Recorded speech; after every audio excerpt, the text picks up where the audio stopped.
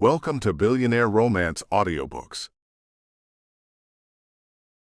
Please subscribe to this YouTube channel. It helps more than you know and is the best way to stay up to date on our latest releases. When you subscribe, you'll also get notified when we release new videos.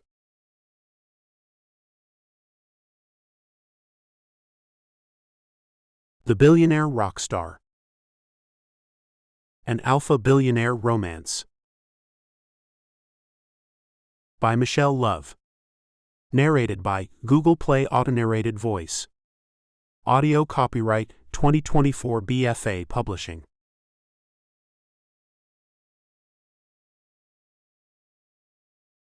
Blurb. Aussie rocker and billionaire Kip Dixon has been wrestling with the idea of being a rock star while finding a woman to settle down with. The match is won, as he decides there is no room for a relationship for him anytime soon. The future is about work and some play, as he can find companionship for his bed with the snap of his fingers after all. That is, until a pretty little country girl catches his eye, and she can't seem to stand him. From the get-go, Payton Reed is anything but impressed with the rock star. During his performance, he sings a song to her, making her think a little differently about him. But as he takes her backstage, she sees what he's really after, proving to herself she was right about him. Payton leaves the billionaire with an invitation that she's sure he won't take her up on.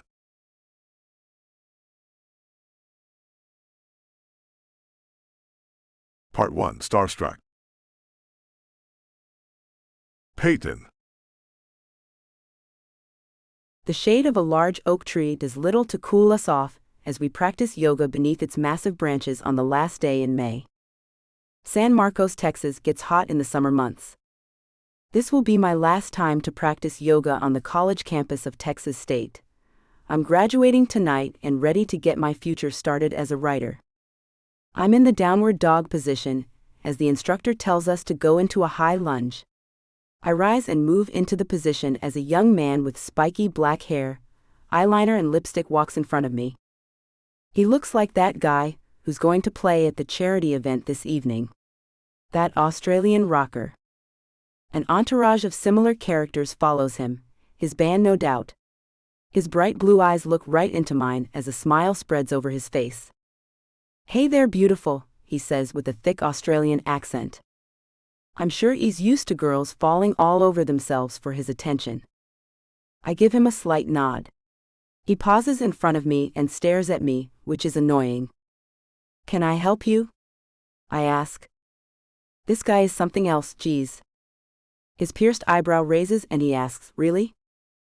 The instructor wraps up the practice, as the other girls in the group flock around the young man. "OMG. It's Kip Dixon," one girl shouts. I pick up my yoga mat and say, "Looks like you're about to get mobbed, Mr. Dixon." I'm sure he's used to it, and loves all the attention the girls who seem to go brainless with his presence give him. One of the bigger-breasted women moves in between Kip and me, screaming, "Please sign my boob, Kip." She holds out a Sharpie and pulls her shirt down, exposing the top of her plump breasts for him to pick from. If he did. I roll my eyes and try to walk away, but find that I'm caught up in the crowd of girls who cluster together around the pop rocker. I try to push my way out of them, but find it useless to fight against the throng. A hand grabs my shoulder, and I turn back to find the painted boy pulling me along with him. "Come on," he says. "I'll get you out of here." His hand slides along my arm and he entwines his fingers with mine. What the hell? For some reason, warmth creeps through me, right down to my core, and I find it unsettling. I've held hands with guys before, and this has never happened. Damn. I hope I'm not coming down with something like the idiot fever I just witnessed happening to my yoga class over this dude. Two burly men move in between us and the crowd of screaming girls. "Back up now, girls," one of the men says. "Kip will sign autographs in an hour before he does the show." I flow along with the spiky-haired guy and his band of merry misfits as they move along to the auditorium. One of the other guys laughs and looks at Kip. "Guess your little idea of mingling with the masses went awry," he says. Kip looks at me and winks. "Not entirely," he says as he squeezes my hand. Looks like I found me a girl. What? He hasn't found anything. My head snaps his way and I say, I'm afraid you got the wrong girl, Mr. Pop Rock. I pull at my hand, but he holds it tight in his. He snickers. Mr. Pop Rock? He asks, giving me $1 million smile. I've been called lots of things, not that though. I take it you don't care for my music? I shake my head. It's loud and I find the lyrics obnoxious, I say as I tug once more for my hand to be released, but he still holds it tight in his. Tell me, do you think as highly of yourself as your songs claim? His songs are filled with lyrics about how good he is in bed. I'm sure his ego is even bigger. Like most men who have small wankers, they tend to make more out of their appendages than men with normal-sized penises do. The way this guy sings about how great of a man he is, and how many lucky females have got to taste his magic juice, well, let's just say, I bet that the bulge beneath his tight leather pants is a roll of socks. Well, it depends on which of the songs you're speaking of, miss. I don't believe I caught your name, he says. I could throw it at you, not that you'd ever remember it, I say as I tug hard at my hand. He lets it go and looks at the guy with purple spikes in his hair, who walks beside him. You ever seen anyone like her, Bobby? Bobby shakes his head. No boss, never. Kip looks back at me and says, toss it to me anyway, gorgeous. I glance at him. It's Peyton Reed, I say, then look away. I'll let you get to your business of entertaining the throngs of screaming nymphos. Taking the chance to get away from the group, I slip past one of them and walk away. See you around then, Peyton, Kip shouts. I lift my arm and give him the peace sign as I walk away. Silly boy thinking he can treat me like he treats all the groupies. I'm not one to get starstruck.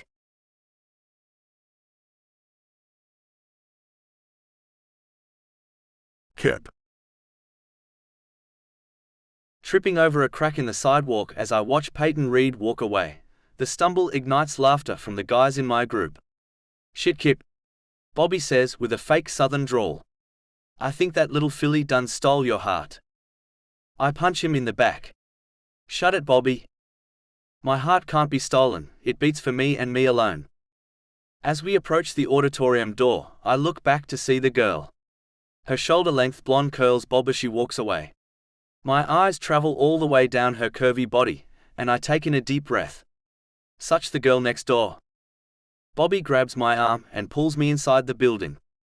But those pretty light brown eyes were something, huh? He asks. I sigh. Yeah, they have little green flecks in them, and those long, lush lashes, not a bit of makeup on, and she glowed, mate. Bet she's a country girl, don't you? I nod. Probably going to be a veterinarian, or something noble like that. No wonder she looked at me as if I was a drug dealer or something, I say with a laugh. I'm sure she's a Sunday school teacher or some shit. Bobby pokes me in the ribs and says, you'd most likely hate her if you got to know her. Which you won't, not on our crazy tour, and she doesn't seem the type to hang out in LA. I shake my head. Nah, LA and her most likely wouldn't get along. But I don't live exactly in Los Angeles. My mansion is a bit outside of town, and there's even empty stables at the back of the property, so she might like it. The band's manager, Silas, pops out of a side door and motions for us to come to him. Wonder what Silas has up his sleeve for us tonight, one of the other band members named Troy says. Silas claps his hands as we make our way to him. You ready to hear tons of this sound in a little while, guys? He asks. Simultaneous and lackluster yeses we all give, and Silas frowns. I pat Silas on the back and say, we'll get hyped, dude, no worries. Follow me, Silas says as he turns to go back in the door he came out of. Let's get you guys something to eat. They put out quite the spread for you. A lot of shrimp, as usual, as I assume people from Texas think Australians love the stuff because there is a boatload of it. 5 cities in Texas so far, and every single one of them has fed us shrimp. We all plop down on chairs around a table, and wait for Silas to tell us about the show he expects us to put on. I say, get on with what you want us to do, Silas. Silas smiles and sits down. I want you to pick a girl from the audience, bring her on stage, and do that slow song, Ask Me to Kiss You. I squint and lay my forehead in my hand, then say, "Man, I hate to do that. It's so damn awkward." The last girl cried the entire time, and then I had to kiss her, and it was all gross. The audience loves it, Silas says. You haven't done it in over a year, and this is for charity. We can get the school to announce it, and put out some flyers. It should get more people in here to listen to you guys, and make more money for whatever the hell it is they're donating the proceeds to. I sigh. I get to pick her, Silas. Agreed, he says. Now, the next order of business. Dallas got pushed back, so we have a 3-day weekend after this gig. So feel free to get out to some of the clubs in Austin or whatever you want to do, 'cause the night and next 3 days are yours. Be sure to stay in the area, please. Isn't tonight graduation for this place? Bobby asks. Silas nods and Bobby slams fists with me and says, college graduation parties will be everywhere. Get ready to party, dude. I laugh. Once we wash this crap off our faces, we'll be able to roam amongst them all, and no one will be the wiser. Freedom at last. Well, I did just have a few days of freedom, but that was different. Now I can party like the rock star I am. Silas taps his fingers on the table and asks, is it really so bad, Kip? The money's fantastic. However, the lack of privacy and getting mobbed everywhere we go when we're in full attire are tiresome. Silas stands and walks over to pat me on the back. Let's go eat. Tonight is yours after this little concert, and you have a few days to be yourselves. To be myself again, but I just got back to being a rock star.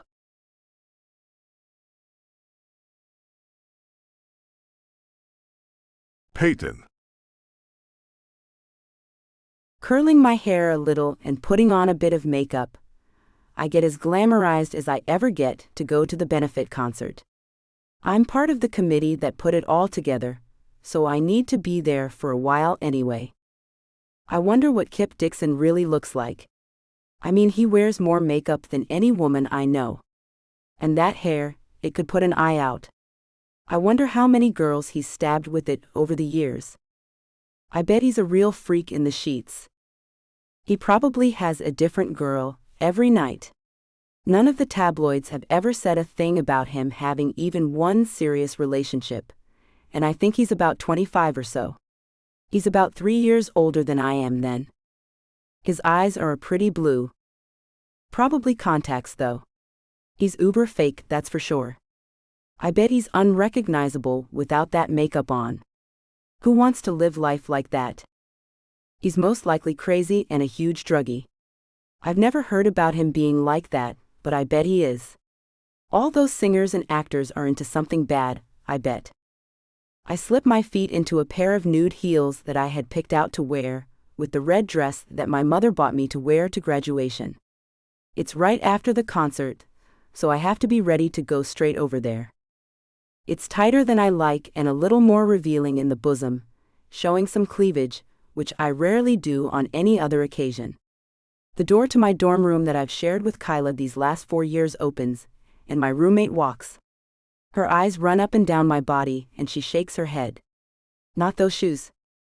I laugh, and knew if she caught me before I left, she'd try to make me over. They're fine, I say. She takes a red pair from her closet. Put these on and don't argue with me, you know you'll lose. She's been known to wrestle me to the ground to get me to wear something she thinks I need to. I don't feel like getting into a match right now, so I'll do as she's bossed. Thank you for saving me from such an embarrassing thing as having on shoes that are so uncool. Yeah, well, you're welcome. And what is this I hear about Kip Dixon dragging you away from yoga this morning? She asks with a grin. Just that, I say and shrug my shoulders. The arrogant good-for-nothing couldn't seem to believe I wasn't completely freaking out when he talked to me. Maddie was there, and she said he looked at you like you were something else and that you were a little rude. That's not like you, Payton. Kyla takes me by the shoulders and has me sit back down in front of the mirror where she adds a few more curls to my hair. I wouldn't exactly say I was rude. I did shoot him the peace sign as I walked away. That's not rude now, is it? John said he heard Kip shout out to you, and when you were walking away, the guy tripped and all his bandmates laughed. I wonder if he's obsessed with you, little country mouse. She sprays her hairspray over my hair, and it makes it shine a little more. Smitten? Maybe with himself. The guy is just looking for a one-night stand. You know that. I smile at my reflection and look down at the red heels that match my dress perfectly. And you also know I'm not into giving that up to some fly-by-night pop star. Kyla rolls her eyes and digs in her jewelry box, pulling out a set of diamond earrings that her parents had given her last year. Kyla comes from money, and has always been very generous with sharing her things with me. She's a sweetheart, and I'm going to miss her. Kip Dixon is anything but a fly-by-night pop star. She places one of the earrings in my ear and smiles at how it sparkles. You mean because of who his father is? I ask. No, I mean because he has the chops, honey. She places the other earring in, and I wiggle my head to capture the light for both of them. Those songs he sings now, they're not anything he's written. Did you know that? Really? No, I didn't. So whose big member are those songs about? I ask. Kyla answers, somebody named E.P. Fleming. Kip can write his own songs. He had one before he got into this rock group thing. You remember, he was on the UK version of that talent show that's still popular. He went on using another name, so no one would know who he really was. No, I didn't know that. How do you know so much about him? I ask as I stand up and turn around to see how I look from behind. I find that the heels make my legs look terrific, and it makes me smile. I am an art major, and I read about all kinds of art. By the way, how is that manuscript coming along? You haven't let me read it in about a month. Don't you want my help in the first editing of it? She asks as she rummages through her closet to find herself something to wear to the concert and graduation. I do, and I'll get it to you this coming week. I have an interview with an agent at the end of June, and I want it as polished as I can get it with your help, Kyla. I say as I make my way out. I need to get to the table where all of our committee members are sitting, to make sure no one else takes it. One last look in the mirror, and I find I'm looking pretty good, for me anyway. So away I go to listen to Mr. Pop Rock make some noise with his band. See you at the concert. Hurry up, I don't want to sit alone very long. I will, save me a seat by you, she says. I close the door and head out. I hope this doesn't take too long.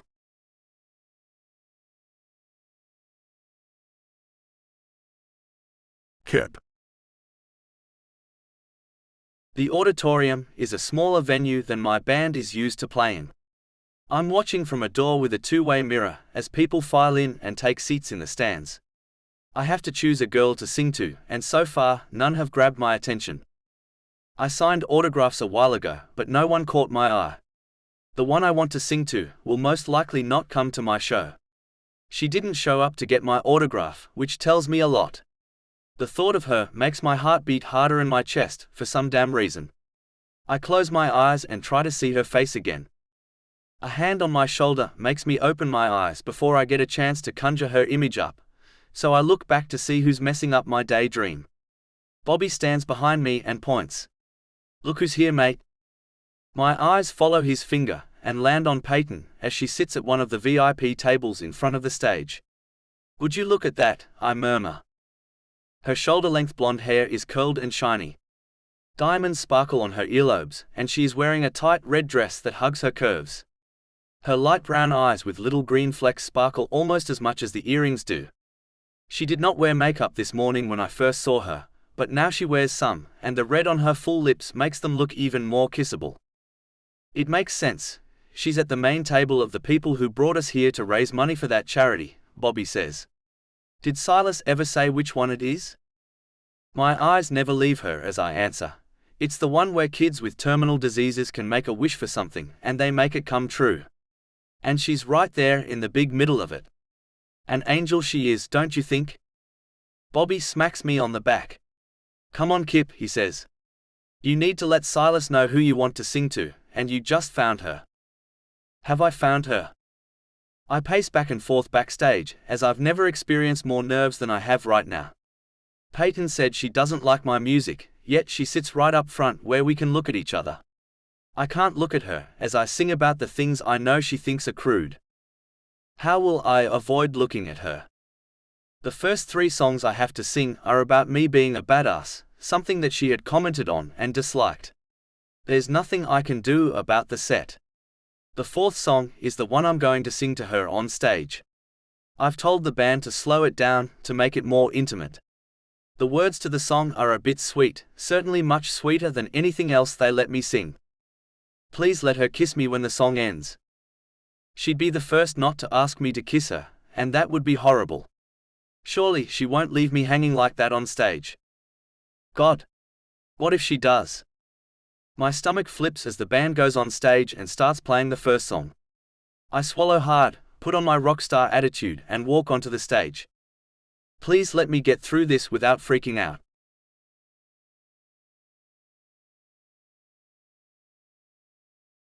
Payton. I'm at a table up front only because I'm part of the group which brought Kip Dixon to our college to raise money for my favorite charity. I'll be graduating in a few hours with my bachelor's degree in liberal arts. Then I will be off to my hometown an hour away, where my parents are going to throw me a party. This night is going to be long, and I only have to make an appearance at this concert because of my association with the charity. Only a few songs will I stay for, and I hope that arrogant jerk doesn't attempt to look down here at me and make goo-goo eyes at me, or I'll leave even sooner than that. The band has slipped onto the stage in the complete darkness, and the music begins. Everyone has shown up except Kyla, so at least I'm not alone at this table. The lights dim, and I find myself searching for the lead singer. I stop myself and shake my head to clear it. What the hell is wrong with me? Kyla touches my arm as she takes the chair next to mine and says, "Who you looking for, Payton? Your boyfriend?" I stick my tongue out at her. "Stop being a pest, Kyla. I'm just wanting to get the first few songs over so I can leave." She smiles at me and watches me for my reaction as a spotlight flashes and the tall, muscled man with jet black hair gelled into random spikes swaggers to the middle of the stage. I have to admit he's a sight to behold, but I have to remember who and what he really is, a player, bad boy, rocker who cares for no one except himself. He'd make me a notch on his bedpost, but that's all he'd make me. His voice seems pushed to the limit immediately as he belts out the first words of the song, and Kyla watches me closely. She leans in close to my ear and says, "Your eyes are twinkling, Payton. He's good, isn't he?" "His leather pants fit like a glove," I say. "They must be very uncomfortable." Kyla shakes her head and smiles. "Yeah, that's what you're really thinking about when you look at his jeans." "Yeah, well, so what if I was thinking something else? I'll never admit it out loud, that I'm beginning to wonder if that bulge is real or not. I know the muscles in his legs have to be real, and that six-pack under his tight white t-shirt has to be real too. His crazy hot biceps are real, that's for sure." By the third song, I have a new respect for the band, as I can see just how talented the members really are, something which doesn't come across on the radio versions of their songs. The idea that I might be wrong about him creeps into my head. Not that it matters. I know I'm close enough for Kip to look down and see me, but he never bothers. It's just as I thought, I was forgotten, most likely before I even walked away. I think about something my father told me. Always trust your first instinct, it's practically never wrong. So what if my first thought about Kip was that he was hot? My second one was that he's a player, and that one has to be what matters the most. Someone tugs at my arm, and I turn to find a short man with red hair. "Hi, Payton," he says, surprising me. "Could you come with me?"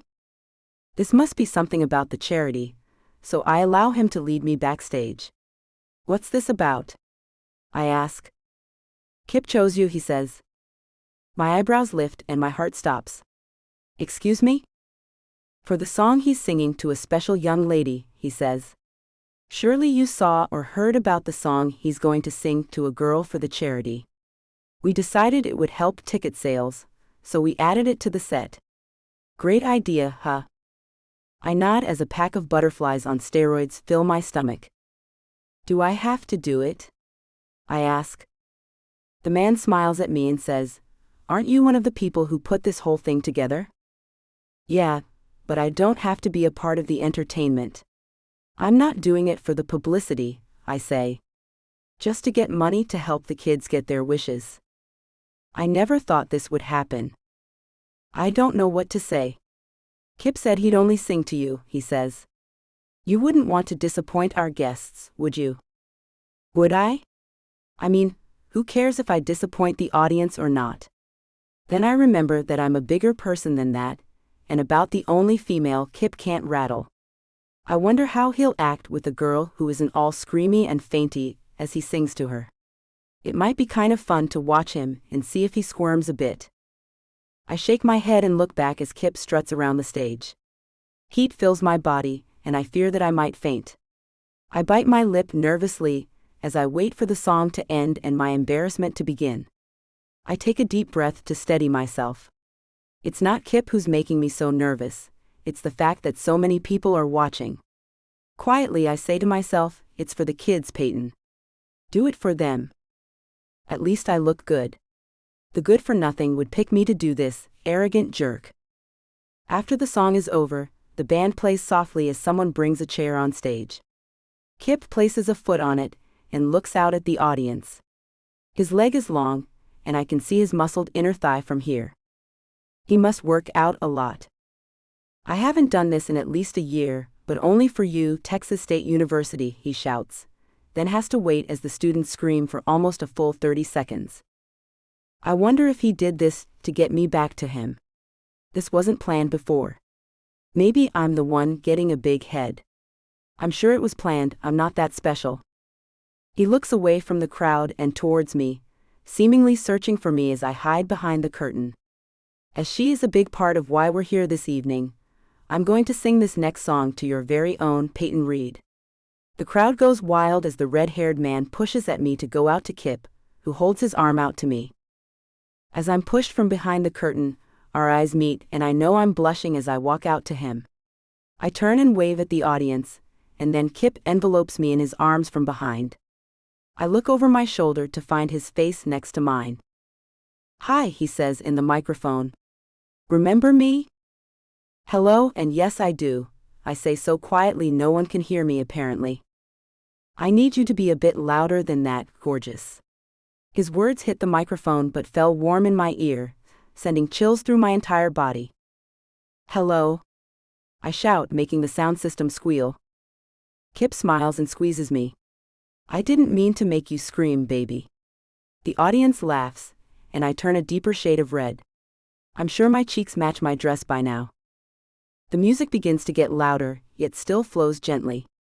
Kip lets me out of his arms and takes my hand, leading me to the chair. I sit down and he looks down at me and winks. The spotlight dims to that of a candle's light, and only the two of us can be seen by the audience, I bet. His face, so full of makeup, comes close to mine. Then he sings the first stance, You Know You Want To. No, I don't.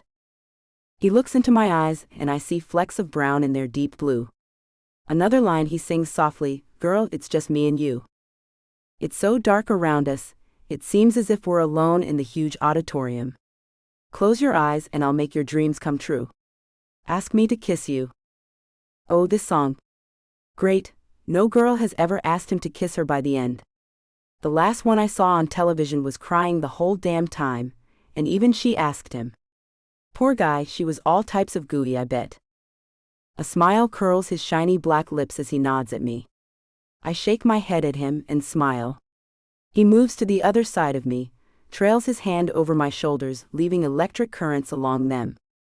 Damn, this guy is good, I have to admit. It's no wonder he thinks he's God's gift to women everywhere. I look at him as he leans in close and sings, My arms ache to hold you.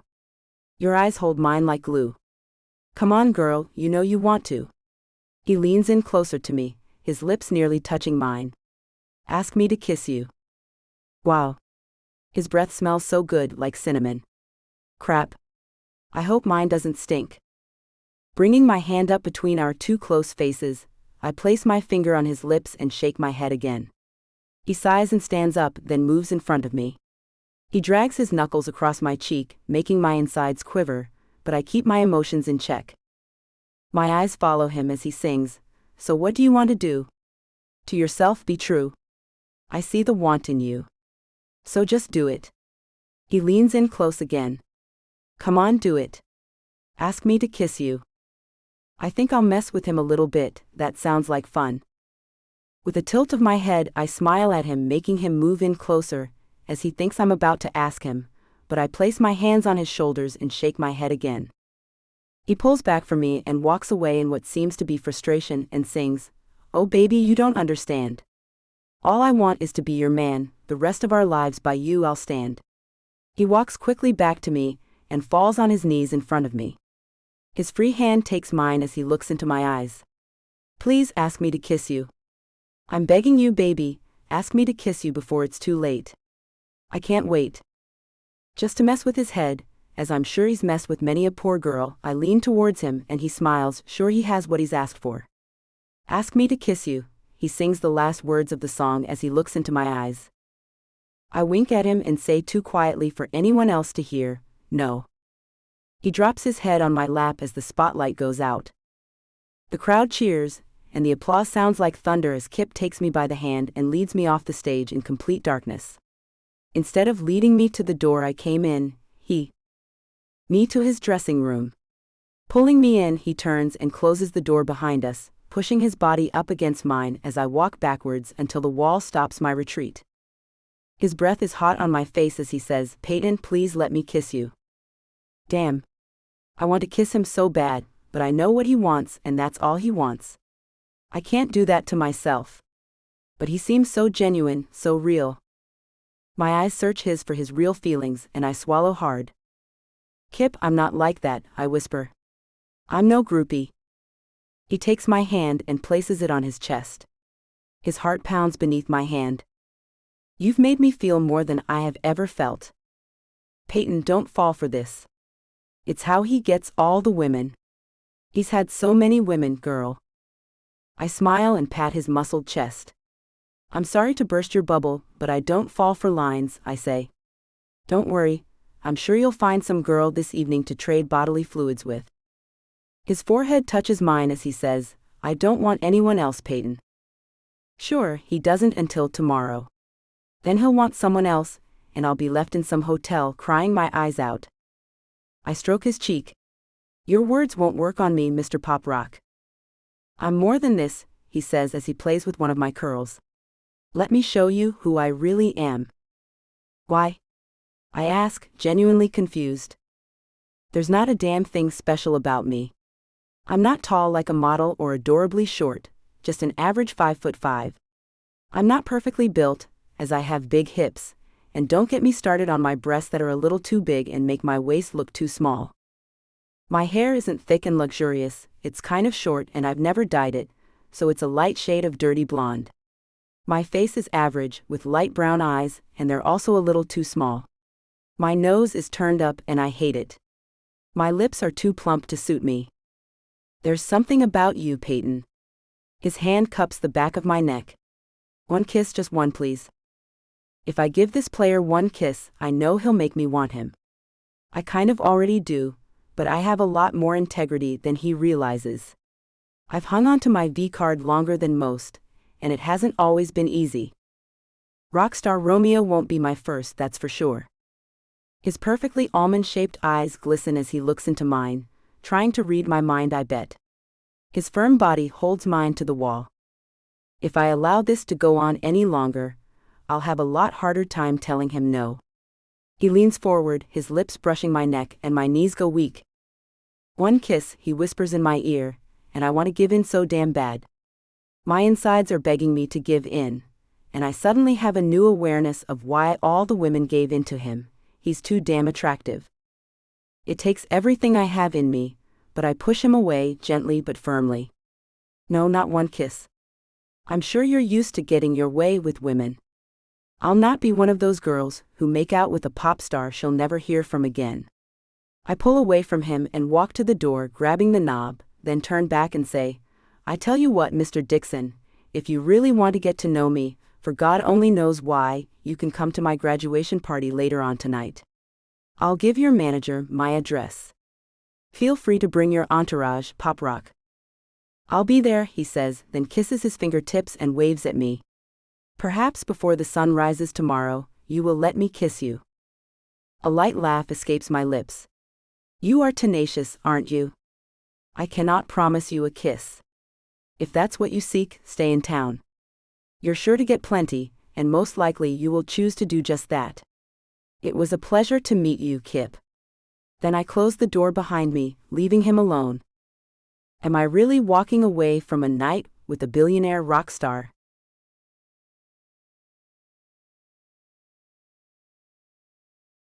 Kip. The show's over, and we think we've waited long enough that most of the groupies will be gone so we can get to our bus. Silas comes in and waves at us to follow him out. Bobby smiles as he sees a familiar redhead, who seems to have been at every Texas concert we've played.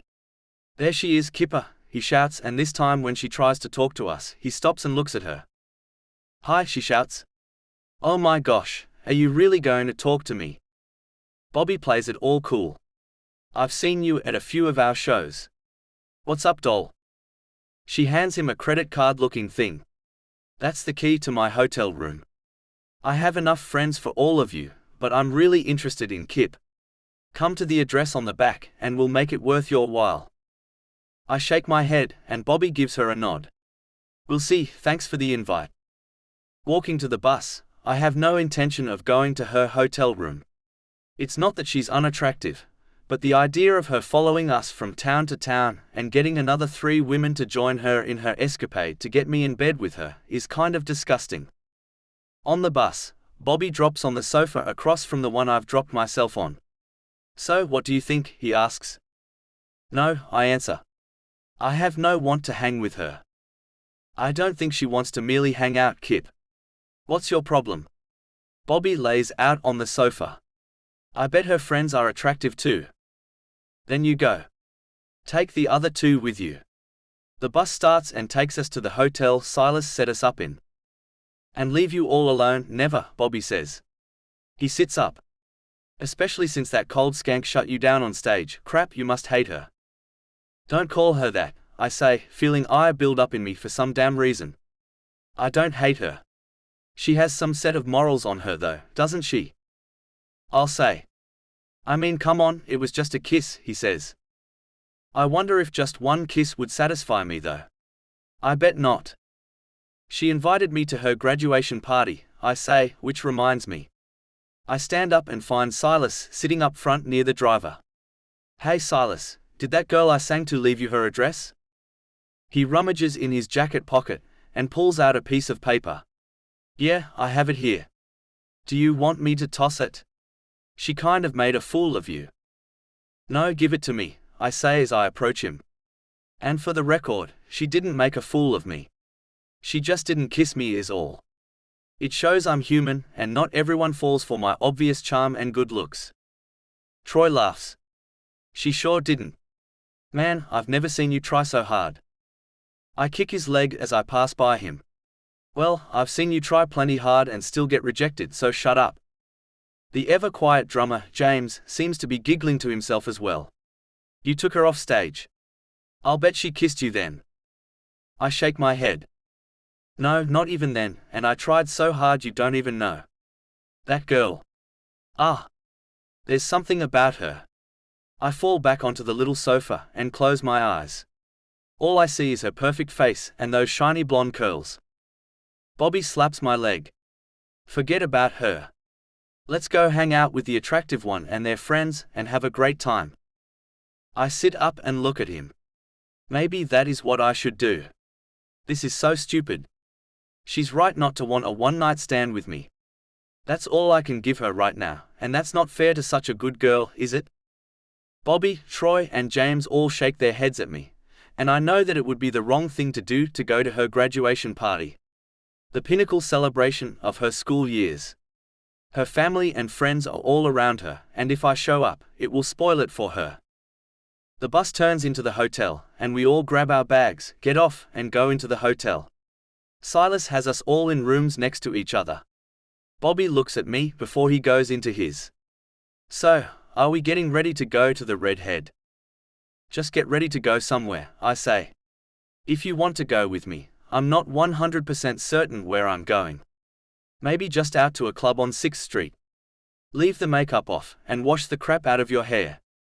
Or feel free to go see the Redhead without me. I may show up later or I may not. I'm feeling a bit torn about things. The first thing I do when I get into my hotel room is take a shower and wash all this stuff off me.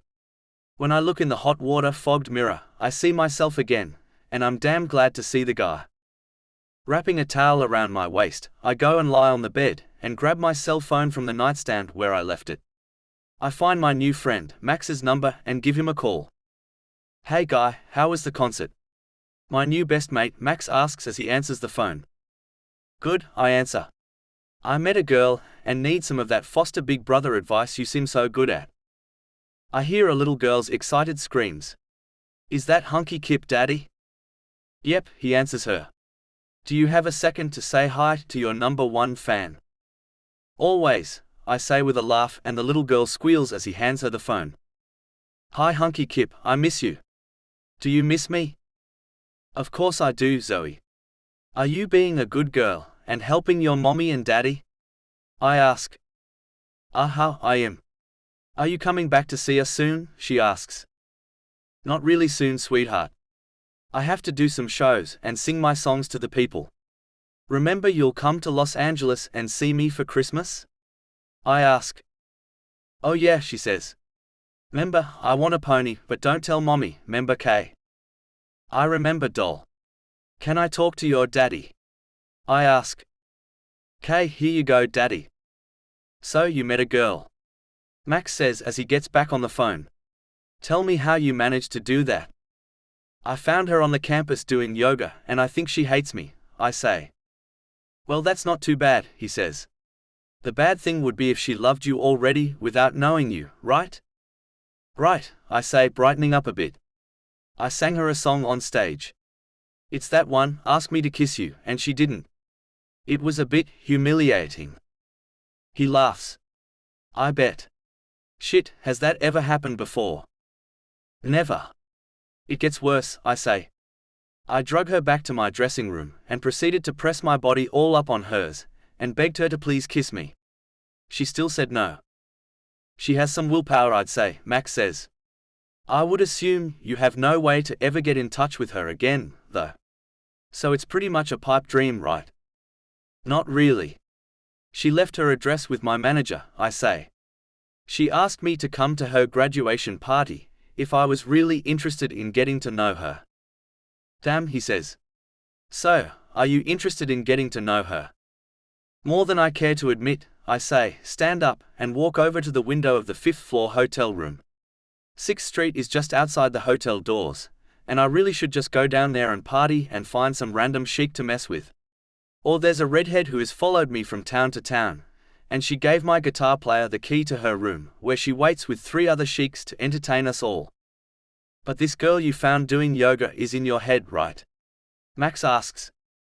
How fair would that be to go see her at her party? I ask. Is it so far-fetched to think you could have a real relationship right now? Don't other people who have to tour figure this stuff out? He asks. I don't know about the beginning of one.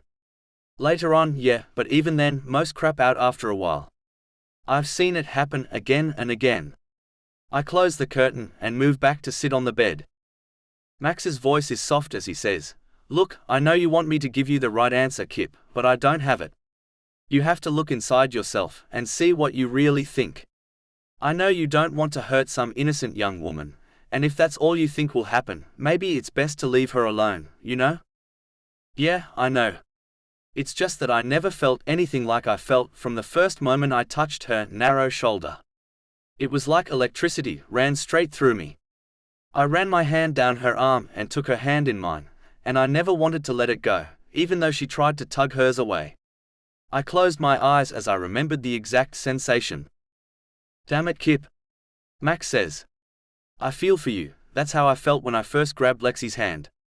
I know this won't be easy for you to hear, but leave her alone unless you can really be what this girl needs in her life. The road to where Lexi and I are is long and hard and full of potholes. So your advice is to forget about her? I ask. If you think you can, yes. I hear him sigh and then he says, but who am I to tell you that? Look what all I went through to get Lexi into my life and keep her here. Do whatever your heart tells you to, bro. Thanks, Max. I will give it some thought before I make a decision.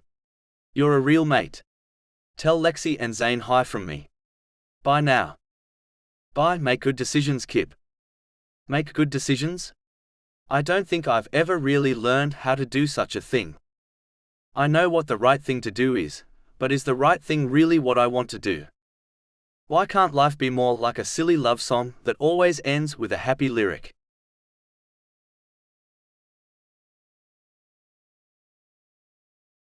Part 2, Falling Star. Payton. The sound of laughter fills the air as water splashes me. One of my high school friends, Chloe, jumps into the swimming pool in my family's backyard. I wipe my face and laugh. My parents put on a huge college graduation party for me, inviting most of our relatives and nearly all the town, which isn't much. I come from a small town, a little over an hour away from where I went to college in San Marcos. White lights fill the large oak trees in both the front and backyards. No expense had been spared, as several kegs and a full bar take care of the guests. I make my way back into the house, to retrieve another platter of chicken wings to take back out to the poolside. Several guests are playing pool in the game room as I enter the house. Who's winning? I asked one of the guys I graduated with, Lyle. Me, he says. You want to play me next? I shake my head. Nah, I have to mingle. The doorbell rings and my Uncle Mike answers it as I turn around with the food platter. A group of guys I've never seen before stands at the door. One of them asked if this was my graduation party. He has a slight accent, maybe British. I set the tray down and walked over. Hello, I say as I extend my hand. Really? That's all I get. A familiar voice with an Australian accent comes out of a tall, muscular guy's mouth, but I don't recognize him. His hair is shoulder-length, straight and sandy blonde. Then I look into his blue eyes and see flecks of brown in them, and my hand covers my mouth as my eyes go wide. Is that you, Kip? He smiles and walks in past my uncle and scoops me up in his arms. It is. I cannot believe he came. I giggle as he twirls me around. Put me down, silly. He puts me down and I look at him as I run my fingers along his jaw. Oh my, you look different. I look back at his band and shake my head in disbelief.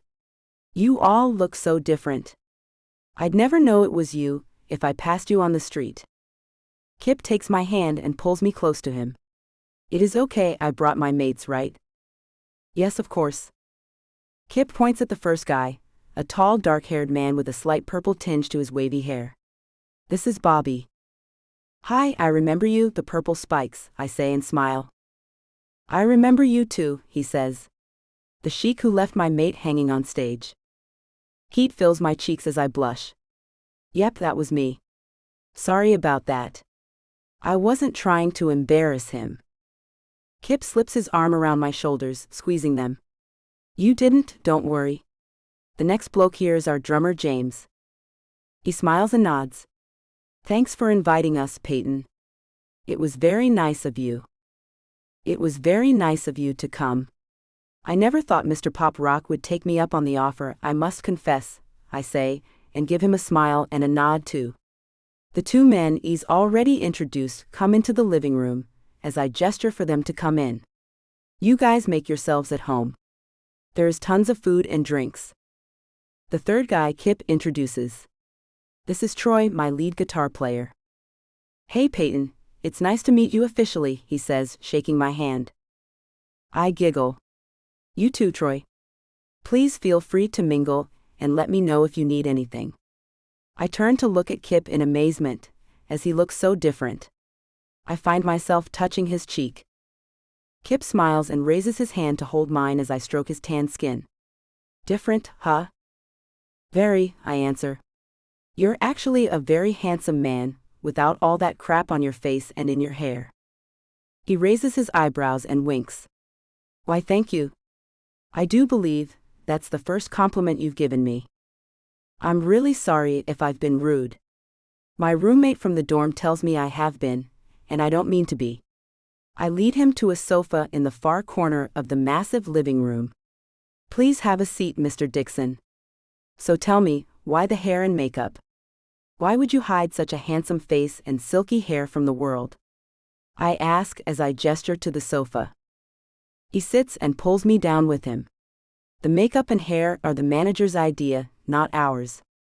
Truth be told, though, it does make it easier for us to go out in the open than celebrities who are more easily recognized. And I don't feel you've been rude, just overly cautious where I'm concerned. I think I have every reason to be cautious where he's concerned. You resemble your mother. She's gorgeous, not that your father isn't. My eyes move from looking in his to looking at the hand he's placed on my exposed thigh as I've changed into a short skirt and tank top once I got home. My flesh is warm beneath his hand, and a slight electric current seems to be running up my leg. With his other hand, he takes a lock of my hair and twirls it between his fingers. And I thought you had no interest in me, yet here you talk about mum and pop. He wears some form-fitting black slacks that hug his muscled legs. Almost without realizing what I'm doing, I run my hand over the top of his thigh. Please, they're on the celebrity spotlight shows practically once a week, even though his band hasn't toured or released anything new in the last decade. What must it be like to be their only child, right? My hand on his thigh doesn't go unnoticed, and he takes my hand in his, then brings it to his lips, leaving a kiss on it. That's right, I am their only child. You must have done some homework on me, Payton. As far as the reason my parents are still on the gossip shows is simple. Somehow rock stars never fade from the spotlight. He places my hand back on the top of his thigh, and I feel comfortable with him for some reason. Perhaps it's because he came to see me. I have to ask, do you like it there? His eyebrows go up, and I noticed he removed the little diamond stud on the left one earlier today. In the spotlight? I nod and find that I have to run my hand through his hair as it looks like spun silk, and I have to feel it. This is so much better than that spiky thing you had going on. He makes a short laugh and then answers, at times I do like the spotlight and other times I don't. The money keeps me interested, though. I like that I make some of my own money, and am not simply wealthy from my inheritance alone. That's interesting. I've never thought about how a person who is born rich feels about it. He lightly runs his hand over my tanned arm. A gold necklace with a gold open book pendant hangs around my neck, and he takes it in his hand to examine it closer. You weren't wearing this earlier. What's inscribed on it? He asks as he squints to read the tiny writing. Oh, it says, once upon a time. What's that about? He noticed I wasn't wearing my necklace earlier. He looked that hard at me, and paid that much attention to what I had on. Maybe he really does like me, and isn't looking to make me another notch on his bedpost. My parents gave it to me as a graduation present. I'm a literary arts degree holder now. My first book is nearly ready to go, just as soon as I find an agent. A writer. Is what you want to be now you're all grown up? He asks with a smile. The tips of his fingers flow over my collarbone. I have to stifle a moan from the effect it has on me. Yeah, that's my plan. I write romance novels. Well, I've almost written one and plan to write many more. A romance writer didn't get that one right, he mutters. What are you talking about? I ask. I predicted a veterinarian, he says. I was way off. I shake my head and say, I like animals, but I've never got the calling to go that far. I'm being a terrible hostess. I take his hand and stand. Come with me, let me get you something to eat and drink. I could eat, he says. He rises and follows me, slipping his hand out of mine to run it around my waist. We fit so perfectly together, and I'm seeing just how hard it will be to keep my head on straight. The sound of him inhaling fills my ear. What are you doing? I ask as I pull away from him, but he holds me tight so I can't get too far away. Your perfume is intoxicating. What's it called? He asks. I'm not wearing any, I say with a laugh. You really are wasting your lines on me, Kip. His brow furrows and he leans in, taking in another deep breath. No, I smell something fantastic. Perhaps it's your shampoo. I swat his arm and say, come on. Is my shampoo intoxicating? Really?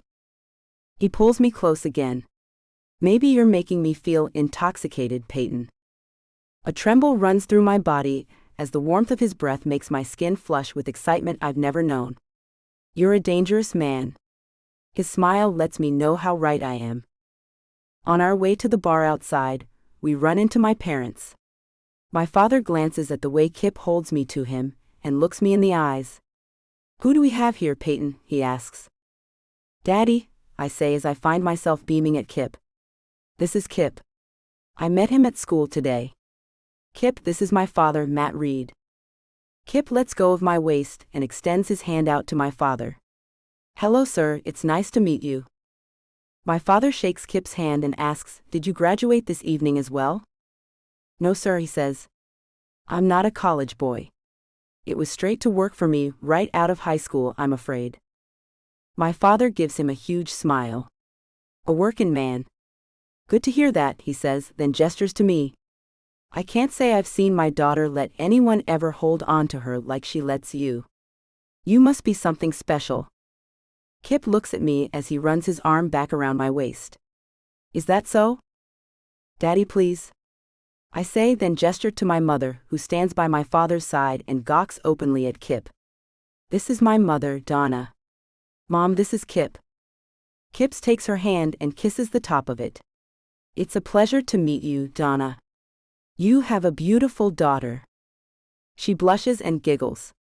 Thank you, it's nice to meet you. Payton has never let anyone hang on to her like she's letting you. It's kind of taking us by surprise. But you seem like a very nice young man. If she only knew. I roll my eyes at how lame my parents are making me sound. Okay, anyway, I'm going to get us something to drink and eat. See you guys around. I lean in to whisper as we walk away. They don't know anything about me and my private life. Don't listen to them. Kyla pops up in front of us, making us stop. My, aren't you popular today, Payton? She says as she eyes Kip. So, aren't you going to introduce me? I look up at Kip, unsure what to say his name is. I hesitated and said, Kyla, this is someone I met today. This is my best friend and now ex-roommate, Kyla. He nods and says, nice to meet you, Kyla. His accent tips her off and her mouth falls open. No way. I lean in close to her. Don't you dare say a word, or you know everyone will be all over him. Holy shit. Kyla says as she stares at Kip.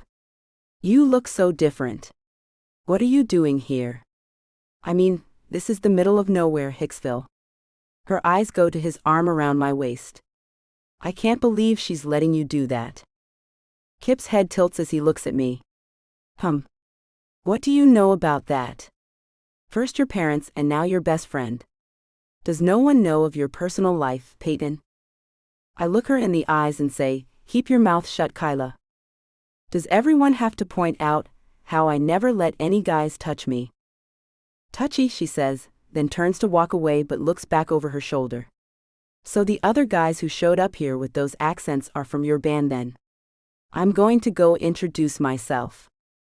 Looking back at Kip, I ask, weren't we going to get a drink? What would you like? Wait, let me guess. It's some kind of hard whiskey, I bet. Isn't that what all you pop stars drink? Or is it some fancy new thing that's all the rage in LA?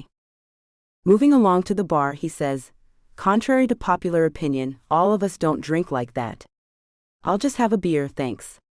And is that barbecue I smell? It is. You have to try my father's brisket, I say as I grab a couple of cups from a stack on the bar and head to one of the kegs. His arm slides away from me as he holds out his hands. Please allow me, he says as he reaches for the cups. I hand him one and he fills it up, then hands it to me. He takes the other and fills it, then his arm goes right back around my waist. Now show me to the food which produces this wonderful aroma. Everything seems so easy with him for some damn reason. I know this is so temporary, and he'll be gone before I know it, but I can't seem to go back to the place I was in when I first met him, or he sang that damn song to me. Where is that woman who was so on guard?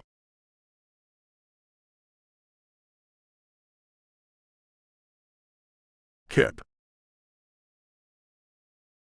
The overly wary girl I met this morning and sang to earlier today is long gone. Payton seems to be letting me in some, and while I'm loving it, I'm also more than aware of the limited amount of time I have to be with her. I've been given a few more days of normal, like a gift that gets taken away all too often. Her smile is bright, and she gets a twinkle in her light brown eyes when she laughs, which is often. I'm not sure what has her treating me so nice. Maybe it's because she didn't think I'd really come see her. Whatever it is, I find I'm happier than I've ever been with any woman, and I barely know her. Now that she's allowing me to touch her and run my arm around her, I can feel how perfectly we fit one another. I've always been quick to get to the finish line with my other conquests, but with her, I find myself wanting to take my time. However, I have damn little of it. Most of the guests have left as she and I sit on the edge of the swimming pool, letting our legs dangle in the cool water. "Where are you guys headed next?" she asks. I tuck a stray curl behind her ear as I look into her eyes. "Dallas," I say. "Dallas was to be tomorrow, but was pushed back, so we have the next 3 days off. I hope you don't have any plans, because I'd like to spend them with you." Small wrinkles form on her forehead as she frowns. "You don't see that as a waste of your time?" I smile at her. "No, do you?" With a light laugh, she looks away. I'm not one to have a 3-day fling with a roaming rock star, no matter how sweet I think he is. She thinks I'm sweet. Her eyes close as I touch her chin, bringing her face back so I can see her expression. Why does it just have to last 3 days? Her eyes flutter open as she says, "We both know why. Your life is full. Practically every minute is scheduled for you. This time off is a fluke, isn't it?" I nod. "I find that interesting," I say, stroking her cheek as I lean towards her. The moment our eyes met, something in me clicked. I've never experienced anything like it. I'm being completely honest with you, Payton, so please don't give me any of that rubbish about giving you lines. I'd like you to be honest with me about what you feel about me.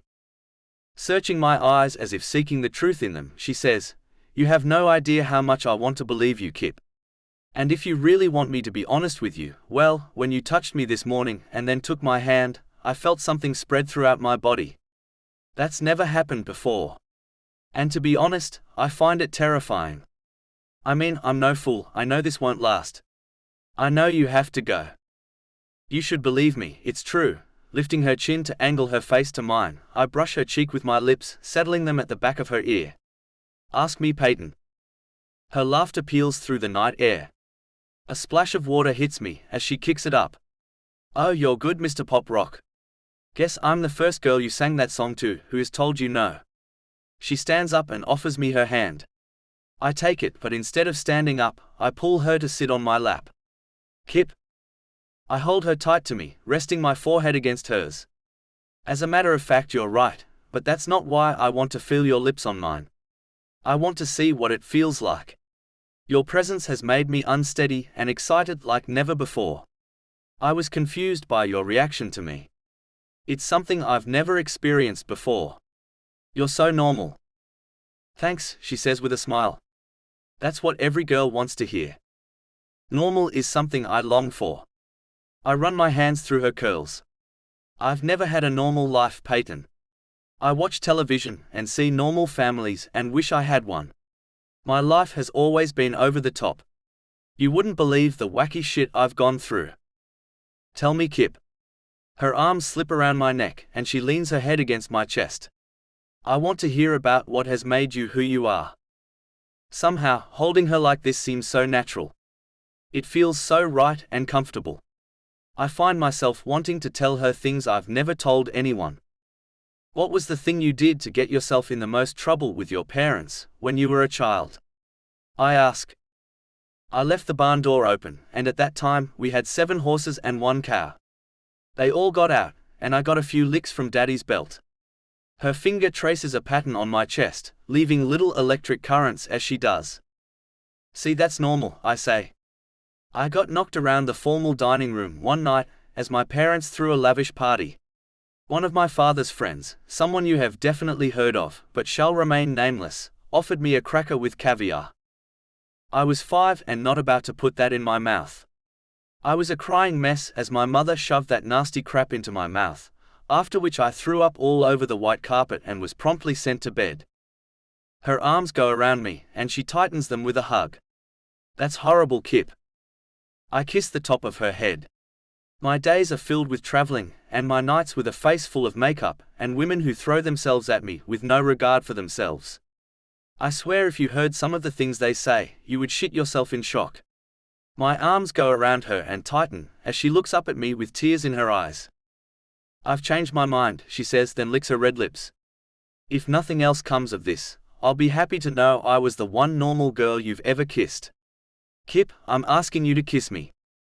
Finally, she's asking me to kiss her, and all I want to do is do this thing with her, right? She is not a one-night stand, or even a 3-night stand.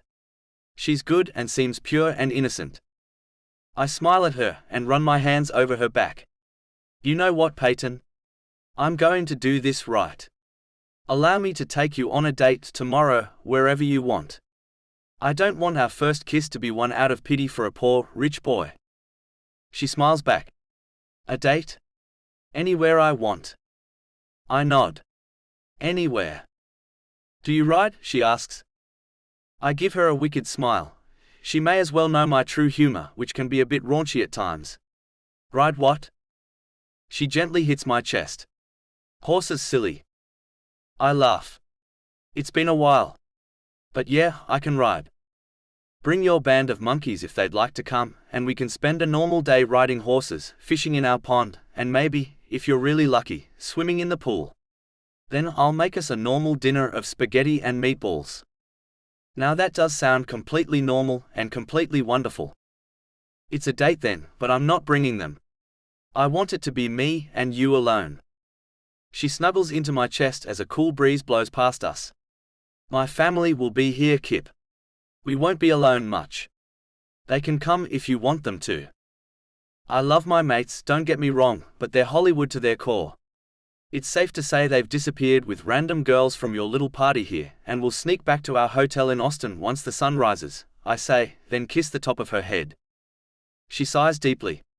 I suppose it's very late, and if we're to have any fun at all tomorrow, we best get to bed. Is that an invitation? I ask with a laugh. No. She giggles and pulls her head off my chest. I should tell you something before you go, wasting a lot of time on me. It might change your mind about spending your days off with me. Her words make me feel bad, and I want her to understand how I'm starting to really feel about her. None of my time is wasted when it concerns you.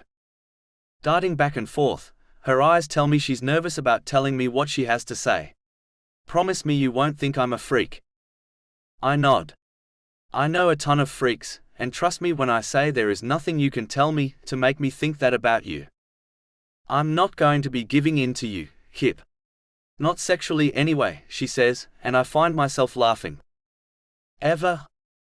Not in the next 3 days. She looks away. I'm a maiden. How old are you? I ask in surprise.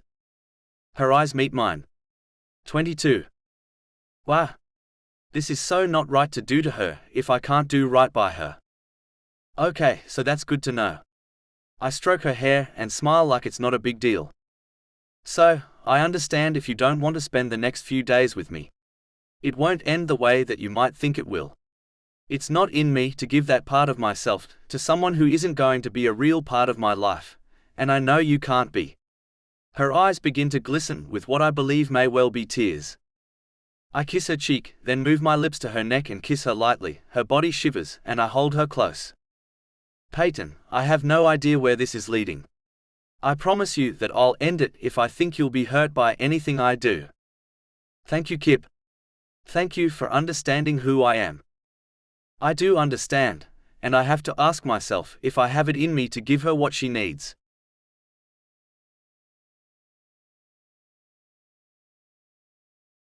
Payton. I walk Kip to his car where I find a limousine waiting and promptly swat at his chest. You didn't tell me you had someone waiting on you. This is awful. The driver could have come in and ate and been comfortable instead of cooped up in this thing. His arms run around me and he hugs me tight. See, a normal response. I love it, he says. Now give me your phone. I reach into the pocket of my skirt and hand it to him. He sends himself a message from my phone and hands it back. There, now I have your number and you have mine. I'll give you a call in the morning before I come over. Do you drink coffee? That early? I ask. Come on, it's late. Don't act like you'll be back up in a few hours and raring to see me. Baby, if I could, I'd stay with you the whole time or take you back to the hotel, he says. Tomorrow, I'm renting a car so you don't have to feel sorrow for my driver. Don't bring me any coffee, I like tea. Pressing my body up against the back car door, he wraps me up in his arms and rocks with me, placing his forehead on mine. Tea it is. Can I have a chaste kiss goodnight to give me sweet dreams? I press my lips to his cheek, and have to fight myself not to move them to his lips, which are plump and juicy looking. Even with this most chaste of kisses, I feel him swelling as his body is flush with mine. My body has ached for his for some time now, and this closeness is making it so much worse. My lips have lingered on his cheek for too long, and he pulls back from me with a groan. His blue eyes are dark and full of desire as he moves his mouth towards me, and I want it to crash down on mine, but they touch my cheek and I nearly fall apart. My hands flow over his back as he leaves his lips on my cheek, and then I feel the wetness of the tip of his tongue touch my cheek, and my knees go weak. Crap. If a damn kiss on the cheek does this to me, what will a real kiss do? I'll be putty in the man's hands. My breath comes in waves as his hands move up to tangle in my hair. He pulls my head back and looks at me for the longest time. Our eyes seem to communicate how much we both are feeling. I should go, he finally says. It would be best if I go now. Somehow, it seems like we can't stop looking at each other. I don't want to go, Payton. I don't want you to, I say, and find I'm licking my lips. His eyes finally leave mine as he looks at my lips and bites his bottom one. Slowly he moves his head forward, closer and closer, as he looks at my lips. I'm quivering inside, and I'm so afraid if he kisses me, I'll let him do anything he wants to me, and to hell with me worrying about when he has to leave. His lips are so close to mine that I can feel the heat of his breath on them. Then his forehead touches mine, and he keeps his lips that close for a little while as we both breathe ragged breaths. Tomorrow, he says quietly. Tomorrow, I will see you. Good night. He pulls himself away from me, and I feel cold immediately. I cross my arms in front of me and run my hands over them. Tomorrow then, good night. I walk back up the sidewalk to my house. See you tomorrow then. Tomorrow, baby, he shouts. I stop and turn around. Get in the damn car, you sound like Austin Powers, I say as I giggle. He keeps looking at me as he holds the door open on the car until I go inside and close the door behind me. My body falls back on the door, and I run my hands over my arms, then touch the cheek he left the long kiss on. Floating down the hallway to my bedroom, it starts to sink in. Now that he's not all over me, this will only be for a short time and then it'll be over and I'll be heartbroken for sure. I pull my clothes off and throw on a little nightgown and climb into bed. Maybe if nothing else, this little thing we have going on will help me to write better novels. It's kind of hard to be a romance novelist if the extent of my romantic experience is making out with a couple of boys in high school, which my brothers ran off, or the one guy in college who I later found out was really gay. A broken heart may be what I need to become a best-selling author. However, a broken heart caused by Kip may hurt worse than a broken heart caused by a regular guy. Not one kiss on the lips have I had that was anywhere near the kiss on the cheek Kip gave me. I'll have to chill, enjoy our time, and not worry about the future. No matter how much it will hurt me in the end.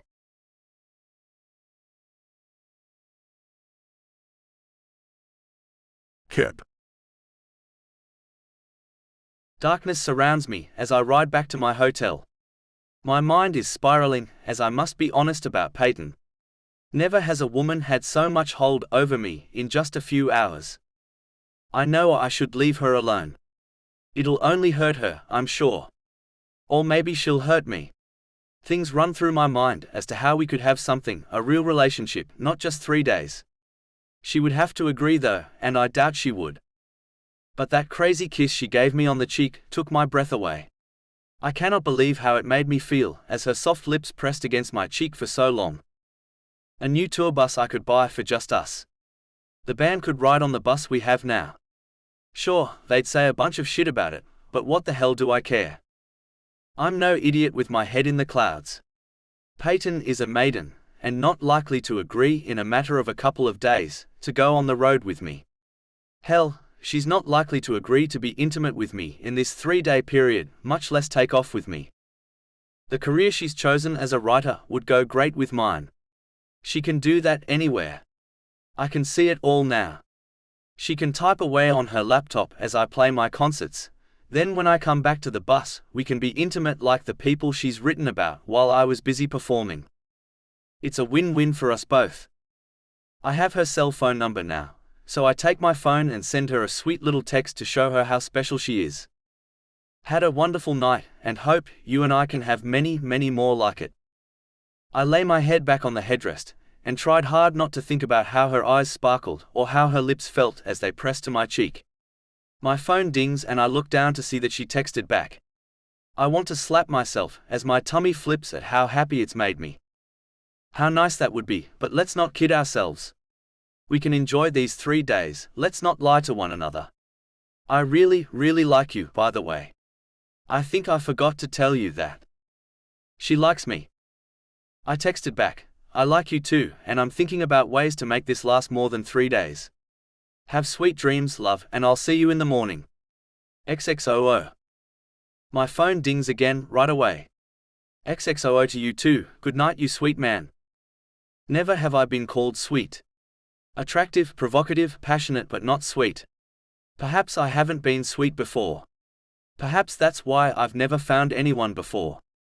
Maybe only Payton can bring this out in me.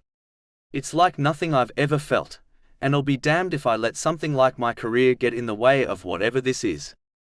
We pull into the hotel, and I find myself full of resolve and with purpose like never before.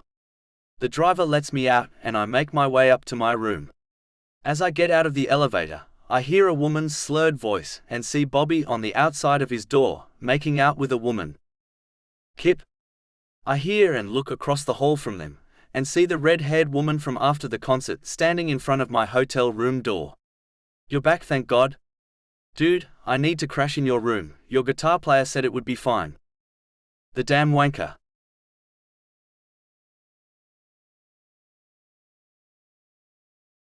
Payton.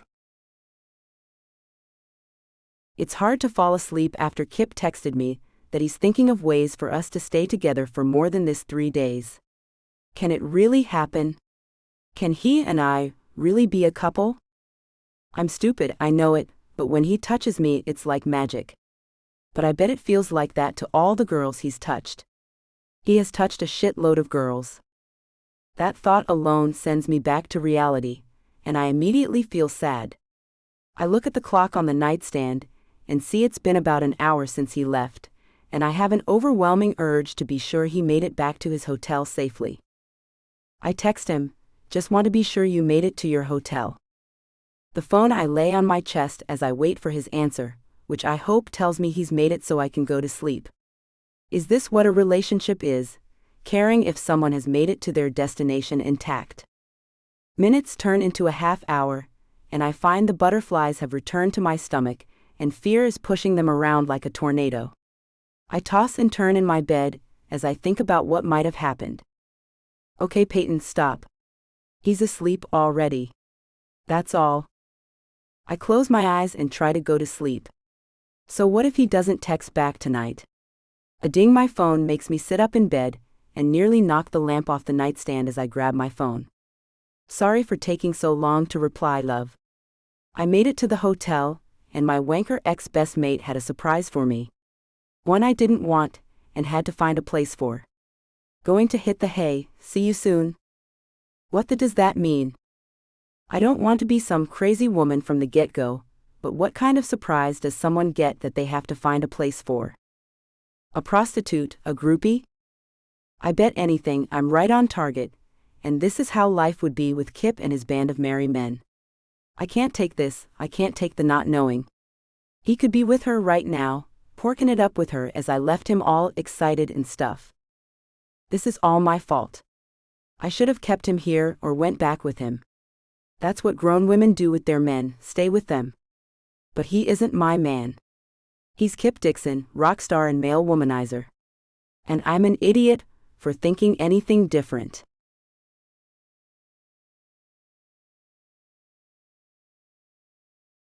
Kip.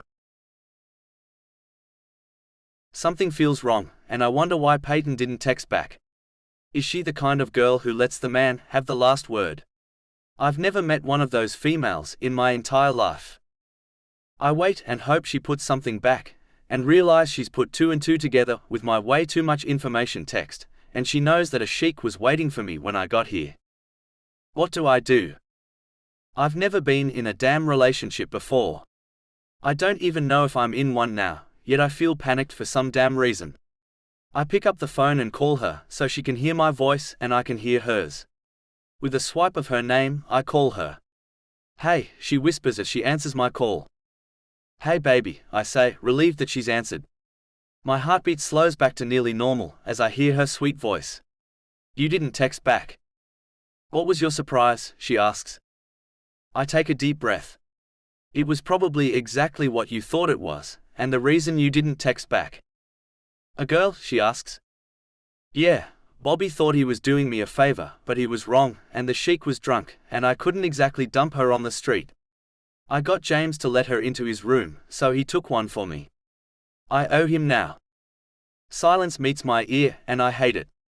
Finally she says, thanks for telling me the truth, Kip. So, I'll see you in the morning then? I ask. Do you really want to? She asks. I do, I whisper. I really do, Payton. Please don't let this thing that happened stop you from thinking about what we talked about. My life is complicated, but I can uncomplicate it if I need to. Can you? She asks. Can you change your whole world just for me, Kip? I smile as she's just put the ball in my court. Can you change your whole world just for me, Payton? My world is easy, she answers. My world is open and normal. And mine is complicated and scheduled, I say. It's called compromise love. Do you think we have it in us to find a compromise with each other? I have no idea about you, she says, and I feel the pain clear to my toes. I'll show you. I don't want to tell you, because anyone can do that. Let me show you. A long pause is all I get from her for a while. Show me then. I laugh a little. Do you have a car? I have a Jeep. Why? She asks. I'd like to take a ride with you tomorrow and see how well you drive, I say as I lay back and stretch out, feeling much better about how she's feeling. She giggles sweetly. And why is that? I smile as I think about what I want to give her, to make her see that I'm real about her. On Monday, before I have to leave, I want to give you something that will allow you to get to me. And that would be? She asks. A surprise, love, I say. It's late, and we should get at least a touch of sleep before we see each other again. I sigh as I really don't want to hang up, but feel like she needs to get some rest before we see each other in a few hours. Okay then, good night, she says and hangs up. I smiled as I knew she'd want the last word.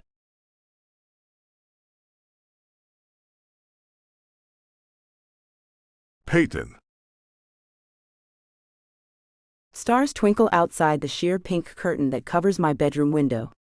This morning, I thought I had a life of nothing more than being a romance novelist ahead of me. Somehow Mr. Pop Rock has snuck into my heart and turned my world around. A shooting star falls from the sky, and I close my eyes and make a wish. A wish for my life to go in the direction it needs to for me to have a good life. It's a vague wish, but I find those to be the ones most likely to come true. My future may include Kip Dixon, but it may not. My heart pounds as I think of how sweet he was this evening. Never did I think he'd be the way he is. Never in my wildest dreams did I think a rock star would be interested in me in the least. My best friend, mother and father I introduced him to, but my 3 big overprotective brothers I've yet to. They're all here and will be in the morning too. So if Kip does come, he will have to meet them. They've never been keen on any man for me, for some damn reason. Do they really expect me to stay innocent forever? Lord knows they combine their efforts to try to keep me a kid. But I just might be ready to grow up. I might just be ready to cash in my V card. If nothing else comes of this thing with Kip, what a story I'd have about who I gave it up to. Even as I think those words, I know I'm not that girl. I'm not one to tell my bedroom business anyway, much less spout off about how Kip Dixon, rockstar and billionaire, took my V card. I wonder what he meant about giving me something so I can get to him. He's different than any man I've ever met. I don't know if it's the short amount of time we have together, or if he is always as intense as he was tonight. If he and I are to start something, I don't want it to go fast, so I have no time to think things through. That's how things get messed up fast, people act before they think. And that ain't me. I am a think it through kind of girl. Don't rush, it'll still be there tomorrow, is my motto. But where Kip is concerned, I don't know if that's true at all. He's constantly on the move, and I'm a slow mover. I don't see how we'll mesh well together. Our bodies seem to mesh well together. Heat filled me as soon as he touched me, and tonight, when he grabbed me up in his strong arms, I felt excited and weak at the same time. Yeah, our bodies certainly like each other. How would his tight abs feel against my bare stomach? Does he keep his body completely hair-free, or does he leave a little? How does he move when he's in bed? I wonder what I even like in that department. Gosh. I can't give my V card to Kip. He'll probably laugh at me and how inept I am. That would be devastating. What if something totally humiliating happens, like I pass out or something even worse? Oh. I can't go through with that. We will only be friends. He'll just have to accept the fact that I'm immature in that department, and must school myself on the art of intimacy before we do that. If he'll stay with me that long. Which I doubt, as he's a grown man and has the needs of one. He'll grow tired of waiting for me to learn what a woman does in that particular situation. I can't go into it with no knowledge. Okay, so I have what I've seen on television or in the movies, but that can't be all true. I'm sure one is not born simply knowing how to touch and react to touch the way they do in the movies. Animals know what they're supposed to do, but their mating behaviors are kind of the same all the way around and mostly seem very boring. I mean, you never hear dogs going at it and the female howling like it's the best thing she's ever experienced. The neighborhoods would be so much louder if that was the case. How will I know what noises I'll make or am supposed to make? What if Kip doesn't like women to be noisy, or what if he prefers them to shout? I don't know how to pleasure a man. And now I hate the word pleasure, as it will always bring up certain images in my mind. This is all too much to think about right now, and I need to get some sleep or I'll look like dog crap when Kip gets here. The idea that he's really coming back is hard to believe, so I'll go to sleep and see if he really does. He'd be a fool to come back, but I hope he does.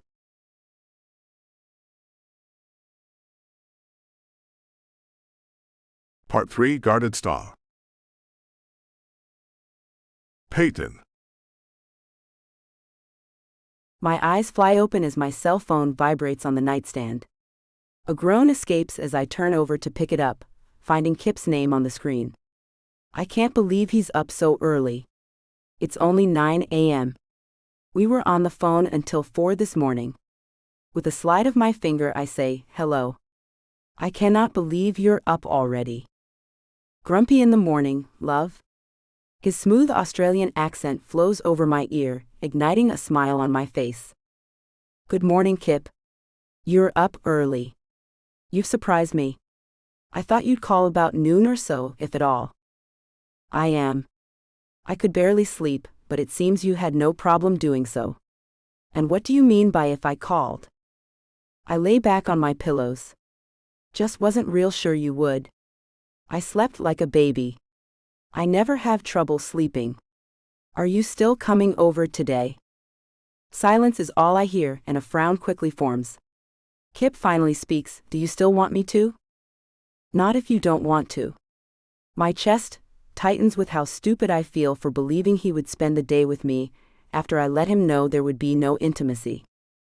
I want to, Payton. A car's being brought to me already. I can't wait to get back to you. A sigh slips from my mouth and I hear him laugh. I'll get up and take a shower. Don't eat, I'll make us breakfast, okay? Kip laughs. Wow, breakfast and dinner, you're going to spoil me. Nah, you're getting a ham sandwich for lunch, just to make sure you don't get too hung up on me. I'll see you in an hour or so. After a quick shower, I throw on a pair of shorts and a tank top. Bright pink flip-flops I slip into just before leaving my bedroom. The house is quiet, as everyone is still sleeping. As I bustle around in the kitchen, the noise I make wakes my mother, who joins me and points at the coffee maker. Get that thing going, sweetie. I pour water into the coffee maker. A bit too much to drink, Mom? When one's last kid graduates college, one tends to celebrate, she says as she props her elbows on the bar and rests her chin on her hands. Now do tell me about that adorable man who held you all night. I smile at her. His name's Kip. Oh yeah, you know that part. You don't know this part. I didn't tell anyone who he was last night because there were too many people, but he's a rock star. His dad is that rock star from that huge English group from the 80s. Mom's eyes close and she shakes her head a little. Are you shitting me? His band played at the charity event yesterday. I pour her a cup of coffee and go back to check on the bacon. It's odd really, he says he feels different with me. I want to blow him off so bad because he has to be slick from all the years of women throwing themselves at him, but something won't let me. The oven beeps, and I pop in a tray of biscuits. He's on his way over here now. Oh shit, really? Mom jumps off her stool and grabs her coffee. I can't let him see me like this. He's the kid of that supermodel too then. Shit. I look awful. I laugh as I watch her run from the room. Back to making breakfast, I go as I pull the bacon from the pan and make gravy with the drippings. The first egg I crack coincides with the doorbell, evoking a smile from me. The sight of my father, wearing only his underwear, coming from the hallway to answer the door makes me shout, Daddy, no. Go get dressed, breakfast is nearly done, and that's the guy from last night. He's going to spend the day with me. Dad turns on his heel and goes back to his bedroom. I shake my head at how unsophisticated my family is. Opening the door, I find Kip standing with a handful of flowers. Hi, I say as I step back to let him come in. Placing the flowers in my hands, he catches me off guard with a quick kiss on my cheek just before he runs his arms around me and lifts me off the floor in a big hug. Good morning, Payton. You look just as gorgeous as I thought you would. With a roll of my eyes as he places my feet back on the floor, I move back into the kitchen. Thanks for the flowers. Come with me, Romeo. I've almost got breakfast ready, and you can set the table. Nice tan. Do you spray tan or go to a tanning salon? He asks. I glance back at him to find him running his eyes down my legs. Reaching for a vase, I stretch up to reach one off the top of the refrigerator. Kip moves in front of me, sliding his body along mine and taking it down. Thanks, I say. My heart speeds up, and I hope he can't hear it thumping in my chest. How about you let me put these in water, so you can get back to doing whatever it was you've been doing to create this awesome smell. He fills the vase with water as my eyes flow over him. A white t-shirt and a pair of blue jean shorts he wears with running shoes. They fit him well and show off his large biceps and muscular legs. You must work out a lot. The words escaped before I realized he'd figured out I was checking him out. A soft chuckle he makes. Gotta keep the money maker in good working order. Another eye roll I make. The things you say, Pop Rock? No visible tats, bad boy. He smiles. I think they should mean something, and so far nothing has meant enough to me to commemorate it on my flesh. He picks up a stack of plates and turns to me. Are these the plates you want set on the table, love? I give him a nod, and he begins placing them on the large table. Thank you, Kip. You take care of yourself pretty good too, Payton. Keeping up that tan and rocking body, you don't fool me, he says. The whisk makes a metallic tapping sound as I stir the eggs in a large bowl. I don't go to a gym or a tanning salon. The sun is what has my skin this color, and the things I do for fun keep me in this shape, which is a bit on the plump side if you ask me. One of the plates makes a loud thump as he puts it down, then looks at me with his mouth open. When I look up to see what happened, he says, "Plump is not a thing I would call you." Perfect, now that word I'd use. I love the fact that you're not skin and bones. Natural is what you are, and you're naturally gorgeous. I just about rolled my eyes for the third time in 15 minutes, Kip, I say as I pour the eggs into a large skillet. These lines you use are useless on me. Moving near me, he reaches past me to open a drawer. You keep your silverware here? He asks as he sniffs my hair. I like that shampoo. I make a short laugh. Yeah, I like how you smell too. We're made for each other. I stir the eggs and find him slipping his arms around me from behind, nuzzling my neck. We just might be, you know. His words are warm on my neck and I giggle. Oh, Romeo, how will I ever get through this day and load of crap? After grabbing a handful of forks, he walks away. Tell me, Payton, how many boyfriends have you had? A lot less than you've had girlfriends. I have never had a real girlfriend, so I bet you're wrong, he says as he places the last fork on the table. You have a family of 6. Mom, Dad, my 3 older brothers, and me. I place the eggs on a platter and take them to the table. I'm the baby of the family, so don't get your knickers in a twist when my brothers give you the business. I mean, they're serious but still try to take it a lot better than the other 2 guys I dated did. My hand slides up to his cheek, and I pull his forehead to mine and look at him. Can I ask you to do something? Anything. Please don't tell me what you think will get me into bed. We both know this can't go further than these 3 days, and I don't want to get my heart broken, I say. You asked me how many boyfriends I've had. The answer is 2. Both dumped me for other girls. It made me feel like men lie to get what they want, and then walk away once it doesn't happen, chasing after the next conquest. Will it help if I tell you they're not lies? Because they aren't. A sigh comes from my lips, and I pull my forehead from his. You're incorrigible. The sound of someone clearing their throat makes me jump away from Kip. I find my parents have come into the room. Dad says, I don't think Payton introduced us properly last night, Kip. My wife let me in on the secret, just to let you know. Kip's eyes flash at me. Secret? I told Mom who you are, who you really are, I answer as I get a bottle of juice from the fridge. She was afraid your guests would mob me if they knew. They may well have done just that, Mom says and sits. This smells great, Payton. Thanks for making breakfast. I hear your brothers grumbling, so they'll be in to eat in a few minutes. They all told me they could only stay one more night before they have to get back to their own lives. Thank God, I say as I come back to the table and fill the glasses with orange juice. I pull out 2 chairs and gesture for Kip to sit beside me. I hate sharing a bathroom with those slobs. I place bacon on both my plate and Kip's as he watches me with a smile on his face. I spoon some eggs on both, then drop a biscuit on each of them. Gravy? He laughs. You've done everything else. Why not? The gravy boat I pick up. On your biscuit or beside it. However you wish to serve it to me, he says and watches as I pour the gravy over the top of the opened biscuit. This is how we eat it around here. I look up to find my brothers staggering down the hallway. Well, look who is up. My brothers sit down at the table and Levi looks at Kip. And you're the guy who had his hands all over my baby sister last night. Please do not tell me you stayed here last night, 'cause I'd hate to give you a beating with this hangover I got going on. My butt is safe, Kip says as he glances at me. Your sister's honor is intact as I return to Austin to my hotel room last night. Glad to hear that, my brother says.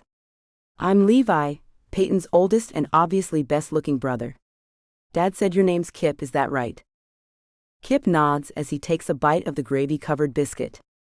Oh my Peyton, this is delicious. I smile. I thought you'd like it.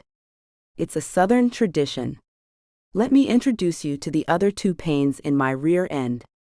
That guy over there scratching his beard at the table like he knows better than to do is my second oldest brother, Blake. Next to him is the third oldest, Tyler. They're overprotective too, but not as bad as Levi is. Kip nods at them. Nice to meet you all. Yeah, you too, Tyler says. What is it you do for a living? Blake asks. I pat Kip's leg. I got this. He's in a band. Levi eyes Kip. Have I heard of this band? It's just my name, really, Kip answers as he dabs at his mouth with a napkin. Kip Dixon. Levi chuckles. Do you really expect me to believe that? I've seen that guy and you ain't him. Are you trying to pull the wool over my baby sister's eyes? She's pretty easy to fool and naive as hell. He is Kip Dixon. You fool. I wag my finger at him. He played a charity concert at my college yesterday, and he sang to me on stage. It's really him. He wears makeup and hair stuff when he's performing, and that's why you don't recognize him.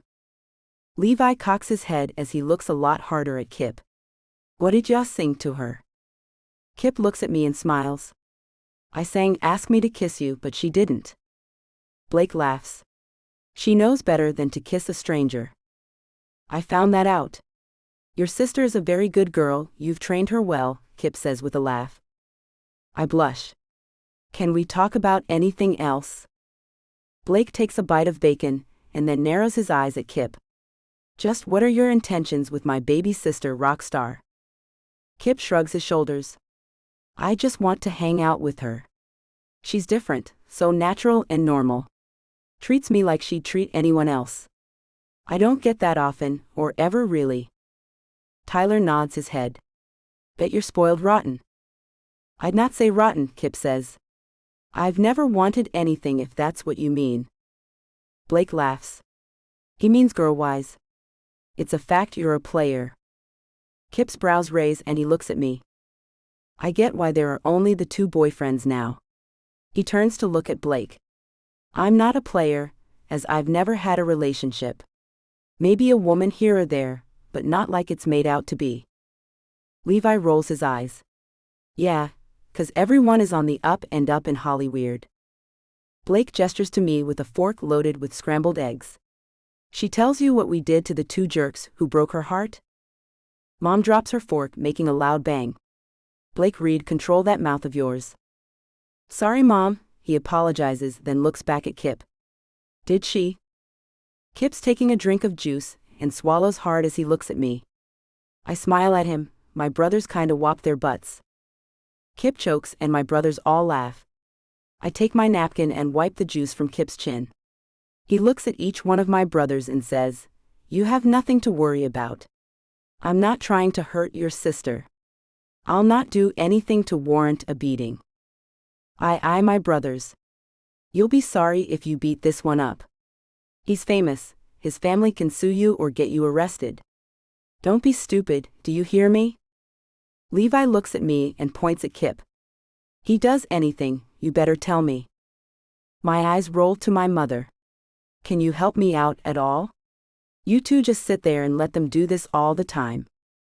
My parents shrug and Mom says they're a force to be reckoned with. Don't ask us to do battle with them. We learned a long time ago that our intrusion is useless. Kip pats my leg. They care about you, pet. It's nice. My eyes fall on his and I smile. You're too nice. Mom gets up and takes her plate to the kitchen. You cooked, Peyton, so I'll clean up. You kids get out there and fish or something. My eyes light up as I look at Kip. You want to fish or ride horses? Lightly, his finger touches the end of my nose. You going to bait my hook? I shake my head. No, you're going to bait mine, and if I catch a fish, you're going to take it off for me. Levi stands and walks towards his bedroom. I'll get changed and go with y'all. I'll bait your hook, sissy. Kip and I get up as I shout after my oldest brother, "The hell you will, Levi. You leave us alone." I take Kip's hand and pull him along with me. Mom, don't let them bug us, please. Mom stacks plates in the dishwasher. I'll get them busy cleaning those gutters they promise me they do while they're here. That'll keep them out of your hair. I smile at her and tug Kip out the back door. They're awful, I know. You probably want to leave now. His arm slips around my waist and he pulls me into him. I don't want to do anything of the sort. Now take me fishing. I've never done it on my own. Neither have I say as my arm slides around his waist. My brother's always done it all for me, so you and I can learn how to do it on our own. Kip smiles. Everyone should know how to fish on their own anyway. While I'm thankful, my parents are finding so much work for my brothers to do, they'll have no time to bother Kip. I am surprised Kip would put up with their threats for a girl he has no future with.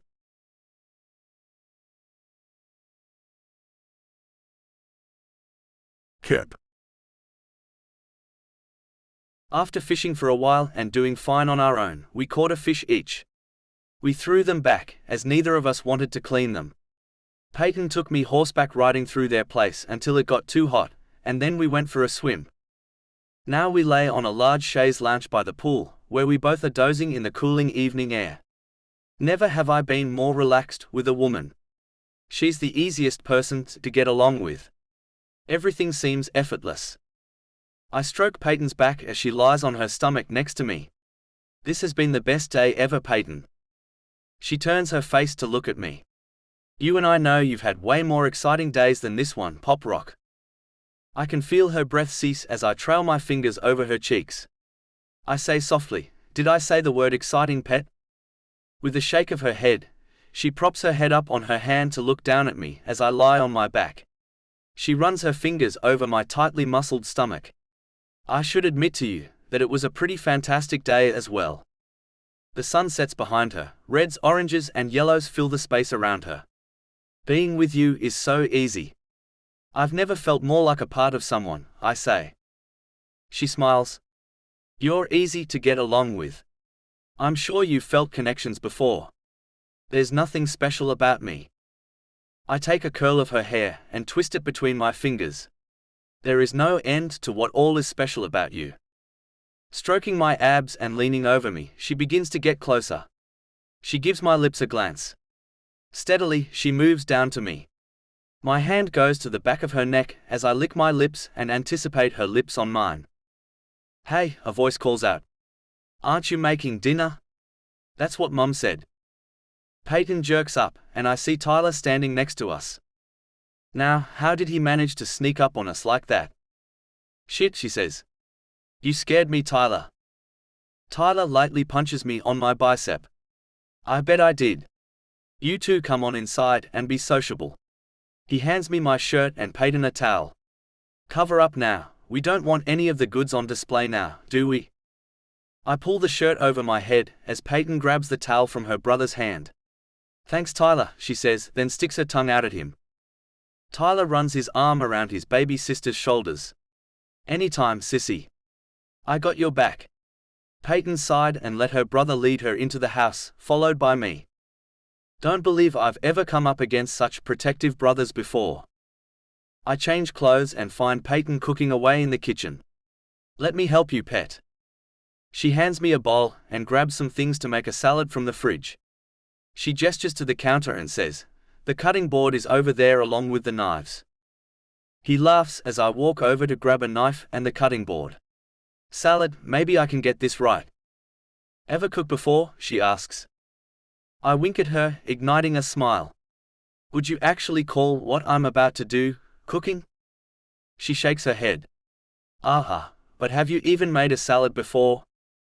I scan the area for her brothers before I grab her from behind and hold her to me as I whisper in her ear, no, you're my first one. Giggles fill the air as she wiggles in my arms. A kiss I leave on her neck before I let her go. It stopped her giggles and made her cheeks pink. The urge to push all this stuff off the countertop and place her on it is overwhelming. I see her watching me out of the corner of her eye, as I carefully pull the lettuce leaves off and tear them with my hands before placing them gently in the bowl. A layer of hand-torn lettuce leaves, followed by cherry tomatoes I cut. A purple onion I chop into rings. Kip, who writes the songs you sing? A lot of different people, I answer as I continue to make the salad look as good as it can. The noodles done, she pours them into a colander in the sink and tosses them with olive oil. Do you write any? She asks. I cut a tiny cherry tomato into a rose and placed it atop the pile of vegetables, turning to her. I write, but they hate my stuff. I lean back against the bar and cross my arms as she looks me over for some reason. Why would they hate your music, Kip? I write about things like life, love, and the pursuit of happiness. They want songs about my rock and bod, and how I use it to get the girls. I turn back to pick up the bowl of salad and take it to the table. It sells though, so who am I to tell them any different? Following behind me with the spaghetti, she says, "You're an artist who should get to do the type of art he likes to do." I take the platter from her and place it in the middle of the table. You're a sweet girl, but that's not how the music industry works. If you want to make money, you do what sells. My father taught me that. Is it hard to sing things you don't like? She asks as she places plates on the table. I pull forks from a drawer and grab a handful of napkins. It's not hard, it's just a bit unfulfilling. It's all an act. All of it, she asks. After the last fork is placed on the table, I turn to her and wrap my arms around her. All of it. She lays her head on my chest and runs her arms around me. I find that sad, Kip. I kiss the top of her head. Don't. I make lots of money to do that act. I do mean lots, pet. Sometimes I begin to feel a bit used, and then I look at my bank account and forget about it. Money isn't everything, you know, she says as she clings to me. No, it isn't, but it sure does help. I gently push her back. Should we call them all in to eat now? Letting me go, she nods and goes to get her family. I watch her walk away in faded blue jean shorts and a tank top. With long tan legs, still wet curls and not an ounce of makeup, she's taking my breath away. What is happening to me?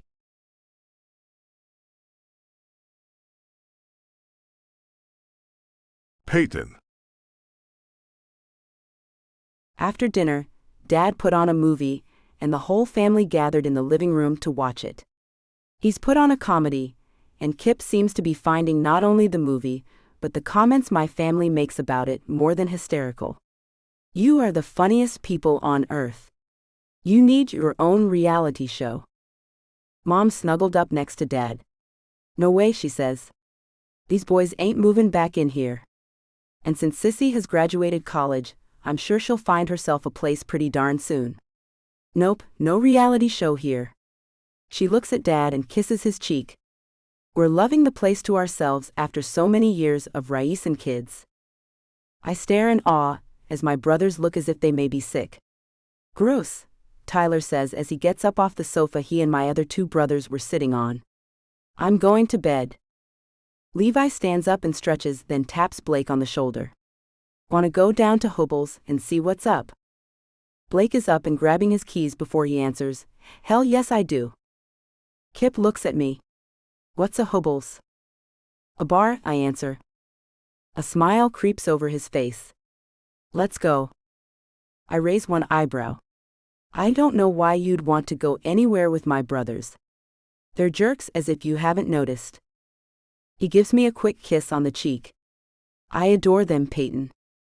They're part of the reason you're the way you are, which is perfect. My eyes narrow as I look at him. Levi, can we go with you? Both brothers stop their exit and look at each other. Levi's head tilts to one side. You sure, Hollyweird? I mean, we party pretty hard down here. You might not be able to keep up. My whole head rolls along with my eyes as I look at Levi.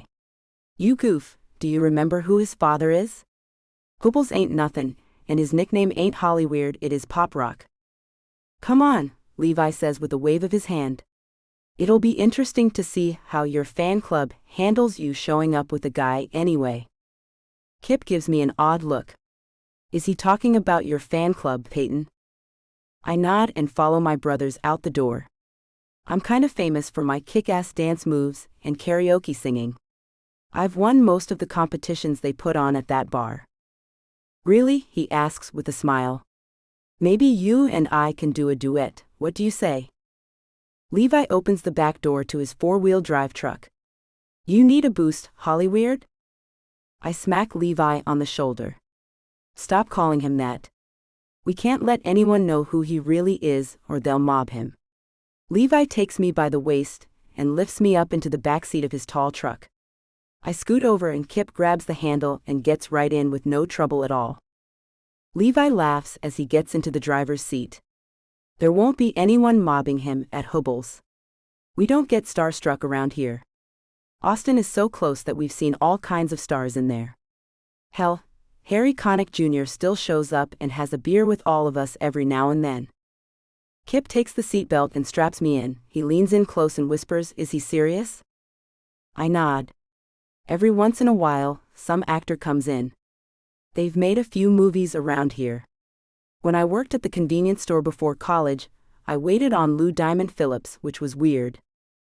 So, that's why you didn't get all crazy when I talked to you at the college. You're used to celebrities, he says and smiles. I knew there had to be some reason.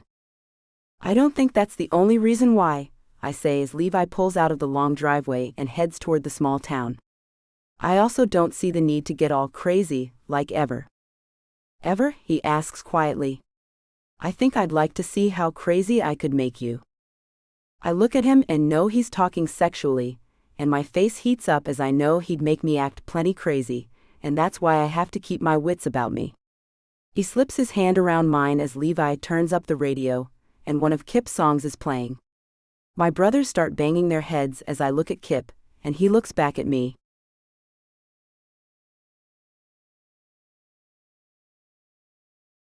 Kip. The bar is small and dark, with bits of neon light here, there, and everywhere. The parking lot is full, as it is a Saturday night in BFE, and this seems to be the only watering hole. Payton's brothers walk in, and she and I follow them. I have my arm around her waist. The men walk in, and there are a few people who high-five them, and a couple trade fist bumps. Then I see the first guy whose eyes widen when he sees Payton. Damn it. They let you come with them. Shit, baby, he says and wraps his arms around her, oblivious to me as he takes her from me. The music is playing some country song, and the moron tries to drag her out on the dance floor. Before I can protest, another guy, tall with broad shoulders and long dark hair, pulls her from the other, much smaller guy. She's dancing with me first.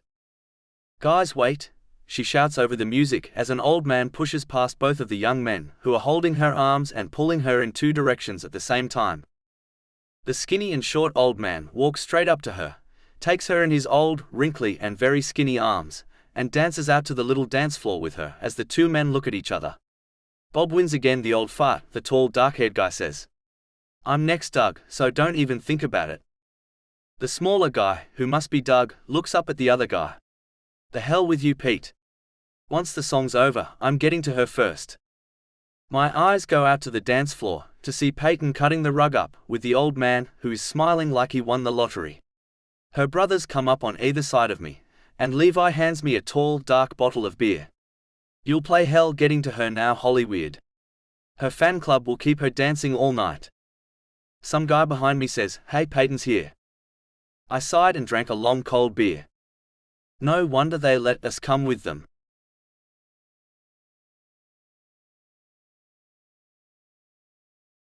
Payton.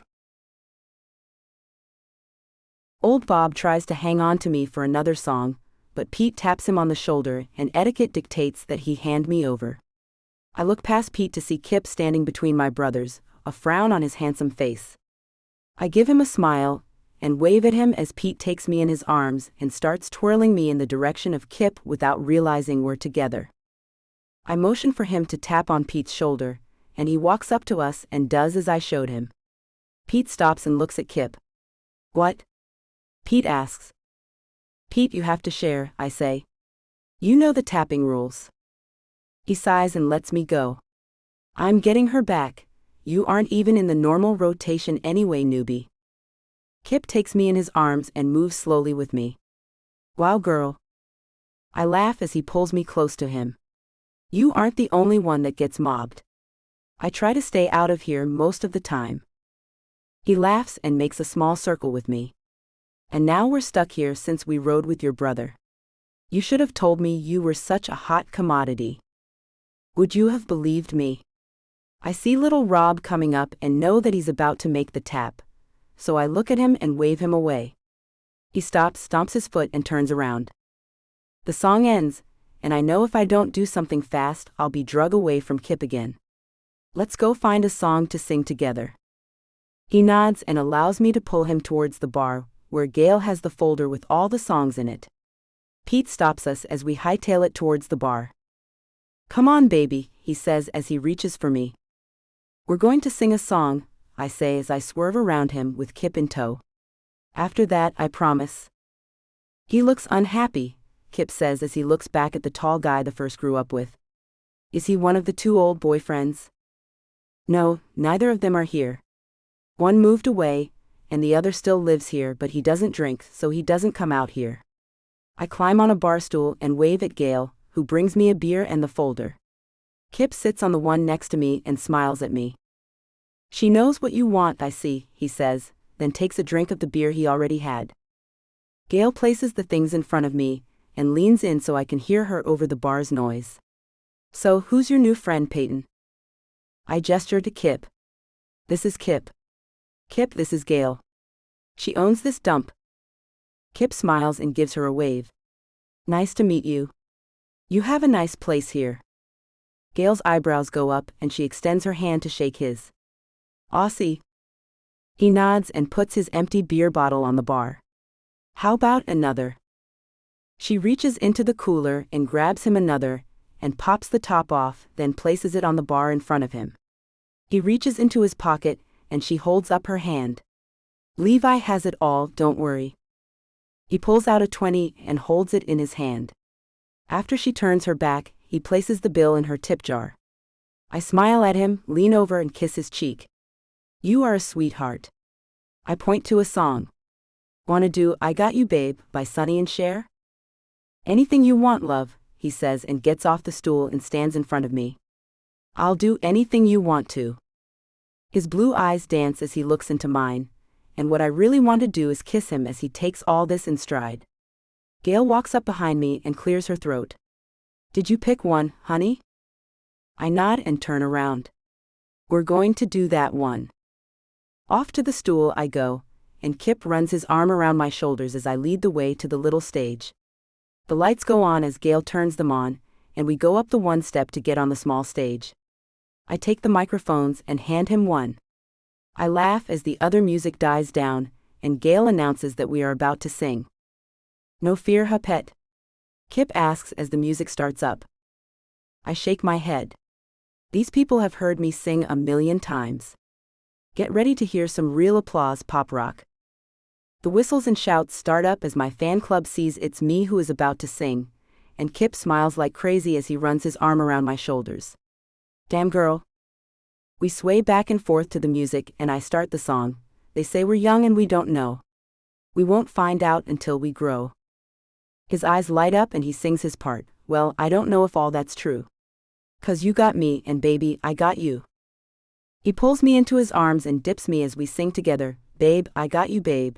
The crowd goes wild and I go weak in the knees for this man.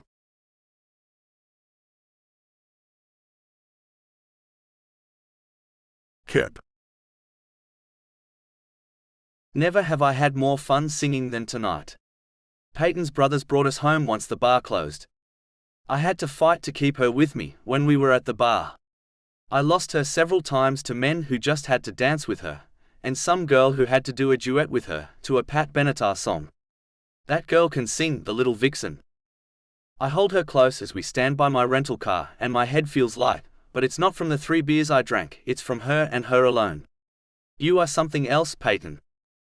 Her giggle sends chills through me as I take a step back, making her back touch the car as I push my body closer to hers.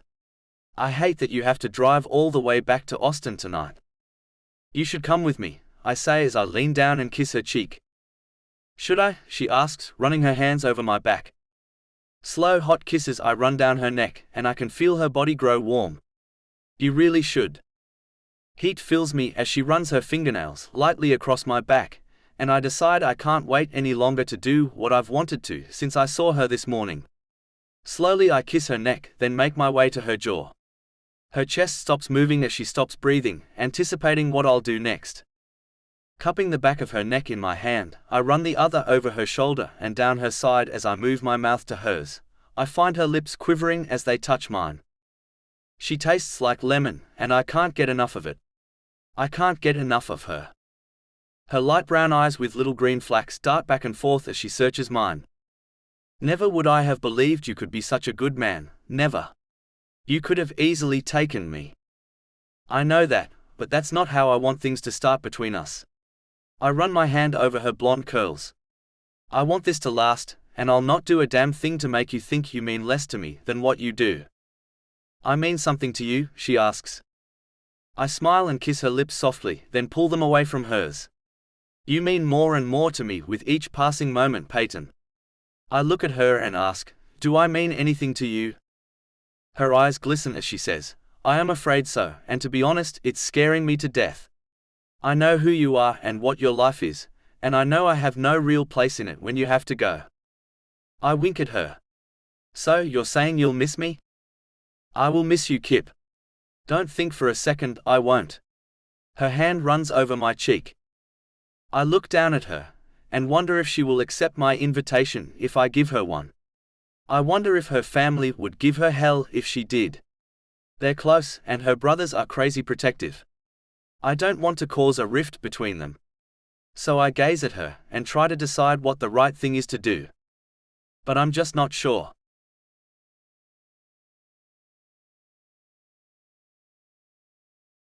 Part 4. Stargazers. Payton.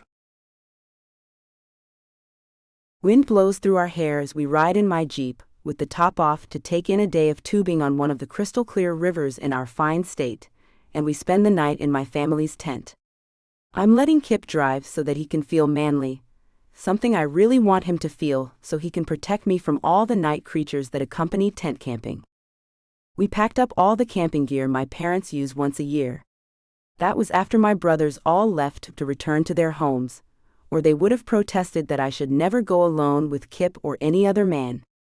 We have today and tomorrow, and then he has to go to Dallas, and he's told me he has a surprise for me tomorrow when we return to Austin. He wants to leave me with a remember gift, not that I'll ever forget Kip Dixon. I shake my head to dispel the melancholy I already feel, thinking that he and I can't be like this forever, free and happy with no cares. His hand touches my knee. Penny for your thoughts, love. I'm not about to bring his mood down with the truth, so I offer up a little white lie, which is closer to the truth than a lie. I've never camped without my parents, and I get really afraid at night when all the creatures of the woods come out. I'm not sure about this sleeping in a tent thing. He takes my hand and gives it a light squeeze. No worries, love. I'll protect you. I've taken on a croc before. I'm sure I can handle a few squirrels for you. And just how big was this crocodile you took on, Kip? I ask, knowing it wasn't a big one. Size doesn't matter when you're talking about taking on a croc. He gives me this look that says those things are dangerous in all sizes. It was a baby one, wasn't it? I ask with a giggle. Did it bite you? He laughs. It nearly ripped my finger off. Your finger, huh? Sounds like a real monster. There's some type of a creature in the area around the river we're going to. Kinda like a Bigfoot but meaner, so the legend goes.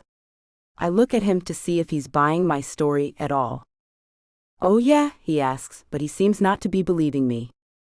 Yeah, I'll tell you all about the stories my parents used to tell me, but tonight around the campfire. It's better that way, I say, and see the turn to go to the campground. There it is, turn here. Finally, he says. We've been on the road for 2 hours. Is every blasted thing in this state so far away? Afraid so, I say as we pull up to the entrance. Now we get to see if we can figure out how to set the tent up. I'm sure we can. I'm no idiot, Payton, he says as he pulls his sunshades up and looks at me with those deep blue eyes. I know you're not, I say and squeeze his hand. I trust you. He smiles and my heart melts a little. I guess we go inside and get our site number, huh? I nod and he jumps out and comes to my side and picks me up off the seat as I giggle like a little girl. Come on, love, let's get this camping thing going. I feel like Jane in a Tarzan movie.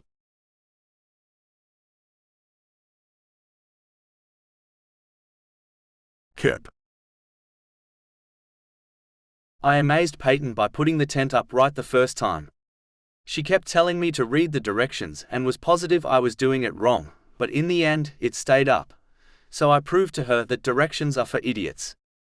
Floating down the river on large tubes, I pull a couple of cans of beer out of the small ice chest I brought along and hand her one.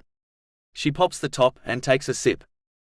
There's nothing like floating in this cold water and drinking a cold beer on a hot summer afternoon, she says as she looks up at the sky. Her little foot with pink polish on her toenails runs through a rope around my tube, keeping us from floating away from each other. Unable to resist it any longer, I pick it up and pull her closer as I rub her foot. It is relaxing. She leans her head on the headrest and says, "HMM."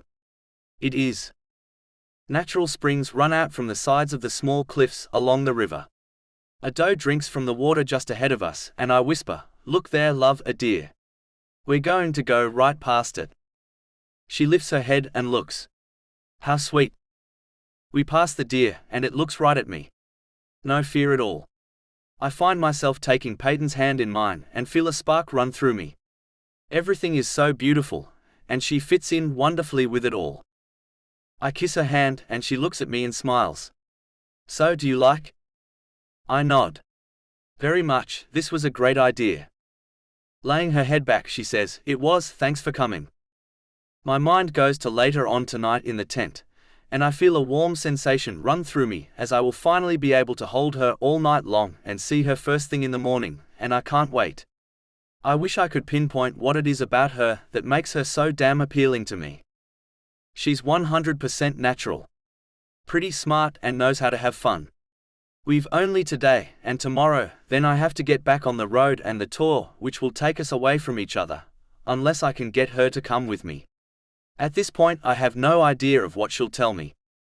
The fact is I'm afraid to even ask, because if she tells me no, I know it'll bring me down, and I want every second with her to be great. I suppose I'll wait until just before I have to leave. I pray she says yes. Her head lifts. "Do you hear that?" she asks. "What?" I ask as I've been distracted by my thoughts. "The water," she says and sits up somewhat tensely. "It's the first waterfall. Should we go down it or walk around?" She looks at me. "How should I know?" I say, and sit up a bit tensely myself, now that she seems so damn nervous all of a sudden. "Payton, you're the one who's been down this river a million times. What do you usually do?" "I haven't been down here in the last 3 years. It might be all different now. But I used to get out and walk around with Mum while Dad and my brothers went down it. They always told me I was being a baby. So, what do you think we should do?" "Hell, that's easy. If they could do it, so can we." "No worries," I say and run my foot under the rope of her tube. "I won't let you go, love." She starts untying her rope and mine, then ties them together. "I'm not taking the chance of your foot or mine slipping. I'm tying us together. You were so relaxed a second ago. It's just water, Payton. If we fall off, we just get back on." She looks at me and laughs. "Have you tubed a river before?" "Well, no, but how hard can this be?" I ask. "No one would do it if it was truly horrible." With a small smile she says, "Okay then, let us see how this goes. Don't let me drown, please." The water starts to move us faster, towards the now roaring sound of the water as it falls over some very large boulders. It does look ominous, and we can hear other people scream as they disappear once they get to the first large rock. Her hand has mine in a death grip, and I see sweat sprout on her forehead. We both have on sunglasses, so I can't see her eyes, but I bet they're wide and full of fear, poor girl. It's going to be fun, love. She gives me a quick glance, then she begins to backpedal with her hand. Crap. It's sending me down first. Shit. Kip. Then, boom, she goes over the first boulder, and I'm pulled right along with her as our tubes hit the smooth rocks and send us down through a tunnel of monster-sized things. Some soft and some hard bumps we go through as Payton screams. I'm sure her eyes are closed tight, as there really is nothing to be afraid of. It's a fun ride. I laugh as she screams. We've made it through the fall and are slowing back down. She stops screaming and starts to laugh as she looks at me. We lived, she shouts, letting my hand out of her death grip and holding it up for a high five. I meet her hand in the air, wrap her hand back up in mine, and kiss it. Damn it, you were a wreck, I tell her as we drift along the back to the peaceful river. I guess I don't do well in tense situations. She smiles and takes a long drink of her beer. I think if she smoked, she'd be lighting up after that little upset. How many more falls are there? She shrugs. There were 5 more, but as I said, it's been years since I've been here, so it's a mystery really. There's one near where we set up the tent, so we have at least 1 more to go through. Think you can take it? I ask as I give her a smile. Maybe since you're with me, she says. I've never gone down one before, but I feel safe with you for some odd reason. She feels safe with me.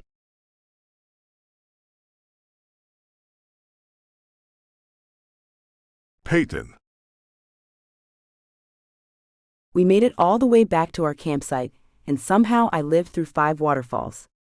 Me screaming through each one as Kip laughed his butt off at me. This is the first time I've ever been without my parents and brothers on this river, and I find myself enjoying it even more than I ever did when I was a kid. Somehow, Kip seems to make everything better. Someone had put up a little rock wall, creating a natural small area of semi-deep water right at the edge of the water where we put our tent up. I lie back on Kip as my legs float out in front of me, and he holds me loosely in his strong arms. His lips touch the top of my head, and he moves his hand to stroke my stomach. In the nearly freezing water, my stomach heats up with the movement of his hand. I twist in his arms and he leans down, placing his lips on mine, and I wrap my arms around his neck and pull myself up to sit on his lap. The cold water runs over us as I go all warm inside. He doesn't know it yet, as I want to be sure about it before I let him in on this, but I brought a box of rubbers and I think tonight will be the night for us. He has to leave soon, and I've found myself thinking that I'll be eternally pissed at myself if I don't give myself to him. Even if we never see each other again after tomorrow, I'll have that memory to keep. His hand slides down my back and over my hip, squeezing it as he pulls me closer to him.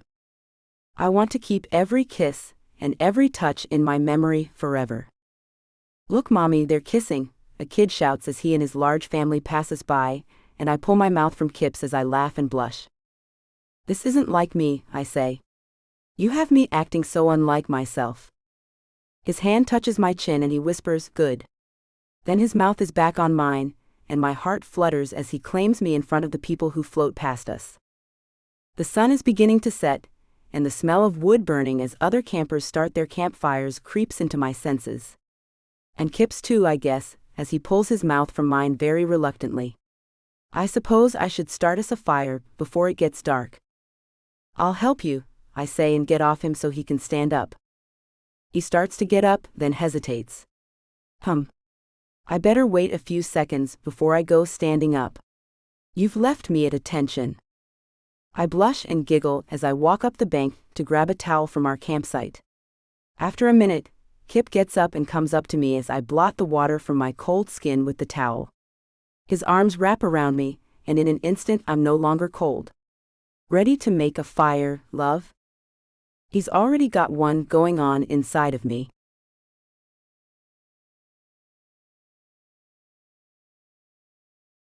Kip.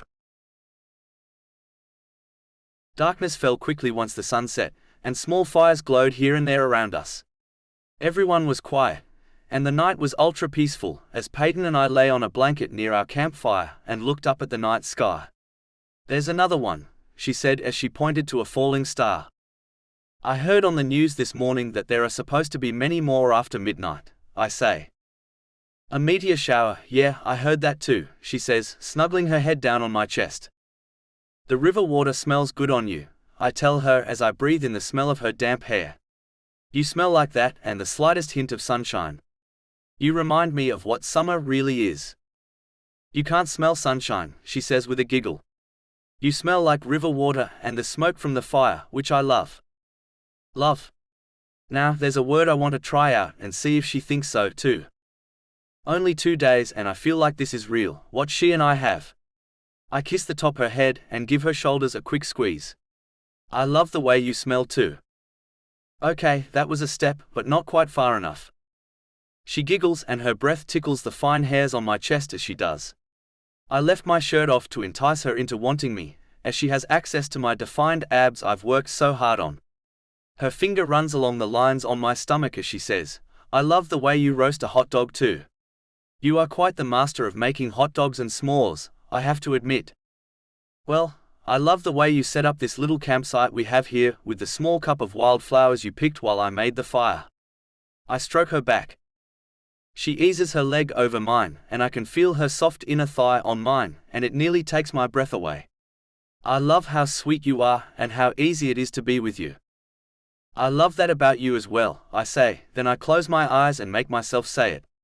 I love you, Payton. My heart stops beating as I wait to see if she's going to jump up and run. She sighs deeply, and now I'm about to start sweating as I'm more nervous than ever that she's about to go into a long spiel about how we only have a couple of days and love isn't a thing we can have. Her lips kiss my chest and she says, I love you too, Kip. Did I hear her right? I open my eyes just in time to see 2 stars fall out of the sky, leaving long trails of light behind them. So, we love each other then. It seems so, she says.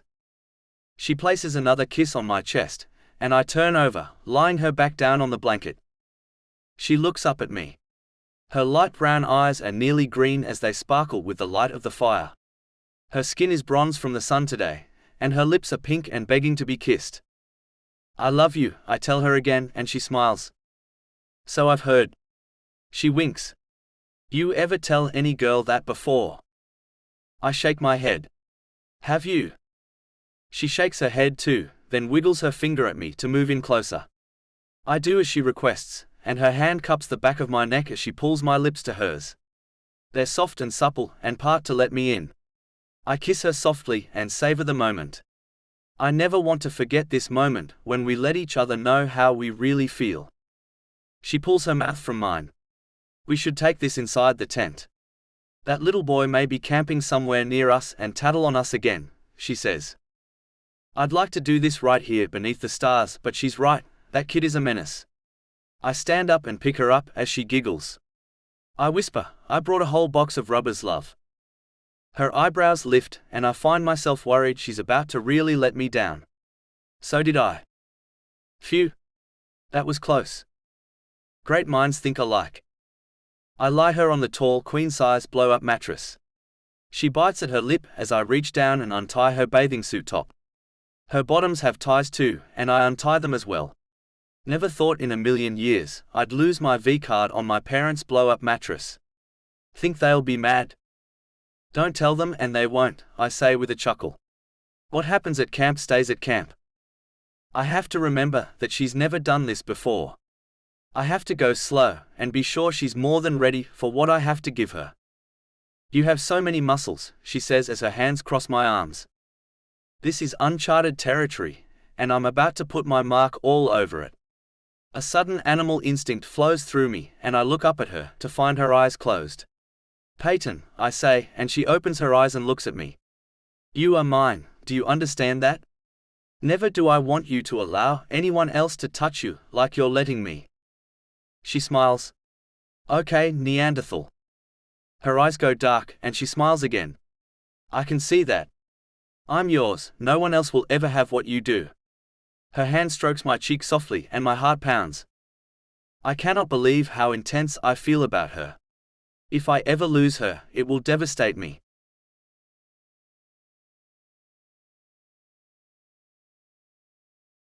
Kip. Crickets chirp as Payton sleeps next to me. My arms wrap around her as she makes the smallest snore I've ever heard. Everything about her I find I love. As I hold her to me, I have no idea how I am ever going to be able to stop. I want her with me from now on. I never want to sleep another night without her in my arms. Now I'm even more afraid to ask her to join me on the road, because if she won't, I don't know what I'm going to do. I need her now, like I've never needed anyone. It's almost unfair how much I need her. A little while ago, she had to leave me to go across the way to the restroom, and the bed felt cold and lonely without her in it. I don't know what has happened to me. I was the rock star who played the field, never looking to settle down. It's completely crazy how quickly things have changed, and thankfully it seems they've changed for Payton as well. She loves me. A nice normal girl loves me. It's so unbelievable. I have something more that I want to give her now, and I wonder how she'll take it. I wonder if she wants the same thing I want. I find myself afraid to ask her anything. If she turns me down, I feel I might break apart inside. As if the word no could really hurt someone, but somehow if it comes from her sweet lips, I feel as if it will devastate me. An odd scratching sound comes from the edge of the tent, and as I listen to what it might be, Payton springs to life in my arms and sits straight up in the bed. "What's that?" she whispers, her eyes wide and full of fear. I pull her back to lie down, wrapping my arm around her and pulling her to lie her head on my chest. "Don't worry, it can't get in whatever it is. You don't know that." She shivers a little. "Everything out here has sharp claws and teeth." The sound gets a little louder and moves to another part of the tent. Whatever the little creature is, it definitely wants in. "Shoo," I say. It claws at the tent worse. "I guess it wants to meet us." "Kip, make it go away," Payton whines. "I did not see you as a girl who gets scared over a little rodent," I say as I get up and kick at the place in the tent where the thing is scratching at it. My foot hits it, it snorts, makes a grunting sound, and pushes back at me. "Well, look at that crap." I pull on my trunks and unzip the tent, only to find Payton wrapped around me. "No," she whispers. "It might get in, and it sounds big. I bet it's a bear." "There are no bears here," I tell her as I put my hands on her narrow shoulders and place her back on the bed. I know because I asked the park ranger about all the animals we could expect to encounter here, and no bears were mentioned. "Probably because he was afraid we would leave," she hisses. The thing pushes at the tent again, and I quickly unzip the door and step out to see about 15 wild hogs gathered around our campsite, munching out on the bag of marshmallows that we had left out. One looks up with a chocolate candy bar in its mouth. Large tusks come up on either side of its mouth, and I'm glad Payton can't see them or she'd freak. "What is it?" she asks from the tent's confines. I stomp and clap, and the damn things just look at me. "Go on. Get out of here." I wave my arms. The one closest to me makes a loud snort and steps towards me. Payton peeks out the door and sees the animals. She makes a shrieking sound that curdles my blood and sends the pigs running for their lives. I turn and smile at her as she continues to belt out the loud scream. "You can stop now. You scared them away. Great job, sweetheart." Her face is pale, and I see quite a few flashlights coming on at other campsites. She moves back from the door so I can come back inside. "That was a pack of wild hogs, Kip. Why did you stay out there with them? They could have ripped you to shreds." I put my arm around her, and she's shaking like a leaf. I laugh.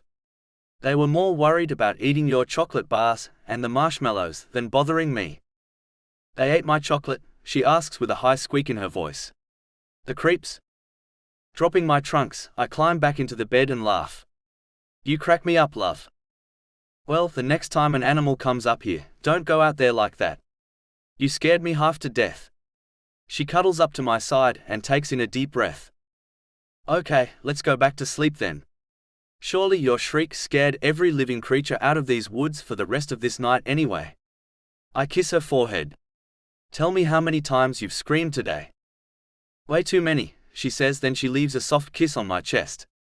"Except for the good screams. You can't have too many of those." "No, you can't." I agree and tighten my arm around her shoulders.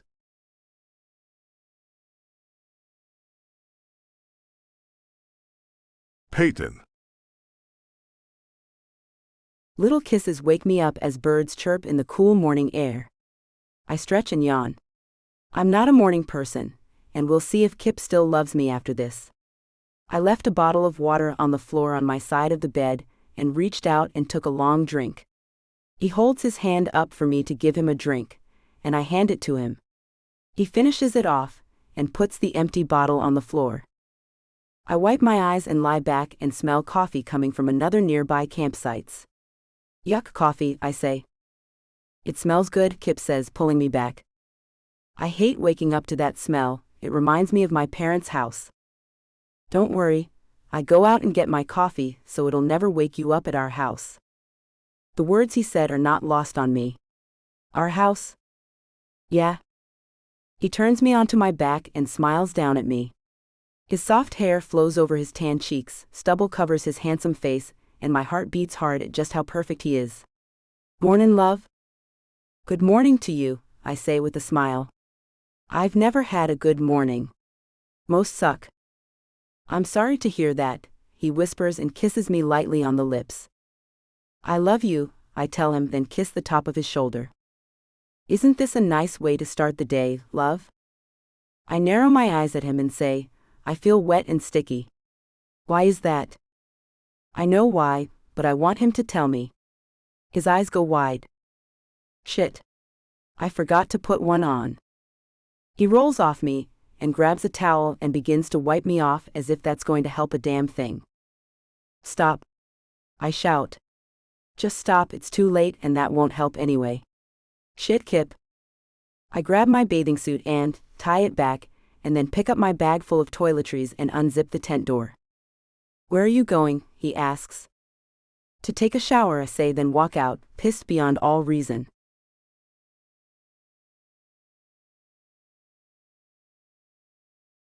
Kip. I've messed up, and Payton is not talking to me as we drive back to Austin. She's scared shitless about my little slip-up, but I can't really understand why. She won't talk to me about it, and I find it odd. Reaching over, I run my hand over her knee. Where's that smile my summer girl had all day yesterday? Her head snaps to look at me. Your summer girl?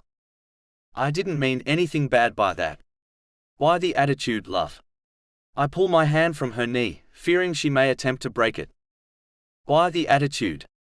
Her arms fly up in the air, and I see the person in the car next to us on the freeway looking over at her. No reason, pop rock, my little summer lover. No damn reason at all. Summer lover? I ask, and start to think she must think this is just temporary, which I don't want at all. This is much more than that, Payton. I thought you understood that. All I really understand is that you have to leave tomorrow, and my life is supposed to begin, and now, well, now, it may be out of my hands. She looks away from me, and as she does, I see a tear trail down her pink cheek from under her sunglasses. Don't cry, love. I've wanted to ask you something and was afraid to, but I will now so you'll understand. I wipe the tears away and take her chin to make her look at me. I want us to be exclusive. Okay, so that's great and all, but are we to have a long-distance relationship? One where you get mobbed by women who throw themselves at you constantly, and I'm supposed to sit back at home and pretend you won't ever do a thing with any of them, even though your bandmates set you up all the time. She jerks her head out of my grasp and looks away again. I want you to come with me. That's what I wanted to show you. I want to buy a bus for you and me. I take her hand and kiss it. I don't want to spend another night without you, love. Slowly, she turns to look at me. Are you being serious? Completely, I answer and smile. Her face still lacks a smile and a frown, so that's good, I think. She pulls her shades down and looks at me. Kip, did it ever occur to you that I have a career to start myself? You can write anywhere, pet, I say. I have an interview with an agent at the end of June. I have to be around to make it to that. Where will you be at the end of June, might I ask? Her lips are pressed tightly together, and wrinkles form around her mouth. Washington State, but you can fly back to make that meeting. I look at her, and my heart starts to grow fluttery in my chest, as she seems like she's going to tell me no, and that may very well end me. So, you really think my family will go along with this? I just met you, and there is no way in hell my family will allow me to run off with you after knowing you 3 damn days. She looks away again. My heart stops beating. But, I love you and you told me that you love me. Do you really, or was it what you thought I wanted to hear? Her head slowly turns back and she reaches out and strokes my cheek. I do love you, that wasn't a lie. But Kip, we can't run off together. My family would completely flip out. I may completely flip out if I have to leave her behind. I don't want to be without you, I tell her, hoping she can wrap her head around it. Did you not love waking up in my arms? Because I loved it, Payton. I don't want to spend one night without you. Of course I loved it, Kip. I don't think I didn't, but the reality is we have very different lives and families. Mine won't understand or allow it, she says, then places her hands in her lap and starts to lace and unlace her fingers nervously. You are no child, Payton. You can do what you want to. If you're worried they'll cut off any money they give you, don't be. I have more than enough to take care of you, I say, and wish to retract my words and say it very differently as her face goes red. Her voice goes nearly as high as when she screamed about the wild hogs. Take care of me. Now see here, mister. I am not a person who wishes to be taken care of by a man. I want to make my own living and my own way in this world. My parents and brothers have run me, and now I want the chance to run my own life, not switch from them to you. Geez, Payton, you don't have to yell. You can talk to me, tell me what you want in life, and I can help you. I'm not trying to take a thing from you, I'm only helping you out. Once you start selling books, you will have your own money. I pause and look over at her as she starts to bite at her fingernails. They won't let me go with you, she says. And what about what you did to me? What did I do to you? I ask as I pull off on the exit to my hotel. Her arms fly around again. Yeah, Romeo, you didn't use protection. You may have knocked me up. So, what are we going to do about that? I laugh and run my hand along her taut jawline. Marry me, love. I want no other. No one else can make me feel like you do. Her head turns slowly towards me and I hope she smiles. I'm not marrying the first guy I've ever slept with. My world stops turning and my heart blows apart. Slept? I ask nearly breathlessly. Made love to, she says callously. Whatever you want to call her. You've been with countless women. I have you, and that's all. I have nothing to compare that to. What I felt with you may be what I feel with someone else as well. How do I know it's you who I'm meant to be with for the rest of my life? How do you know it's not? I ask and feel shell-shocked. I thought she loved me.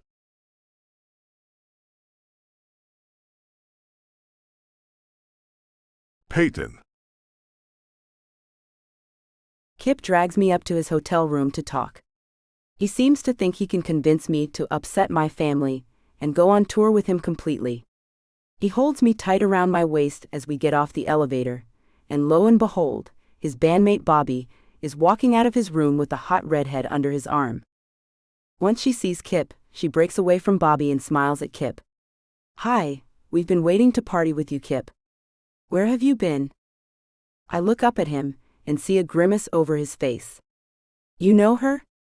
I ask. No, I don't. Kip looks at Bobby. Keep your peace in check, mate. Bobby grabs the girl by her wrist. Can't you see he's with someone? Are you dense? See, I told you that's how things will be, Kip, I snap. Bobby stops and looks at me. Why are you talking to him like that, girl? Don't, Kip says and pulls me as he walks away from Bobby, who looks back at us. Whipped already, bloke, he shouts. Kip shoots the finger at him before he opens his door. I look back to see Bobby shaking his head as he wraps his arm around the cheap tramp and walks away. That's exactly why this won't work out, I say as he leads me inside. He shuts the door and pushes me against it. Come with me. Then we will be together all the time, and those groupies that bother me will disappear. His breath is hot on my face, and he looks nearly desperate. I can't. His forehead leans against mine. Payton, I need you. I've never needed anyone, but I need you, baby. Look, we can try to make this work, but I can't go with you. I have to get my own life going, I tell him. And I want that life to be interlocked with mine, he says as he runs his hand over my cheek. I love you, I want you with me. My gosh, you're intense, I say. Who does what you're asking me to do, Kip? I don't care what other people do. He pushes his body against mine and kisses me hard. My arms run around him almost instinctively, and I kiss him back. He pulls his mouth away, leaving me gasping for air. I'll get you a ring, and take you back to your parents' house, and ask your father if I can marry you, if that will help you to decide to stop being a baby and come with me. A baby. I push at his chest for him to let me go, but he doesn't. It's not being a baby to not run off with you. Sorry, poor choice of words, he says and tries to kiss me again. Look, just let me go and I'm going to take off. I need to think, and I can't seem to do that when I'm around you, I say as I push him away. I grab my car keys and open the door. One look back at him and I nearly stop, but I know where that will leave me, so I walk out, closing the door behind me.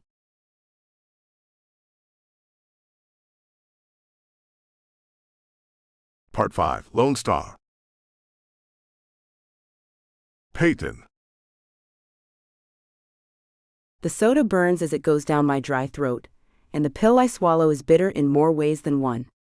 After Kip made his little mistake, I made a quick stop at the pharmacy, which was nowhere near my tiny town with all its nosy people. I decided to play it more than safe. The man is insane.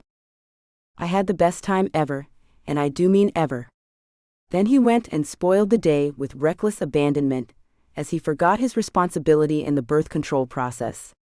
I'm brand new to this stuff and he's the pro, so I'm totally blaming him. I'm pissed at him for a few reasons. Number 1, he can't be trusted to use a rubber every time, and that's a big deal to me. Number 2, he wants me to run off and join him on his tour. Number 3, his jerk of a bandmate Bobby seems to think it's his job to keep easy women around for the whole band's pleasure. Only mere seconds after swallowing the pill, my cell lights up, and Kip's name shines at me. It's the third time he's called in the last 45 minutes. I pick up the phone and swipe it. What? Hello, love, he says sweetly. Look, I know why you're mad and I get it, I do. It's really not a problem. If we end up pregnant, I'll be over the moon. Don't you worry. Don't worry about that, I say as I look in the rear view mirror and see tears running out from underneath my dark sunglasses. Damn it. Why in the hell am I crying? But I want you to know what I feel, and that I'll be there for you. I want to always be there for you, no matter what, love. His voice sounds so sweet and he seems so damn honest. I break into sobs and hang up the phone. It lights up, and I reject the call and cry as I make my way home alone and shaky. I have no idea what the right thing to do is anymore. Most women dream of going on tour with Kip on our own private bus, something a rock star would invite them to do. Not me, though. I don't want to upset my family, which still thinks of me as a little girl, one who can't possibly be in an adult relationship. Seems that they were right. I trusted a man to make sure we were protected, and that didn't work at all. It's my job to be sure I don't get pregnant, and I went ahead and made the decision to get in bed with Kip way too quickly. A naive idiot, I am. My phone lights up again, and I answer it since I've quit sobbing and only tears pour from my eyes, making things blurry, and I really should pull over anyway until I straighten myself up. I pull into a gas station parking lot and answer the phone. What? Love, why are you crying? He asks. No reason, Kip, I shout. No reason at all. Anyway, you have nothing to worry about. I stopped at a pharmacy and made sure your little slip-up won't affect us for the rest of our lives. Silence is all I get in response. I see, he finally says. Well, it is your body after all, isn't it? It's my body, my life, and my brothers who will try to get rid of you if I don't do that. So yeah, you're welcome. I wipe my eyes and can see again, so I pull back onto the road that will lead me home. Payton, you're 24 years old. Not a damn child, he says a lot more loudly than he has been talking. Go home and take a bath and put on a nice dress. Pack an overnight bag, and I'll be there in a few hours. I have some things I want you to have, and then I'm taking you out to somewhere expensive for dinner and back to my hotel room to spend the night with me. Are you crazy? I ask as I take the exit to get to my house. Yes, I am. You're making me that way. What am I supposed to tell my parents? I ask. Not a damn thing. I'm going to tell them. I want to teach you how easy it is to act as if you're grown up and can make your own damn decisions, which you are badly in need of learning. So I'll be there around 5. Be ready. He hung up before I could tell him I didn't want to go anywhere. I want to lie on my bed and weep. He has no idea how much I need my family's approval. I always have. No matter how exciting I think it would be to run off with Kip, I can't. Kip. Yeah, Pop. She's gotten completely under my skin, and I can't stop thinking about her. I love her, I tell my father over the phone as I drive the brand new Tesla Model S I had just bought for Payton. That's the first time I've ever heard those words come out of your mouth, son, my father says. Don't let her go. It won't be easy to get everything going, but make it work, Kip. My eyes wander for a split second to the tiny black box in the passenger seat. Do you think the things I will give her are too much? Hell no. He assures me. You're rich, man. She and her family need to realize that's what rich people do. We spend extravagant amounts of money on those we love. Thanks, Pop. I'll see you after the tour is over in February. Nope, he says, and I frown. Your mother and I will be in LA for Christmas, so we'll see you then. Really? They're not going to France? I ask, as they've done so for the last couple of decades. Nah. We're ready to change things up a bit. Frankly, since you've told me your big news, I'm glad your mother decided this. One day in the near future, I hope we have some grandbabies to spend the holidays with, he says, and I laugh as I picture my long-haired rockstar father holding a toddler on his lap. Christmas will hold plenty of kids for you to practice with, as I've invited a family I got to know while I was in Houston last week. They have a set of twins that will be around 3 years old then, and a new baby is on the way, and he'll be here by then. That sounds fantastic. Your mother will love to get her hands on those babies. She's been complaining about how her friends all have lovely grandchildren, and she has none. He laughs. You know how she is. She has to have what everyone else does. Hopefully, Payton will agree to come home with me for the month of December. We have the whole month free. You'll love her, Pop, and so will Mum. I know we will, son. I have to go. I hear your mum calling my name. Talk to you soon. Make sure you let us know what the girl says. Bye now. Bye, Pop, I say, tapping the button to end the call. My eyes roam all around the interior of this completely badass machine, and I pray that Payton will be as impressed with it as I am. I pull into her long drive and see her father outside, watering a tree he's just planted. He looks at the car intently and then smiles when I get out. Well, hey there, Kip. Good evening, Matt. I see you planted yourself a tree there, I say as I go and shake his hand. Yep, I got a pecan tree from the feed store today when I went to pick up some more cattle feed.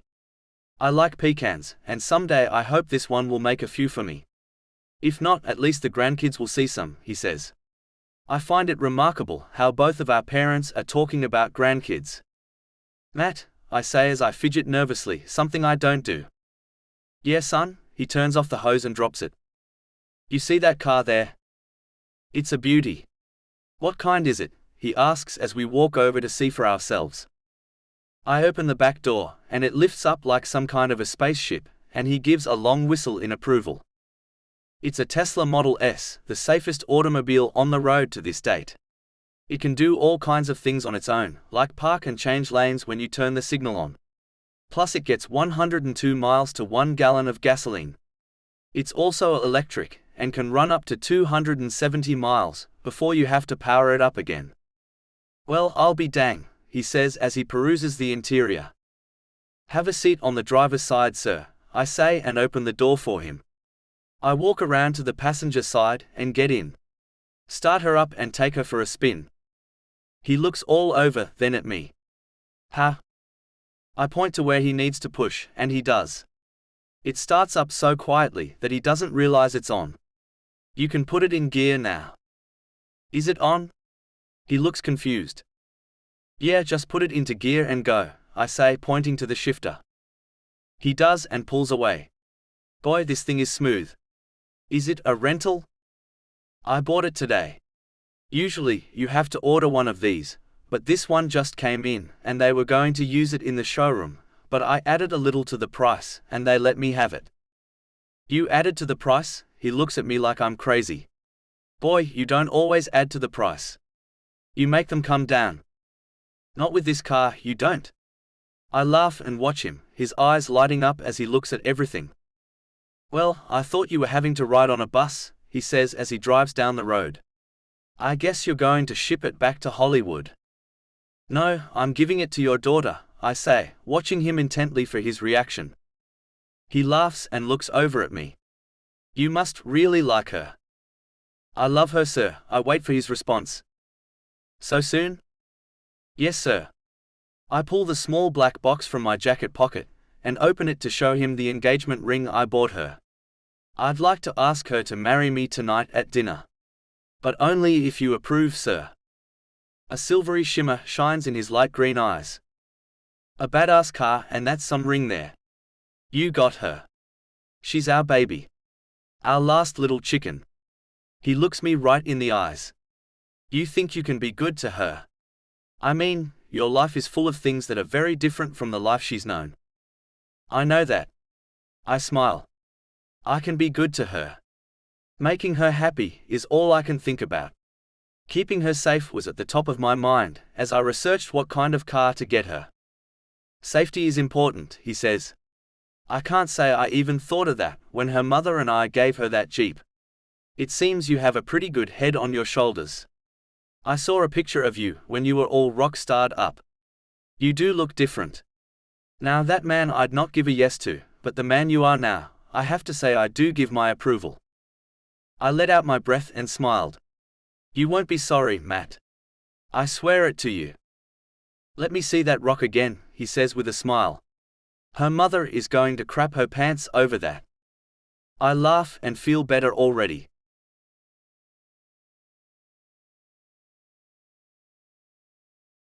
Payton. Out the window, I look for Kip to drive up as he said he'd be here around 5 and it's getting close to 6. Some gorgeous black car pulls up and my father gets out of the driver's side. What the hell? I get up and go outside to see why Dad's cool all of a sudden as I see Kip get out of the passenger side. I stopped and realized he was letting my father drive his new rental. Dad won't fall for that if he thinks my parents will give him the okay to keep me at his hotel tonight. I packed a bag, but I doubt they'll agree to let him keep me like that. I'm their baby, their last child, their favorite. I'm sure I am. No, they'll never agree to anything he asks. Kip looks devastating in a black suit with a light blue shirt under it, which makes his blue eyes pop. His smile is big and bright as he comes towards me. I can't seem to take my eyes off him as he picks me up and spins me around. Hello, love. He drops a quick kiss on my cheek. Did you miss me? The way my heart's pounding, I can't lie and say I didn't. I guess so. He puts me down and laughs. You guess, huh? Well, I missed you. Let's say hello to your mother, and then we'll be on our way. I've made us reservations at supposedly the best 5-star restaurant in Austin. Have you heard of it? It's called Congress. I nod as I've heard about that place, and I know it's expensive. We don't have to go there. It must be uber expensive, Kip. His arm goes around my waist and he kisses my cheek. Don't ever let money stop you from doing anything. I have more than enough, so let me spoil you. Besides, this is our last night before I leave for Dallas tomorrow. I want it to be something you remember for the rest of your life. Okay then. Mom's eyes flash and she smiles. Oh my. Don't you two look amazing? Kip lets me go, kisses my mother's cheek and hugs her. Oh Kip, you're such a sweetheart. I roll my eyes at his over-the-top shenanigans with my parents. They're still not going to tell him he can keep me overnight. You got something to ask my parents, Kip? He looks back at me and gives me his $1,000,000 smile. First, I want to show you what I bought you today. Come with us outside, Donna. You'll like this too, I'm sure. How exciting. Mom says as Kip takes her hand and places it in the crook of his arm. Then he runs his other arm around my waist and takes us back outside. What a nice car you rented, Kip, she says as we walk towards it, the gift inside it no doubt. What kind is it? It's only the safest car they make. It's called a Tesla. It's both electric and runs on gas. He turns to me and looks me dead in the eyes. And it's no rental. I bought it for Payton. It's hers now. Shut up, my mother and I say in unison. Kip, this is too much, I argue as my eyes scan the magnificent vehicle. I can't accept it. My father's voice comes from behind me. Sure you can, sweetheart. It's the safest thing on the road today. My head jerks back to look at my father. What? Are you kidding me, Dad? This thing has to be insanely expensive. I can't accept it. Kip's hand pinches at my waist and it tickles a little. Listen to your father, love. Don't worry about how much it costs. The important thing is that you're safe when you drive somewhere. He opens the door, which is all dark leather and looks like the inside of a spaceship. He opens a back door, which also looks like a spaceship. Kip, this is too much. I look around and really want to accept it, but it's not in me to. This is so nice, but... His finger touches my lips, stopping me. Don't answer me yet about it. Just let it sink in and then you can tell me if you don't want it, he says, then kisses my cheek, taking my breath away. Okay, I say once his lips have left my cheek. I put my hand to where his lips have left, as an electric current runs through it. So, are you going to ask or what? With a wink he says, So Matt, what do you say to Payton staying in Austin with me tonight? We have reservations at 8, and that will take some time, then I'd like to take her to a club on 6th Street for a little while. It'll be much safer for her to stay at the hotel with me tonight. Don't you agree? I catch my father's smile out of the corner of my eye. It would. But Payton, I want you to know something, dear. My brows raise as I look at Kip with an I told you so expression, and then I look at my father. Yes, Daddy? Pumpkin, you realize that your mother and I know you're a grown woman now and capable of making your own decisions, right? He wraps his arm around my mother and she smiles too. What has just happened? No, I didn't realize that, Daddy, I say as my mouth feels dry. Suddenly, I feel like I'm at the edge of the nest and my parents are about to give me a shove. Sure, sweetie, Mom says. Now go and have a good time with your boyfriend. Kip gives me a squeeze and I find I'm lightheaded. Let me go get the bag I packed. They all stay outside and look at the car as I go inside. As I open my bedroom door, I look around and see how much it remains the same as when I was in high school. A kitten poster still hangs on one wall, and my light pink curtains and bedspread look like something a little girl would have in her bedroom. Is it me who's been keeping myself in the baby position, and not my family? Then it occurs to me that maybe my parents are ready to let me grow up, but what about my overprotective brothers? Surely once they see that Kip's given me a car, and has expectations of taking me away from them and their protection, they'll make a fuss and demand that I leave him alone. I've never been able to make my own decisions. I had to fight to get a degree in literary arts. They all thought I needed to be majoring in business for some odd reason. I hold the bag in my hand and stand still as I look around. Someone clears their throat, and I turn to see my mother standing in the doorway. Payton, what's the holdup? Aren't you excited to be going to that fancy restaurant, and spending some time with that wonderful man who seems to be crazy about you? Kinda. Wow. Only kinda, Payton. She wraps her arm around my shoulders and walks with me out my door. You've been sheltered, I know that, but don't let life pass you by. If given great opportunities, take them. I see it in your eyes, baby girl. Fear. There's no place for that. Let it go and see what happens with you and Kip. Don't be afraid of what might happen. And please don't think that we want to keep you from living and loving, we don't. Okay, Mom, I say, feeling shell-shocked. Have all my thoughts about what my family would do if I took off with Kip been wrong?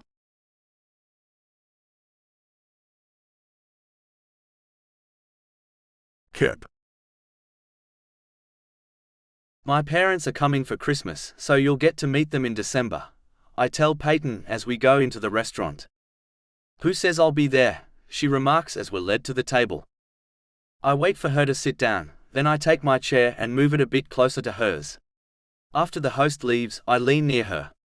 Why wouldn't you be? I might have something else going on. I have no idea of what my future holds. She picks up the menu and looks it over. Her eyebrows raise as her finger runs over the price of the first item on the menu. Oh my, these prices are ridiculous. Don't even look at those prices. Order anything you want, I say, running my hand over her smooth thigh. The red dress she has on is a little on the short side, showing off her long tan legs. I kiss the patch of exposed flesh behind her ear as her hair is up. You're looking delicious tonight, love. I can't wait to get you back to our room. It's not ours, Kip. It's yours. Is that red-headed bimbo still lurking in the halls, looking for you? Her eyes never leave the menu, and her tone is sharp. If you'd like to stay somewhere else, we can. It's whatever you want, baby. I don't know what I want, if you want to hear the truth. Let me help you decide then. I look over at the menu first. You want to try the prime rib, and the other thing you want is me. Her lips so close to mine, I find myself leaning to touch them. What makes you so sure? The fact I can feel your heart pounding in your chest from here. Your pupils are wide, taking me in, and your mouth is quivering and you want to kiss me so badly. Oh Pop Rock, what are you doing to me? Her lips touch mine for only a second, and I just about fall apart. Her eyes dance with her light laughter, and she looks around the elegant room. Tell me, are the five-star restaurants in LA better compared to this one? There are some, a lot fancier. New York has the fancy ones, I say, running my hand up and down her thigh. Her eyes run back up to meet mine. Can I tell you something? Anything, I say, and take her hand and place a kiss on it. My parents really threw me back there. I feel like I'm in a Twilight Zone episode. Their actions and the car you bought, it's a lot to take in, and it's sort of unbelievable to me. The day comes when every parent lets their children go. It's normal, natural, and healthy. I kiss her cheek, as I can't seem to keep my lips off her for any length of time. I told my father about you. Her cheeks go a shade of crimson, and she giggles. No, you did not. I nod. I did, and he can't wait to meet you. He told me to never let you go. Why do you suppose he'd say such a thing about a plain old girl like me? She asks with a frown. Please never think of yourself as a plain old girl, you are anything but that. And he said that because I've never told him I was in love with anyone before. The waiter brings us the bottle of wine I chose before they sat us down, and I taste it, then give him a nod, and he fills our glasses. Are you ready to order? He asks. If you're having trouble deciding, love, I can order for us both, I say, as I see Payton get a bit of a panicked look on her sweet face. She gives me a nod, and I proceed. We'll both have the white lobster bisque, then the prime ribeye cap, and for dessert the passion fruit mousse. He makes a slight bow and rushes off. Payton watches him and giggles. You think I'll like any of that stuff? I mean, where was the chicken fried steak and cream gravy? I thought you said this place was top of the line? I squeeze her thigh. It is. And you'll love everything I ordered. Her eyebrows lift. We'll see. So the car, love. Do you like it? I ask and see her smile. What's not to like? It's gorgeous and ultra cool. She makes a long pause and looks deep into my eyes. Tell me why you want to give it to me, though. I mean the real reason. Don't be mad, I say and take her hand. I know the words sound chauvinistic, but I don't mean them that way. Not one bit. So please don't give me any shit about this, promise. She bites at her bottom lip and then says, Okay, I'll try to get past the words, but try hard not to offend me, please. Take them like I mean them, Payton, and no other way. I hold her hand to my chest. I love you. I have this overwhelming need to protect you, to keep you safe. The car is just one more thing I can give you to help with that. Also, I want you to think of me when you go somewhere in it. I want to be close to your mind and heart even when we're apart, like I know we'll have to be sometimes. Her mouth forms a hard line, and I fear she's about to tell me what a horrible control freak I am, or something else rash and untrue. That is very, very sweet. That's about the sweetest thing I've ever heard. If what we have is meant to be, then I suppose it will be whether or not I'm kept safe. That said, I will accept the car. I like the thought of thinking of you as I go somewhere. Keeping you close as I do what I want with my life sounds wonderful. Phew. That's a relief. I let out my breath. I'm glad you understand. I want to be a part of your life, not take it over. What you want is important to me. I'll never hold you back. I'll try hard not to hold you back either, she says just as our bisque arrives, and I feel a lot better about how his evening will turn out.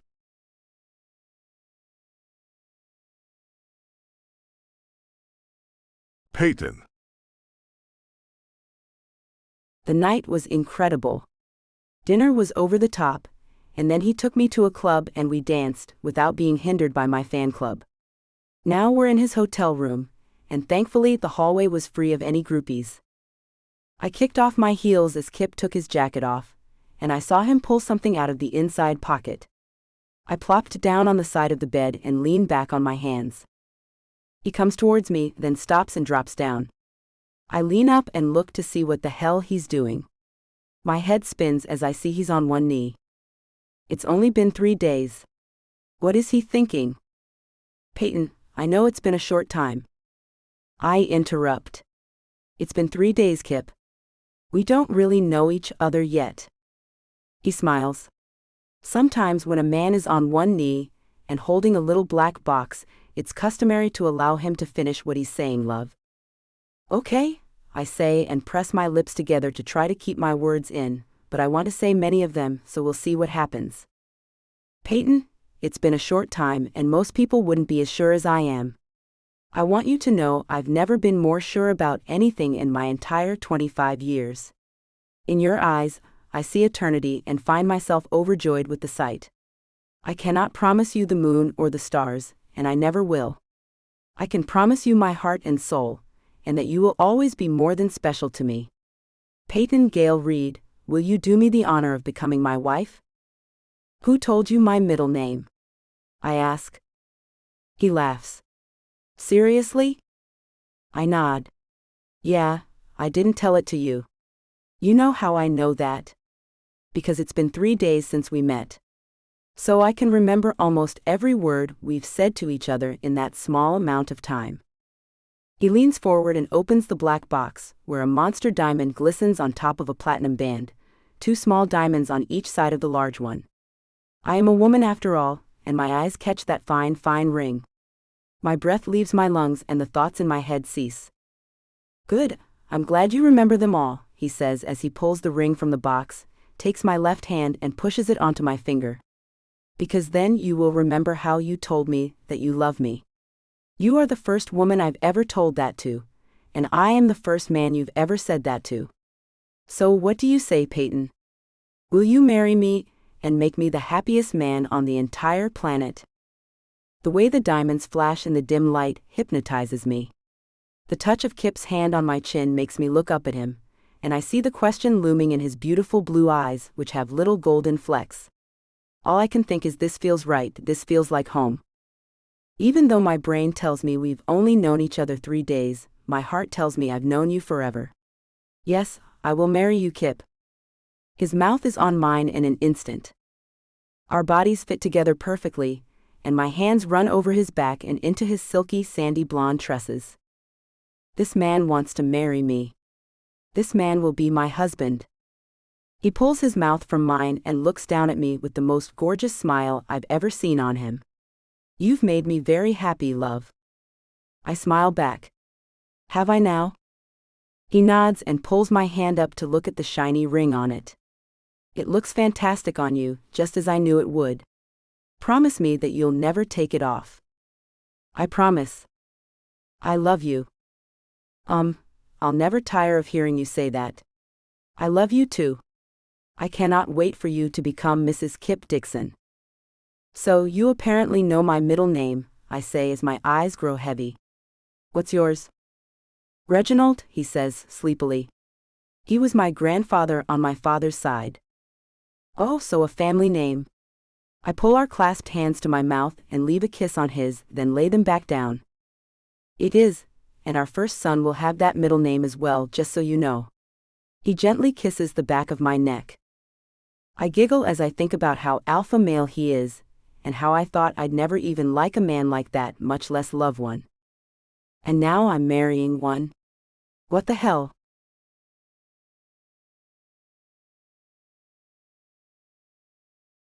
Kip. The sound of my cell phone ringing wakes me up, and I have to roll away from Payton to answer it. I feel cold already as my body leaves hers. She stirs and moans. I see it's Max and I answer, "Good morning." "Morning, Kip," Max says. "I have a little girl here who has to talk to you. Are you busy?" "Nah," I say. "Here she is," he says, and I hear Zoe's sweet little giggle. "Hi hunky Kip," she squeals. "I miss you." "I miss you too, sweetheart," I say and chuckle. Payton turns over and rubs her eyes as she looks at me. "Did you find me a pony yet?" Zoe asks. "Now you know I can't tell you that. It's a surprise, love."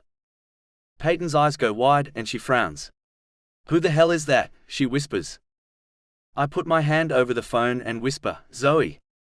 "But I want to know, please, please," Zoe begs. "Begging, are you? That's a bad girl." Payton sits up and whispers loudly, "You better hang up on that chic." I laugh as I see fire run through her eyes. I shake my head and tell Zoe, "I have someone I want you to meet when you come to see me in Los Angeles for Christmas, sweetie." "Who?" she asks. Payton mouths, "Christmas?" I nod. "Your Uncle Kip is getting married." Payton's eyes soften, and the daggers she's been shooting from them at me have stopped. "Married?" Zoe asks, and I hear Max echo her in the background. Then he tells her to let him talk. "Did she say that word right?" Max asks. "She did," I say and lie back and run my arm around Payton's shoulders and pull her back to lie on my chest. "You remember the girl I told you about?" "Yeah, that was just a few days ago, Kip." "Are you sure about this? I mean, she accepted a proposal from you after such a short time?" "She did, albeit not exactly how I thought she would, but eventually she said yes." I chuckle and tighten my arm around her in a hug. "I guess when you know, you know. You're a lot luckier than I was. It took forever for Lexi to marry me." "So when's the big day?" he asks. "We haven't set one. She's got a big family, and I'm sure they want to be involved, so we'll have to see what she wants to do about it all. Honestly, I'd run off to Vegas and do it today, but I have to get on the road to Dallas and there isn't time." Payton begins to squirm. "Let me up," she whispers. "I gotta pee."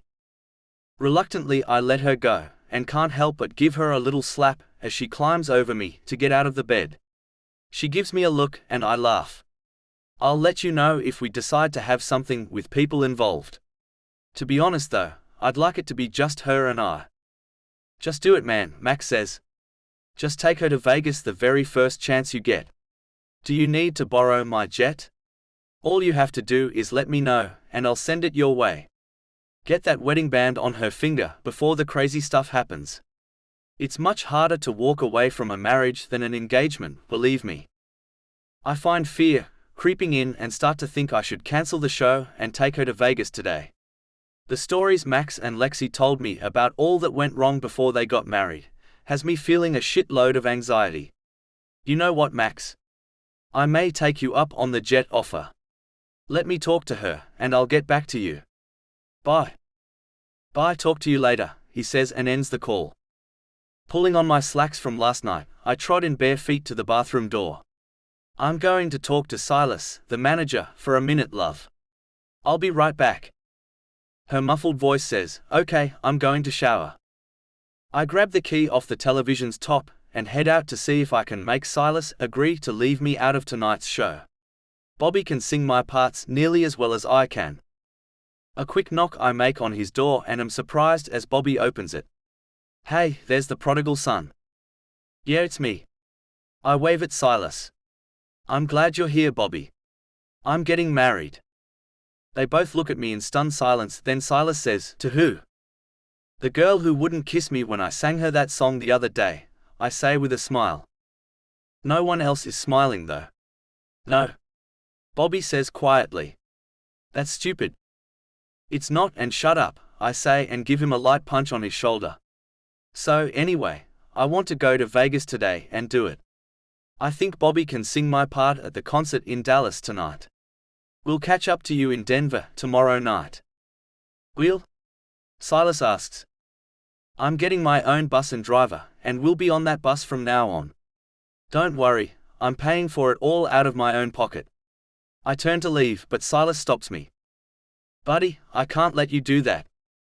I cock my head to the side and turn back. I'm not sure what you mean by that. A frown Silas wears. You signed a contract, Kip. The show is your show, not the band's. You have to go. In 3 weeks, you'll have some free time to go get married. What's the rush?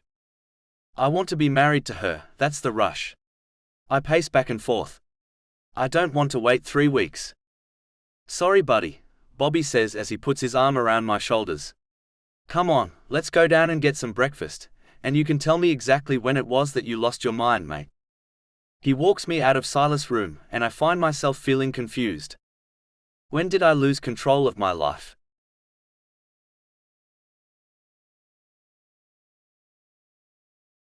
Payton. I don't know why you're getting so pissed about that, I tell Kip as he paces back and forth in his hotel room. I don't think running off and getting married today is a good idea anyway. I want to discuss it with Mom and see if they want to have a wedding. I am only getting married one time, I hope. I want it to be special.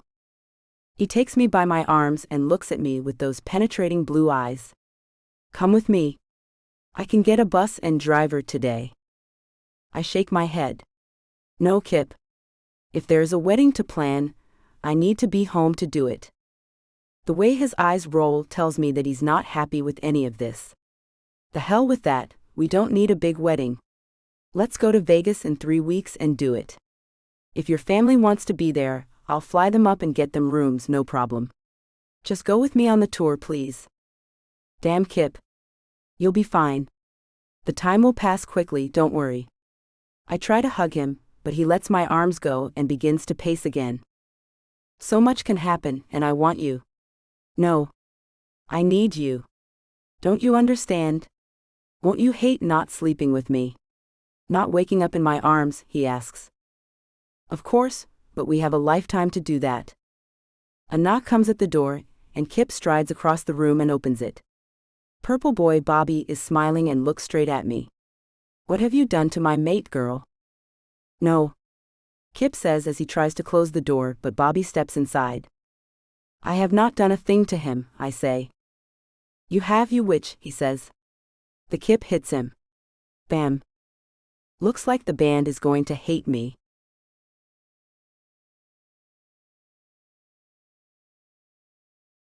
Part 6, Shooting Star. Kip. A loud honking sound makes me look up. A car full of girls drives close to our tour bus, ahead of me and Payton. She's driving as I nurse the shiner that Bobby gave me. There are 4 girls in the convertible, and 3 get up and flash their knockers. Payton chuckles. Classy chicks. Ignore them, that's what I do, I say as I pull the visor down and look at my eye. I run my hand over the bluish bruise. That's the first time the wanker has ever hit me in the face. Payton smiles and pats my leg. Shouldn't you guys have a rule about hitting each other in the moneymaker? We should, and I'll bring it up at our next meeting. I push the visor back up and take her hand, giving it a kiss. I want you to let me sing that song to you again, and this time I'm going to change it up a bit. A deep sigh she makes. I really don't want to get on stage. It's not my thing. The crazy girls in the car keep honking and driving dangerously close to the tour bus. Screw this, love. Go around, we have this awesome GPS system in this car. We can find our own way to the stadium. She hits her blinker and waits for the Tesla to move into the next lane. This really is the coolest thing I've ever seen, Kip. Thank you again for giving it to me. I smile at her. I'm glad you like it, baby. So anyway, about the song. Please, please, please. Damn. Really, Kip? She frowns, and it makes me feel a little bad for bugging her about this, but I really want it. Really? I hold her hand to my chest. I want everyone to know you've accepted my proposal. I want the whole world to know. You can just make a phone call to TMZ and the whole world will know. No need for me to go on stage and embarrass myself. Your female fans are sure to boo me. Never. They'd never do that, love. You're adorable, none of them would be that ugly. Just do it this one time, and I'll never ask you to do it again. I don't have a thing to wear to do that, so no, she says, but she smiles, so I know I'm wearing her down. That is not a problem. I get my cell out of my pocket, and call Silas, who's on the bus. Silas here, start talking, time is money. Hey, I want a dress and heels for Payton. I want to do the song again, and she refuses to go on stage in anything she's brought with her. She shoots me an ugly look and Silas says, already the diva, huh? I laugh. Yeah, she's a real piece of work, this girl. She wears a size 3 and a 5 in heels, so get on the phone and have her something very becoming waiting for her. Get someone there to do her hair and makeup as well. I'll have it all there. Tell the princess I'll make sure she's taken care of, Kip. By the way, do you want to tell me why Bobby decked you? Because I hit him first, but I kindly punched him in the stomach and he took a cheap shot and hit me in the eye. Tell him I owe him one, I say as I run my fingers over the bruise. You two need to make amends, Kip. Whatever he said to make you hit him, you know he didn't mean it, Silas says, and then I hear Bobby in the background shouting. Shut up, Bobby, let it go. Talk to you later, Kip. I put the phone down and frowned. Payton looked at me. Thanks for making me sound like a spoiled brat, Kip. You're welcome, princess. I say and run my hand over her shoulder. You may as well get used to it. I'm going to spoil you, silly. I watch her as she seems to be thinking very hard about something. Finally she says, I haven't told my parents about you asking me to marry you. What are the chances of it getting on the news tonight? Picking up her phone from the console, I hand it to her. Call them and tell them. I don't want them to hear it from anyone else. But your dad already knows I was going to ask you, so it won't be a real shock. You told my dad about that? I asked your father if I could have his approval, and he gave it to me. I smile at her as confusion fills her pretty little face. You asked for his approval after only knowing me for 3 days, and my father told you yes?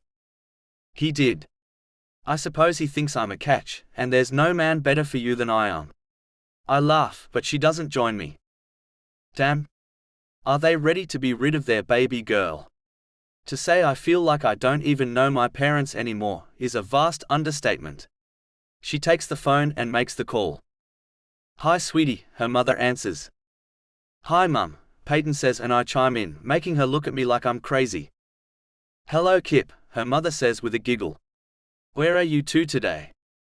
On our way to Dallas to do a gig at Arlington Stadium, I answer. She's talking to me, you goof. Payton says as she slaps my leg. I'm talking to you both, Payton, her mother corrects her. Be nice, girl. Anyway, Payton says with a smile. Kip asked me to marry him last night. Her mother claps and laughs. I know, your father told me he asked for his approval. Isn't he the sweetest thing, Payton? I glance sideways and she smiles. I suppose he's all right. So, did Dad tell you what my answer was too? Of course not, but you said yes, didn't you? Payton waits, I suppose a little irritated that she didn't get to give her mother the news. Nah, I told him to wank off. My mouth drops. That's not even an expression. Tell her the truth. Against my better judgment, I finally told him yes. Frankly, I can't believe Dad was all for it. We've only known each other a very few days, after all. When you know, her mother says.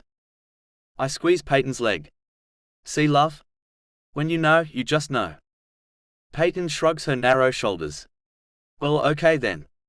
It seems my family has gone over the edge, the world has tilted on its axis, and I'm no longer the little girl who needs to be watched over. You're 24, Payton. I had a husband and 2 sons by the time I was your age, her mother says with a laugh. So, when's the wedding? I have to look at Payton for that answer, as she hasn't agreed. She looks at me and smiles. Oh. Finally something only I know. How refreshing. Don't worry, Mum. I'll tell you as soon as I make a decision. Kip wants to go to Vegas in a few weeks. He wants me to go on tour with him in the meantime. He seems to need me for some damn reason. Vegas sounds great, her mother says. If you want us to come up there, we would. But we get it if you want to do it all on your own. I want you guys there. All of you. Payton frowns. All these years, you'll have been right there for every little thing I've done, and suddenly, I feel pushed away. Oh, sweetie, we don't mean it like that.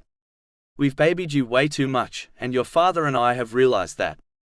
We just want you to be happy. You know it yourself, that you never let a man hang on to you the way you allow Kip to. Mum? He's right here. She gives me a shy smile and looks away. He doesn't need to know every little thing about me. Yes, I do, I say and stroke her cheek. I want to know I'm the only man you let hold you close. That's one of the endearing things about you, love. Anyway, relay the news to my brothers, as it may come on the television in the next few days, as Kip plans on announcing it at the concert tonight. Her eyes roll, as if exasperated. He's making me get on stage so he can sing me that song again, and let the whole stadium full of strangers know he's off the market.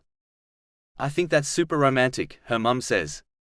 I'll tell the family so no one feels left out. Call me tomorrow, sweetie. I love you both. Bye now. I take the phone from her hand and set it down. Your mommy loves me. Geez, I don't even know them anymore. So, have you told your parents yet, lover boy? I have, and they are over the moon. And just to let you know, if we get married in Vegas, they want to be there. I watch her for her reaction, and am not disappointed. Oh my Kip, are you serious? Oh man. They're uber famous, Kip. Her cheeks flush, and it makes me smile. Finally, she shows her true self. She can get starstruck.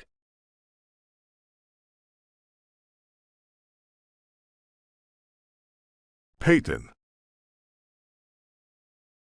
The day is not going anywhere near what I thought it would. Silas is standing between Kip and Bobby, as the rest of Kip's band stands back and watches the drama unfold. Why can't you mind your own damn business, Bobby? Kip shouts. This doesn't even affect you. Bobby shouts back, the hell it doesn't, bloke.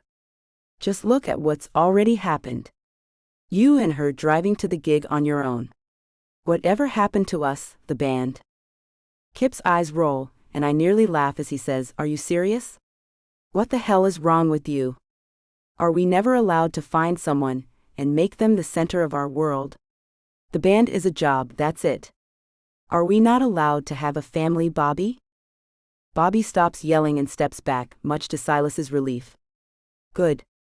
Okay men, let's just get one thing straight. As long as we all show up at each gig, that's all that matters. The contract doesn't state that you have to ride on the bus. Is it conducive to creativity? Yes. Is it mandatory?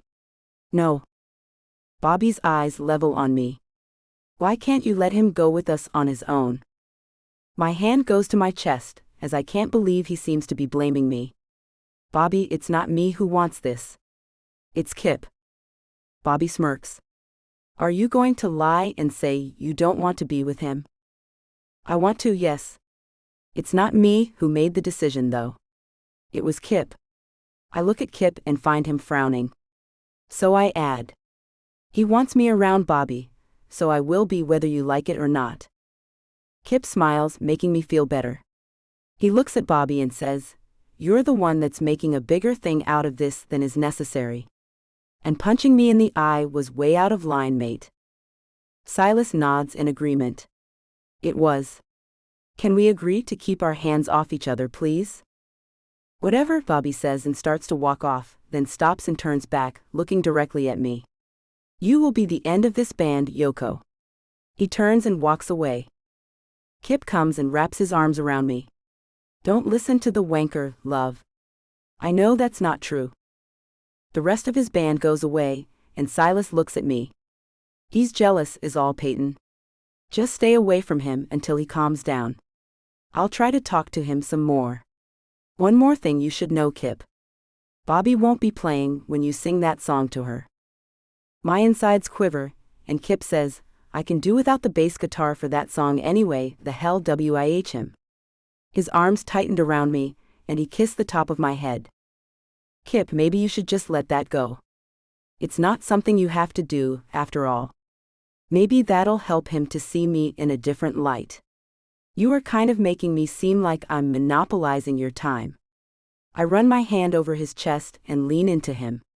I don't want you guys not to get along because of me. I don't want you to worry about any of that crap, Payton. He lets me go and takes my hand, leading me away as we follow his manager to his dressing room. You're my life now. His words make me feel odd. I am his life now. It means a lot when we talk about how busy this man's life is. I'm not sure I can or even want to keep up with his fast-paced life. Kip, I have my things to do too. The writing thing, remember? Sure, love. Hey, did you pack your laptop? You can write on your novel while I'm busy doing other things. It'll help you to be better rounded and a better writer, don't you think? His smile is contagious, and I smile back at him. It should, shouldn't it? I ask as we walk into the large dressing room. A bottle of champagne and some fancy chocolates are in the room, and a pretty young woman waits inside. She makes her way straight to me, which I find shocking.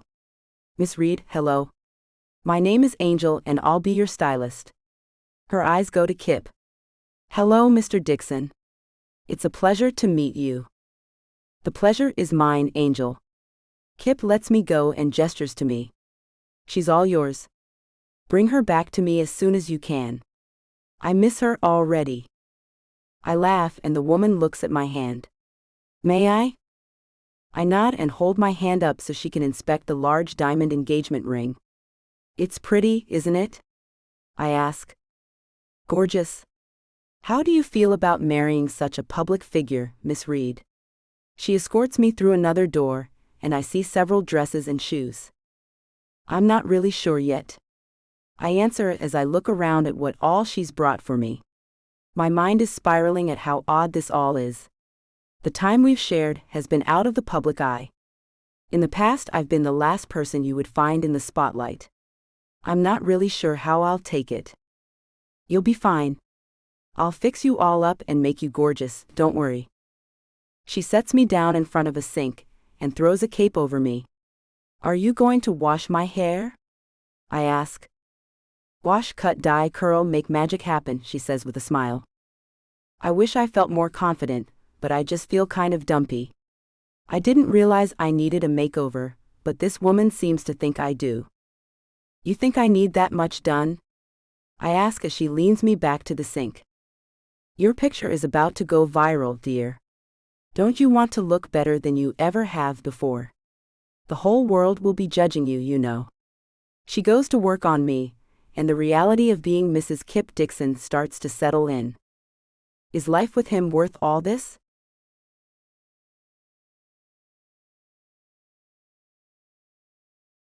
Kip. The last black spike is pulled up in my hair, and I hear the sound of a woman clearing her throat. I turn around in the makeup chair to see the young lady who was in charge of getting Payton ready. "Hey, how'd she do?"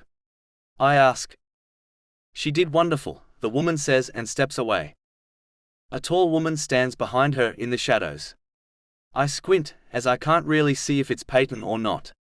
She steps forward and her smile gleams in the light. I recognize the smile, but not the woman. Her blonde hair has chunks of black running through it. Her makeup is so heavy that she looks gorgeous but so different. "Where did my girl next door go?" I ask. Payton's black-rimmed eyes blink at me. "It's too much, isn't it?" The stylist laughs and takes her by the hand, bringing her closer to me. "Not too much at all. Do you like Mr. Dixon? This is the woman who will be in the pictures with you, as the world sends them all over once you let the news out about your engagement." I glance down at the red t-shirt they have me wearing, and notice it matches her tight-as-hell red dress. Designer red heels that are at least 3.5 inches high, has her teetering towards me. The closer she gets, the more makeup I see. The country girl with naturally great looks is lost in the pounds of makeup and hair dye. But I smile anyway. "You look fabulous, Payton." She looks into the mirror I sit in front of, and her eyes dart back and forth between her reflection and mine. "We look like the Rockstar couple, don't we?" My lips are black and hers are red, and I know the sheer amount of color on them both will rub off when we kiss on stage. I look at my stylist, Gilbert. "We have to kiss, and this crap on our mouths will get messed up." He makes a face as he looks for something to help. I stand up to find she's as tall as I am, with her heels on. She looks uncomfortable in the form-fitting dress. "Kip," she whispers in my ear. I feel ridiculous. "You look great, love." I know she's not one to use all this stuff or dress like this. It makes me feel awful for putting her through this. It's only one song. "There will be people taking pictures afterwards too, I bet," she says, and she holds her head awkwardly as the thick lip gloss feels odd to her. Her hand moves a piece of her hair away from her eyes. "No," the stylist shouts and reaches between us to grab her hand. "That's how it's supposed to go, Payton. Don't touch a thing. Not your face or hair, remember, please." This feels so strange. My hair feels yucky and stiff. My face feels like it can't breathe, my body feels as if it's constricted. I can't move freely, and my feet already hurt. I sit her down in my makeup chair. "I know. It's not a thing you're used to." I turn to her stylist. She doesn't usually wear makeup, and when she does, it's light. Her hair is left loose and the curls flow around her face on their own. She's a natural beauty. "That she is, but we want her to look as if she belongs with you, do we not?" she asks. "Well, yeah, but," I say. She interrupts. "The way she came in here would never work with how you look now, Mr. Dixon. It would be awful to have her looking all natural with you so made up. No one would believe you'd really want to marry her like that." Payton's head goes down, and I jerk my head back to her stylist. "Leave us." She and Gilbert leave, and I take Payton's chin in my hand, the country girl hidden beneath the mountain of makeup. "My family won't even recognize me," she says quietly. "This isn't me, Kip." "I know, but maybe it is better this was," I say with a smile. "Now, when we're out and about, no one will recognize you either. Please tell me she used a dye that will wash out." "How should I now?" she asks with a pout on her deep red lips. "She just went to work on me and told me the whole world would be seeing my face. I guess my real face wasn't good enough for the whole world. Or it is too. Come on, love. Look at it like I said. Now, no one will recognize either of us. It's for the best." I give her a hug and she sighs. "It's not like I could change it if I wanted to," she says. "Well, that's the spirit." "Not." I touch her cheek lightly. "You look the part, so now let me show you how to act it." I stand back and jut out my hips all Mick Jagger style and walk for her. It works and she laughs. "You look like an idiot." "Come, love, let us be idiots together." She stands up and steadies herself on the sky-high heels.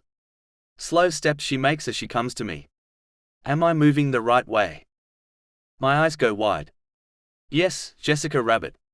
You are working the heels and tight dress like a pro. Get into character, and let's show the world the fake as hell couple we pretend to be, so the real us can live a bit of a normal life. She loops her arm around mine and puts on a fake $1 million smile. Shall we go greet your fans now? They're a little rowdier than your fan club, but you'll get used to them, I say as I lead her out. As we make our way down the long hallway, Silas and Bobby walk out of one of the many doors along the corridor. Both stop and stare. You like? I ask. Who the hell is that? Bobby asks as he narrows his eyes and looks Payton up and down. And where did the country mouse go? Silas takes him by the arm. Watch what you say. Do you remember what we just talked about? Our little beauty is obviously right in front of us, Bobby. Payton looks down and I speak up. We thought it best for her appearance to be altered just like the rest. It'll be better in the long run. She looks hot, doesn't she? Too hot, Bobby says. No one will ever believe she wants to marry the likes of you, bloke. Payton looks at him and smiles. Is that a compliment, Bobby? With a shrug he says, I wouldn't got that far, Yoko. He smiles and I think he may be coming around. How are you going to handle his groupies, doll? She looks at me and smiles. They'll play hell getting their hands on my man. Oh. Look who's suddenly the tough little thing. Bobby says as we begin to walk again. Put some makeup on her, and she transforms into another woman. I look her over and see only the tiniest resemblance to my girl, and find I miss her already. This night can't get over with fast enough.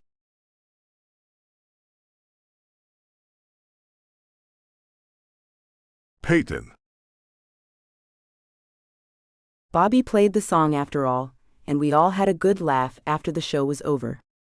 I soak in a hot tub of water in the fancy hotel, as Kip does an interview over the phone with some DJ in LA. The word is out that we're getting married, and the circus has begun. I never really knew how it was to be in the media. They want every little detail, and it seems my fiancé is giving it to them.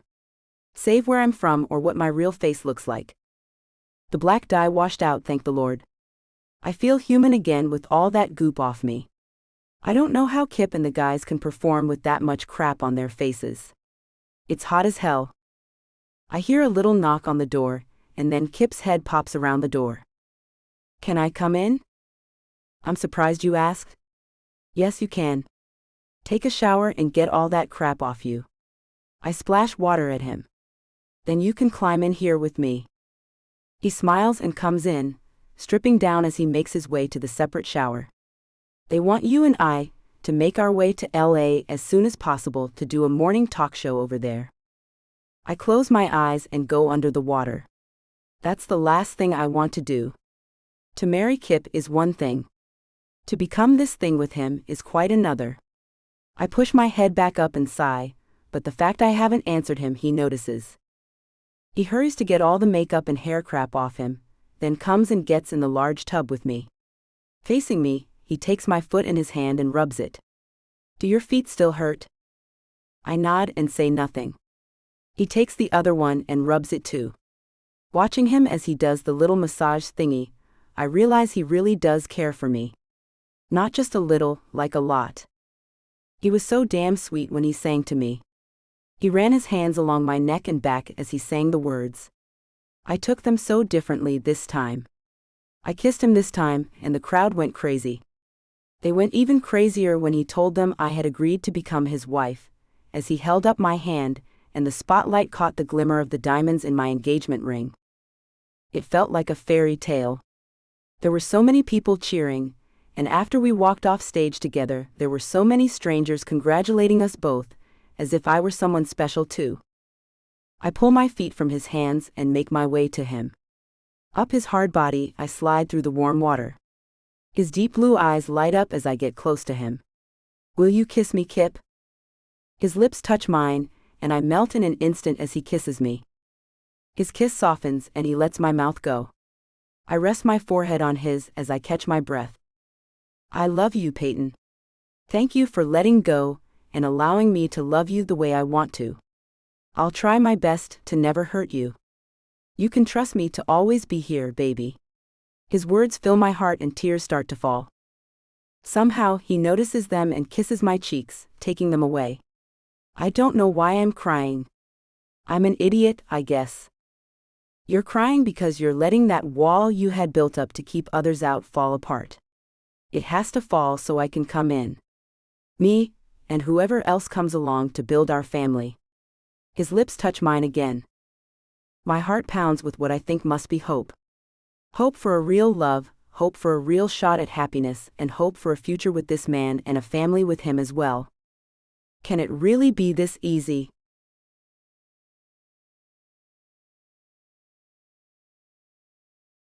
Kip.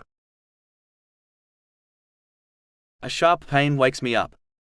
I move away as it seems Payton's foot has kicked me. The sun's light peeks out from behind the chocolate-colored drapes in the hotel room. I suppress a laugh as I don't want to wake her up. She and I made love a whopping 6 times last night. The most times in one night for me, a record. I do believe my announcement of our impending marriage has her finally believing this thing between us is real. She's much more free, and it seems she's more than ready and willing to get started on our family, the little flirt. As long as I'm awake, I may as well go to the bathroom. I scratch my head as I get up and walk away. "Where are you going?" she asks. I turn back and smile at her. "To take a piss. I'll be back, don't move." She giggles, and I find it adorable. I have to hurry, if I'm going to be able to empty my bladder before my member changes things for me. When I come back to bed, the television is on. I lie down and she cuddles up to me, laying her head on my chest. The local news is on, and lo and behold, a picture of us from last night pops up. "There we are, or a version of us anyway," she says. She turns up the sound and the reporter says, "Kip Dixon stunned audience members as he introduced the woman he will marry." That's right, ladies, Kip is going off the market, sorry. Hours after the announcement, tabloid reporters searched for who this woman really is. A picture of Payton, makeup-free and naturally pretty, pops up. It seems this is the real Payton Reed. Makeup-free and much more plain than the woman who stood at Kip's side last night. Seems she's not the glamorous thing on stage, but a dumpy, dirty blonde from Central Texas. It's something that has many of Kip's female fans out of sorts.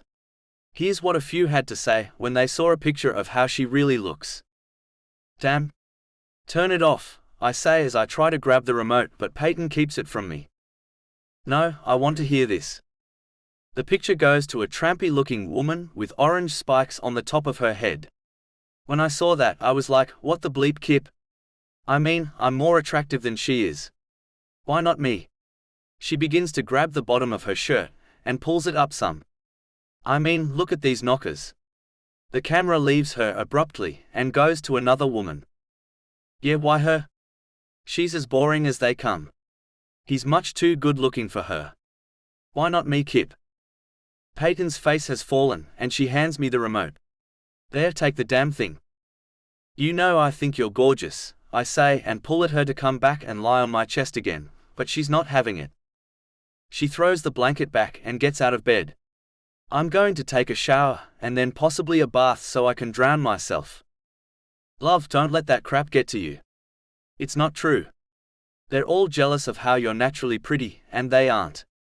Those tramps weren't even pretty with makeup on, I say, but she goes into the bathroom and shuts the door behind her. Why in the hell do people have to be so mean?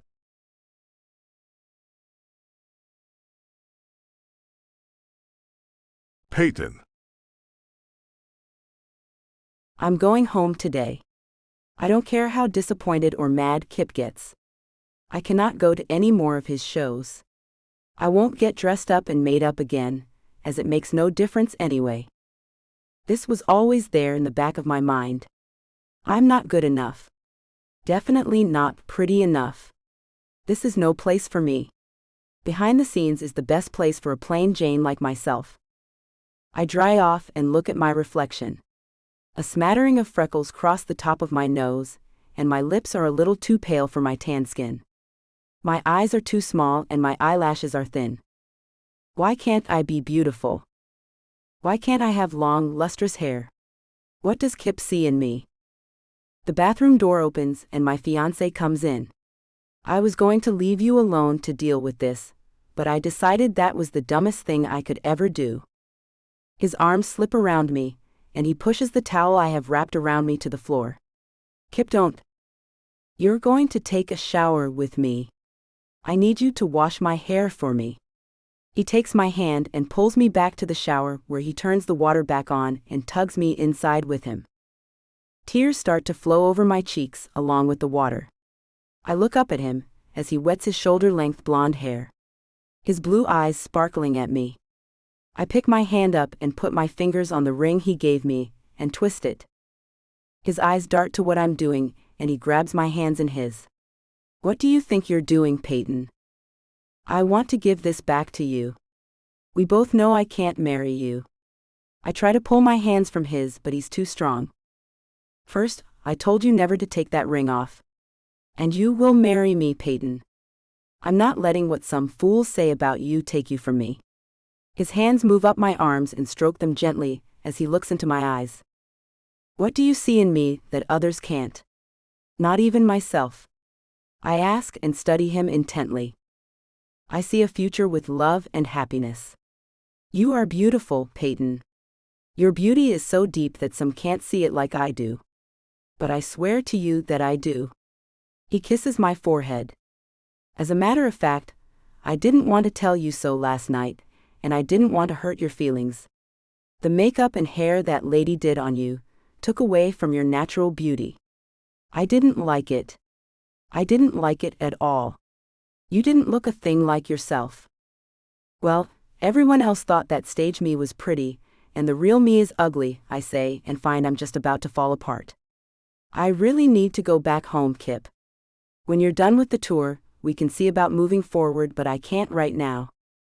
He grips my shoulders and looks at me with the sternest expression I've ever seen. You aren't going anywhere except with me. This shit isn't breaking us up. I'm not saying we'll break up, but I don't want to go on tour with you. It's too embarrassing. When you're done, we can try it again. Don't worry, I won't see anyone else while you're doing that. Crap, I doubt I'll leave the damn house. I look away and wish I was gone already.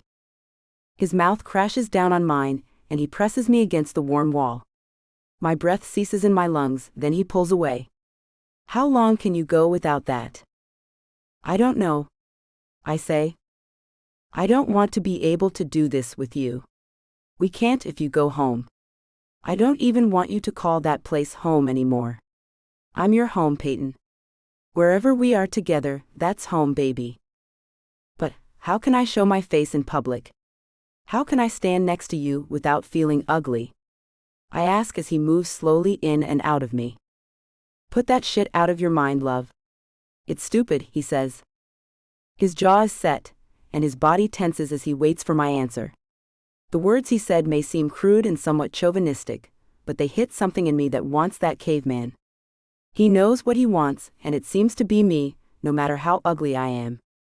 I swallow hard and say, I understand, Kip. His expression softens and he smiles. Good. It's you and I, love. No one else's opinion matters. He says it like it's true, but I'm not so sure.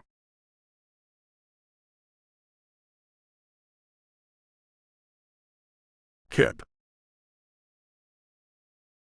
Holding tight to Peyton's waist, we make our way from the hotel room to get on the road to Denver. We have a long drive, and she's not looking forward to the gig after the trash media report. We all seem to be leaving at the same time, as I see the rest of the band and Silas in the hallway. I hold her back a bit, afraid of what Bobby might say if he's heard any of the negative comments the media is making. Hey, Bobby says as he sees us. My heart nearly stops as he looks from me to Payton. She seems to fear his comments too, as her arm runs around me and she pulls herself closer to my side. She's vulnerable, and probably won't be able to take any shit from him without crying. Bobby stops and waits for us to catch up, which we try hard not to do. How's it going, Bobby? I ask as we near him. He looks at me briefly. Not great. Some wankers are talking about me best mate's girl and that pisses me off. In a swift motion, he takes Payton away from me and hugs her. No one gets to talk about my Yoko. Don't worry, darling, no matter what they say, we all know you're gorgeous. I smile as I watch him and clap him on the back. Now there's my best mate. He pulls back and looks down at her. Tears stream down her pink cheeks. Thanks, Bobby. You have no idea how much your words mean to me. He gives her a chaste kiss on the cheek, then a wink. No worries, Yoko. I got your back, darling, you're a real beauty. Never let them make you up any different than you are again. I got your back. Us too, the other band members say as they come to us. Silas walks up and nods. I'll issue a press release, condemning this awful attack on you. Don't worry, Payton. Tears flow from her eyes as she lets go of Bobby and clings to me. I don't know how to thank you guys for this. I needed it like you'll never know. We part ways as the others go to the bus, and Payton and I go to the car. I fish for the car keys in my pocket. Payton takes my arm and pulls her keys out. I'll drive first. You can take the next shift. I love driving this car. Her cell rings and she takes it out of her purse. I look at the screen and the word Mum shines out at me. Tell her I said hi, love. She answers the phone and I open the car door for her. She slides in behind the wheel. Hi, Mum. Hi, baby. I have some news. Are you sitting down? Her mother asks. As I pull my seatbelt on and listen to her voice, a chill runs through me as it's clearly shaky. What's wrong? I ask. Donna's voice breaks and she starts to cry. Your brother, Tyler, he was in an accident this morning on his way to work. Payton's jaw tenses as she holds tight to the steering wheel. Is he okay, Mum? He's in surgery right now. It's his back, the lower vertebrae have compression fractures. They have to fuse his bones together and put in some bone tissue from his hip bones, and… Donna breaks into sobs. Payton's eyes begin to shimmer. I have to go be with my family, Kip. I nod, I know she does. Get out and let me drive. Her face is filled with confusion. You can go on the bus. I'll catch up when my brother gets better. I'm not leaving you to deal with this alone. I'll call Silas and tell him what's happened. I get out of the car and go around to open her door. She's hung up the phone, and as she gets out, I pull her into a hug. I'm so sorry, love. She breaks down, and I pick her up and carry her to the passenger side. Gently, I place her on the seat and pull the seatbelt down and buckle her in. Thank you. I can't tell you how much this means to me. I'm a wreck. She runs her hand over my cheek, and I take it and give it a kiss. No worries, mate. That's what couples do for each other. I close the door and get in the driver's seat, then make the call that's going to have my band and manager pissed at me. As I pull out of the parking lot and head back towards Austin, Silas answers his phone. Yes, sir.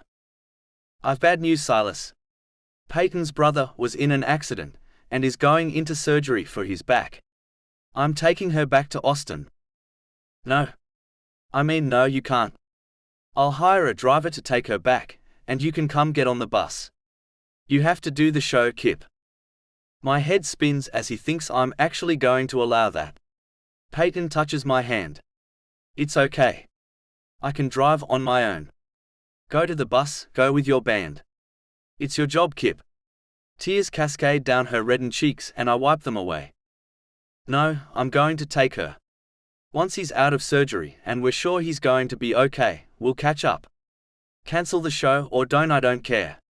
Reaching into the glove compartment, I find a small package of tissues and hand them to her. Then, I make my way to the highway. You'll be in breach of your contract if you don't do as I've said, Kip. Her family is who she should be with anyway. She doesn't have to have you with her. She's a big girl. She can take care of herself and her parents will be there. Come and get on the bus. She said she understands. Silas waits in silence for me to do what is said. I can't do it, man. Sorry, I'll get back with you. If he gets out of surgery and things look all right, maybe I can fly up there in time to do some of the show anyway. The opening band can play longer, give them the heads up about it. I look at Payton, who's dabbing at her tears, wiping her nose and being so quiet. Bye, I say and hang up. Her voice shakes as she says, "You should go with them. I don't want you to get into trouble over me and my family's problems. You're my family, Payton. My place is with you. If it were the other way around, wouldn't you go with me?" I ask. She nods. "I don't have anywhere else to be though. No one is threatening me with a lawsuit if I don't show up. Silas won't sue me. He uses that as a threat, but he won't. They can figure things out for Denver, and Cheyenne is 3 nights away. I should be able to make Cheyenne. I'm sure your brother will make it out of surgery fine. The man's strong as a horse." She laughs and smiles. "He is. I'm sure you're right. Thank you for being here for me. I've never needed anybody more than I need you right now." Her hand I give a quick kiss and smile even though I've lied. Silas is notorious for suing performers who break his contracts. His threats are anything but idle. The last guy who broke a contract lives in a van on the beach in California.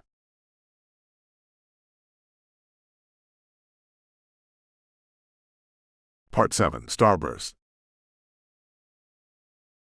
Payton. Sterile air circulates around me and my family as we wait in a small waiting room for the surgeon to come and tell us the details of Tyler's surgery. We're packed in here like sardines as Levi brought his wife, Tanya, and Blake brought his wife, Abby. Of course, Tyler's girlfriend, Samantha, is here and my parents. Kip ran out to get me a tea, and I assumed to call Silas, as the man has threatened him with all types of things if he doesn't make it to Denver tonight for the concert. I've told him to go on without me, but he refuses. I have to say I am glad he's here though. Never did I think I'd actually feel a real need for anyone, other than my family. A monster-sized clock ticks out the seconds on the wall, and I find it moves agonizingly slow. It's been 3 hours since we arrived and still no word about Tyler. My stomach hurts as I think about him maybe being paralyzed.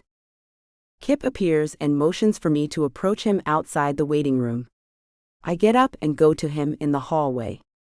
He hands me the cup, and I can tell by his drooping mouth that he has spoken with his manager. "I talked to Silas," he says and fidgets with his cup of coffee lid. "You should go, Kip," I say, but I hate that I don't really mean it. I do not usually say untrue things, but I don't want to cause Kip trouble in his financial life. Although he has tons of money, the blow to his career if he's taken to court over this would affect him for years to come. I don't want to, but I'm afraid he's booked a private jet and I have to be on it in 4 hours. He takes my hand and holds it to his heart. "After the concert, I'll get back on the jet and get back to you. I've set you and your family up in a hotel, and I'll be back around 5 in the morning. Then I don't have to leave again for a couple of days. I'll take the jet out to Cheyenne then, and get back to you once the concert is over. It's the best I can do, love." My heart is pounding at the thought of him doing so much flying back and forth for me. "Kip, that's crazy. Just go on the bus with them. I'll catch up to you once I know Tyler will be fine." The words I've said kind of stick in my throat as I think about the fact Tyler may not ever be fine. The fact is he could die on the operating table or come out of there paralyzed. My knees buckle, and I fall back against the wall. Kip's strong arms go around me, holding me up as I begin to cry into his chest. "Damn it," he says in a whisper. "I don't want to leave you like this, baby. Get me away from the waiting room. I don't want my crying to have a domino effect on the rest of my family," I say quietly. Kip runs his arm around my shoulders and takes me down the hall until he sees another small, empty waiting room. "Here, love. Let's sit down in here." He takes the cup from my hand and puts the cups down and sets me on his lap. I bury my face in his neck and throw my arms around him. "He could die, Kip," I say as I let it all loose. "Or he may never walk again." He pats my back and hugs me tight as I cry. "Don't think like that, love. He's a tough guy. You have to try to think positively right now. What if I do, and it hurts me even more if something horrible happens?" I ask through my sobs. His silence lets me know he has no answers, and I don't even know why I'm asking him anyway. Quietly, he shushes me as he runs his hands over my back. "It's going to be okay," he says, and then his lips touch the top of my head, and I pull back and look at him. This is too much for how early on we are in this relationship. I'm asking too much from him. I choke back my sobs and try hard to stop crying. "I'm sorry, Kip. I'm so damn sorry. You barely know me, and I've grabbed onto you like a drowning person, pulling you under with me. This isn't your problem, and it's making you have issues with your job. I'll be fine, I have my family. Go do what you have to, and don't worry about me." I try to get off his lap, but he holds me tight. "Payton, stop," he says, pulling me back into a hug. "I want to be here for you. I don't care about anything else. I won't go." The knot in my stomach grows even bigger, and I cry a lot harder. This isn't what I want. Not one bit. I don't want to be that girl who has to have a man by her through everything. I push hard on his chest, and I suppose the suddenness of it has him letting me go. I stand up and run away. Down the hall, away from my family and Kip. I need to be alone. I've become too dependent on others. I should be able to stand on my own 2 feet and deal with this alone. I can barely see through the tears, and I run into something. A large hand grips my shoulder. A deep voice says, "Aren't you at the Reed party? Isn't Tyler someone to you?" I blink back the tears and try to stop crying as I look up at the blurry man in light green. He's my brother. Just the mere words make me break down again, and I feel an arm go around my shoulders. "You got her, son?" the man asks. Kip's voice I hear. "I do. Do you have news on Tyler?" "I do," the man who now I know is the surgeon who was operating on my brother says. "Come with me. I like to say things only once." I lean against Kip as he follows the doctor. He hands me some tissues and I blow my nose and wipe my tears away. Back into the waiting room with my family we go. All eyes go to the doctor. "Hello, I'm Dr. Baker. I was one of the attending surgeons for Tyler. He is in ICU at this moment. He'll most likely be in there for a week. He had a ruptured spleen, which we repaired, a couple of cracked ribs and compression fractures on the last 2 vertebrae. We took a bone graft from his left hip and used it to make a spinal fusion." My mother gasps and starts to cry. Dad puts his arm around her and says, "That's a lot of things, isn't it, Doc?" "It is, but I've seen worse. We'll know in a few hours once the anesthesia wears off if he can move his legs. We know the upper part of his body is working, so that's something." The doctor pauses as he searches around the room. "And who is Samantha?" She raises her hand like a school kid. "That's me." The doctor pulls something out of his pocket and walks over to her. "Before we knocked him out, he asked me to give this to you. He said he'll do it right once he can ask you in person, but he'd like you to wear this until then." He hands her a black box. We all watch as she opens it and pulls out a diamond engagement ring. She bursts into tears, and my brother Levi takes her in his arms and hugs her tight. "It's all going to be okay, Samantha. Your family now. We got you, kiddo." He pulls back and his wife Tanya hands her some tissue. Tanya helps her put the ring on her finger and smiles. "Welcome to the family, sis." My mother sniffles and then asks, "When can we see him?" "I really need to see him." The doctor turns to her. "You can go in 2 at a time in about 2 hours. My advice to you is to go get something to eat and return here with a lot of strength and hope. He needs you guys more than ever. I've noticed in other patients the ones with solid family strength do so much better than those with a bunch of weak family members who come in crying. So get it together and be strong for him. Remember that the most important thing is that he's alive.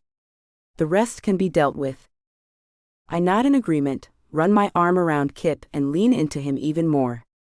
The doctor is right, Tyler is alive, and that's what counts. Then Samantha breaks into sobs and Levi holds her up as she says, "I'm pregnant." Everyone looks at her in stunned silence. Then Kip says, "Well, congratulations." And here I go, crying again.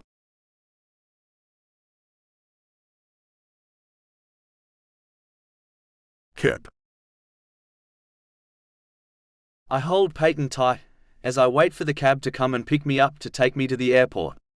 Never have I ever wanted not to leave someone behind in my entire life. I'll be okay, she says as she holds onto me. You've made sure my family and I will be together at the hotel, which is only a few minutes away. I can't thank you enough for that. I'll be back around 5 in the morning, so make sure to answer your phone when I call so you can let me in. I kiss the top of her head and hold her like I never want to let her go. The cab is pulling up, and I cup the back of her head and pull her in to kiss me. Our lips touch and a heat spreads through me like wildfire. Her arms wrap tighter around me and mine her. Someone clears their throat. Excuse me, did you call for a ride to the airport, sir?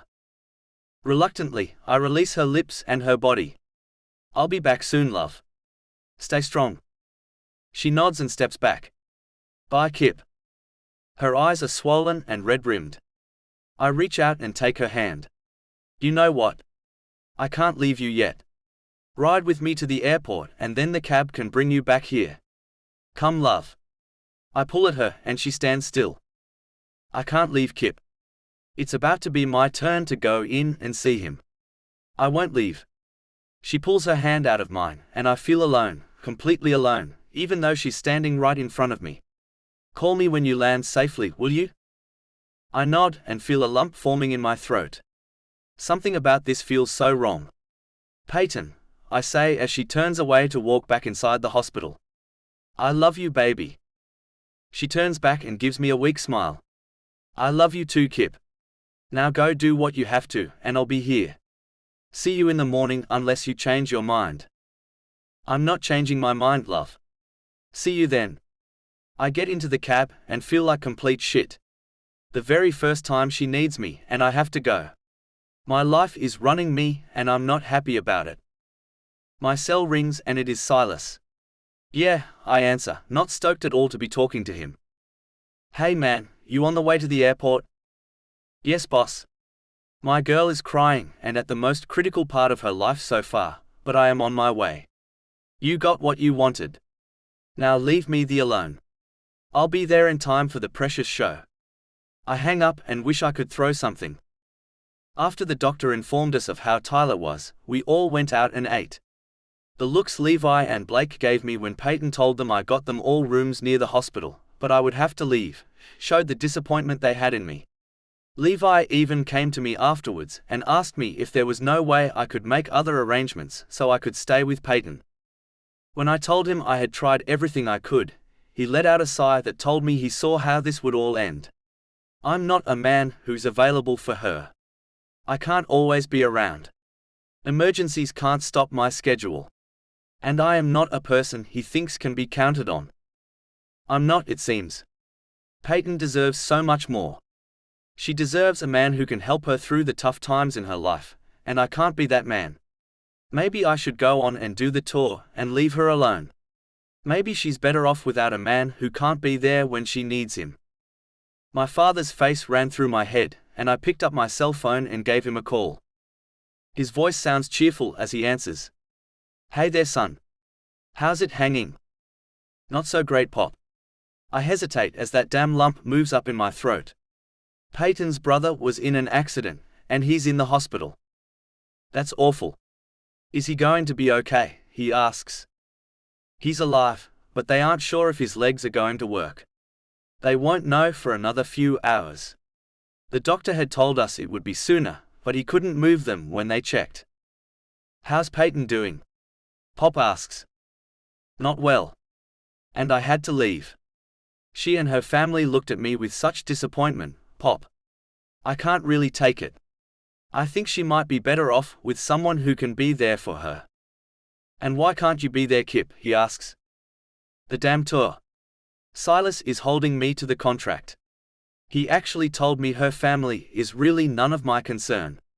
If it were you or Mum, then he could cut me a break, but since it's not a member of my family, he can't let me out of the concert tonight, or any of them. I told you not to sign with that jerk. So you left her there? I had to. What else could I do? She has to be there for her family, and she wants to be nowhere else, and I don't blame her. It's sinking in really fast, just how out of control my life is, and I'm realizing it's not a life I should involve anyone in. Even as the words leave my mouth, my heart tells me to stop thinking this way, but my brain tells me I have to. Pop sighs and says, maybe this is all happening too fast, you know. Maybe it would best for you to do what you have to, and if she's the right one, she'll be there in the end. Your life is complicated, and she needs to know that and see if it's something she even wants. The life you're leading right now isn't a life everyone wants. I need to let her have a choice, don't I? I ask, but I know the answer. It's something I think is the right thing to do. If she wants to be there for her family, she can't go on the road with you. You shouldn't pull her right now. Let her do what she feels she needs to, and I bet that's being there for her family, Pop says. You're right. I'll talk to her about things tomorrow. I have a couple of days to spend with her, and maybe things will work, and maybe they won't. I can't take her away from those she loves and who love her at such a difficult time in their lives. Thanks for the talk, Pop. Love you, bye. Love you, son. Bye now. My heart feels like it weighs 1,000,000 pounds. We reach the airport, and I go to the private jet, grab a stiff drink, and lie back in the leather seat as we take off. I have to give Payton rope. I have to let her go so she can do what she needs to, but why does it feel as if she may never find life with me to be anything she can take?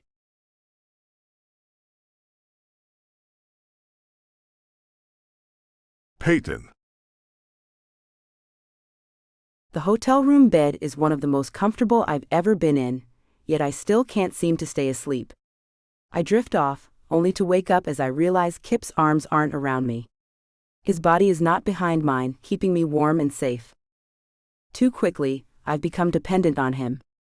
If nothing else, this has taught me that I'm losing myself. I haven't even begun my own life, and here I am wrapped up in Kip so much that his absence from my bed makes it hard for me to sleep. This is not healthy. My cell phone rings and I see it's Kip. Hi. Hey, I'm here, you want to let me in? I get up and open the door. He smiles, but he looks like hell. He gives me a little kiss, then staggers towards the bathroom. I need to wash this crap off, then I'll join you in bed, baby. I go back to bed and feel happy he's here, but sad that he had to endure so much to get back to me. How hard the long trip must have been for him. I feel like shit that he felt he couldn't leave me on my own to handle this. He comes out of the bathroom looking beat. A dark stubble covers his face as he climbs in behind me. His arms go around me, and he kisses the back of my neck. I love you, baby, he says hoarsely. You losing your voice, babe? I ask. Shush. Let's sleep. It'll all be better after I rest for a while. Within seconds, I feel his body completely relax and he snores against my neck. It's killing me to know how much he'll do for me. Risk his health and travel all over just for me. And now I'm pissed at my body for betraying me, and find I'm falling asleep easily now that he's here with me.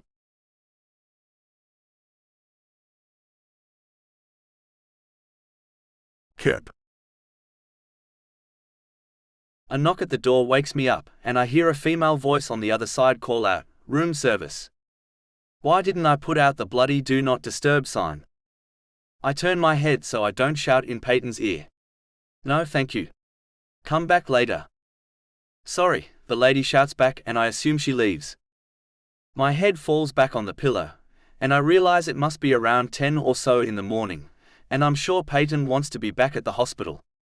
She's dead to the world, and I'm still tired, but I have things to do, so I get up to take a shower. As I get in the shower and rub the shampoo into my hair, my heart aches. I feel unfinished and more than a little awful. A lot like a person feels when coming off an addictive substance.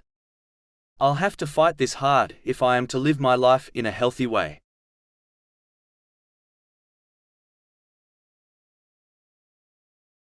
Payton. As I walk in, the small waiting room seems empty and lonely. I find only Samantha sitting in it. Why are you in here all alone? I ask her. She looks up at me with sad eyes. She dabs at the edges with a tissue. Where's Kip? She asks. He stopped off at the gift shop for some damn reason. I told him nothing was allowed in Tyler's ICU room, but he seemed to want some distance between us. I assume he has to call his manager and set up a time when he has to go to Cheyenne. I sit down and offer her a bottle of water. She takes it and says, I saw him this morning and he looks so terrible. His legs still aren't moving, and he's getting more and more afraid that they never will. I shake my head. It doesn't matter if they never work again. He has his life, and that's pretty damn good if you ask me. Plus, he has a baby on the way and a beautiful woman who is going to be his wife. That's a lot to be happy about. It is, and I have to say about those things that he is. But he said something about not being able to play catch with his son, or some kind of crap like that. He's having a pity party, which I don't blame him for, but I was hoping he'd be able to focus more on the fact he's going to be a father. In a good way though, instead of how terrible it'll be if he's in a wheelchair. She takes a drink of the water. Kip comes in and hands her a little stuffed bear. Here you go, Samantha. It's for the baby. I don't know if I'll be around when the tot is born, so I wanted to give you something from good old Uncle Kip. My eyes follow the bear into her hands, and the thought runs through my head of why he'd say such a thing. He sits a few chairs away from me, and takes out his phone and starts playing some game. Samantha leans in close and whispers, Did you two have a fight? No, but he seems distant. Off in a way, I say, and find myself wondering if he wants to be set free. Maybe the concert without me was a lot better, and he wants that back, but doesn't know how to tell me that. Mom and Dad come into the waiting room. Okay, 2 more of you can go in, Dad says with a frown.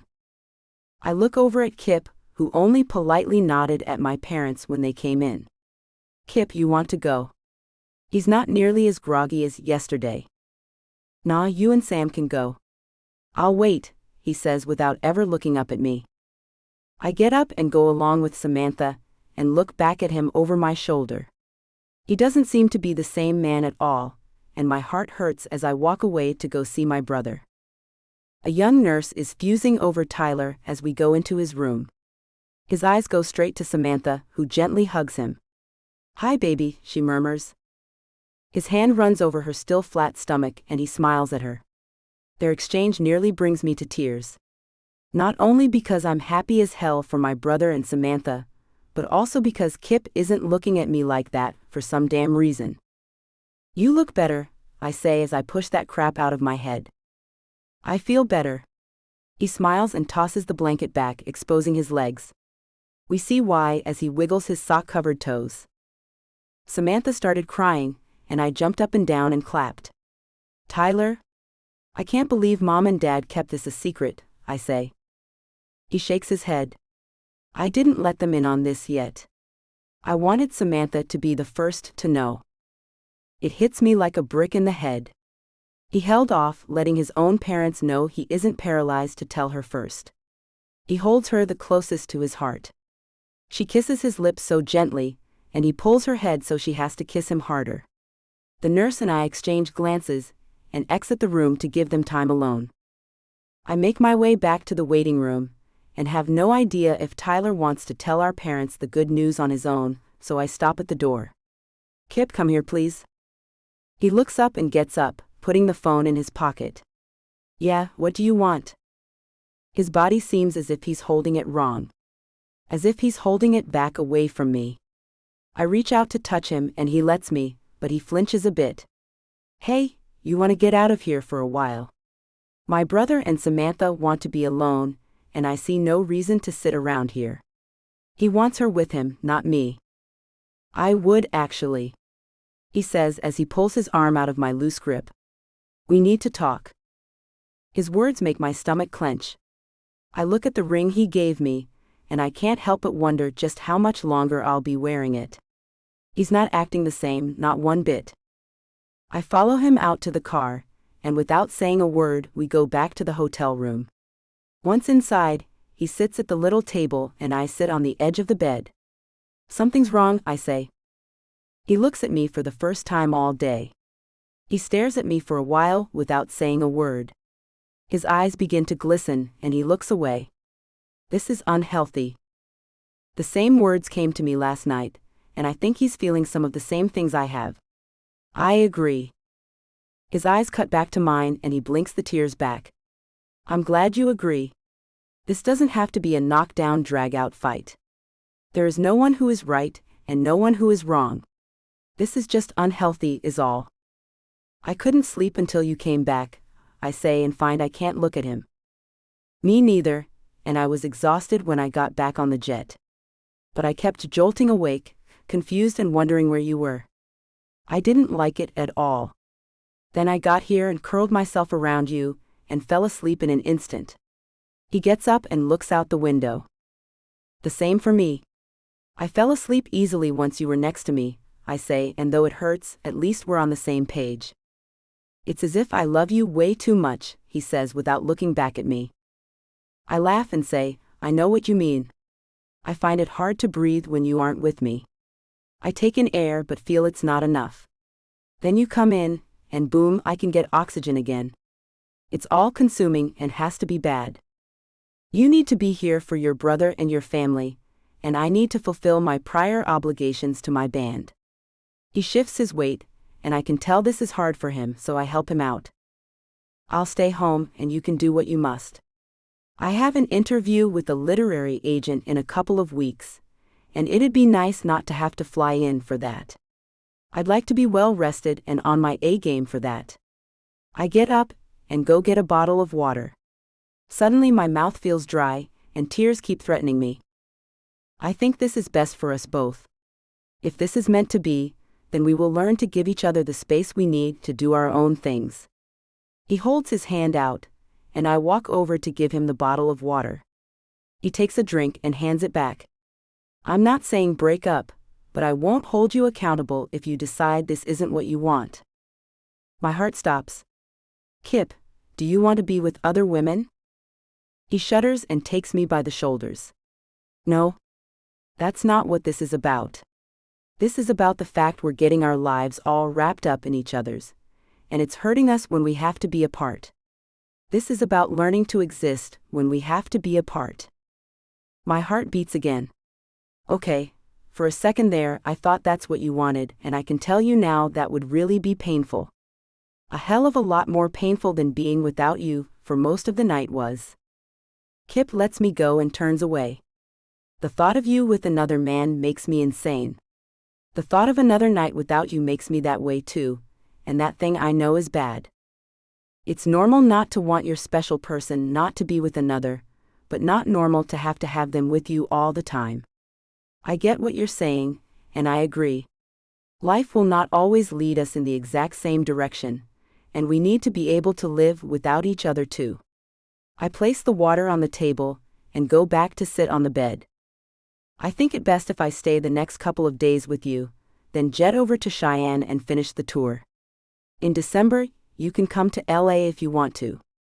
Kip turns back to stare out the window. That's only 6 months away, I say. Not such a long time, I suppose. Only a half a year. Any couple should be able to be away from each other for that small amount of time without dying, right? He turns and asks. Right, I agree, and find my mouth is saying one thing and my body is saying quite another. Wanna go take a swim or something? I ask. His eyes run over me, and he looks away. Nah, not really. I'd actually like to stay here and rest. I'm still beat and have jet lag. Would it be awful of me to hang out here, and you go do whatever it is you want or feel you should do? I want to be with him, but I guess that really is an unhealthy choice. No, I'll leave you to rest. We can go eat dinner later, how about that? Yeah, dinner sounds great. See you around then. He plops onto the bed and kicks off his shoes. I nod and wave, then walk out of the room. I lean back against the door and hold my hand to my heart. If this is so damn healthy, then why does my heart hurt like someone is poking it with a sharp stick?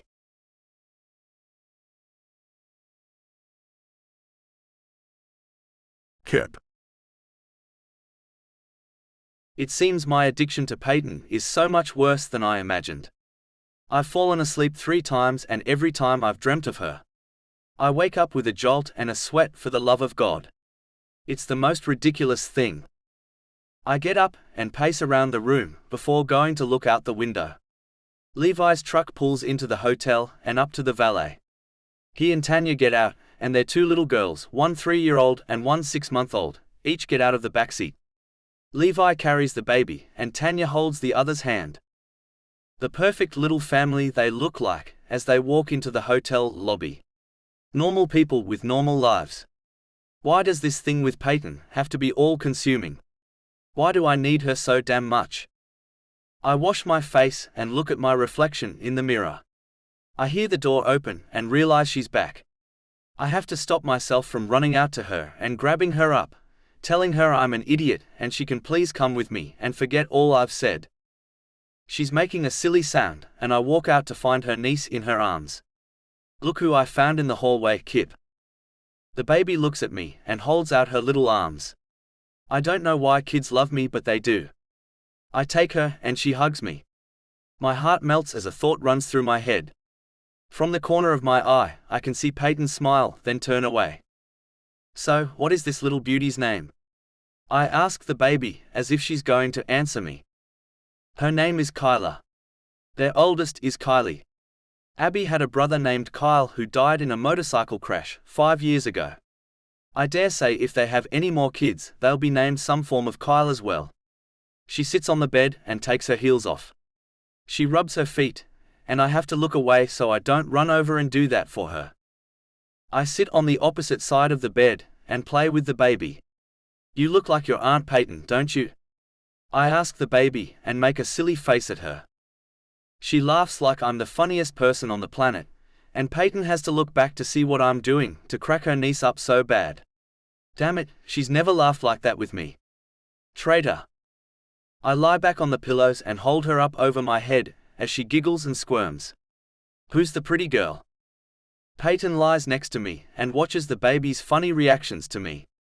She's in love with you already, you can see it in her eyes. Look how they twinkle and shine, Payton says. It's her eyes that remind me of Payton, and I find I can't look away from them. Just like Payton, this little wench has sucked me in and now I'm lost. She coos and reaches out, touching my face and squeezing it, and Payton laughs. I look over at her, and nearly feel like crying at how much I love her. I shake my head and hand the baby to her. Here, take her. I have to use the bathroom. She takes the baby and looks at me strangely. Isn't that where you were when I walked in, Kip? I hurry to the bathroom without answering her. I splash cold water over my face as I fight to regain composure. I should leave now. I can't take this. When I go back out, ready to pack up and leave, I find Payton gone. Now I feel alone and sad and fall onto the bed. Never have I felt so torn. The door opens and in walks Payton, and she's looking pissed, and maybe this is for the best. A fight will help me to go.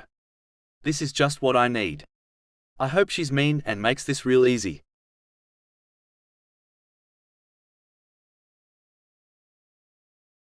Payton. Kip is acting so odd, and I find myself growing angry. This is more than just finding our need for each other unhealthy. So much more. He can't even play with my niece with me. It seems almost as if he hates me. If that's the case, then he can just take his ring and car and leave. Will my heart be broken? Yes, it will, but it'll mend. The sooner, the better, if that's his intention. I stomp over to him as he lies face down on the bed. I open my mouth, prepared to tell him to leave if he hates me. My hands land on my hips and he sits up, seemingly preparing to do battle. His eyes narrow and his lips form a thin line. I glare into them and see the hint of a tear and promptly fall apart. My knees hit the floor as my tears flow like rivers down my cheeks. I lay my head on his knees and sob like a child. What's happening to us? I ask in ragged breaths. The truth, he asks. I pull my head up and look at him to find tears running down his cheeks. No, lie to me. He smiles a crooked smile. I'm afraid of this. What we have. I laugh. Me too. I climb up on the bed and sit next to him, taking his hand in mine. He kisses my hand. It's overwhelming, Payton. It's much too soon to feel this much, I think. I looked at that baby, and the first thing I thought was, I wonder if ours will be as cute as she is. I rest my head on his shoulder. Ours will be even more adorable. She'll have your eyes and my hair. And before you say a word, I know this is too fast. This whole thing has moved too fast, and our hold on one another is too tight. So you'll understand that I have to go, he says, and my heart breaks into a million pieces. I pull the ring off and hand it to him. I get up and take the keys from my purse and place them in his hands. Here you go then. Thanks for the fun times, Kip. I had a blast, and you taught me more than I could imagine. Now go on out there and be the rock star you are. Forget about me, forget about this whole thing. I walk towards the door and his voice stops me. Payton, I'm sorry. Without looking back, I flash him the peace sign and walk out of the hotel room and keep walking without looking back.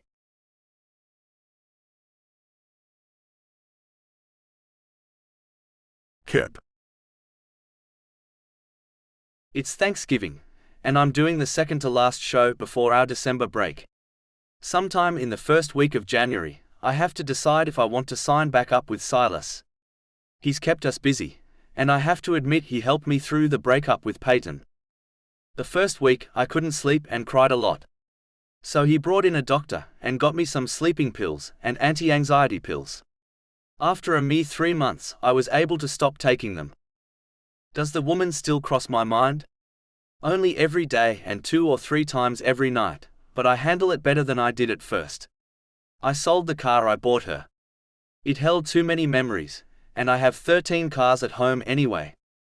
I'm getting ready to spend the Christmas holiday with Max and his family. I'm getting the twins' little ponies. Zoe should lose her little mind. I've been shopping online as we've traveled, and have had presents sent to my place in LA for all of them. I hate to admit it, but I even bought some for Payton. I don't know why. I suppose I'm a huge idiot. She'd never take me back. The gig is in Seattle, and it is raining. The rain always brings me down. It's the type of weather when one thinks about staying in bed all day, and I can't do that anymore. I can barely stay in a bed at all. I sleep on the sofa a lot. It's small, and there's no empty space where another body should be.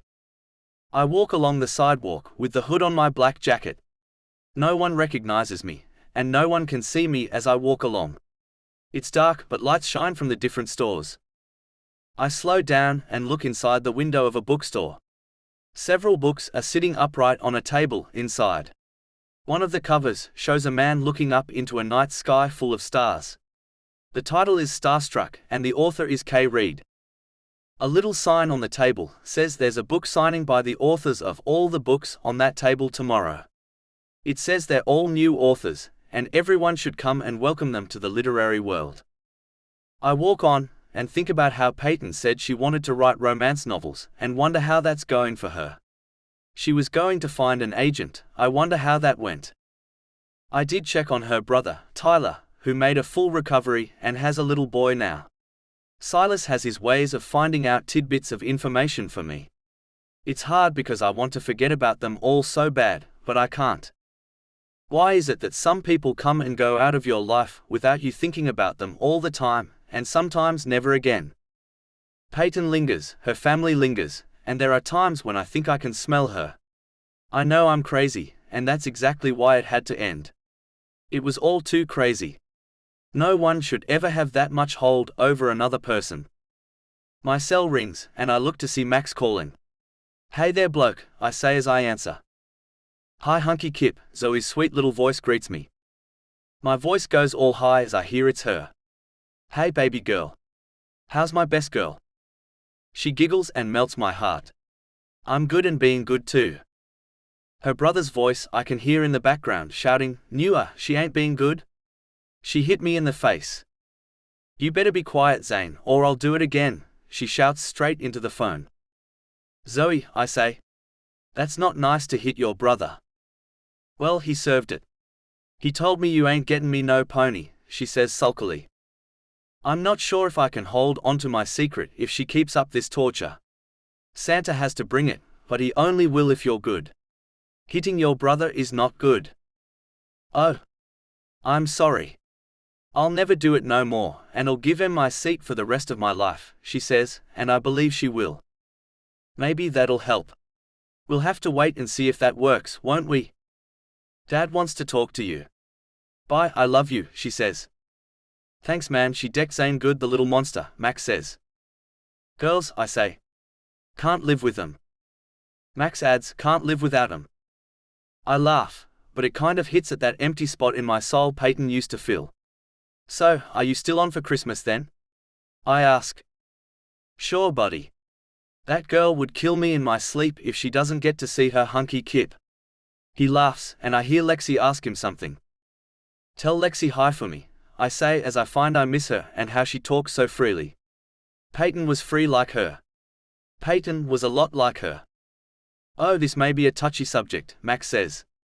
So tell me if you don't want to hear it, it's about Payton. I stop walking and think about it for a second. Yeah, I want to hear it. Lexi went to the mall a few weeks ago, and Payton was there, he said. In Houston? I ask.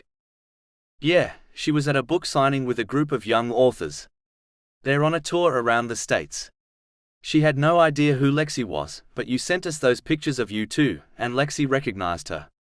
Lex bought her book, and noticed the name and how she signed her copy was K. Reed. I guess she's using a pen name. I move forward slowly. The name of the book? Starstruck, Lexi and I read it. It sounds a hell of a lot like your story. Oh yeah. Did my character come off as a jerk? I ask with a laugh, but my stomach hurts like I was just punched. Nope. A real confused young rock star who didn't realize he wanted to be anything but one. Chip and Hayden got married and lived happily ever after with 3 kids and a dog named Petey. Max's words come out jokingly, but they make me want to cry. Well, what do you know about that? I told the girl that hanging out with me would help her be a better writer. Turns out I was right. Good for her, I say, and I feel like I may fall apart. Hey, I'll look that book up. And talk to you soon, Max. Bye. I hang up and find myself in a daze. Seems she was able to get closure with the writing of that book. I bet she's done with any feelings she has for me. Odd, she'll be right here in this very town tomorrow. I turn back around and go back to the bookstore and purchase the book. I'd like to see just how our pretend lives turned out. I hope she made my character good looking.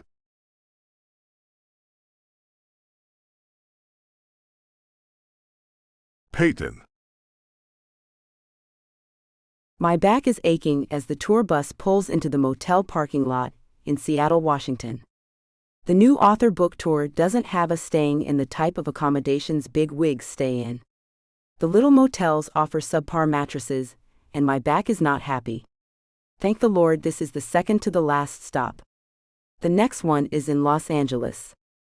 After that, we all go back home from LAX. This is my first plane ride and I'm already nervous. I'm nervous about LA, period. That's where Kip lives. Not sure if he'll be home, but it is his town and though extremely unlikely, we may run into each other, and if he sees me, I don't know how that will go. Do I miss him? Like the desert misses the rain. But he and I have a crazy dependency on each other. Not only is it unhealthy, but it's not a thing he wants. It is a little hard for me to take that he hasn't called or texted even once. But he must have his reasons. Whatever the hell they are. I have mine for not trying to get in touch with him as well. The first month was the hardest. I didn't sleep much.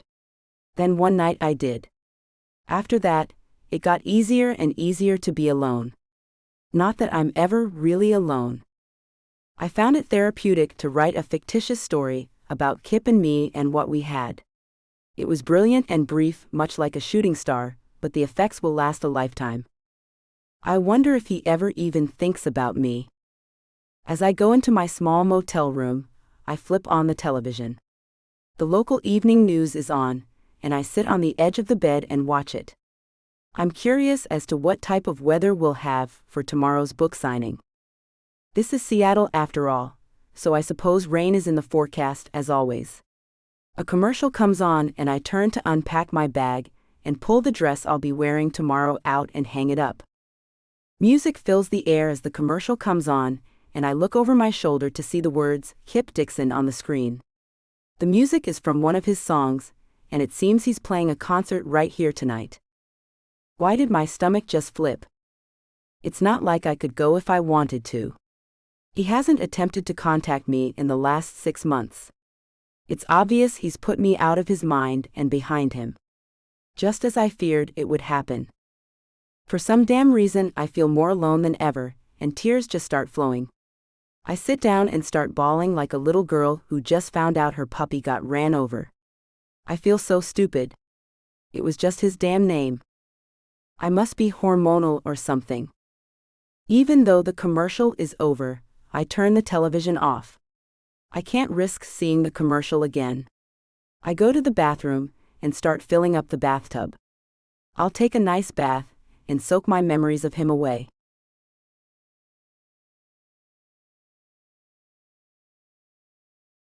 Kip. The concert was lackluster, in my opinion. I tried to pump up the energy, but it seemed to be sapped out of me. It just wasn't there, and I don't know if I can find it. I wonder if she's in town yet. I wish I hadn't deleted her phone number. That was rash and completely uncalled for. I don't know what's wrong with me. Why am I so afraid to love someone so much it makes me weak? I've showered all the crap off me, and see the book she wrote lying on the nightstand by the bed. My eyes fall on it and I can't move. A knock comes at the door. Who is it? I shout. Bobby, come on, let's drink, mate. I have a bottle of tequila out here. I glance at the door and then back at the book. Rain check, mate. Good night. He grumbles some unkind words and I flop down on the bed and open the book. The first thing I notice is the dedication page. This is for my falling star, what we had burned bright and ended way too soon. Just so you know, I'd do it all again anyway. No matter how painful it turned out, what you gave me was priceless. I will cherish what we had, and all you taught and gave me forever. Keep burning bright, and may a love you can bear find you one day. Damn girl. Is she trying to make me cry? I wipe the unshed tears from my eyes and start on chapter 1. And would you looky here, there's guitars on either side of the chapter. Little nuances of me are probably all through this. I wonder if by writing this it made her completely get over me. An idea comes to me, and I flip to the end of the book to see if she has a web page or something. There's a fan website. I grab my laptop and look it up. Her sweet face pops up on the screen. There she is, and now I really want to cry. I touch the screen and wish to feel her soft skin under my fingertips. She's glowing and even more beautiful than I remember. I join her fan club and write a comment. Enjoyed your book.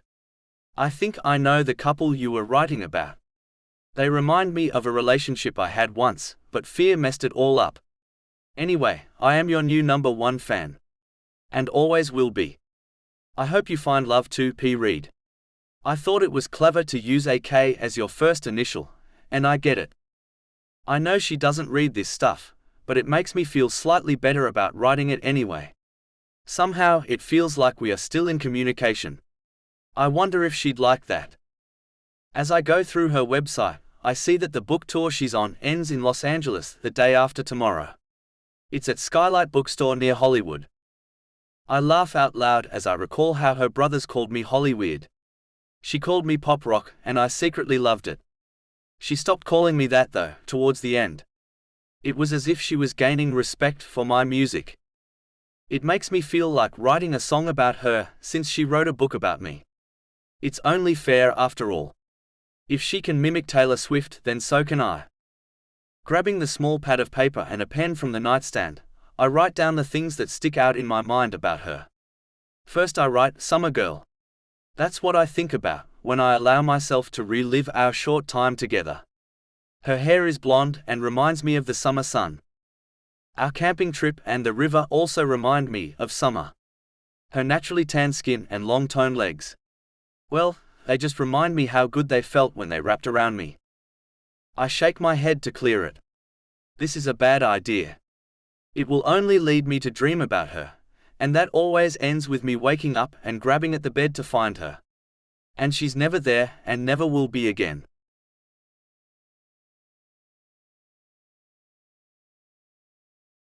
Part 8, Hidden Star. Kip. A clattering sound echoes in the hotel hallway. I assume it's the breakfast I ordered from room service, and I open my door to see if it wasn't. A maid seems to have dropped her vacuum cleaner, and a short man comes down the hall with the food I ordered.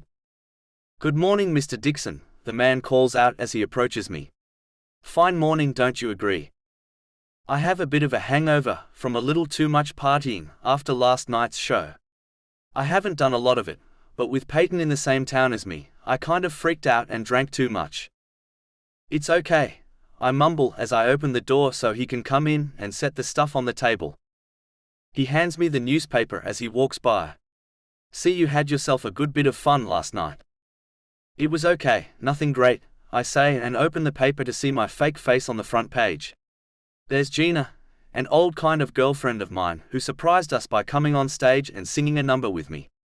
After the song ended, she kissed me, yet another unwelcome surprise. "You should read what the reporter wrote," the little man says as he places the crepes and coffee on the table. I scan the article to find the writer is a douchebag. He says that I've seemed to have moved on from the plain Jane I announced I'd be marrying 6 months ago. He says how she's disappeared off the face of the earth, and added an unnecessary good riddance. Then he goes on to make claims that me and Gina are on again and hotter than ever. Creep! I shriek. This could not come at a worse time. "The media is not always so kind, are they?" the man asks as he leaves the room. I toss the paper on the bed, and make myself a cup of the coffee he brought in.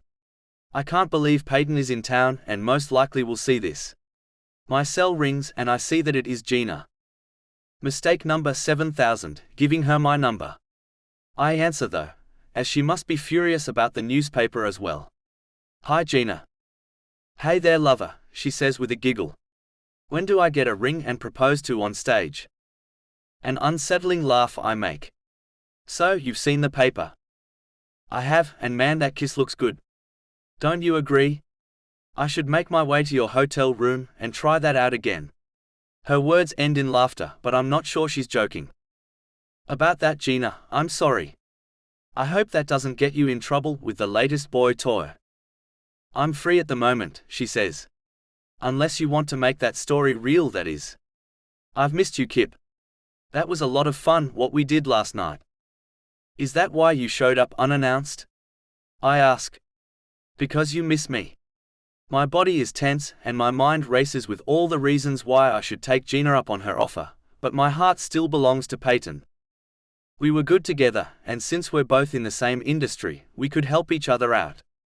You know, make some beautiful music together, both in and out of the studio. "So, you want to make some music together, and possibly go on next year's tour with us?" I ask.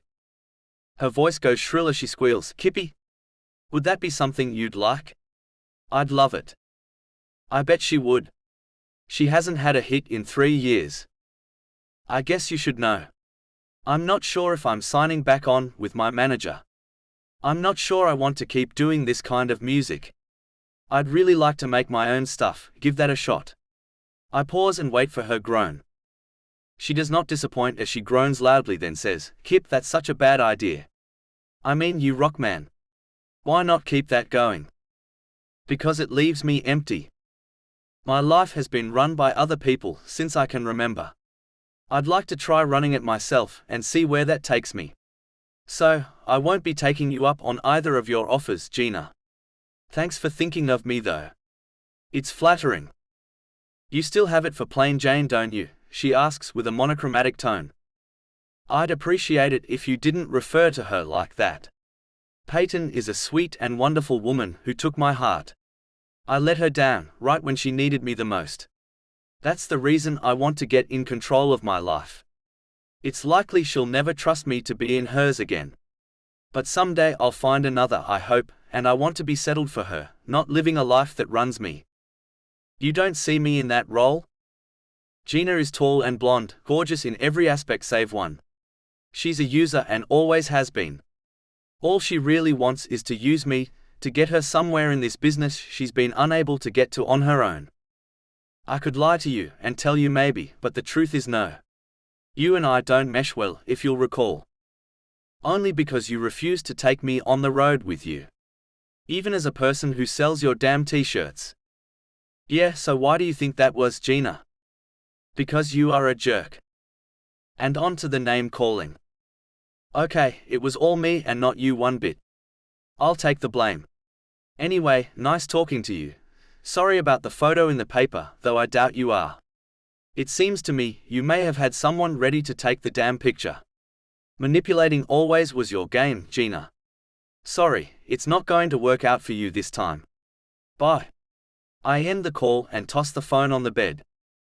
This is just another reason why I want out of the spotlight. If it's not your manager lining up your days and nights, then it's another performer wanting to ride on your shirt tails. Thank God there's only the show in LA left, and then I'm free. Now to decide for sure if I stay free or sign back up for another year of this, before I try it on my own. It may seem like the answer is clear, but I've never tried anything on my own, and failure seems terribly daunting.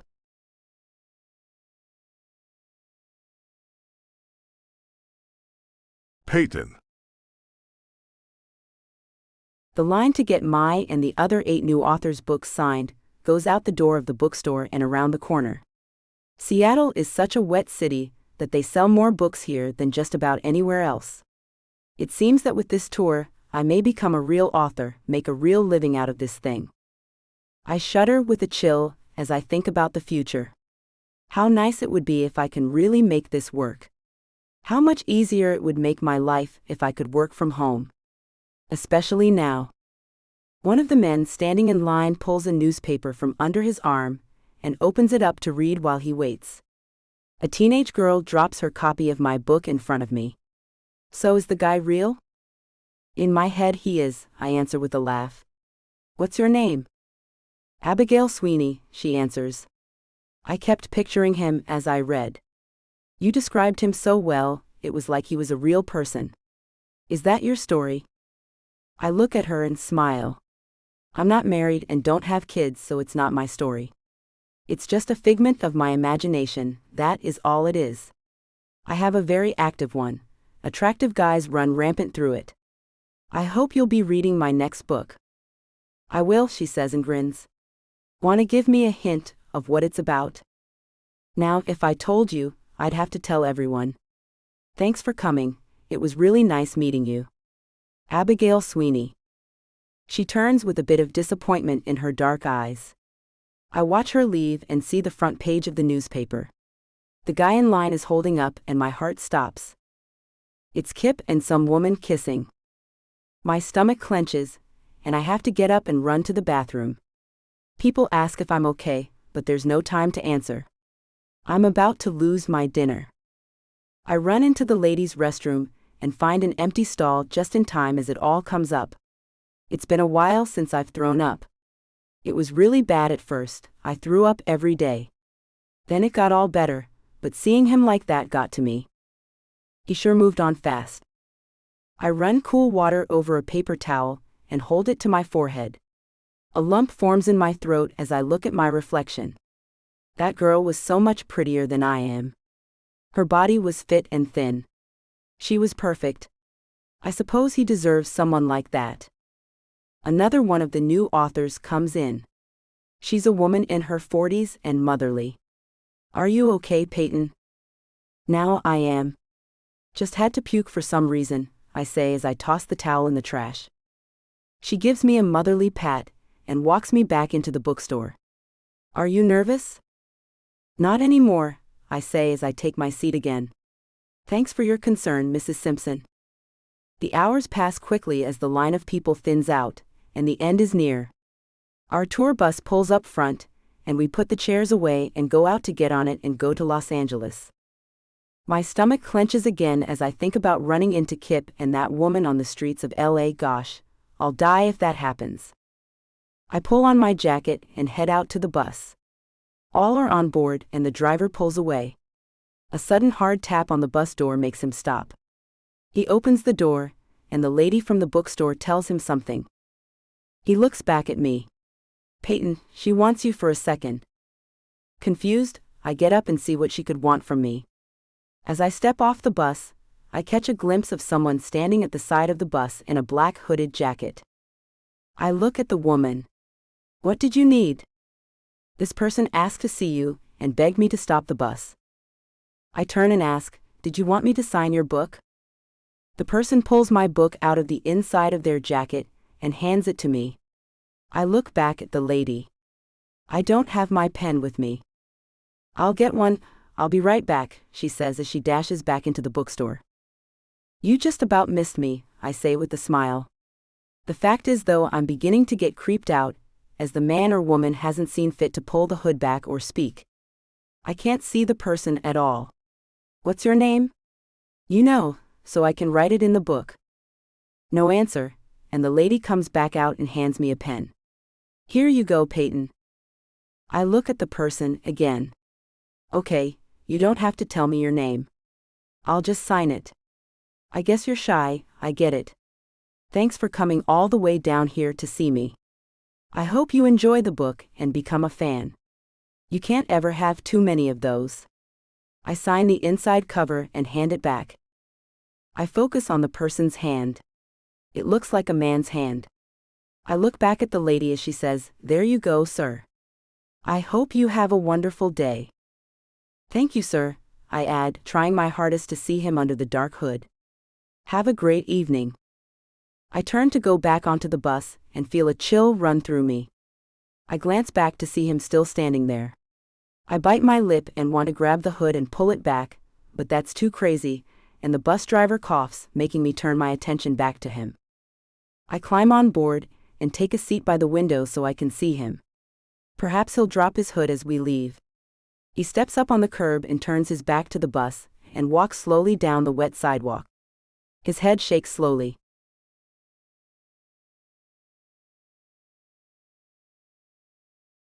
Kip. My head is spinning as I walk away from her. I cannot believe it. I wanted to talk to her so badly, and when I saw her, I completely froze. How could she not have told me? I wonder if she deleted my number, like I deleted hers. Maybe that's why she left me out of this, leaving me in the dark about everything. Thank God I know she'll be in Los Angeles tonight and tomorrow. I know where to find her. Now I just have to decide what to do about this. Can I get her to forgive me and take me back?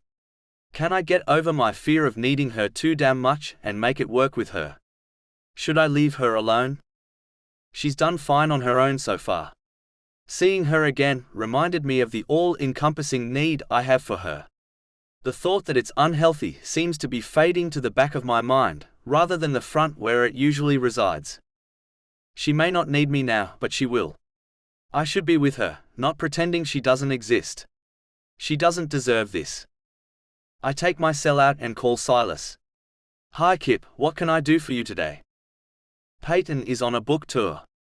I'm going to send you a link to the website. They're going to LA. I want you to do your best to find out where they'll be staying tonight. I have tonight and tomorrow before it ends, and I'll lose track of her then. I can't let that happen. Kip man. You hurt her bad. You have to know that. She most likely doesn't want to talk to you. Showing up at her hotel room could end badly. God knows you don't want to show up at the bookstore either," Silas says, and he's right. Find out anyway. Whether she wants to talk to me or not is beside the point. She has to now. I hang up and keep walking. My head pounds and my heart aches. How could she do this to me?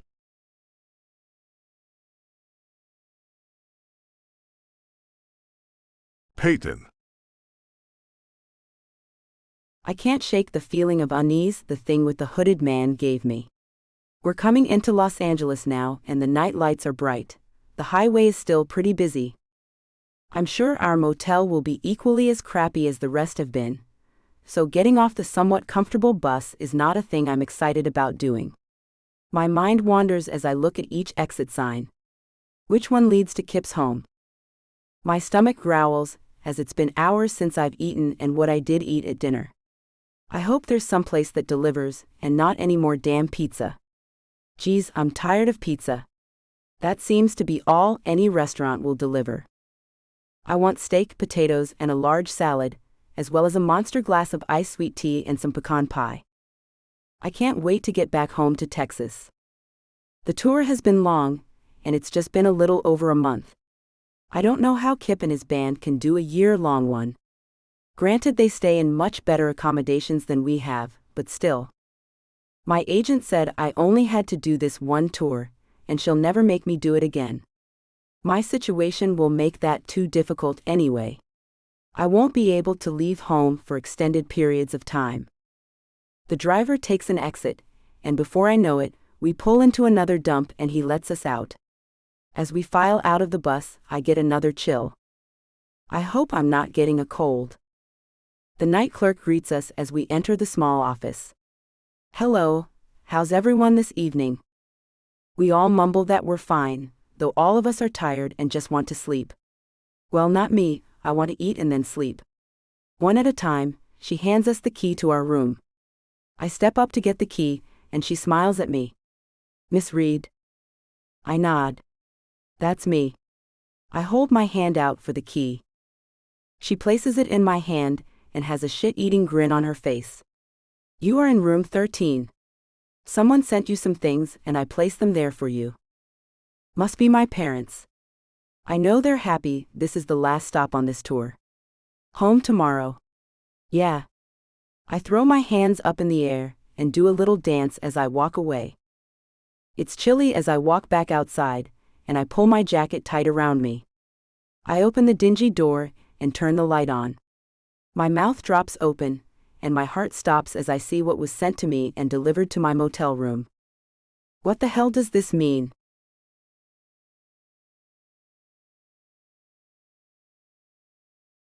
Kip. I ditched the band and the bus, and rented a car so I could get to Los Angeles sooner than the bus could get me here. Silas found out where Payton would be staying, and I sent a few things to let her know that I'm not only thinking about her, but will soon be there to see her. I wonder if she's excited. My heart has been on full speed since I saw her. I was admittedly in shock at first, but that seems to have worn off, and pure joy is all I feel now. I hope she doesn't squash that for me. I called Max and told him the news, and he gave me some pointers on how to approach her. The engagement ring is in my pocket. I want to make everything right. I had to put the fear of rejection behind me. The fear of us being too dependent on each other is ludicrous now.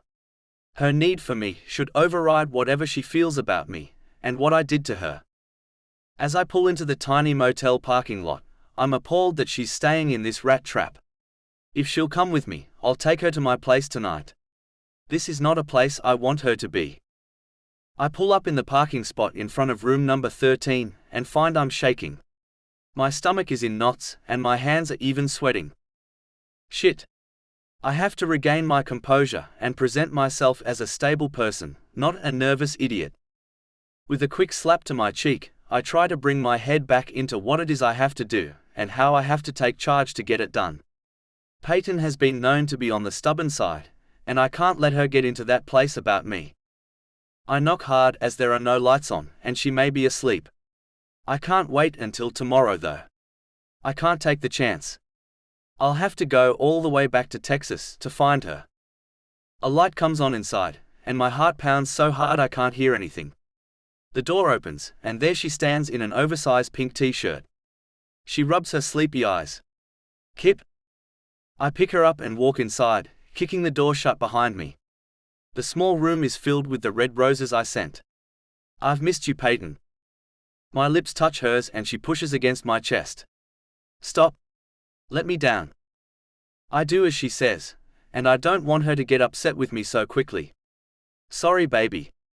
I really am, it's just that I can't help it." She sits on the bed and frowns. "You aren't going to state the obvious." You aren't going to yell at me. I saw you earlier today. It was me at the bookstore. So I already know and have taken that in. For whatever reason, you chose not to contact me and tell me I don't care. I'm just happy, Payton. I'm so damn happy, you have no idea. I sit next to her and take her hand, though I ache to do more. She gives me a smirk. It was you in the black hoodie. I nod. I wanted to say something to you. It was my plan too, but when I saw you walk out of the bookstore, I nearly fainted. I was so surprised. Then I asked the lady to stop the bus and get you. Again, I meant to talk to you, but my words stuck in my throat. I'm sorry, love. You're going to be mad when I tell you that I have your number on my phone. I just never wanted to call you and tell you. I was hoping you would miss me and call me, but you never did, she says and gets up and grabs a bottle of water. I deleted your number so I wouldn't get tempted. I felt you were much better off without me. I get up and try to wrap my arms around her, but she walks away from me. So if I was better off without you then, how is it any different now? She asks as she sits back down on the bed, and I look at the blanket and realize this place is nasty and dirty. Pack your things. You're coming to my place. I can't let you stay here, I say as I look around for her bag. I'm not going with you. I've been staying in these motels for the last month, and it's not hurting me so far. One more night won't kill me. She takes a long drink of her water. I need you too, Payton. You and I need to put our idiotic thinking behind us now. There are no ifs, ands or buts about it. I still love you, I say, then stop to see if those words affect her at all. She looks at me only briefly, then says, "Great. Glad to hear you still love me. But it was never enough to look back and decide you made a mistake by ending what we had. I still love you, by the way. Not that it matters. You're not a safe bet for me, Kip. You've proven that. I am a safe bet." I pull the ring from my pocket and get on one knee in front of her. "Get up," she says. "I'm not about to fall for that again." She may as well have plunged a knife into my heart. Payton, I was scared. Fear made me think we had something that would hurt us both. I was a fool. Please? Save it, Romeo. Funny how once you found this out, you came running to me. Why not before? This was a fluke, finding you. We both ended up in Seattle at the same time. I walked past the bookstore with your book in it. I had no idea it was your book until I called Max. His wife had seen you in Houston. I went right back and got the book. I love it, by the way. Her eyes soften for a moment. You do? I nod and try to hold her eyes. Payton, I can't tell you why, it's only now that I realized how important you are to me. I can't tell you why I found you so intriguing the first time I saw you. I can only tell you that I know without a shadow of a doubt that I want to spend the rest of my life with you. I was going to tell you that anyway, even before I saw you. How can I believe you, Kip? She asks and looks away. I take her chin in my hand and make her look at me. Because I've never lied to you. Not once. I mean it. My plan was to beg you to come back to me. This is just an unexpected and happy surprise. Her eyes gloss over, and she may be about to cry. Kip, I don't know if I can do this. I don't know that I can ever believe you want me back for me, or what's inside me. It's you, baby. I wanted you back before I ever saw you again. You need to believe me and let that doubt go. There's no room for it. We have plans to make, and this is just getting in the way. Now please marry me. I searched her eyes for some sign of hope. Her head shakes. No, I won't. You really know how to screw up a proposal, Payton. I get up and run my hands through my hair. You really know how to break a heart, Kip. I turn away from her. So damn stubborn. Me, she shouts. I'm stubborn? What about you? I was afraid not stubborn, I argue. How much time do we have? 3 months for? 3. I have 3 months, she says. You have a lifetime, as I don't think you're stable enough to be what you need to be. It's important to be around. And if you thought what you felt for me was unhealthy and you had to run from it, then you'll really feel your connection with this will be bad. I don't like you calling our child this, it's not very nice. Do you know if it's a boy or a girl? I ask. She shakes her head. I haven't had a sonogram yet. To be honest, I haven't felt up to it. Mum said she'll go with me, but I don't really want to find out with her. I think it'll be better to be surprised. I was kind of surprised when its daddy told me that what we had was too much for him to deal with. Payton, if I could go back in time and change it all, I would, baby. I go back and sit next to her. I'm here now. I'm never going anywhere again. After tomorrow, I'm free from Silas and the contract. Her eyes dart up to mine. Who was the girl? You saw the paper? She nods. A man had it in the bookstore. I saw your face, well, sort of. That beautiful woman had hers all up in yours, but I saw you. So who is she? Her name is Gina, and she's a small-time singer. I'm pretty sure she thought I'd help her get into the business a bit better, but I assured her I wasn't going to be that person for her. I told her my heart belonged to you. I told her I would change how I've been doing things. You told her? She asks. You talk to her that damn much? Her cheeks grow red with anger, and it makes me smile as I know she still has it for me, or she'd not be this jealous. It wasn't as long as I'm making it sound. Minutes, really. Over the phone this morning. Her coming on stage, or being there at all, was a surprise to me. I found out later Silas had allowed her to come on after she talked to him. I kind of hate that man, Payton says with a frown. To be honest, I blame him for your actions just about as much as I blame you. He was definitely a gnat in my ear. I run one arm around her shoulders and touch her round stomach with my other hand. You look more beautiful than I remembered you being. Her hand goes over mine, and for a moment, I hold my breath as I'm afraid she's going to move it. You lie, but thanks. I feel pretty ugly most of the time. Fat, alone, and ugly.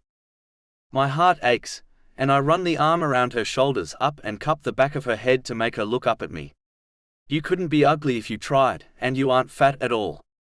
The only thing I see is that little belly where you're carrying our child, Payton.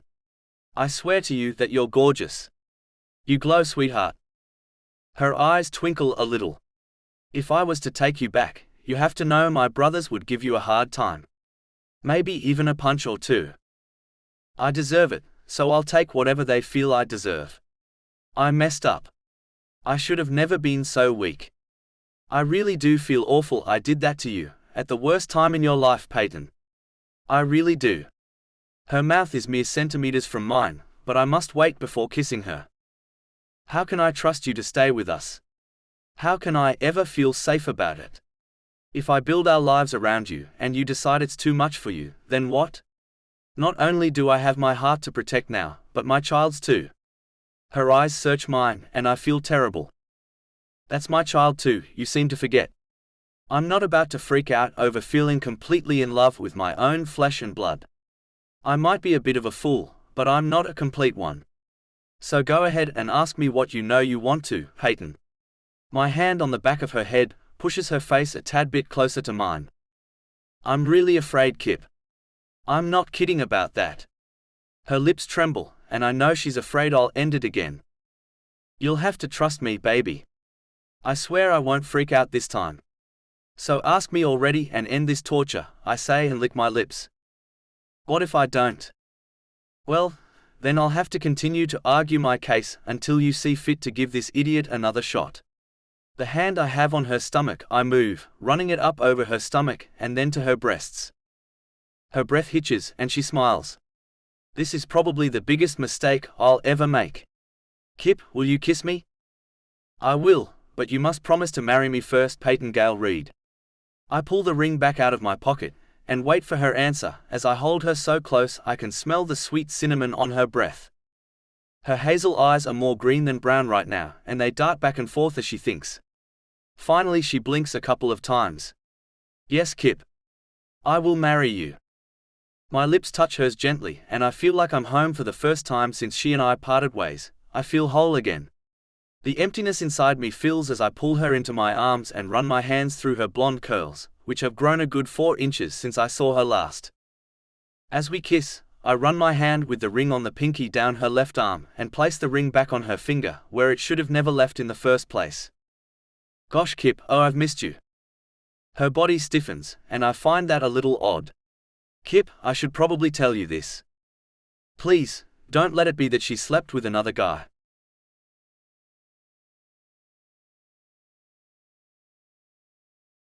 Payton. Kip's body tenses and he looks up at me. He's really enjoying my new, bigger knockers, so I hope this doesn't stop that, but he should know. First, let me start by asking you a question because we both know that you were trying to forget about me. Also, there's a baby inside me, so you need to be honest for its health. Did you have intimacy with anyone while we were apart? Tell the truth, I'll try really hard not to be mad. The way his eyes go down pretty much answers me, and my heart starts pounding as heat rushes through me. I try hard to hold on to my temper as we had been broken up, and it's not as if he owed it to me to be faithful. He nods. I'm safe though. I used protection. He can't look at me as I ask. Do I even want to know how many times and how many women? He shakes his head and my stomach lurches. I'll be right back, I say as I jump and run to the bathroom. Everything comes out, and Kip opens the door. Baby, he says, but I hold up a hand to stop him. With a brief pause in the puking process, I manage to say, please get out, I don't have any clothes. This is embarrassing. I understand, he says and closes the door. Once my stomach is void of all food, I wash my face and give myself a mental pep talk. I have news that will not make him happy either, so stop being such a pansy about this. I wrap a towel around myself, as the vulnerability of being naked and what I need to tell him don't go well together. What we had going on out there may well end. I go out and find him undressed and in bed. He pats the bed and I go to sit. I'm sorry, he says. Let's never talk about it again. I'm safe and healthy, and it will never happen with anyone but you ever again. That's good to hear, and I can get past it. I had no expectations that Mr. Pop Rock would go without intimacy anyway. It just hit me hard to actually hear it, and when I get upsetting news I puke thanks to Junior here. I rub my belly and he smiles. So come on back here, and let me get back to the place we were. He pulls at me. I place my hand on his chest to stop him from pulling me to him. My turn to confess. His eyes go wide and he shakes his head. No, don't. I can't take it. Kip, that would be lying. His hands go over his ears, and he closes his eyes like a little kid. I get déjà vu of what our kids might look and act like. Suddenly he stops and puts his hands down. Is there any way the baby isn't mine? I smile as there is no way of that. It's yours. It didn't get that far. Just to the point of oral, and that felt awkward and not as good as when you and I did it, so I stopped it before actual penetration. Okay. Shut the story down right there. He looks a little relieved. Did you know you were pregnant? Not then, no. But I threw up afterwards, and 2 weeks later I took a pregnancy test, I say, and he smiles. You threw up afterwards? Part of why it didn't go any further, actually. He was going at it, and nothing was working for me, and then my stomach clenched, and I had to jerk myself out of the bed and run to the bathroom where I lost my cookies, and told him that wasn't working anyway. Kip's smile goes clean across his handsome face. He pats my tummy. Way to go, Junior. Thanks for keeping your mum intact for your old pop. I smack him in his muscular bicep. I wish you would have had someone stop you. He gives a sheepish grin. Yeah, I bet you do. So who was it? I bet I know. You don't know him. He was a random guy I first met at a club my college friends and I went to so I could forget all about you. He didn't come close to making me forget though, I say and lay down next to him. So did any of those trollops make you feel better than I do? And be honest. I say, but I am not really sure I can take it if he says any of them did. He leans on his hand as he pushes himself up on his arm, and looks down at me, pulling the towel away as he says, "I am not a liar, and when I tell you that no one came close to making me feel what I feel with you, you can believe me. I love you, and what we make is real love. Any other thing I've ever done has been meaningless. You and I have something special, love." I want so damn bad to believe him, but my stomach is nodding and my head is going in too many directions. "Kip, can we not do this tonight? A lot has happened, and I really need to make decisions with my head, not my body." He strokes my arm, then holds my hand up and kisses the ring he's put back on my finger, even though it only fits halfway as my fingers must have gotten fatter. "What do you mean, make decisions? I thought you had." "Well, there's a lot to consider. This is a lot to take in. The fact we found it necessary to sleep with other people says a lot about the reality of what we have. It doesn't seem so permanent, so undeniable. You know?" I ask. His blue eyes sparkle. "All you need to take in is me, love, and this crap will all be behind us and we can start right back at where we were. I don't want to go back to that exact place. There's so much to decide. So much to think about. My head spins as there seems to be too much to take in." "Shush." His finger touches my lips. "We have nothing but time, you and me." In slow motion, his mouth comes down on mine and I let it all go. The jealousy, the insecurity, everything. It vanishes with his kiss. His touch starts a fire in me that has lain dormant for 6 long months. I pull at him to cover my body with his. It's missed the weight and comfort it brought me. He moves over me, and the way our bodies match, even with my stomach bulge, is amazing.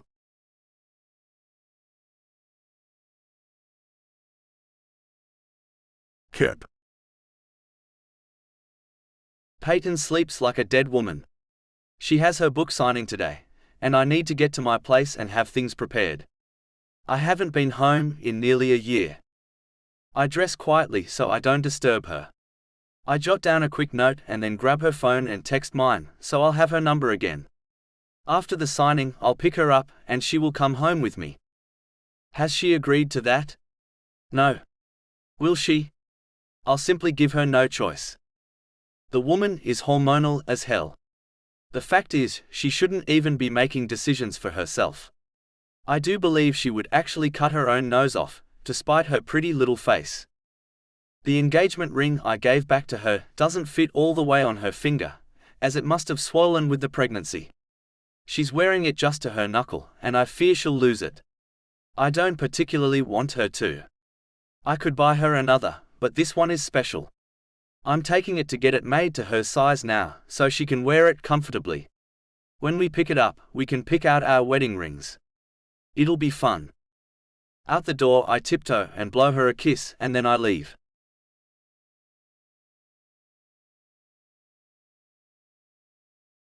Part 9, Starlight. Payton. Was it all just a dream? I sit up in bed and look around the dingy motel room. Except for the flowers, there's nothing left to show that Kip was really here. I bet he got scared and ran. I was too much for him, and now with the extra he couldn't take it and fled from us both. I hold my hand up and find my engagement ring gone as well. That son of a gun. I can't believe he'd return it to me, just to take it and sneak away. What a rat, good for nothing. Why'd he even bother coming here, and getting my hopes up that he could be a normal human being? I may as well get up and get ready for this day. It's going to be hard not to break into tears of disappointment all day, but I have to try. After the book signing, I can get on a plane and go back to my parents' house and cry for a month like I did last time. It's my bad, really. I knew he couldn't be what we needed. I knew he'd flake and freak and take off. What an idiot I feel like. I just let him jump right back into bed with me like I could trust him. Idiot. Oh look, the fool left me a note. What a prince. I should just crumble it up and toss it in the trash. There's no way he could have found the perfect words to tell me why he left me again. With a quick squeeze, I ball the paper up and throw it away. I really don't need to know why or what he thinks is why. I know why. Because he's a spoiled little rock star who has never had to do a damn thing, and this scares the crap out of him. Well, it scares the shit out of me too. I have no choice though. It's me who has to have this baby and raise it, I guess on my own now. How could he? What a complete craphead. I wish he would have never found me. This is so damn much harder than it was yesterday before he came back into my life. All sweet and adorable looking. I promise I'll never freak out again. The liar. I'll take a warm shower and cry for a little while, and then I'll get dressed and go find something to eat. Then I'll throw it all up and start the process over. I hate Kip Dixon.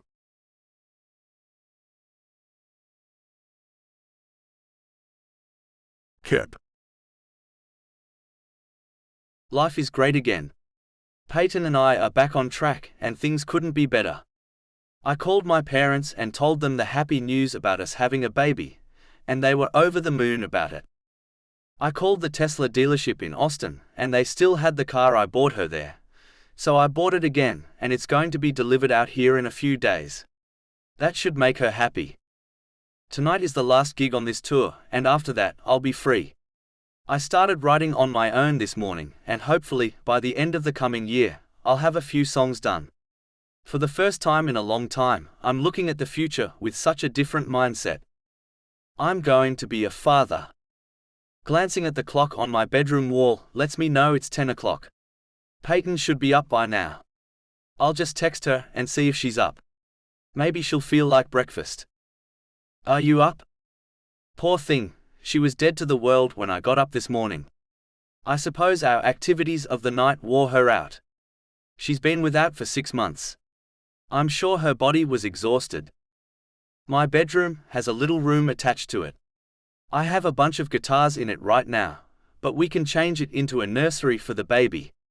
My phone makes a little ding and I see Payton's texted me back. Now, how'd she even find an emoticon that shoots the finger like that? And why did she send it to me?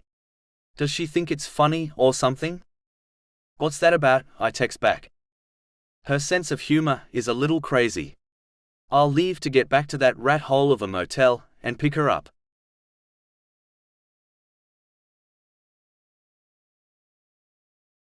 Payton. Wow. What a jerk. I can't believe he asked me if I was up. What the hell does he care? The cab is stuck in traffic, and I have to pee again. The baby loves to lie on my bladder, the little meanie. After crying for the entire shower, I called my agent and told her I was sick, and I asked her if it would be okay for me to go ahead and go home and miss the last book signing. She let me go, so now I'm on the way to the airport. I can't get out of this town quick enough.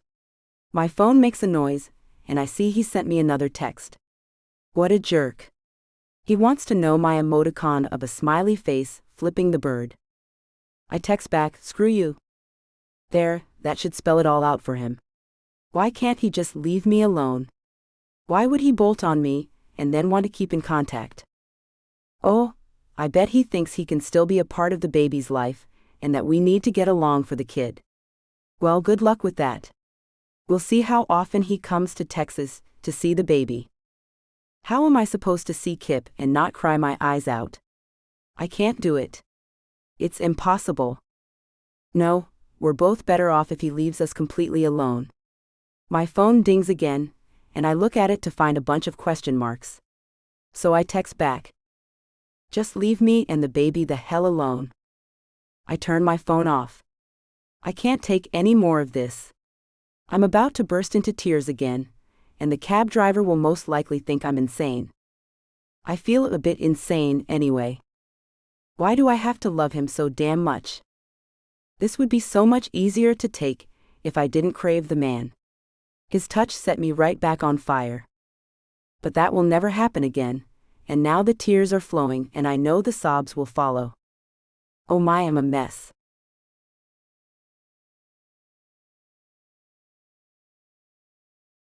Kip. I have no idea what the hell is going on with Payton. She texted me to leave her and the baby alone, and I have no idea why she told me that. She must have turned her phone off because it goes straight to voicemail. Like a maniac, I'm driving to the motel to catch her before they leave again. At least if nothing else, I can find her at the bookstore that she'll be at to sign her books at 2 this afternoon. What could have sent her into such a state of mind? I left the note telling her to call me when she woke up. I even ended it with an "I love you." So why the sudden change in attitude? Is she done with me for some reason? And why? The daft girl, we're having a baby. She can't just write me off. Why would she do that? The tour bus I see pulling out of the motel parking lot, up ahead. I'm too damn late. I'll have to follow it and see where they're going. Back onto the freeway we go. Maybe I'll luck out, and there'll be a traffic jam on the 405 like there usually is. I'll just stay right in the back of the bus, and if we all get stopped, I'll jump out of my car and run up to it. Please let there be traffic.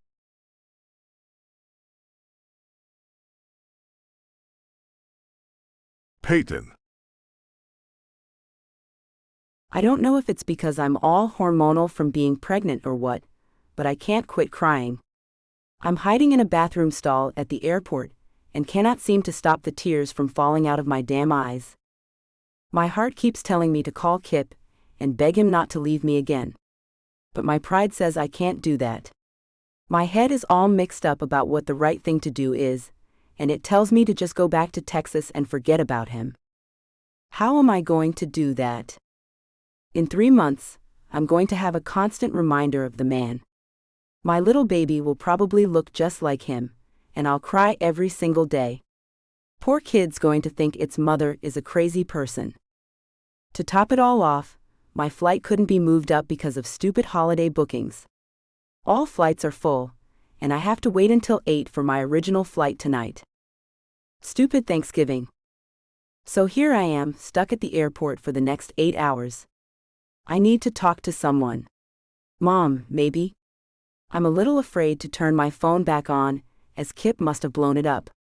Or maybe he didn't. I turn it on and call Mom straight away without checking anything else.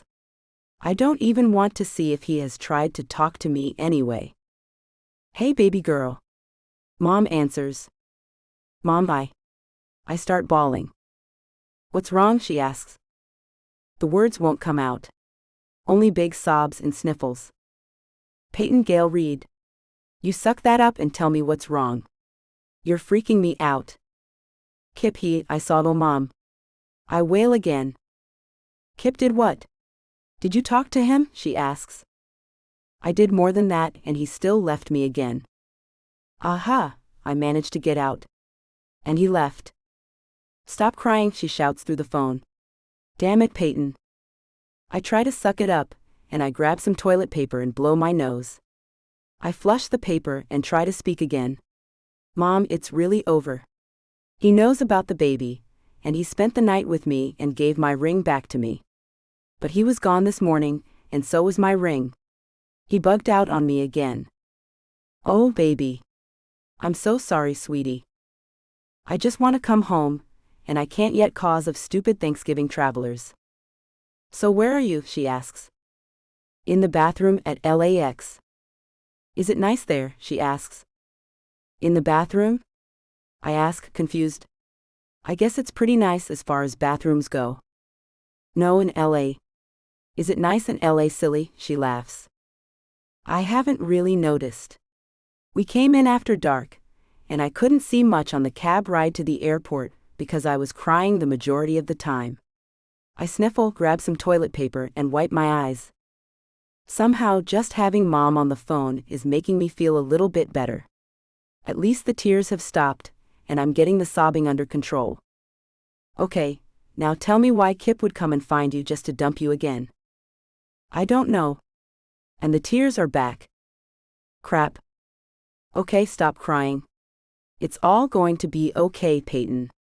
Sweetie, you'll be home soon and I'll hug you and make you some hot chocolate and everything will be fine, you'll see, her sweet voice tells me, but I'm having a hard time believing her. Fine? I don't think I'll ever be fine again, Mom. Why does this have to hurt so much? My phone makes a little sound, and I know I have a text, but I can't look at it or I'll go into a new round of tears, and I don't know how many I could possibly have left. Payton, look, wipe your eyes and blow your nose, then wash your face and go out and find you something to eat and drink. I bet you haven't eaten at all if you're this upset, and that's not good for you or the baby. I tried to eat, but I can't. All I want to do is curl up on the sofa next to you. I need my mommy. And here I go again. Stop that crying, girl. Come on, it's just a man, for heaven's sake. You can get through this. What if Dad left you? Wouldn't you cry? I ask through bouts of sobs. Don't even talk like that, Payton. Now listen here, young lady. You dry those tears up and do what I told you to. You're a mother yourself now, and we moms have to keep our shit together. Crying is not a thing that we mothers do. Now you have to pull it together and get yourself and that baby something to eat. Do you hear me? I sniffle and blow my nose some more. She's right. I have to pull myself together. This is a minor setback. I already had my plan for this baby, and it was only changed for a matter of hours. It's just back to the original plan now. That's all. So what if I love Kip with every fiber of my being? So what if life looks bleak without him in it? So what if I feel more empty than I ever have in my entire life? Whoa, okay, going back off the deep end, let me rein it back in. I take in a deep breath and let it all out. I'm going to be okay, Mom. Phew. Thanks for setting me straight. I about lost it for a minute or a few hours. Now you should give me that man's number, so I can give it to your brothers and they can give him a lot of shit for you. Doesn't that sound nice, baby? My mother's angelic voice asks me. It does. But in all honesty, I just want nothing to do with him. I can't take thinking about him. It's too hard. I need to put him way out of my mind forever. I'm doing better now, Mom. Thanks. Good, sweetie. Now do what I said and get yourself something to eat, and we'll see you later tonight. I love you, baby girl. I love you too, Mom. I'm turning my phone back off again, so don't freak out if you call and I don't answer. While I've been on the phone with you, I can hear Kip has texted 3 times and tried to call twice. I don't know his angle, but I don't wish to discuss a thing with the man right now. Maybe you should, though. You are in the same town as he is right now. Maybe you two should decide if he will take part in this child's life or not. I can't right now. I just can't handle it. I'll get myself straight and then try to talk to him about it, but right now I can't do it, I say as I leave my bathroom stall to find a bathroom full of women who openly stare at me as I look in the mirror at the black streaks running down my cheeks. Oh geez, I'm a mess, Mom. I gotta go. See you tonight. The girl washing her hands at the sink next to me asks, "You okay?" I shake my head.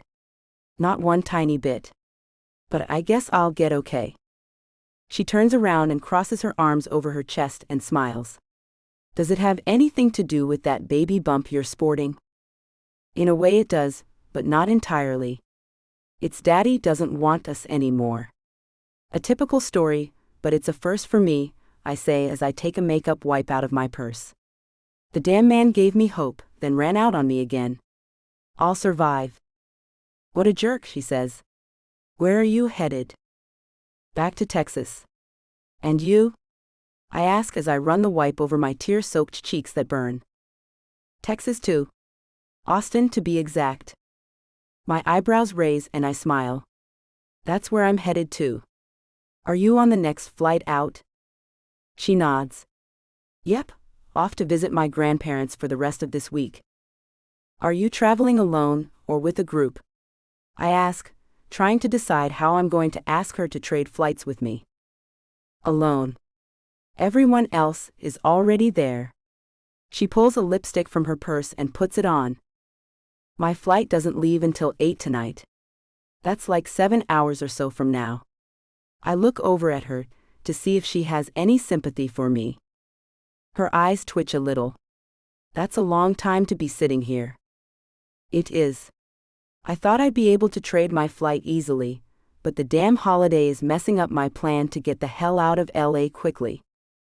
She turns and looks at me. Mine is leaving in an hour. How about I trade you?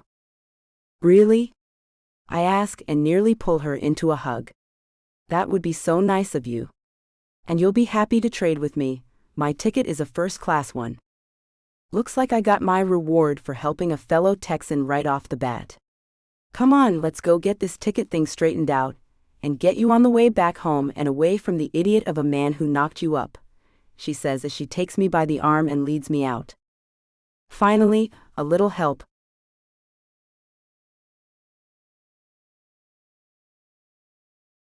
Kip.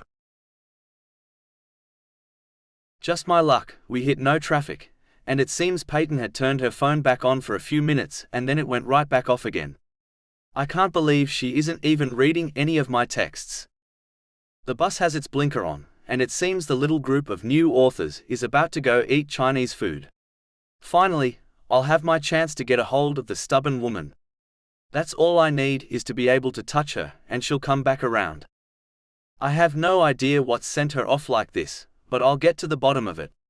Pulling in right behind the tour bus, I wait for her to get out.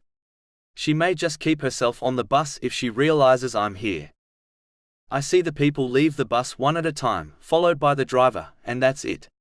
No Payton. I jump out of the car. Hey, can any of you tell me where Payton is? A woman turns back and looks at me. And you are? I jog up to her. I'm her fiancé. Her eyebrows go up. Didn't realize she had one of those. She actually told me she was single. So who are you now? I grin. Another person is trying to protect her. Does the girl have no end to her guardians? We got back together last night. But something's happened to her. I left this morning to go get some things set up and let her sleep. Things have gone awry since then. So if you know where she is, I really need to talk to her and see what has her being so crazy. The woman narrows her eyes at me, as if trying to figure out if she should tell me anything about Payton or not. She was feeling sick and has gone home. Sick? Home? I ask, feeling quite confused. Home, yes, and sick. Okay, so there you go, she says, then turns to leave and calls back over her shoulder. So if you do know her, then you know where home is for her. I thought it was with me, but I guess I was wrong. With a quick turn, I return to my car and off to the airport. She must be flying home. I hope I haven't missed her.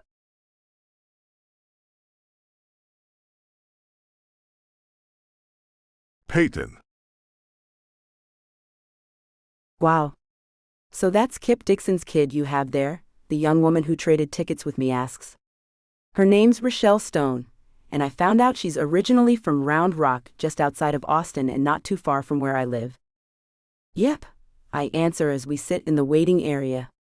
Only 30 more minutes, then I'll be out of here. You know you'll be rich when he has to start paying child support. She takes a bite of her sandwich. She brought some with her and gave me one.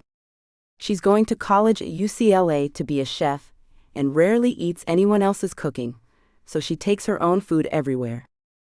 Nah, I don't want his money. I want him.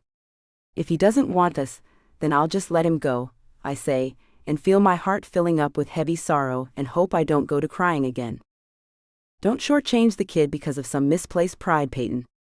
I was a kid who grew up with no father. My mother was young when she had me, and it was her parents who really raised me. Times were tough, and I even had to be placed in a children's home once. She stops and looks away, I suppose remembering the bad times. I'm sorry, Rochelle. Don't go back in your mind to a hard time, for my sake. And don't worry about this kid. It'll never be sent away. If something was to happen to me, I have a slew of brothers who would make sure the kid was taken care of. She nods. That's good.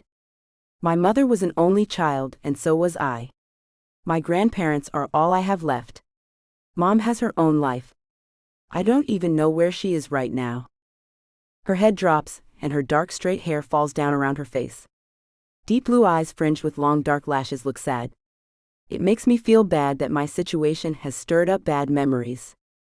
You know we should exchange numbers. We can visit each other when you go to visit your grandparents. And if I have to bring the baby to visit its father, then maybe I could hang out with you while he does that. I'm sure he won't want me around anyway, not that I could stand that. I pat her shoulder and she smiles. I'd like that, Payton. I take my phone out and turn it back on so we can get each other's numbers. A quick glance shows me that he's stopped trying to get in touch with me. I should have known he'd stop. But I assume my heart had no idea, as it feels like it's been stabbed a few dozen times. Maybe after I have the baby, we could go out clubbing or something like that, I say as I open my contacts. Not for another year. I'm only 20, she says and shows me her number. I type it in and send her a text. Do you like to ride horses? I have a few, I say, putting my phone back in my purse. I left it on, as it seems Kip's over trying to contact me. I haven't in years, but I do like to. That sounds fun. Now boarding seats 1 through 15, the stewardess calls out. That's you, Rochelle says. I guess I'll see you around, Payton. Maybe we can get together this weekend, before I come back here on Monday. Yeah, I'll give you a call or you can call me. Thanks again for the earlier flight and the sandwich. You saved me. I get up and she does too, and surprises me with a hug. It's all going to be okay, Payton. And just think about keeping the father in this kid's life, whether you and he have anything or not. Every kid needs both their parents if at all possible. I'll think about it. Not right now because I don't want to go on board and bawl like I have been, but later I will. I promise. I walk away and get on the plane with a heavy heart. The thought that maybe I should turn back around and see Kip, or at least talk to him on the phone, keeps going through my head. He may not be able to accept the feelings he and I have for each other, but he needs to come to terms with what he will feel for this child, if anything. I sit on the plane, turn my phone to airplane mode and lay my head back. I'm not going to call him. I'm not going to do that to myself again. Maybe once I get home, but not now.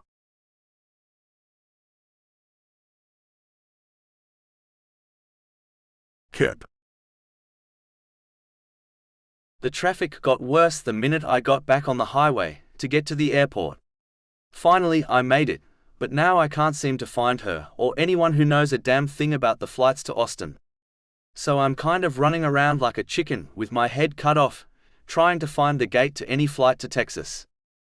I see a small amount of people getting in line to get on a plane, and as I come up I can see it's going to Austin. But I don't see Payton. I walk up to the stewardess who's taking the tickets. Excuse me, did a young woman with blonde curls, hazel eyes a bit more green than brown, and cute little rosebud lips get on already? Sorry, I can't tell you anything about the passengers, sir, she states without even glancing at me. But she's not just any passenger. She's my fiancée, and her friends told me she was sick and she won't answer my calls, and I'm worried to death about her, and she's having my baby. The lady holds her hand up, stopping my ramble. Sounds like a personal issue. Sorry, sir. I cannot help you. I turn around and look down, defeated. She's gone, and I won't be able to get to her until I get on a plane and get myself to Texas. Slow steps I take as I walk away. Hey, a young woman says as I walk past her. You looking for someone? I stop and look at her. I am my fiancée, Payton Reed. She shakes her head. You look different without all that makeup and hair crap, Kip. My surprise must show all over my face as the girl laughs at me. How do you know who I am? She told me all about you, and how you're too afraid of how you two feel about each other. And you ran off this morning and left her again. Taking the ring you just gave her back was such a messed up thing to do, man. She shakes her head and gives me a look that says she's really disappointed in me. I didn't leave her. If she would have answered my calls, she'd know that. The woman is so crazy, and it makes me nuts. Wait, is she on that plane? She nods, and I take her by the shoulders. I need to get her off of it. Yes, you do, and I think I know how I can get to her and convince her to get off. You see, it's my ticket she has. So if you'll wait here, I'm going to go and take it back. She walks away, and I nearly jump up and down with joy. Somehow, she has more clout with the stewardess than I did, and she's allowed to go to the plane. I pace as I wait, and pray Payton doesn't put up too much of a fight. A few minutes later, another stewardess escorts a rather hassled-looking Payton out, and she's so busy complaining she doesn't even notice me. I can't believe she did that. I need to get my luggage off the plane. The lady gestures to the waiting area. We're getting that taken care of right now, Miss Reed. If I can get you to wait right here, someone will bring it to you shortly. Can you believe what that girl turned out to be? Payton asks the lady. The lady breaks into a smile. Sorry about that. It was her ticket though, and she did say she had a good reason. Yeah, but... Payton says, but the stewardess interrupts her as she points at me. Seems someone is very interested in you, miss. Payton follows the lady's finger, and finally, she lays her eyes on me. They open wide. What the hell do you want? She asks as she walks past me. The stewardess calls out to her. I need you to stay right here if you want your bags back, ma'am. Payton turns back quickly and glares at me. I have to stay, so you have to go. What is it you're thinking, love? I ask as I walk slowly towards her, as she seems about to take off running if I approach her too quickly. Do not love me, you jerk. Darling, really? What are you thinking? I thought we got back together last night. Isn't that what happened? Or was I dreaming that? I ask. She holds up her left hand and wiggles her fingers at me. You took my ring and you left me alone. What do you mean by asking me what I'm thinking? I thought you got all freaked out again and decided we are too much for you. I laugh and quickly stop myself, as her face goes red and I'm afraid she's about to find something and hit me with it. Look, you got everything wrong, baby. I took the ring to get it fitted. We'll pick it up in a few days and get our wedding rings. I wish you would have read some of my texts or took one of my phone calls. Her eyes go soft. Really? You didn't get freaked and leave me? You swear it? Slowly, I move towards her, and she stands still so I may be able to get a hold of her. I run my hands up her arms and pull her to me. I swear it, love. She lets out a deep breath and lays her head against my chest. Thank God. I thought it was over, and I just wanted to die. I rock her back and forth as I hug her tight. Never will it be over, Payton. You and I are a family now. What we have will never be over. Not ever, love. Little sobs I hear as her body starts shaking, and I pull her back to find her crying. I hated you so much. Like just a minute ago, and now, somehow, I love you again. What's wrong with me? Nothing. You just got a little bit stubborn and refused to listen to me, and caused yourself a lot of heartache for no reason, but that's over now, I say, pulling her back into my chest and running my hand over her hair. Thankfully a man shows up with her bags. I take one, and place the strap over my shoulder, and take the handle of the other, and roll it, as I take Payton out of the airport and back to my car. Her face buried in my chest the whole way. I'm not sure if it's embarrassment or relief she's crying with, but whatever it is, at least this little mishap is over.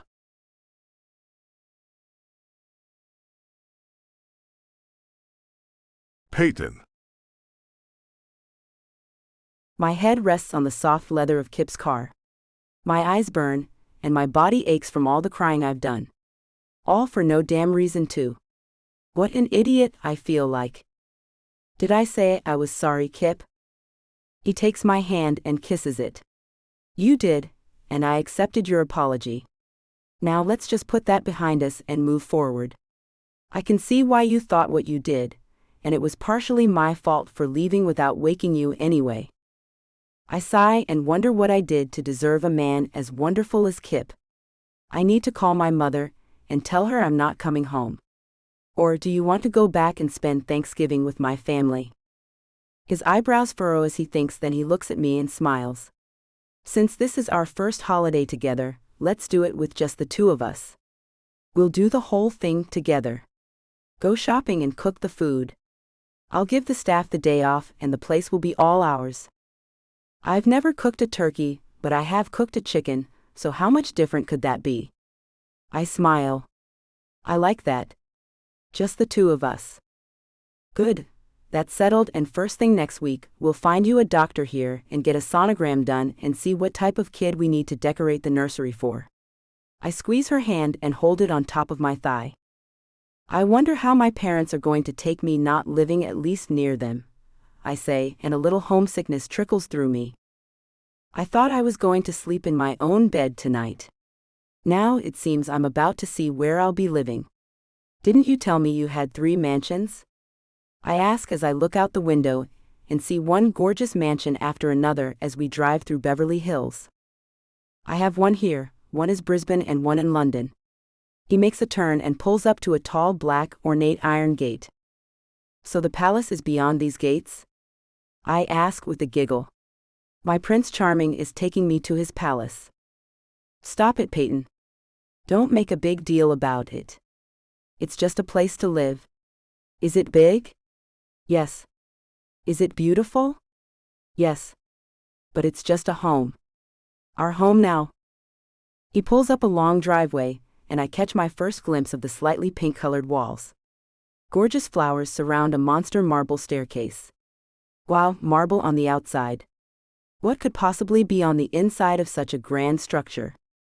More marble and some granite and even a little gold, he says with a laugh. It's just I interrupt. A home. Yeah, I've heard. Would you rather I act like I've seen things much more grand than this and act blasé? He pulls into a massive garage filled with cars and one truck. I just want you to make it feel like home to you. I smile and say, if you'd like to know the truth, wherever you are is where I feel like home is. There's that romantic writer in you coming out again. He takes my hand and kisses it. Wait right there, and let me get the door for you. He jumps out before I can tell him I can let myself out of the car. My door opens and he holds his hand out. I fight the urge to trail my hand over a bright red Corvette he parked his Lexus next to. I like your truck. You should take me for a ride later. It's even taller than Levi's. You got it, babe. His arm goes around me, and it feels so good that I lean into him and relish the moment. Your car will be here within 3 days. They're sending it out on the next truck. My car? I ask. My Jeep? We walk into a huge area of the garage, after he presses a bunch of numbers on a keypad at the door. No, your Tesla. I sold it back to the dealer in Austin, and I called this morning. They hadn't sold it, so I bought it back for you. My heart skips a beat. I love that car. That's good, then you'll be happy to have it back. We enter a huge and absolutely gorgeous kitchen. Wow. Is this where we'll be making our first Thanksgiving dinner? I ask as I look around in amazement. There are 3 refrigerators, a gas stove larger than any I've ever seen, and an island that goes on for miles. This is amazing. It is, and after the holiday you can hire a cook. I had only a skeleton staff working while I was on tour. The groundskeeper and housekeeper were the only 2 I kept on. On he leads me through a dining room, with a table for 20 people. I'm trying so hard to look at this place like my home, but it's impossible. It's like a museum, or a fancy hotel or something. Kip, is this the nicest one of your mansions? It's much more contemporary. And a whole lot newer. The one in London is the oldest, and some say it's haunted, he says and gooses me. Ah. I bat at his chest. I'll have to take my mother there. She loves a good haunted house. She thinks she's psychic, so we can let her test her powers. That's funny, mine does too. They should hit it off well. Come Christmas, we can find out if you'd like to invite your family up. I can send the jet for them. Oh, can you? Well, how lovely, I say with a snooty tone, and he laughs. Up a marble staircase we go, and he smiles as he looks at me.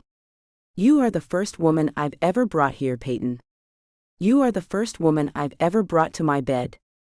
I blush and look away. Kip, stop. He opens the first door on the left, and a giant four-post highly polished red wood bed stands in the middle of the room. A black comforter covers it. He opens a door right off the bedroom, and an empty room he gestures to. I give you the nursery. We walk in, and the first thing I notice is the beautiful windows, and how they let in sunlight, and can almost see our baby lying in a crib, bathed in the light. This is very nice, Kip. So this will do then? He asks and scoops me up suddenly. My arms go around his neck, and his chiseled chest and abs are hard against my ribs. Over to the bed, he seems to be taking me. My heart starts to pound as I know what he's about to do. Gently, he lies me on top of the soft mattress. His fingers take the buttons of my shirt and undo them. He pushes the shirt back and runs his hands over my pink, lacy bra. I get to feel these all the time now. I smile. Until this little monster you created comes out, then they belong to him or her. Well, for now they're mine. He runs his hands behind my back, unhooks the bra, and pulls me up to take the shirt and bra all the way off. I take the buttons of his shirt and undo them so I can see his perfect chest. My hands roam over his tight muscles.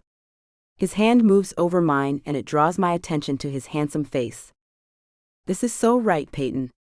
Never have I felt like something was so meant to be, but you and I, well, I have no doubts. His eyes glisten and the deep blue seems even darker. That's so damn good to hear. After the day I've had, it doesn't hurt to be reminded that you have faith in us, I say, and pop the button of his jeans. You want to drop those and let me play with what they're hiding. His grin has a devilish quality to it. I want you to do a hell of a lot more than just play with it.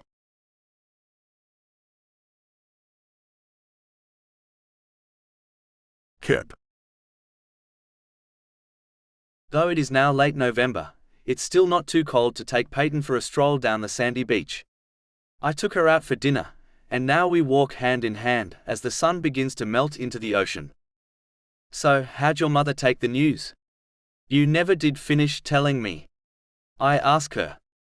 Well, she'd like us to buy a place there, but I told her there was no way. Your work is out here. She's a little disappointed. That's okay though. It's like I told you, home is wherever you are, and you need to be here. I pull her close and put my arm around her shoulder. A little kiss I place on top of her cute little head. We can get a place there too. After the first of the year, we can get started on that. I do think it's best to stay here until the baby's born though. No reason to make a move until then. I know your mother will want to be around the baby too. You know you're beyond wonderful, right? She asks with a giggle. It never hurts to be reminded, I chuckle. A tall young guy with shoulder-length dark blonde curls walks towards the water a little ways ahead of us. A jar in his hand. He opens the lid and a light dust falls out of it, then he reaches in and takes a handful and throws it out over the water. He seems to be saying something as he does it. What do you suppose he's doing? Payton asks. Don't know. We get nearer to him and hear him say, I love you, Mum. Here you go, the Pacific, just like you wanted. I duck my head, as it's obvious he's spreading his mother's ashes, and I'm sure he wants no one to bother him. Oh my. When did she pass? Payton asks and makes us stop. Payton. I look at her sternly. I'm sure he wants to be left alone. He turns to us with a smile of all things on his amazingly symmetrical face.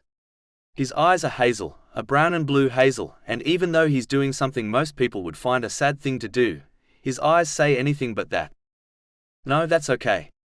I was just sending my mother's ashes out to sea, like she asked me to. I'm Blake Chandler from Lubbock, Texas. He sticks his hand out for me to shake, but it's a little dusty with his dead mum on it, so I have to really struggle with myself to shake it, but decency overrides my disgust, so I go ahead and shake.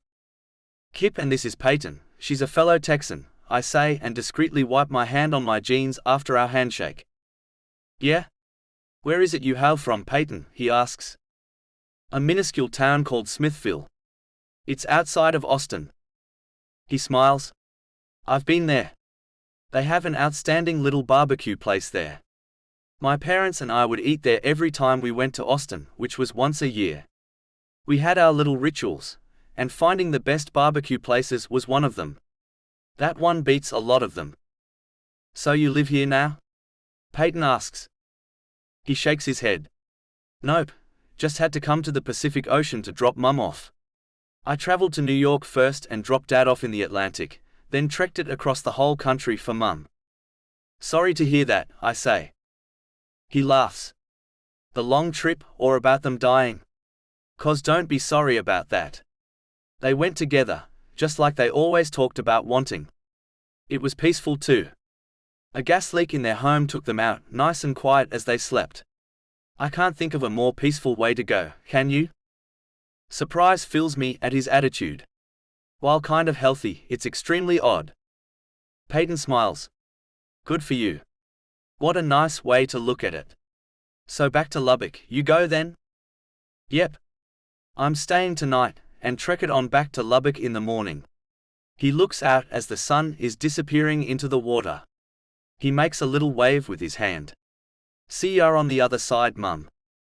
We'll let you have your moment, I say. It was nice meeting you. Hey, just one quick question if you don't mind, he says. The lottery in California, so what's it up to? I shake my head. I have no idea, I don't play.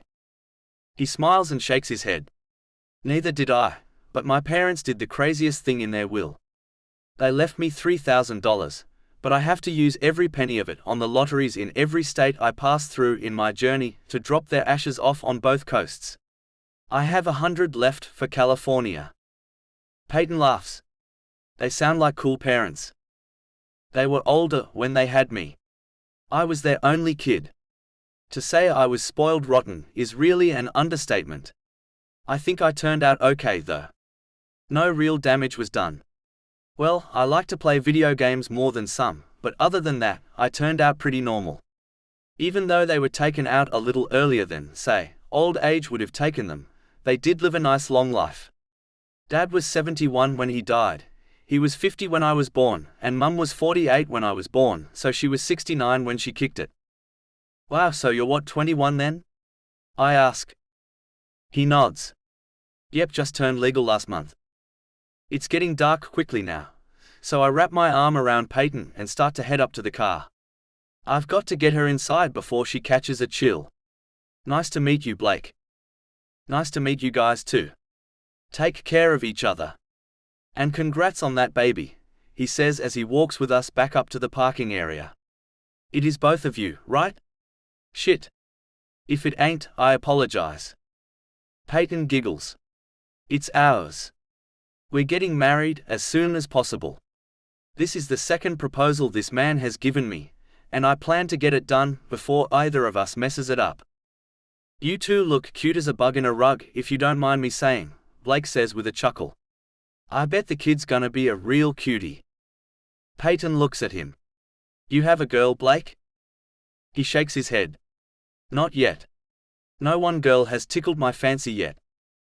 I assume that's how we were built, to need another person. It is different, I say, shuddering with a chilly wind. Payton gives my ribs a little jab. I hope that shudder was for the breeze and not cold feet. I kiss the side of her head. It was the breeze, baby. We get to the car and wave goodbye to Blake as I open the car door for Payton and help her in. I slip into the driver's seat. His story was sweet about how his parents died together. In bed. I wonder if his father got some before he passed on. A sharp blow from Payton's small hand hits my shoulder. Kip. How inappropriate. I shrugged. What?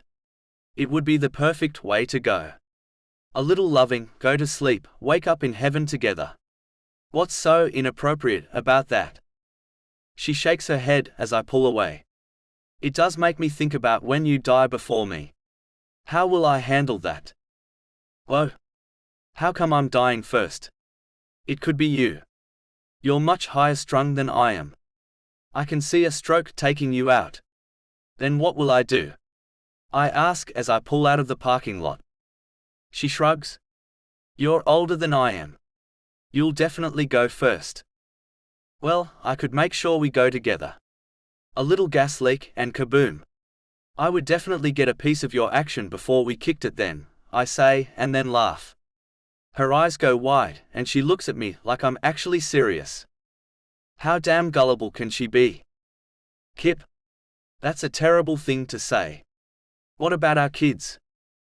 I pull onto the freeway to head back to Beverly Hills. They'll be grown before I kill us. I don't even break a smile. Oh my, she says with a huff and crosses her arms. You are crazy. So when we get old and if you come to bed all randy, I'm always going to be wondering if that's the time you opened the gas valve, and soon we'll be dead. That's right, baby, I say and see her frown. You know I'm just kidding, right, love? Her eyes soften, and she looks at me with relief in her hazel eyes. Of course I know that. The way the tension leaves her body tells me otherwise, though. She is beyond precious.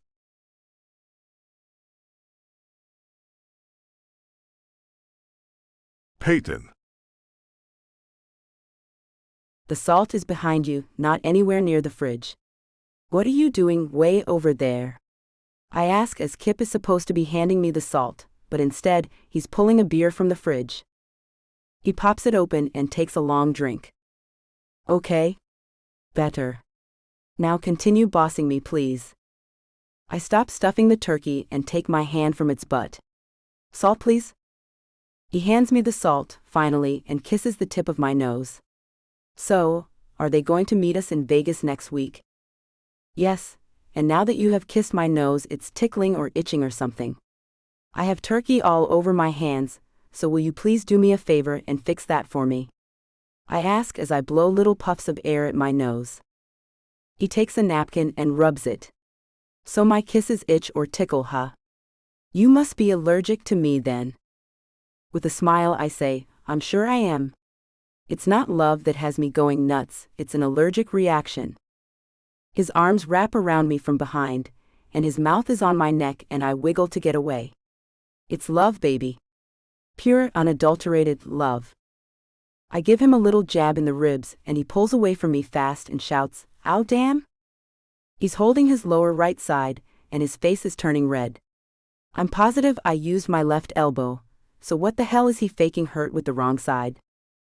I used my left elbow, funny man. No, something's wrong, Payton. He bends over. Bad wrong. Are you messing with me? I go and wash my hands and see him go sit down. He moans loudly, and beads of sweat break out on his forehead. I'm not messing with you, baby. Something's wrong. Call my mom. I dry my hands on a dish towel and walk over to him. I touch his forehead and it's not hot at all. A bit cool, really.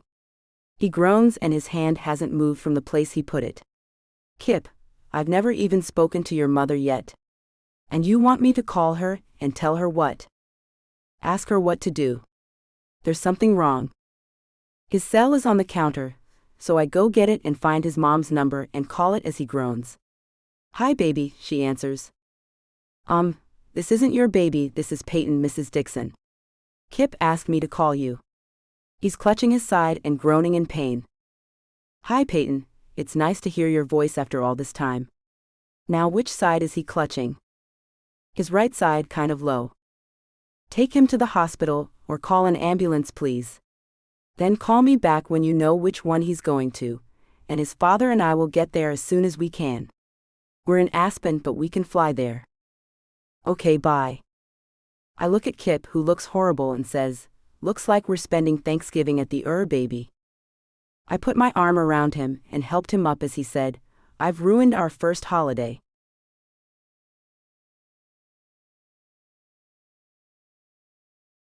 Part 10. Dim Star. Kip.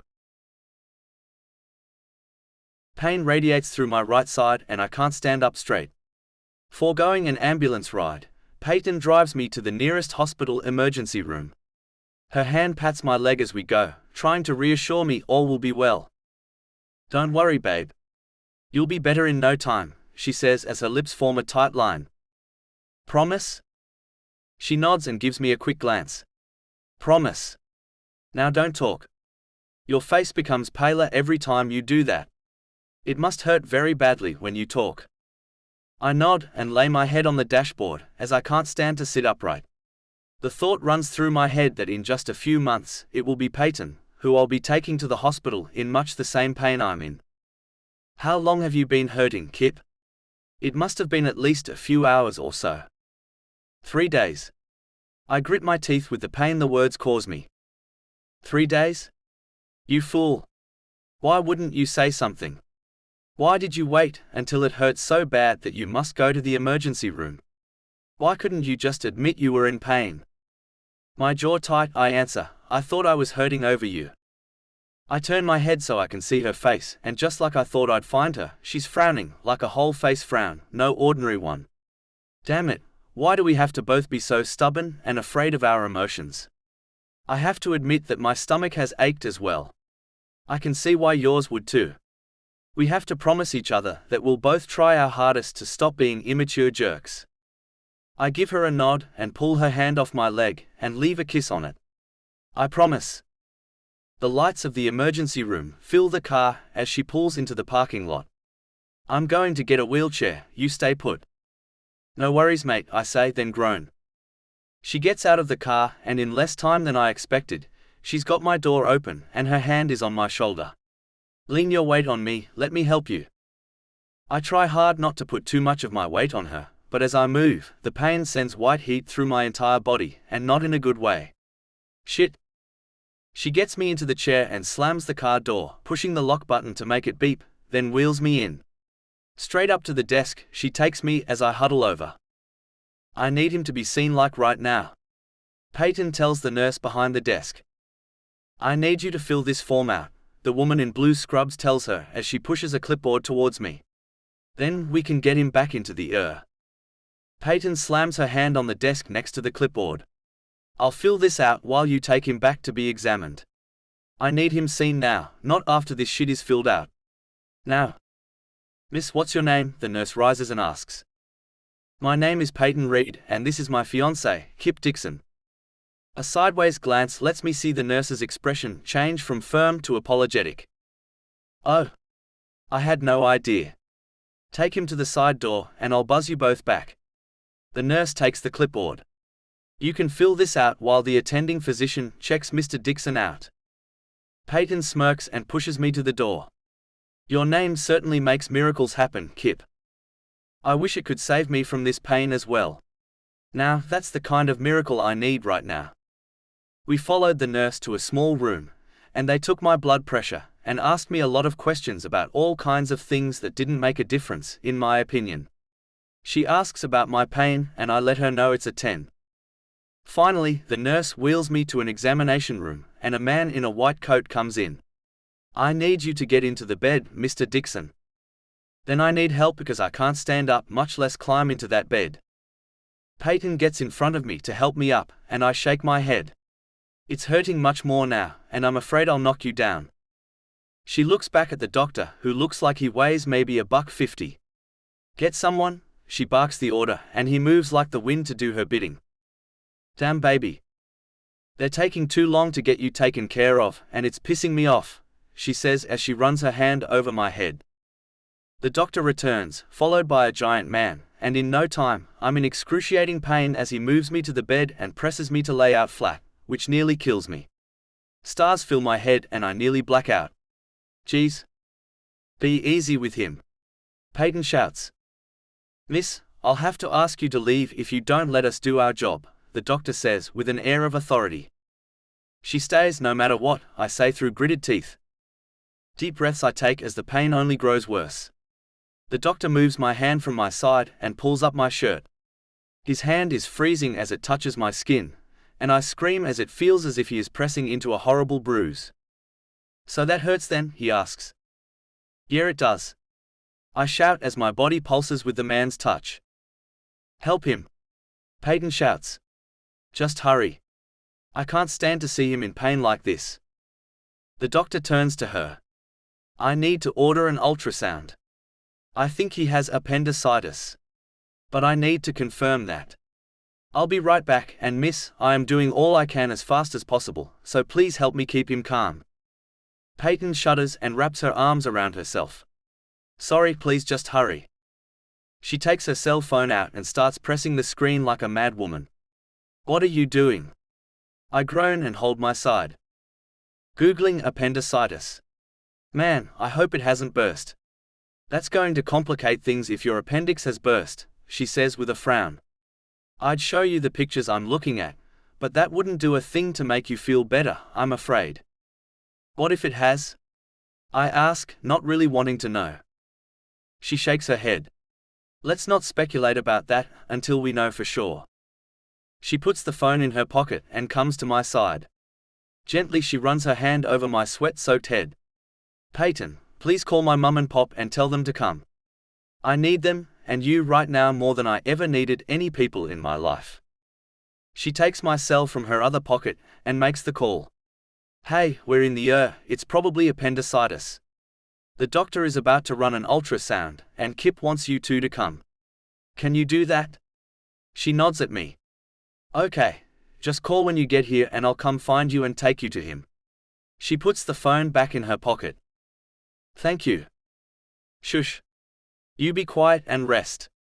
I'll be here and soon your parents will be too. Everything is going to be fine." Her hand rests on my chest and she smiles. A young man pushes a cart in and asks her to step back. She moves to the other side of me and takes my hand. He pours some cold goop on me, then presses something on top of it, and I shriek. "Holy shit!" "Sorry sir," the man says as he moves it around, causing me to nearly pass out with the pain. A necessary evil, I'm afraid. After a torturous few moments, he stops his torture and throws a tissue over the goop on my searing flesh. He looks at Payton. "It might be better if you help him clean this off. He may punch me." She nods. "So, is it appendicitis?" "The doctor will be in to tell you that soon." He pulls his cart out of the room, leaving me just as informed about my condition as I have been, which is not at all. Payton moves to the other side of me and gently wipes away the goo, and even though it hurts like hell, it hurts less than when the other two men touched me. I pull her hand up and press it to my cheek. "Payton, I feel like something is badly wrong. If something happens to me." She presses her fingers to my lips with her other hand, stopping me. "Kip, don't even let the thought go through your head. Nothing is going to happen to you. You may have to go into surgery, but they'll fix you up and you'll come back out of this. In no time, we'll be back home together. Do me a favor and call Mum again and let me talk to her. I need to talk to her and Pop." She makes the call and hands me the phone. "Thank you, and can you find me some water? I'm dying of thirst." She nods and leaves. Mum answers the phone. "Is everything okay, Payton?" she answers. "Mum, it's me." I groan into the phone. "Oh baby boy. You sound terrible." "Mum, listen please. If I don't make it through this, I want Payton to have everything. In my will, everything I have currently goes to you and Pop. Make sure you give every last thing to her if I don't make it. Promise me, Mum." "Of course, son. But please don't think like that. You're going to be fine. Please don't talk like that," she begs me, and I can hear the tears in her voice. "Mum, I just want to be sure, that's all. I'll do my best not to leave you all, but just in case, I had to tell you that. I never want her to be without. I want her to have it all." I groan out the last word as a sharp pain radiates throughout my body. "Mum, I need to go. It hurts to talk." "We'll be there soon, baby. Rest and do what the doctor tells you to. We're in the air already and 2 hours away. Bye, we love you." I hang the phone up as Payton walks in with a bottle of water, and the doctor walks in behind her. She holds the bottle out to me, and the doc shakes his head. "He's going into surgery. No water for him, I'm afraid." Payton stops and spins back to look at him. "Surgery? So, what is it?" The doctor looks grim. "His appendix has burst." Payton gasps and puts her hand over her mouth. "No." He nods. "I'm afraid so. The surgical team is setting up now, and the prep team is on its way down to get you, Mr. Dixon." My heart pounds harder than it has been, and Payton's gorgeous face pales. Her hand runs over my face as tears fill her hazel eyes. "You come back to us, Kip Dixon. You stay with us, Don't you dare do anything but fight this. Do you understand me? I nod and pull her to me. She clings to me, and I can feel her body quivering as she tries hard to hold her cries in. I love you, Payton. No matter what, you remember that. You take care of our baby. I sure wish I knew if it's a boy or a girl, but whatever it is, you take good care of it for me if something does happen. Payton puts her fingers to my lips. Kip, don't. I pull them back. I called Mum and told her if anything happens to me, they're to make sure you get everything I own. All of it. Nothing's going to happen to you, Kip, she says with a long sigh. Stop talking like that. 3 people come into the room, all wearing light blue scrubs. 2 men and 1 woman. The woman has a bunch of papers on a clipboard. Evening, Mr. Dixon. This Thanksgiving wasn't the best for you, was it? I shake my head and she smiles at me. Payton stands back and lets the prep team do their thing. The man with dark hair looks at Payton. We need to get him prepped, miss. Can I get you to step just outside, and we'll let you see him before we sedate him completely. She nods and comes to my side once more. A kiss she places on my forehead. I love you. See you in a bit. Her shoulders slump as she turns to walk away. I love you, Payton. The female nurse returned to my side and started reading the first paper to me. This is a living will, Mr. Dixon. It states whether you wish to be resuscitated should you stop breathing or your heart stop. I nod, and she checks something on the paper. My heart aches with the question, and the thought I might leave this world never seeing my child's face nearly makes me cry. The nurse continues.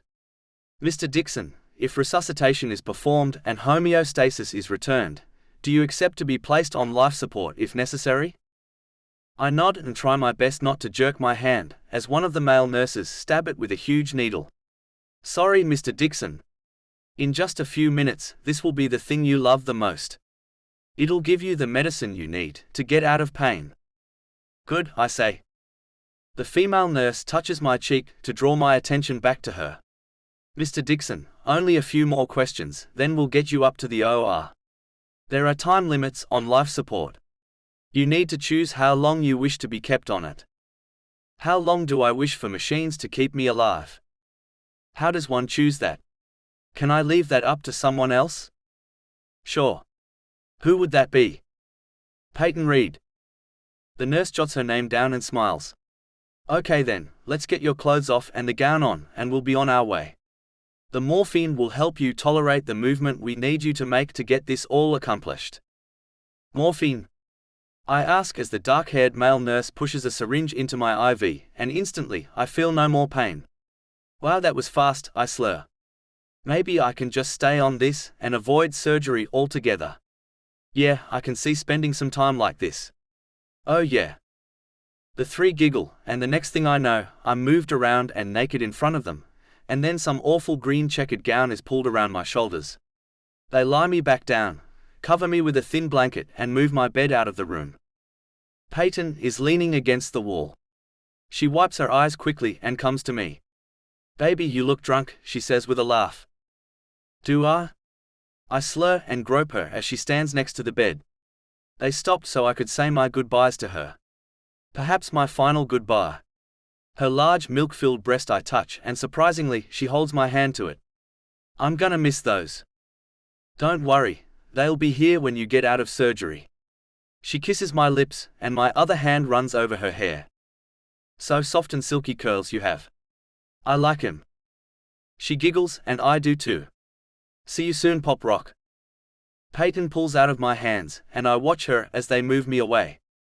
I look up at the female nurse who walks the closest to me. I love her so much it hurts. A smile lights up her face.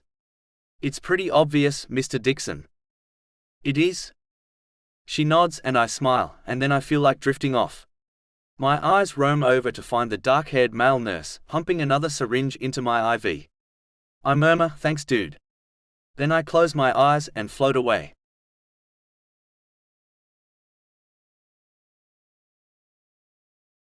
Payton.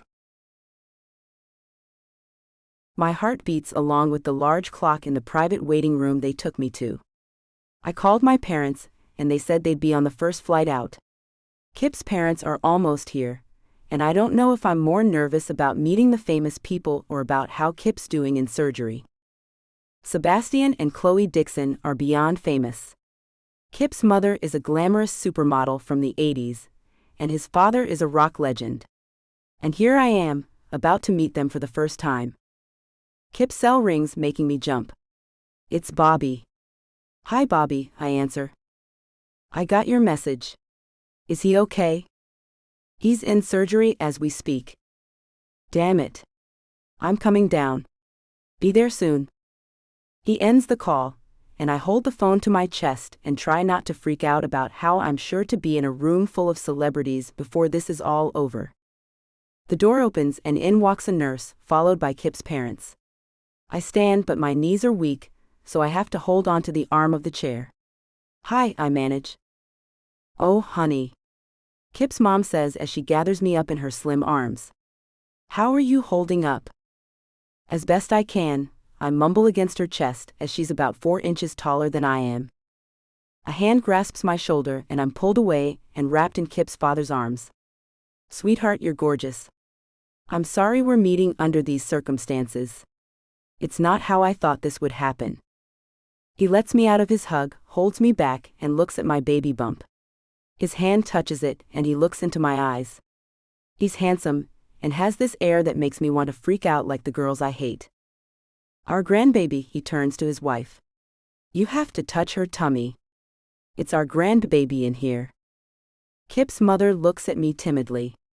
Is that okay with you, Payton? I nod, and words seem to have left my brain. I'm as starstruck as I've ever been. She touches my tummy and looks at her husband. Finally, our very own grandchild. His father looks at me. She's been wantin' one of these. You've made us very pleased, Payton. I nod and smile like an idiot. The door opens again, and a doctor walks in with his face mask still on. We all turn to look at him, our collective breaths held. He pulls the mask down, and we all see the corners of his thin lips pulled down in a deep frown. Okay, he's out of surgery. His appendix had burst, and I'm afraid there is already gangrene in some of his organs.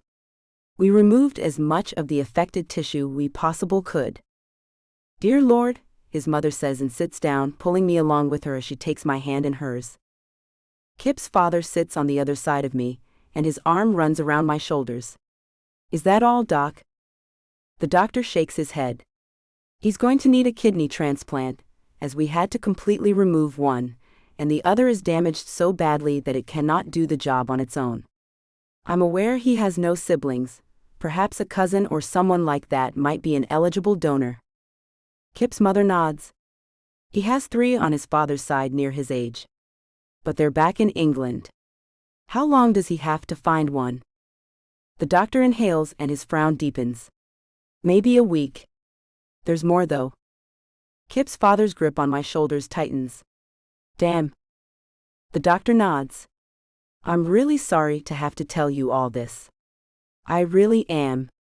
I wish I could offer more hope, but I cannot lie. He quit breathing on us twice, and once his heart stopped for 10 minutes. The fact is, that even given the transplant, he may not be able to live off of the life support we've been forced to put him on. My heart stops. He's on life support? He nods. He'll be kept in a drug-induced coma until we're able to find a compatible kidney. Machines will keep him breathing, and his heart will be kept beating as far as that goes. The risk of his liver becoming affected is quite high, as it wasn't in the best condition in the first place. His mother sniffles, and her hand covers her mouth. I'll get on the phone and get the relatives coming in. You do that, Mrs. Dixon. I wish I had better news for you all. He's being taken to the ICU, and sometime tomorrow, we'll start allowing one visitor at a time to go in and see him for 10-minute visits once an hour during the day. As the doctor turns around, a very pale Bobby fills the doorway. What's happened? Why do you all look like that? Bobby asks. The doctor nods. I have to get back to make sure Mr. Dixon is hooked up properly. They'll fill you in, sir. He leaves and we all stare after him. I open my mouth to tell Bobby the news, but all that comes out is a wailing noise and my eyes fill with tears. Someone pulls me into a hug and I fall apart.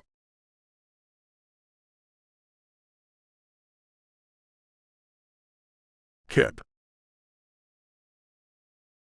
Beeps and other weird noises I hear in the distance. Everything is black and I can't seem to move. I hear a voice from so far away that it's almost inaudible. Kip, I'm here. It might be Mum or Payton, but I'm not sure which. A soft hand touches mine and a shot runs through me. The beeping sound speeds up and I hear her speak again. I know it's Payton now, my body has always reacted to hers. Kip, you stay with me. I try really hard to nod, but I'm unsure if that's working. Something must have happened to me on the operating table. I feel nothing, literally not a damn thing. Though my mind seems to be working, nothing else is. Warm lips touch my cheek and inwardly I sigh. I wish I could open my eyes and see her. A dim figure moves into my mind. A tall shadow with what looks like wide shoulders. It passes through my mind but makes no sound. It's odd how I can see that in the complete darkness. It's darker than the surrounding darkness. I shout out in my mind, "Hey, who are you?" The shadow stops and it seems to turn back to me. It moves forward, getting closer and closer. My hand is squeezed and lips touch my ear. They found you a donor. You're probably going to be pissed at your father, but a long-lost son appeared out of a small town in Connecticut. He's 2 years younger than you are, and damn if that guy doesn't look almost just like you, Kip. Your mother was a little upset at first, but then she decided it was supposed to happen, as he might be able to save your life. I hope like hell he does. The figure in my mind stops as Payton talks. It drifts back and eventually completely away. It was all that I could see, and I'm already missing its company. Come back. I'm lonely in here. I shout with my mind. But it stays gone. Warm lips kiss my forehead, then she speaks again. You've been like this for 3 days, and hopefully tomorrow you'll get the transplant if it all goes right. Maybe by the next day, I'll be looking into those gorgeous deep blue eyes of yours. Then we're going to get a sonogram done right in your hospital room, so you can see what kind of kid we're having. Most are betting on a boy, but I think it's a girl. The dark figure reappears in my mind, and it seems to be shaking its head. It moves a bit closer, and I swear I can smell gingerbread. I wish you'd tell me who you are, I shout out in my head. The figure drifts about, and I get the feeling that it is here for me. Lips touch mine, and a jolt runs through me. I have to go, my 10 minutes is up. I'll be back in 3 hours. Your father will come in next, then your mother. I love them, by the way. They're wonderful. My family is here too, and all my brothers forgive you for dumping me and said to tell you all the beatings you had coming are forgiven. Lucky you. So come back to me soon, Pop Rock. I miss you. I love you. Her lips touch mine again, sending another jolt through me, and I can't believe I can't wake up, as I feel more alive than ever. I hear her footsteps as she leaves the room, and the figure in my head moves away as well. A clear hand, I see it raise as if it's waving goodbye to me, and then it's completely gone. The absence is a physical feeling in me. Who was that?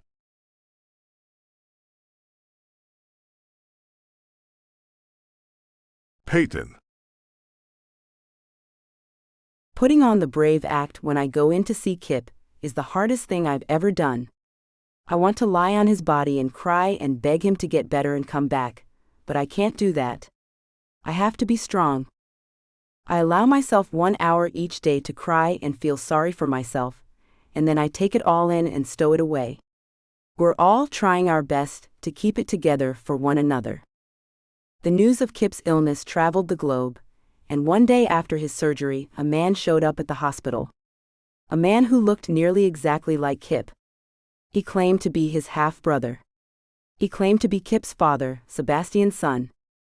One DNA test later revealed that he is indeed Sebastian's son. Another test revealed that he is a compatible kidney donor, and now the man is in surgery. Kip is being prepped to take the kidney that a brother he's never known is willingly giving him. It's all over the news, and I had to attend my first press conference with his parents this morning. I have to admire how stoic Chloe is being, with such a hard thing to swallow. Her husband cheated on her, and she has to have it publicly announced just to give her son a chance. I don't know if I could be as understanding as she's being. My parents and brothers are all here, and Kip's parents are too. We all wait in a large waiting area for news about both men. A tall, slim blonde woman appears at the doorway, and everyone looks up as she enters. I'm not here to do anything but wish you all the best outcome for Kip. Sebastian kisses Chloe's hand he's been holding and stands up, taking her with him. His arm goes around her shoulders as he approaches the other woman. This is my wife Chloe, he says. Chloe, this is Sandra Matthews, Kip's half-brother Dalton's mother. My mother sits next to me and grabs my hand as we all wait to see how Chloe will take this. Chloe holds her arms open wide. Thank you, Sandra. Thank you so much for coming out with this. I cannot thank you and your son enough. She embraces the other woman warmly, and everyone sighs at the sight. Sebastian wipes tears off his cheeks and sniffles. I'm so sorry to you both. You have no idea of how sorry I am. Chloe lets Sandra out of her embrace and takes a step back. She gestures to Sandra as she looks at her husband. Sebastian, I've told you 1,000 times since this all came out to stop apologizing. This was meant to be. Now give this woman a hug, and let her know how thankful we are she came to us. My mother squeezes my hand and leans in to whisper, it's like watching a movie. I nod and can't take my eyes away as Kip's father pulls the woman who resembles Chloe so much, it's scary, into his arms and hugs her. I can hear him murmuring to her, but can't make out what he's saying. Chloe smiles and says, perhaps we should go to a private area and talk. Sebastian lets the woman out of his hug and takes his wife's hand. Let's do that. I want to set things straight with you, Sandra. If I would have known, I would have provided for you and our son. I will make this up to you both.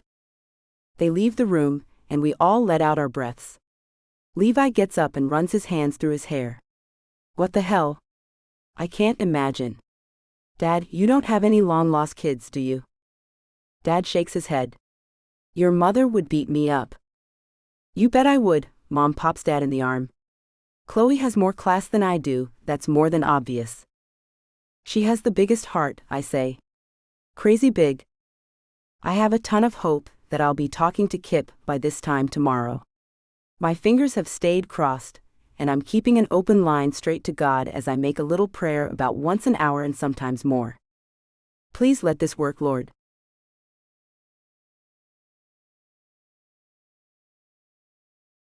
Kip. I hear slow beeps as I wake up. My body hurts, and that's different. At least I feel something. It's been forever since I've been able to feel my body. My gosh, even my toes hurt. Something is tight around the bottom part of both of my legs. It's uncomfortable. My head is fuzzy, and a dim light shines before my closed eyes. Detaching ventilator, a woman's voice says. Then I'm gagging and might throw up with what's coming out of my throat. My head spins and my stomach churns. Kip, can you hear me? A man asks. I try to nod, but it seems like I am. Great, the man says. Can I talk, doctor? It's Payton's voice, and I try to open my eyes. Of course, dear, he says. Wake up, sleepyhead. You've been away too long, she says. Little blinks I make, then open my eyes to see blurs surrounding me. That's my boy, my father says, and I turn my head in that direction. Pop. That's right, son. I'm here. Mum's also here with a room full of people ready to see you. I blink some more, and it all comes into focus. I scan the faces and find my love's, and eerily, it's me who stands by her side in a grey hospital gown. An IV stands next to him. Who's that guy, love? He looks like me. Did you replace me already? The whole room laughs, making me jump a little with the noise. Allow me to introduce you to your only known sibling, Kip, Payton says as she runs her arm around the man, and my ire rears up immediately. This fine young man is Dalton Matthews, your half-brother, and he saved your life. One of his arms is draped over my beloved's shoulders. Nice to meet you, bro, and thanks for saving my life and all, but what's up with your arm on my girl? The room full of people laugh, and Payton takes his arm off her and places it on her brother, Blake's shoulder. Hold him up, Blake, will you? I can't have my man getting all jealous. She makes her way to me and leans over and plants a kiss right on my lips. It's nice to see you back, babe. We all missed you like crazy. Her hand rests on mine, and my world is coming back into place. After looking at her beautiful face, I look back at the man who has my face. A handsome rascal you are, Dalton. Did she say your name is? He nods and smiles. It is, and thanks, I can say the same for you. How's my kidney feeling there, bro? So ya gave me one of your kidneys? How nice of ya. Don't worry, I'll give you something if ya ever need it. Not that I have a lot of great organs to give, but money buys a lot of things, so how about a new car, mate? He laughs and shakes his head. Just seeing you up and able to make jokes is enough for me. I never knew I had a brother. I have 3 sisters, and you don't know how often I prayed to have a brother, and now I do. A damn rock star at that. And a rock legend father to boot. Life's pretty great, I don't need any more. My father moves and takes Blake's place, holding up my new brother. Damn glad to see you, son. We should get this guy back to his bed. He's had surgery as well. We can all get to know each other, we have all the time in the world, you know. Pop takes my look-alike brother away, and a woman who looks a hell of a lot like my mum follows along, pushing the IV stand attached to Dalton. My eyes go back to find my mother, who looks at me. How ya doin', mum? Her smile suggests she is fine, but I can't see how. I'm fantastic. I'm talking to my baby boy. She comes to the other side of me and kisses my forehead. It's good to see you. You too, I say, and have to swallow hard as I know how much pain not only my illness has caused her, but the fact my father was unfaithful must be hurting her as well. You look gorgeous as always, mum. She runs her hands through her long blonde hair. Thank you, Kip. Compliments are always appreciated. She laughs and touches my cheek. I'm really happy to see you, baby boy. A nurse comes in and breaks up the party. I'm afraid I have to get you all to leave. We have to make sure he's doing okay with everything. They all wish me luck as they file out, but Payton lingers at my side. After they've all left, she leans down to kiss me and the nurse clears her throat. It's best not to kiss him on the mouth or near his nose or eyes. Payton pulls back and bites her lip as she looks at me.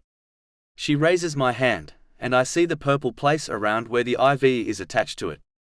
She leaves a little kiss on it. I'll be back as soon as they let me if you want. If I want? I want. She waves at me as she walks away, and my heart swells with how I feel about her. It's good to be back.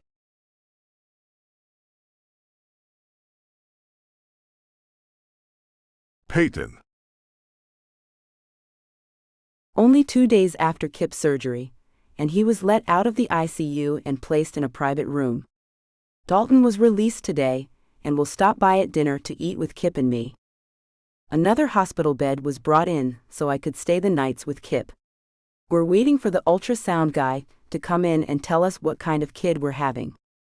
Wearing a hospital gown a sickly color of green, I lie in bed with Kip and cuddle against him. It's so damn good to be back in your arms, babe. It's good to have them around you. Before we find out for sure what our baby is, would you like to know what I think it is? Kip asks. I would, I say, running my hand over his cheek. Stubble meets my hand, and I secretly love the way it feels. It's my opinion that we will be having a son. I know you think it's a girl, but I have reasons to believe it's a boy. Really?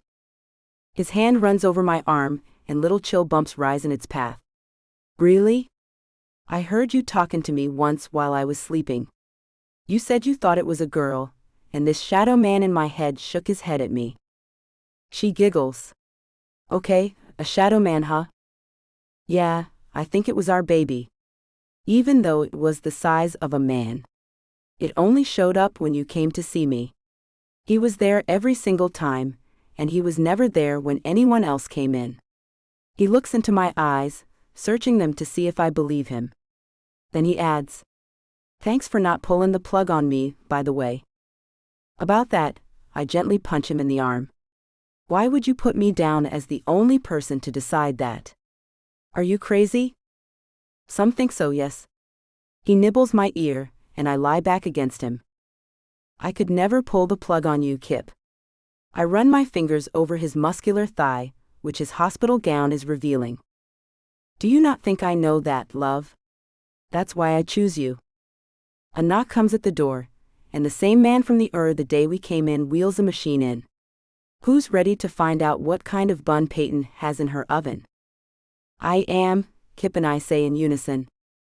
I quickly kissed him, gave him his cheek, and climbed off the bed and onto the other. Kip slowly got out of bed, and groans like an old man as he walked over to watch the screen and hold my hand. I shriek with the cold as crap gel he squirts on my stomach.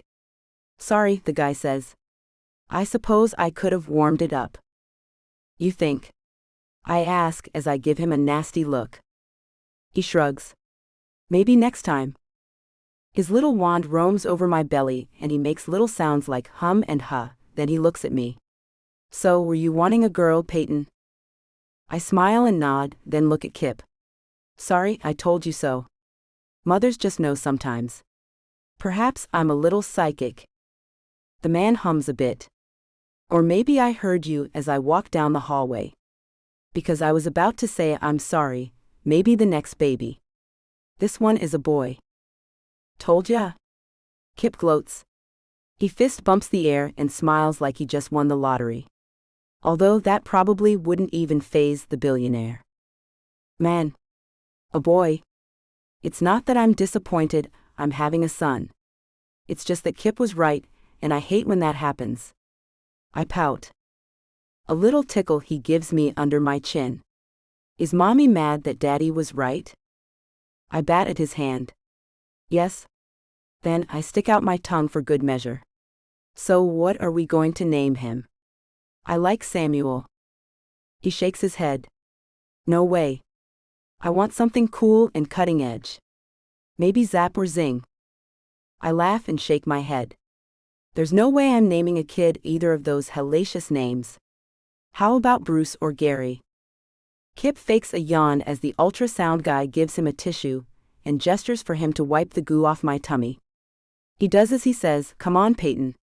The kid doesn't want to get beat up every day and robbed of his lunch money. How about Streak or Flash? We aren't having a superhero, Kip.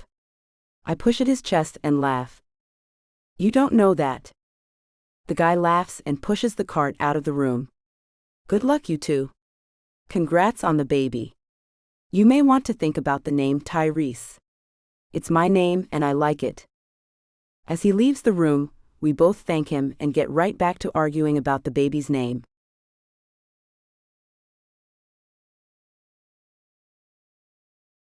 Kip. Though in a hospital bed, it's still nice to hold my love in my arms as we sleep. So much has happened in the last couple of weeks, it's bordering on mind-blowing. Apparently, I died a few times and gained a brother. He turned out to be a cool guy, and we are so damn alike it's uncanny. Payton freaks me out with how close the two got while I was comatose. But it's getting to be okay with me. I suppose having all brothers has her used to hanging out with guys and that's cool and all. But it's odd seeing her cutting up with a guy who looks like me, but isn't me. Her body is formed to mine, and though still unable to do to her what I want to, I crave her. I place small kisses on her neck and she wiggles. Her body presses against me, and I have to pull away as it will be too hard to control myself, and if the nurse catches me, she'll have my hide. Payton twists in my arms and opens her eyes. Hi, she says as she runs her arms around my neck. I can't tell you how much I appreciate you each time I wake up to find you all over me. I thought it might never happen again, and I say a silent thank you to God every single time. Do ya? I kiss the tip of her nose. So if I'd passed on to the other side, are you saying you'd never love again? Are you telling me you'd never get over me? Her eyes go dark and she moves in close. Our bodies are only covered in thin hospital gowns, and she has donned one since I have to wear one. I will never get over you, Kip. Not ever. Her weight is suddenly too much, and I push her to sit up and take it off me. My breath comes in short bursts, and she looks at me, and her eyes widen. Kip, your stitches. Kip. Damn it, I'm so sorry, baby. Get the nurse, mate. It hurts like hell. Gosh, I'm sorry, she wails. My fingers find the button to call the nurse in. The oldest woman I've ever seen comes into the dark hospital room. The light comes on. Her dark eyes move back and forth between Payton and I. What did you do? Payton tears and whimpers, I just had to feel him. She runs to the bathroom and locks herself in. I had to feel her too, I confess. The old nurse comes and pulls back the towel and sees the broken stitches. I hope it was worth it. I laugh, then flinch with the pain. Is it ever not? Jokes, huh? She smirks. I hope the doctor doesn't even give you a painkiller as he re-stitches you. Kids nowadays can't seem to realize that this life is nothing but time. I find her comment a bit sadistic. I know it's been a million years since you were young and in love, but believe me when I tell you that it was completely worth it. Her yellow eyes stare me down. I heard you're having a son in a matter of a few months. You'll need to leave his mother alone for at least 6 weeks and maybe more. Tell me, lover boy, will it end like this, with torn stitches? I gulp, and I think I may be trembling. Well, of course it won't end this way. Come out, you coward, she shouts and pounds on the bathroom door. Come on, leave her alone and see to me. Payton opens the door. I'm so sorry. Water drips down her legs. My water broke.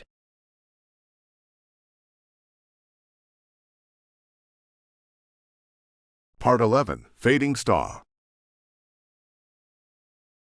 Payton. Pink flushes my cheeks as the doctor wags her long, thin finger at Kip and me as we lie in our hospital beds in the room that is now both of ours. I have officially been admitted into the hospital, on complete bed rest as my water is leaking slowly. I thought it was intimacy that messed up my pregnancy, but it wasn't. An infection caused the leak I must have contracted from the sheets of the motel I stayed at when I first got to LA. In a way, it still was having intimacy that did it. That is where Kip and I made up and got back together.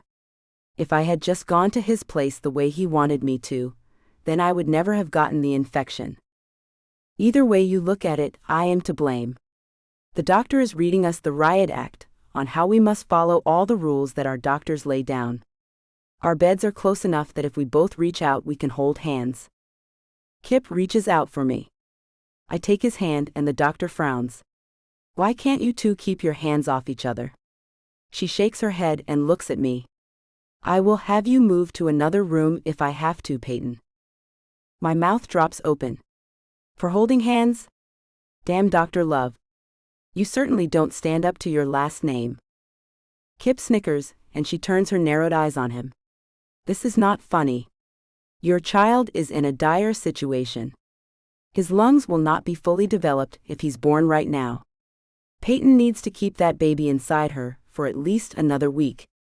Even then, the baby could still have major health problems for the rest of his life. Thanks in no small part to you two having to feel each other as you so eloquently phrased it. Kip lets my hand go and looks down. It pisses me off how she's trying to make him feel guilty about this. It brings up my ire and I snap, he's not the one to blame, it's my fault. All of this is my fault. I seduced him, and that's why his stitches broke. I have this damn infection because I refused to leave the dirty motel and go home with Kip. Everything is my fault, so leave him alone. Dr. Love levels her eyes on me. Don't put all the blame on your shoulders, Payton. Allow Kip to carry half the burden here. I shake my head. No. This is my fault and my burden to bear, not his. Kip looks at me and frowns. Payton, stop that.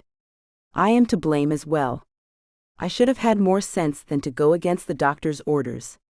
And the thing about the baby is just a complication and no one's fault. The damn dirty motel is what needs to be blamed for the current condition of our baby. I'm going to have that place shut down. Kip's mother sweeps into the small hospital room, carrying a teddy bear. Good morning, Dr. Love. It's beautiful out this morning. She places the bear on top of the dresser in front of the beds. Dr. Love smiles at Chloe. I've been inside the hospital since before dawn. I have no idea if the morning is a nice one or not.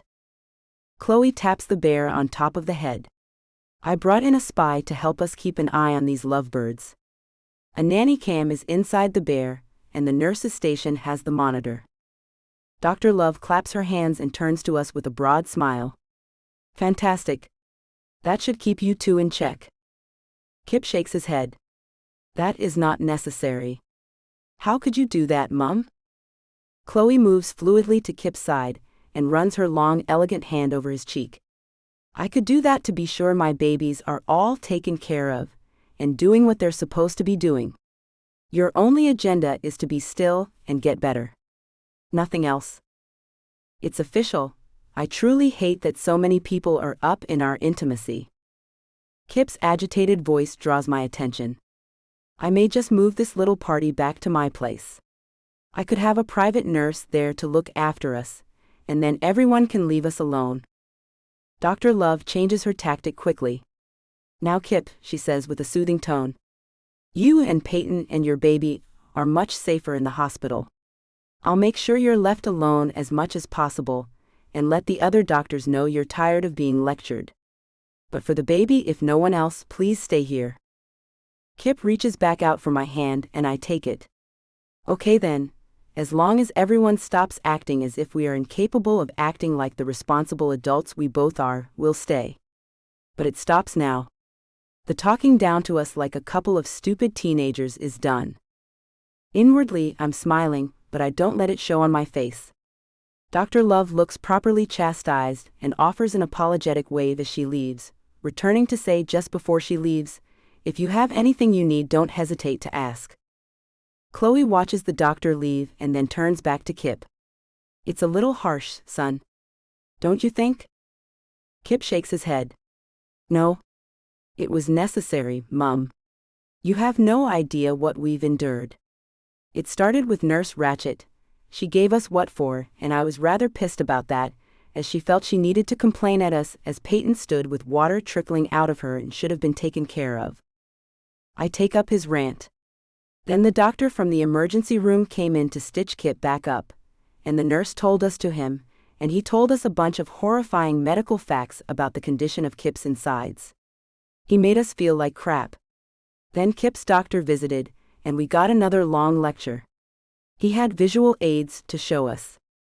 Kip squeezes my hand and adds, then that obstetrician Dr. Love was assigned to Payton and she let us have it again.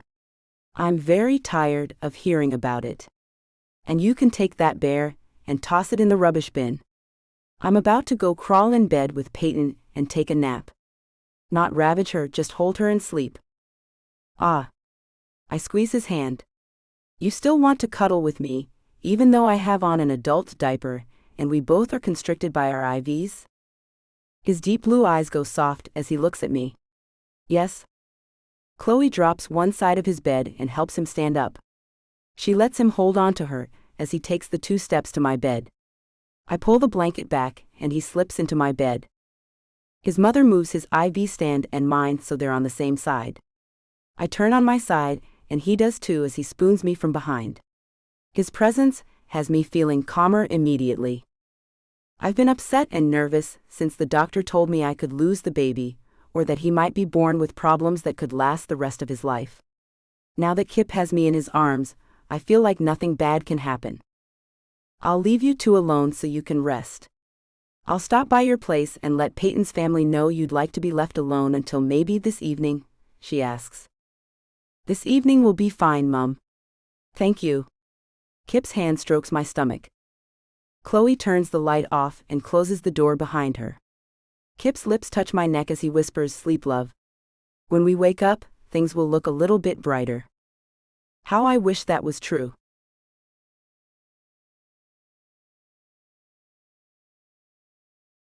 Kip.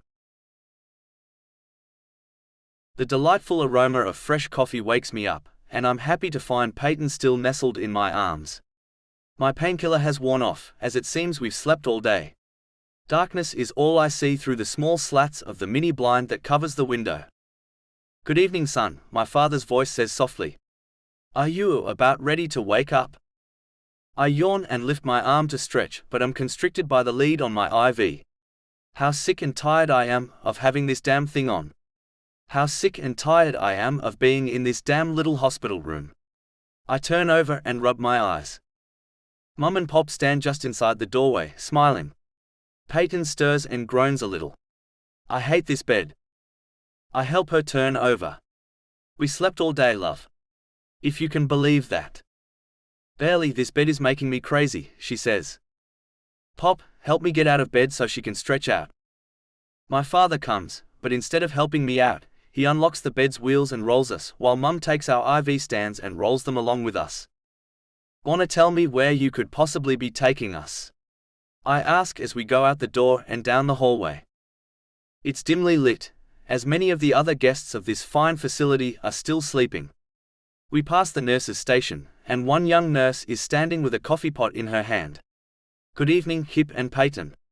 "I'll be in with a coffee for you, Kip, and a tea for you, Payton." She smiles sweetly at us as we cruise down the hallway. "What is happening?" Payton asks. Mum answers, "It's a surprise." A golden glow flows out of one of the doors ahead, and remarkably, Pop turns us into the room. It's bathed in the gold light, and a bunch of candles are lit in it. A large bed with a deep blue comforter stands in the room. Flowers are everywhere, and elements of home are everywhere. As we roll to the bed, I can see in the bathroom where fluffy blue towels hang on the towel rack. My very first acoustic guitar sits on a stand near the bed, and on the other side, a laptop computer sits on a nightstand. Mum maneuvers our IV stands around the bed and says, "I heard you loud and clear this morning, son. We had this queen-size hospital bed brought in for you too, and some things from home." Two nurses help me out of the little hospital bed first. "How about a shower?" one asks me with a smile. "Oh hell no!" Payton nearly shouts. They laugh. "He can take one by himself, don't worry, Payton," the nurse adds. She removes the lead from my IV, freeing me up, and I am more than thankful. "There you go," the nurse tells me. "You are free to go take a shower. There's a bottle of a reddish-orange solution in the shower, and you need to clean your stitches with that. It seems you have a small infection in the incision they made to take out your appendix. We'll have to keep those extra clean, and an antibiotic will be added to your IV when we get you back out here." The other nurse goes to the end of the bed, near Payton's feet. "We'll clean her up while you shower. There's also a set of pajamas for you to put on, Kip. I bet you're ready to get out of the hospital gowns you've been stuck in." "I am sick to death of them," I say and hug my mother. "Thank you, Mum." I kiss her cheek. "You're welcome. We'll be going now." "See you 2 in the morning," she says, then takes my father's arm, and they slip out the door. Before I go into the bathroom, I kiss Payton on the forehead. "Be easy with my girl," I tell the nurses. "We will," the shorter one assures me. "You go take a nice long shower."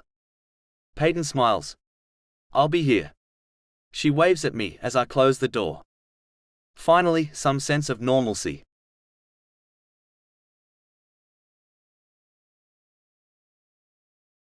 Payton. The new room and the larger bed have made Kip and me so much more comfortable. 2 days have passed since we moved, and I've managed to keep the baby where he belongs.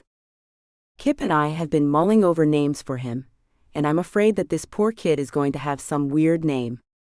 Kip is determined that the name will be something the kid has to grow into. "I like Napoleon," Kip says, and I roll my eyes. "We can call him Nappy. That's cute, don't you think?" I run my hand over my face and open the laptop his parents got me. "You know what, Kip? I'm naming this one. You can maybe name the next one." He shakes his head and picks up his guitar and strums it a bit. "No way. How about I get to pick the first name, and you can pick the middle name?" "Hell no." I Google baby names. Look, here are the most popular names. "I don't want to name him a popular name, Payton." He strums out a little chord and sings, "Nappy, oh Nappy." "Nah, I don't like that one either. We'll have to keep thinking about it. Thank God. I search for unpopular names and remarkably, something comes up. Never in a million years did I think I would be searching for unpopular baby boy names for my kid. The things you have me doing, Kip. He looks over my shoulder and points. Oh, look at that one, Paxton. I like it. He strums his guitar and hums a little. Yeah, I like Pax Payton. What do you say? Paxton Reed Dixon. I like it, don't you? I do, kind of. Are you sure about the hyphenated last name? I ask, as he doesn't seem the type to like that sort of thing. Of course, our children will have the hyphenated last name. You're going to be a best-selling author someday. I'm sure your parents will love to see their surname on the cover of a best-selling novel. The kids will love having their mother's name as well. Plus, it's really cool, you know? So, his middle name is all that's left to figure out. I continued to look down the list. Kip wraps his arm around me. Let's use your father's name as this one's middle name, and the next one can have my father's name as the middle name. The next one? I ask with sarcasm. You having that one, Kip? Of course not. Don't be silly. And what do you mean? Are you saying you don't want any more kids? Because we definitely have more kids. You'll just have to get over that. His arm tightens around my shoulders and he kisses my cheek. There's the bossy man I fell in love with. I laugh, and the door opens and in walks Kip's entire band and his manager Silas. Well, hello there, blokes, Kip says. Finally decided to visit, huh? Bobby nods. I was here the first day, then went to San Francisco to visit my parents. But we're all back in town and decided to come see you. That's a pretty cozy setup you have there. He gestures to the large bed. Can't say I've seen a hospital bed that big before. Mum found it. Kip lets me go and sets his guitar back on the stand. Silas steps forward. So, Kip, when are you going to be able to get back to work? Not that I'm rushing you, but I would like an idea. Kip looks down, takes a deep breath, and then looks up. Silas, I'm not renewing my contract. I'm done. I may do a solo thing, but then I may not. I'm going to focus on my family for now. Silas looks shocked and Bobby looks pissed. His face goes red as he shouts, What the hell, Kip? Silas takes Bobby by the arm. No reason to get loud, Bobby. Now, Kip, you can do both, be in the band and take care of your family as well. I don't want to, though. It was fun, but I want to go in a different direction with my life. The fast pace makes me want to slow down. I want to make the kind of music I like for a change. He shifts his weight, and I can feel the tension in his body. And what about us, mate? Troy asks. The band can't go on without you. Well, just find another singer, or better yet, let Bobby sing. He's great, Kip offers. And what are we to call ourselves, Kip? James asks. Come up with something, Kip says, running his arm back around my shoulders. I lean into him and feel his heart pounding in his chest. He obviously has been dreading telling them his decision. Bobby points right at me. Yoko, are you behind this? Don't, Kip says as he levels his eyes on Bobby's. I hadn't even told her I was quitting. She had nothing to do with my decision. Bobby frowns. Sure she didn't. You know, ever since you met this chic, you've been off. I mean, look at you. Shit, you have to be next to her all the damn time. You're too dependent on her. Bobby, you just don't get it, I love her. She and I are having a baby. Of course, I'm dependent on her, and she is on me as well. It's what happens when two people fall in love. Kip kisses my cheek and I blush. Kip, you don't have to quit the band, I say, looking him in the eye. If you're doing it for me or the baby, please don't. I'm doing it because that's what I want to do. It is true that the main reasons are you and the baby, but it's also because I want to make the music I want to. I'm tired of singing someone else's songs. He looks at Silas. So I'm out. Silas throws his arms up. Well then I have to move on too. He looks at the rest of the band. I won't be renewing any of your contracts then. I can't waste my time trying to get gigs for a band that's missing the lead man. Bobby goes a deeper red. Look what you're doing, Kip. You're cutting our throats. All over Yoko. Stop. Kip shouts. Don't say another word, Bobby. It's not my purpose in life to keep you three employed. You can go start your own thing. It's not like you don't have the same connections I do.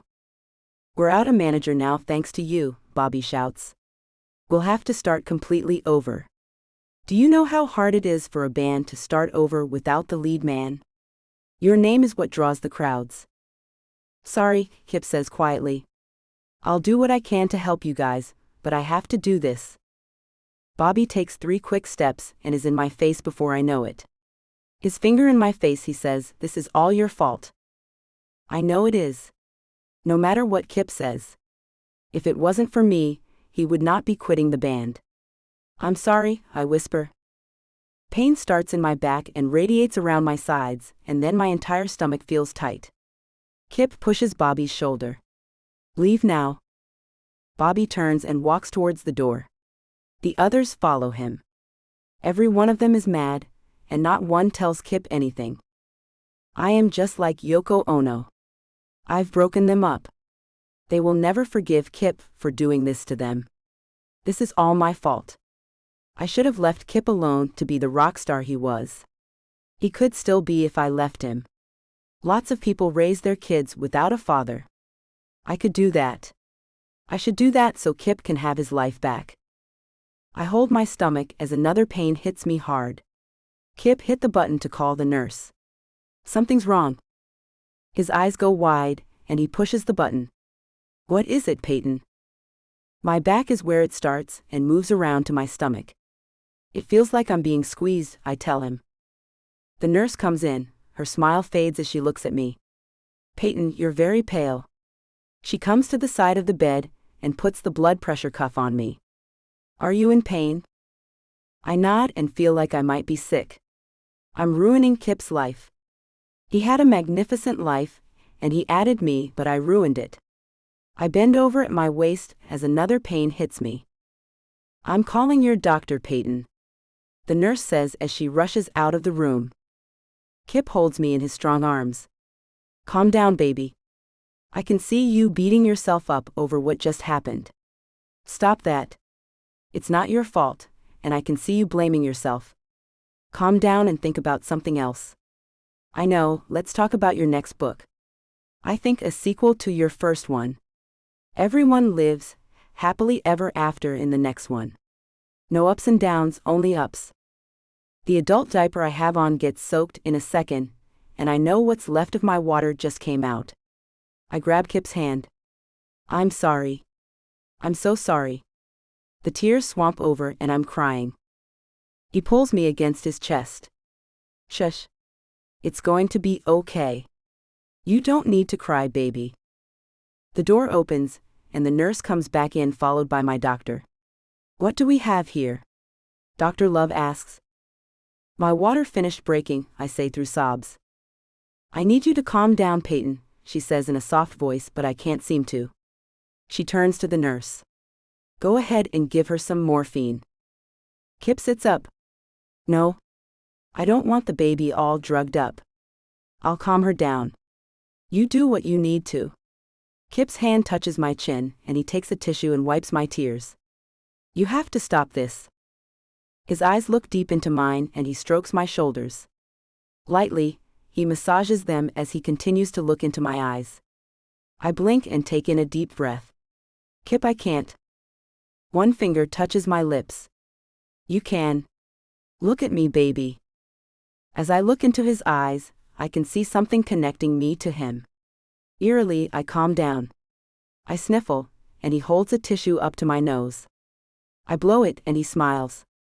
Thank you, Kip. That's what I'm here for, love. My side of the bed is laid back, and the doctor checks me out.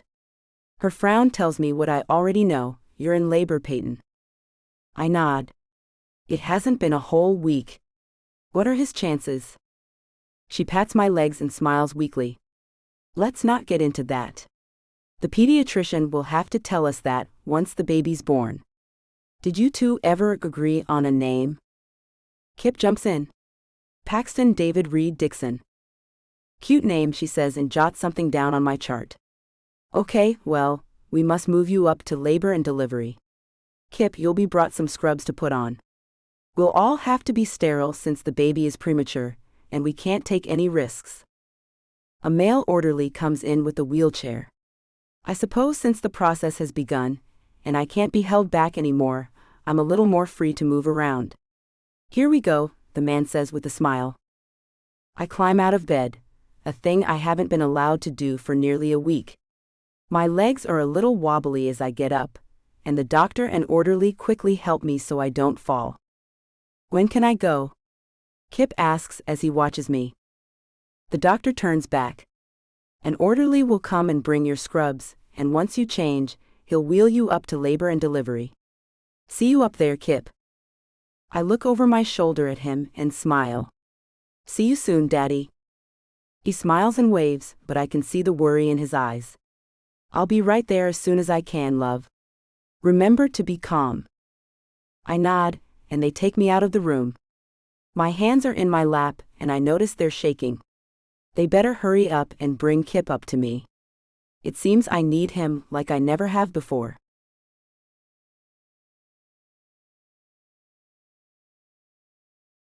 Kip. We go out of the elevator. The orderly pushes me down the long hallway. We come to the door of the labor and delivery room. Payton is in, at the same time that a slurry of scrub-clad people floods into it before we have a chance to. The orderly pushing me waits for a second, and the last person to enter the room turns to us. I'm going to have to ask you to wait here. But I'm the father. I want to be there, I say, and am left speechless as the door is shut. I don't know what's happening. I look up at the orderly. Can you please find out what's happened? He shakes his head. I'm afraid I'm in the same boat you are. If they say wait here, then I have to wait too. I'm not sterile. Most likely, the baby has already been born. That's usually the case, if they don't want anyone else coming in the room who isn't essential. I listen hard to hear the baby's cries, but none come. My heart is barely beating as I wait. He's alive though, right? I ask. I would suppose so, the orderly tells me. It wouldn't make a lot of sense to send in a team for a baby who wasn't. With a nod, I swallow hard, and a knot forms in my throat. I really wish I could go in there. Payton must be a mess. The orderly smiles. I have to tell you that the two of you are the talk of the hospital. It's like you were made for one another. I have a good feeling about this. I think things will all work out. I wish I had that feeling. I just have a ton of fear. My hands I fold over the other in an attempt to steady the shaking. The door opens, and I jerk my head up to find Payton's doctor. Kip. Good you're here. They're about to take the baby to the neonatal intensive care unit. He's a nice 3 pounds, which is more than we thought he would weigh. He needs help breathing, but he can breathe on his own some. His chances of survival? I ask. She shakes her head. I'm no pediatrician, Kip. I can't tell you that. I can tell you that Payton is doing well. She stopped crying and did not need stitches, as there was no reason to perform an episiotomy. She stopped crying? I ask. So she was crying? Well, yeah. She kind of freaked that you wouldn't be there to see the baby be born. He was crowned when we got up here, and the little thing slipped right on out once we had her laid back out. You can go in and see her as soon as they move the baby. She takes a step back as the door opens. In a closed, clear little incubator, my son is wheeled out of the delivery room. They stop just for a second to let me see him. I stand up and press my hand to the side. I wish I could touch him, but I assume that will be some time away. Hi buddy, I whisper. You stay with us and get strong, you hear me? We'll get you to the NICU in a few hours, sir. We like our parents to spend as much time as possible with the newborns, the pediatrician tells me. I give him a nod, and they hurry off with him. Dr. Love takes my arm and looks at the orderly. Let's get him in there, shall we? I sit back down in the wheelchair, as I feel weak as a kitten after seeing my baby like that.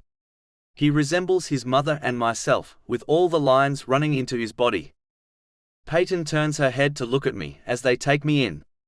Did you see him? I did. A little cutie, don't you think? I say with a grin. He's kind of wrinkly and on the red side, but yeah, he's a cutie. What do you think about him? She asks as she raises the top of her bed a little. I think he'll be just fine. I have faith. I take her hand in mine as they put me next to her. We'll have you back in your room soon, Dr. Love tells us.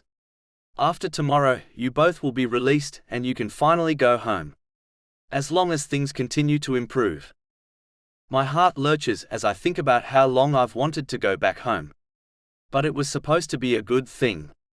Leaving my son in here is not a thing I planned on or ever wanted. I'm sorry, Kip, Payton says, and I can see the glimmer of tears starting up again. No. You are not to act like this is anything you had any control over. We have to be strong for him now. All that weakness you've been feeling while you try to blame yourself has to be stopped. No more of it. Do you understand me? I ask with the sternest face I can muster. Payton swallows and takes in a deep breath. Okay, Kip. Thanks for reminding me what I need to keep my mind on. Keeping us both strong is all I can think about right now, as my own mind seems to be on the edge. What will we do if he doesn't make it?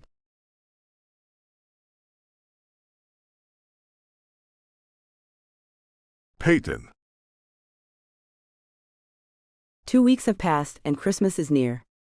My family had to go back to Texas, since they had stayed away from their jobs for as long as they could. Today, Max and Lexi and their children are coming. I haven't formally met them yet, but Kip has told me stories about them, and I feel like I know them already. Their twins were born early, and Kip thinks they might be able to help us feel better about Paxton.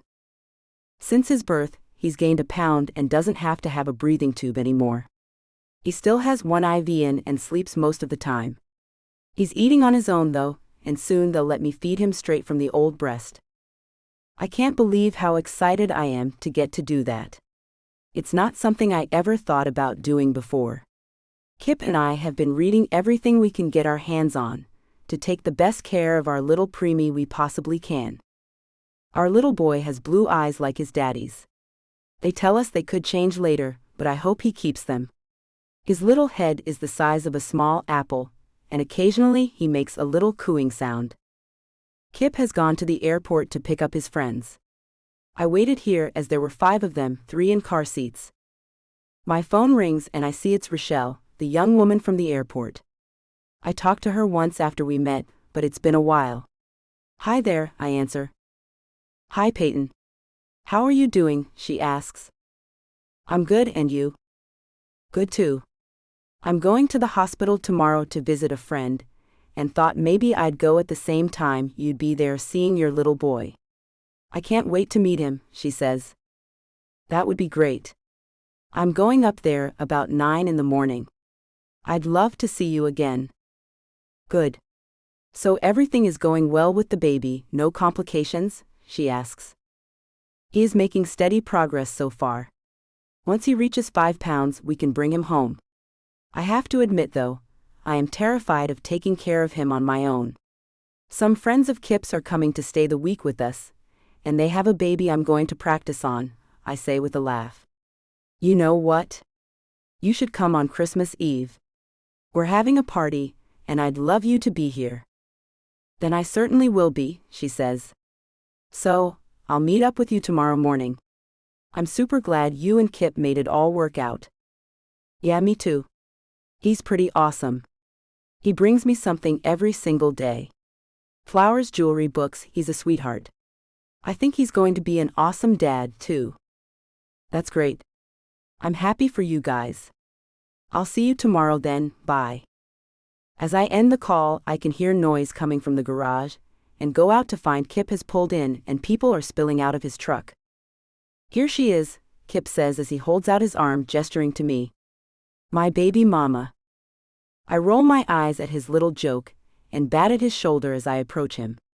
Stop that. How was the trip? I ask the pretty blonde lady, who must be Lexi, as she unstraps a wiggly little boy from his car seat. Almost bearable, she says as she places the 3-year-old, who must be Zane, on the floor. I have never been happier to have a private jet. The baby cried for the first 45 minutes, and Zoe threw up. She'd found a bag of candy from Halloween and had hidden it in her little backpack. The stinker secretly ate it, and then her tummy started to hurt, and kablooey! She puked all over the seat. I extend my hand. Payton, nice to meet you, Lexi. She looks at my hand, pushes it aside, and gives me a hug. Come on now, girl. We're from Texas, we hug. I laugh and hug her back. Wasn't sure if you were as Texan as I am. 100%, she says with a laugh. On the other side of the truck, her husband Max lets the little boy's twin sister Lexi down, and she runs straight to Kip. Hunky Kip, pick me up.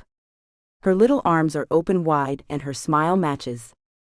Kip picks her up, and she runs her arms around his neck and buries her face in it. Did you eat a bunch of candy, you naughty girl? He asks her. Aha, and I got sick and barfed it all up too. I won't do that again, she says. Lexi gestures to the tall, well-built, and very handsome dark-haired man who stands up, holding the 5-month-old Zach. I smile and say, there's my baby. Lexi laughs. That's my hubby Max, holding your training baby. I walk up to him and hold my arms out. May I? Max smiles at me. Ready to get right to it, huh? I nod, and the little boy comes right to me and pulls on a piece of my hair, putting it right into his mouth.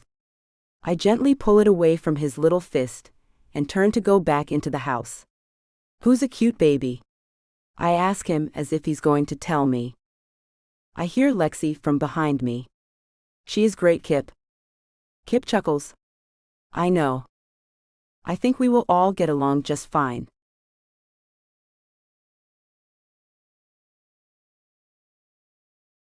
Kip. A silver glow surrounds Payton as she pounds away at her laptop. We're in bed, and she's working on her next novel. This one is about Lexi and Max's love story. She found all their trials and tribulations fascinating, and immediately asked for their permission to make a fictitious tale out of it. They've been here 3 days, and tomorrow is our big Christmas Eve party.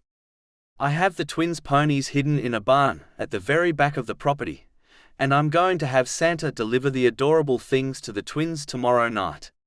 There are sure to be squeals of delight. Payton stops for a second and looks at me. Oh yeah, I almost forgot. They let me feed packs on my very own today. I wanted to be there for that, I say, a bit disappointed. Why didn't you call me? I would have dropped everything and came. She gives me a frown. He was hungry right that very minute. He isn't like a grown-up that you can tell to wait. He was wailing like a banshee. Anyway, it was nice. I run my hand over her very large breast. So, it's official. I have to give them up and let him have them. Yep. Sorry. She leans over and puts her lips to mine. My body heats in an instant, and I have to push her gently back. You are off limits for another 3 weeks, 3 days, and 4 hours. Her smile makes me smile, even though I am a bit frustrated. You have it down to the hour.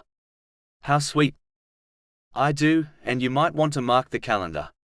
That's a Tuesday, January the 14th, and I'll be bothering you at approximately 3 in the morning. I run my fingers over her delicate collarbone, and conjure up the picture I have of her in my mind. Draped in white lace, she'll lie on our bed, waiting for me to make her mine all over again. Only then will she be my wife. I have a secret plan to marry her, on that day at midnight. Everyone will be here. We got our marriage license last week, and I've been putting her off on picking a day or a venue. She thinks I'm having cold feet and not pushing me about it. Our wedding rings are ready at the jewelry store, and I'll pick them up that day, but it's in secret. Our parents will be here to take care of the baby for the night, so we'll have all the time we need to get to know one another intimately again. I foresee an all-nighter, and perhaps into the morning, since we can't begin until 3 in the morning after all. She snaps the computer shut and snuggles down in the bed. If Max and Lexi can make it through all the things they did, and the twins made it through being born early, then Pax will make it too. I just know it. I just know the bad times are behind us, Kip. As much as I love optimism, I don't like tempting fate. Sure, it'll be good. I lie back and turn over, away from her. I have a hard time cuddling her, without wanting to take her. She sighs and turns away too. I suppose she has the same problem I do. I can't wait to be able to touch her again. It seems like forever, and this living almost like siblings is awful.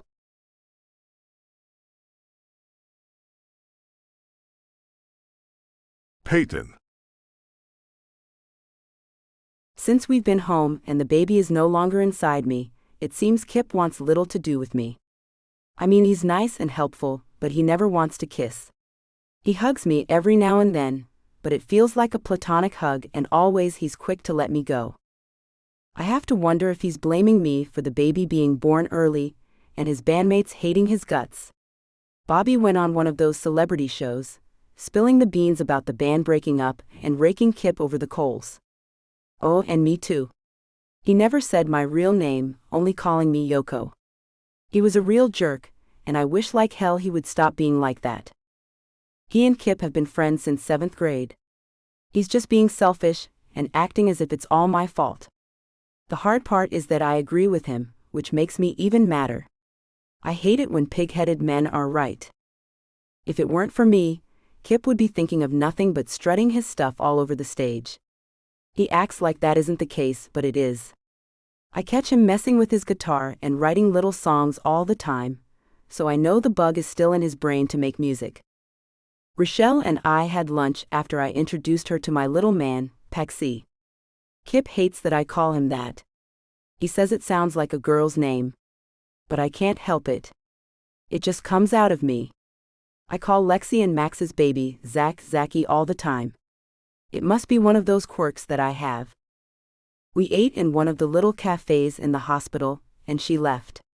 I'm on my way back up to make one more check on my little man before I go back home.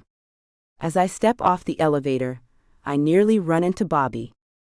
"What the hell are you doing here?" I ask, as I have no idea why the man would be on the pediatric floor. "Nothing," he says as he brushes past me and onto the elevator. I spin around and step back inside it just before the doors close. "I've been wanting to talk to you," I say. "Shit," he says as he looks away. "I bet you want to jump me about the talk shows." They invited Kip to come with them too. He had every opportunity to defend himself. He decided not to. I assume so he could stay behind you. I gesture around me. "If he's so up my butt, where's he now, Bobby?" He looks a little confused. "Where is he?" "He's at home with our guests, his friends from Houston." "And can I ask why you're here?" I level my eyes on his. Moving his weight to the other foot and crossing his arms, he says, "I check in on the baby at least once a day, if you must know." My eyebrows raise. "Wow. No one has told us about that." He grins. "I have a certain young nurse I exchange pleasures with, and she allows me to see Pax. I care about the kid." "Have you held him?" I ask. He shakes his head. "I would never go that far. I've looked at him and talked to him and been updated on his progress." His eyes light up. "I heard you got to feed him, like for real feed him." "That's great." I stop the elevator and push the button to go back up to the pediatric ward. "How about you come with me to see him, and you can hold him? I'm sure he'd like that." "Really?" he asks as he shifts his weight back and forth. "You have to hate me." "I hate no one." "Well, that's not true. I hate the person who invented Dr. Pepper. That shit is addictive, and they should put a warning label on it. But other than that, I hate no one." The doors open, and I take him by the hand. "Yoko, are you sure?" he asks. "I am." I tug him along with me, and the young nurse he apparently is trading pleasure with sees us. Her eyes fly open, and she looks like she's about to pass out as she goes pale. I open the door and smile at her. "Hi, Effie. Bobby told me everything, and don't worry, I'm not mad. I'm glad you let him in on Pax's condition. And I'd like you to pull Pax out of his bubble and let Bobby hold the little monster who will be tormenting his Uncle Bobby in just a few years." She blinks and looks back and forth between us. Finally, she shakes her head, takes Bobby's hand, and leads him to the rocking chair next to Pax's incubator. I stand back and let Bobby have his moment with his best friend's baby. He looks at tiny, sleeping Pax as Effie places him into his arms. "Hi there, buddy," he whispers. Tears well up, and I immediately wipe them away and stop. "I want to see this." Bobby coos, and Pax takes his finger and wraps his tiny hand around it. Bobby looks up at me. I think he likes me. What's not to like? You're great. Pig-headed and can't see what the future could hold for you, but great. I move closer, put my hand on his shoulder, and look down at my little guy. You know, I think Silas is the problem. Kip wants to make his own songs, and he's working on that a lot. Are you only a rock kind of guy, or are you up for other types of music? He looks up to me and smirks. Girl, I can play anything. I know Kip's not a fan of what we have to play, but it pays well. There is more than one way to make money from music. Tours don't have to happen, and people can make money off what they like, if they have the talent to get it out there. I stroke Pax's little head, and he lifts one shoulder as I do. Come to our Christmas party, tomorrow night. It starts at 8. I cut my eyes to Effie, who seemed to be hovering near us. Where red all the women are. She smiles. Really? Her eyes go to Bobby. Oh, sorry. You might not want to take me. I pat Bobby on the shoulder. Nonsense, he'd love to take you to our party. Wouldn't you, stud? A smile he gives me, and then he looks at Effie. It would be an honor to take you, EF. She giggles and claps her hands. OMG. Yes, I'd love to go. I look at Bobby. This will be our little surprise to your best mate, okay? He nods and looks back down at Pax. You know what, Yoko? You aren't half bad. I can kind of see why my mate has a crush on you. And I can see why he has a crush on you too.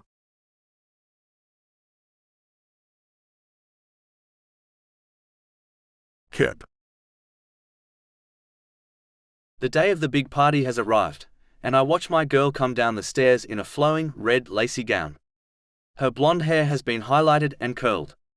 An expert has done her makeup, and she looks like a movie star. I give a wolf whistle as she comes to me. Where did my country mouse slip off to, and who are you? Her hand goes right into mine, and I fold my arms around her as I take her into my arms. With a kiss on the tip of her nose, I leave. You are gorgeous, baby. Thanks, you are too, she says just before she puts her lips on mine. Our guests are waited, and I couldn't take her back upstairs to our bedroom if I wanted to. I sigh and pull my mouth from hers. We better see to our guests. She nods and smiles. Her arm loops through mine as we make our way to the room she calls the Christmas tree room, as it is huge, and the Christmas tree is at its center. This is so grand and auspicious, she says as we enter the room. I chuckle and kiss her cheek. It is, isn't it? Everyone is here, including our families and Max's family. His house manager, Hilda, even flew up. She taught the cook that we hired how to make some of her famous Mexican food, and I fear obesity may be in our future, as her food is so good it's hard to stop eating it. Bobby steps from behind the tall and full Christmas tree as we walk in, and I nearly slip as I stop so quickly. Hi, I say and look at him. He's dressed in a nice black suit, and I barely recognize him, as he's had a haircut and shaved. Hi, he says. Hey, sorry, okay? I smile and nod. Okay. Payton pulls away from me a bit. She gives me a slight shove. Hug the man, babe. I open my arms and so does Bobby, and we hug. I clap my hand on his back and he does mine the same way. I missed you, bro, he mutters. Missed you too, I say. Glad to have you back. I notice a timid young, dark-haired woman with very pretty skin standing back. She wears a lovely red dress, and I narrow my eyes and recognize her as one of our son's nurses. Effie. She waves her small hand at me. Hi, Kip. I look at Bobby and lean close so she can't hear me. How did you find her, mate? He wears a sheepish grin as he answers, I'm visiting your son, mate. She's cute, huh? Visiting my son? I ask, completely confused. Payton takes my arm. I'll explain everything later. We have other guests. And Santa is on his way from what I've heard.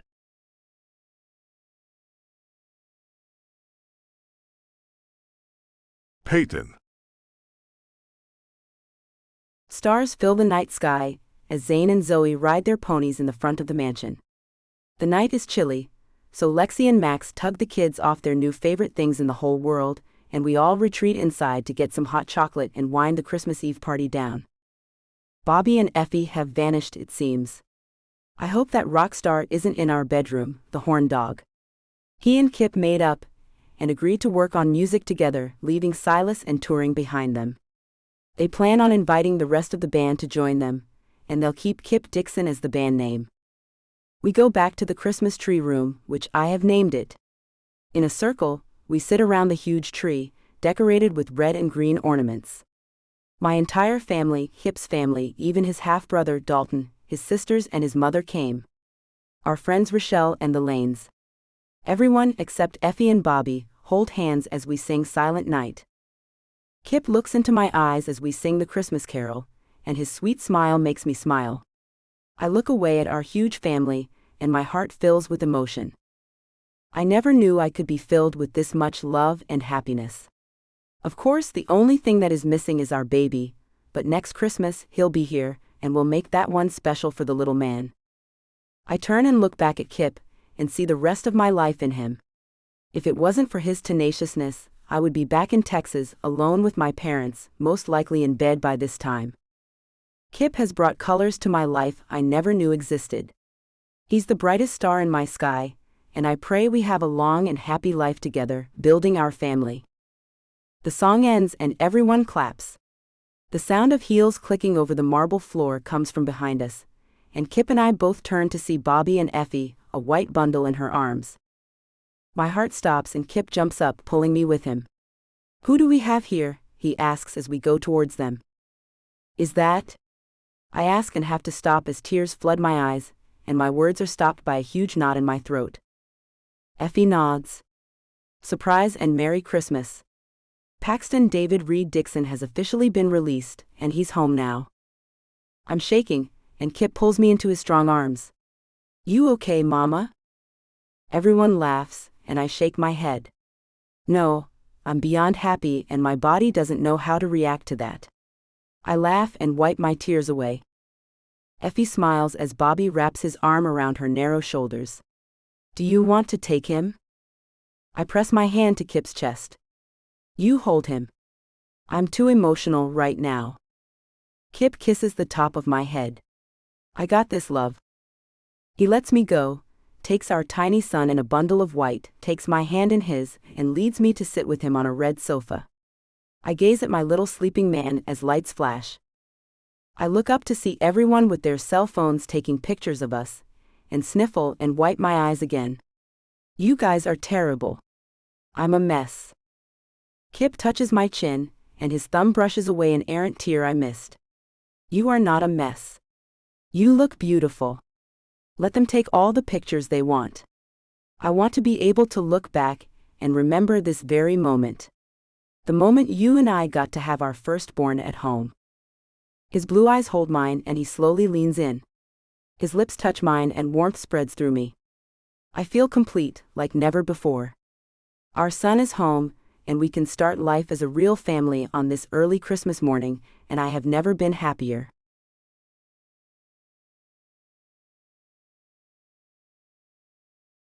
Kip. I hear a tiny cry, and I wake up to find Payton holding little Pax and trying to get him to breastfeed. Is he giving you trouble, love? He seems to have an aversion to my breast.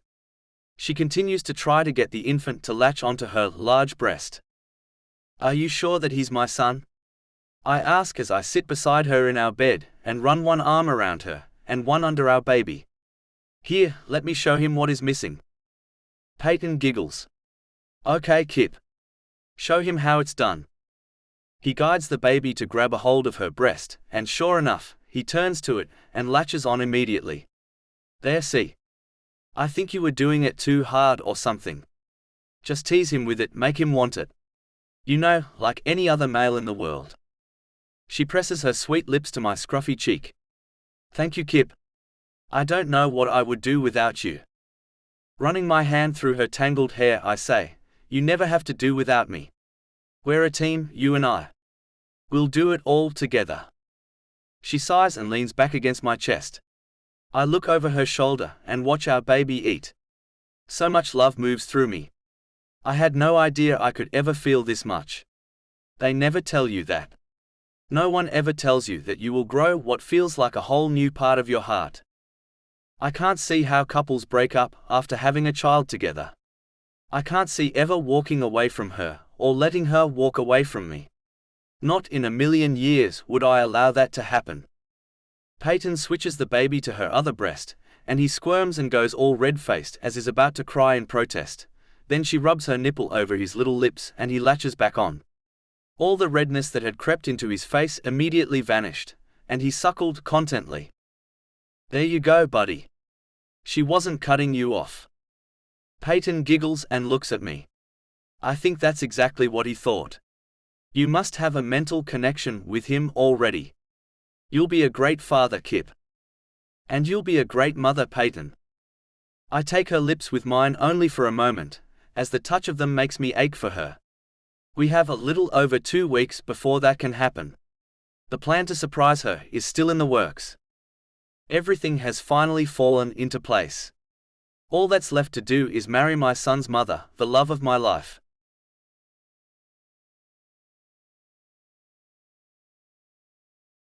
Part 12, Starbright. Payton. Lightning flashes across the night sky as I stare out the window. Pax fell asleep a little while ago, and Kip is nowhere to be found even though it's nearly midnight. He's been so secretive this last week, and I have to admit I'm beginning to get freaked out. He's left our bed for several hours each night. I suppose he thinks I've slept right through his absence each time, but I haven't. He makes a silent return, and I wake in the early morning to find him back in our bed. A cold tension has begun to build between us. He's never given me any reason not to trust him, but this sneaking thing is beginning to make me lose trust nonetheless. The bedroom window looks out the back of the mansion. I watch a storm roll in as anxiety fills me. Tonight I'll wait until he comes back. I'm not big on confrontation, but I have to do this. If he's cheating on me, I'll try hard not to kill him, but it'll be hard. It's been so long since I was able to give him what a man needs, but damn it, it's because of his kid. I don't see how I can marry him, even though we got our marriage license about a month ago, if he can't wait for how long it takes to recover from having a baby.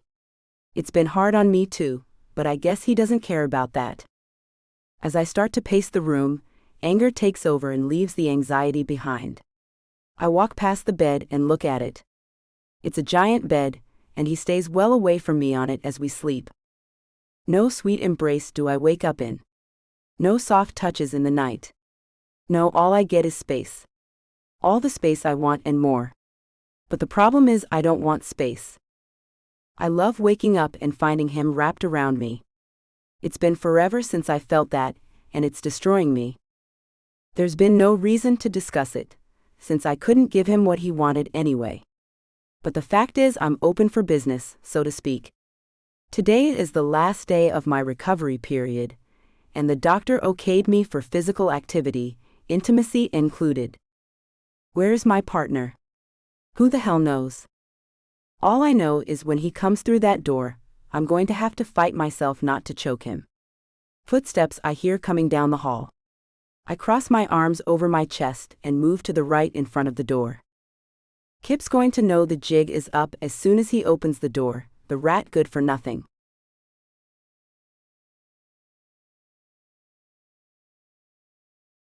Kip. I have our parents downstairs. The justice of the peace has just arrived, and now I'm on my way to surprise my love. I fish around in my pocket and pull the wedding rings I picked up earlier today out. The platinum bands she and I picked out are perfect, and I can't wait to see it on her lovely little finger. Pausing in front of our bedroom door, I take in a deep breath. I'll wake her with a kiss and ask her to marry me. The room is dark as I open the door. Whoa! She's standing right in front of me. What are you doing awake, love? Waiting for you to come back home. She's glaring so hard at me that it's almost as if I can feel the daggers stabbing me. Where the hell have you been going every night for the last week, Kip? Did you think? I laugh and stop as she looks like she may find something and hit me with it. Sorry, baby. I was setting things up.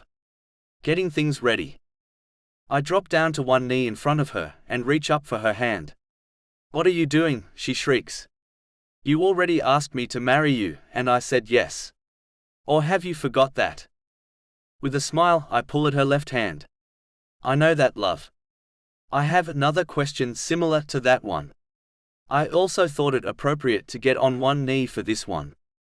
Her eyes finally settle into merely pissed off instead of death mode. What are you talking about? Payton Gale Reed, will you do me the honor of becoming my wife this morning? I ask and wait as the words sink into her brain. Tonight, she asks, instead of just saying yes with her eyes filled with tears like I envisioned she would. Huh? Is that a yes, love? I chuckle. Answer me first, Kip. She taps her foot, and I find her adorable. I have a man waiting downstairs to marry us. Our parents are here to see the baby. I want you to be my wife before I make you mine, like I've longed to do since we came back from the hospital. There the tears are, and she falls to her knees in front of me. Her arms go around my neck and she cries. I'm so sorry. I thought you were cheating on me. I thought you were sneaking out to sleep with someone else. Running my hands over the silk of her nightgown, I whisper, is that a yes? She pulls back and wipes her tears with the back of her hand. She makes a long sniffle. Yes. 1,000 times yes. I'll marry you, Kip Dixon. Cupping the back of her neck, I pull her to me. Our lips touch and fire rips through me. In just a little while, I'll be able to feel her skin on mine, and everything will be right in the world again. I stand up and pick her up into my arms. Placing her on the bed, I say, wait right here. I bought you a dress, and it's in the closet. Going to the closet, I pull a box out from the top and take it to her. I watch her open it, and her eyes light up. She pulls the white flowing Vera Wang wedding dress out that I had made special for her. You've got to be kidding me, Kip. It's gorgeous. How did you manage to get this without me knowing? The way her eyes sparkle fills my heart. That's what I was doing in the middle of the night last week. Getting things, making plans, making reservations. I wanted it to be perfect, and you should not lift a finger. My fingers run through her hair. Your stylist is waiting for you across the hall in the other room, to get you all dolled up and ready to meet me downstairs. Kip, her voice shakes. I'm sorry for all the bad stuff I was thinking about you. I'm an idiot. I forgive you, love. I run my hand over her sweet little head.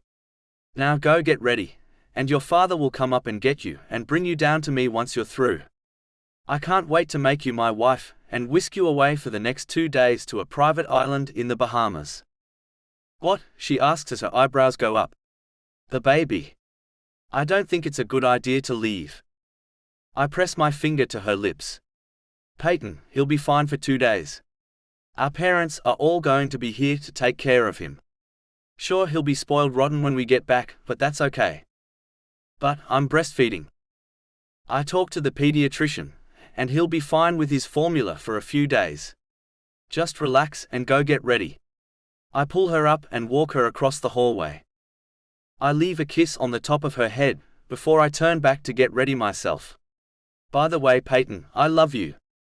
I love you, you sneaky man, she says just before disappearing into the room. Finally, she's going to be my wife.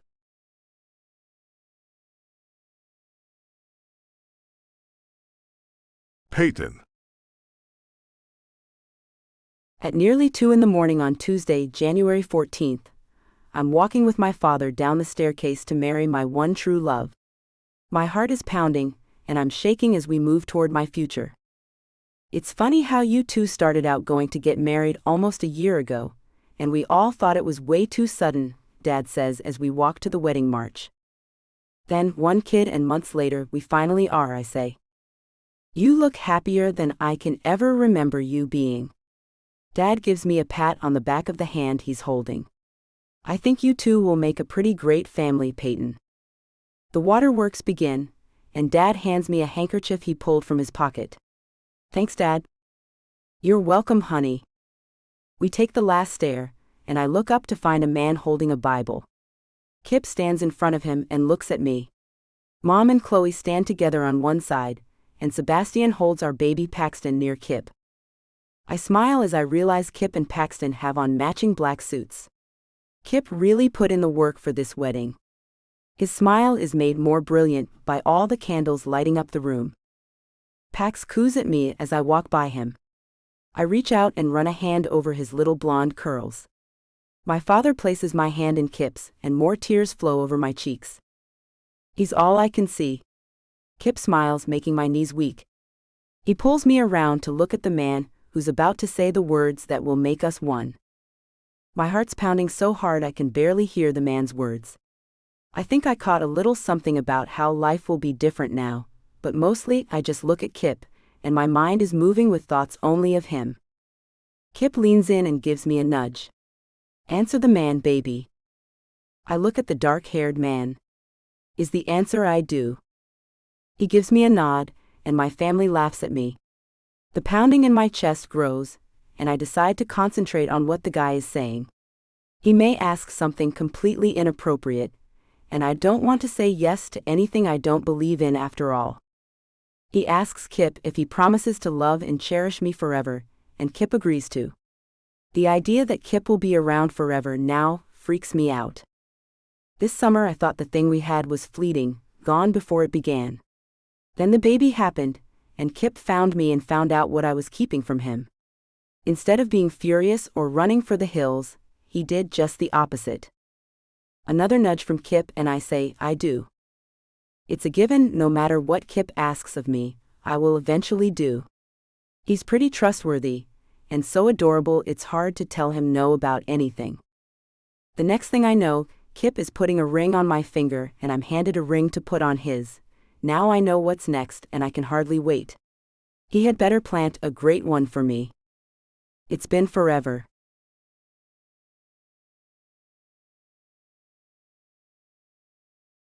Kip. Stars fill the night sky as we fly on our private jet to the Bahamas. Payton is drying her eyes again.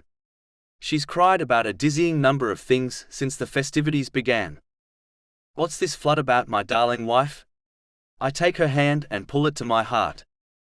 The plane is beginning to level out, and we'll soon be able to move about it. First stop is the bedroom. I already miss Paxi Poo, she whimpers as she wipes the tears away. He'll be back in your arms before you know it, I say, then kiss the top of her head. You look stunning, by the way. She fluffs a curl. Do I really? Even with all the crying I've been doing? Yes, you do. By the way, why so much crying? I admit I thought you'd cry some, but love, you're crying about everything. When you cried about how pretty the jet was, I really had to question if you're happy about this marriage at all. No. Kip. She looks at me with the most earnest expression I think I've ever seen on her face. Everything is making me so happy. I'm like a lunatic. I'm so glad you and I are married now. I swear it.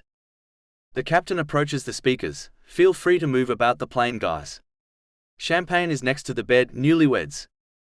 Unbuckling our seatbelts quickly, it seems both of us can't wait to get to that bedroom. Race ya. I say with a laugh. Payton's giggles fill the cabin, and I pick her up and carry her to the bedroom. As I open the door, we see that rose petals have been strewn over the bed. How sweet, Kip, she says, then cups her hand on the back of my neck and pulls me in for a kiss. The sweetest kiss ever. I kept our kiss somewhat chaste at the end of the wedding ceremony, as my want for her is nearly overwhelming.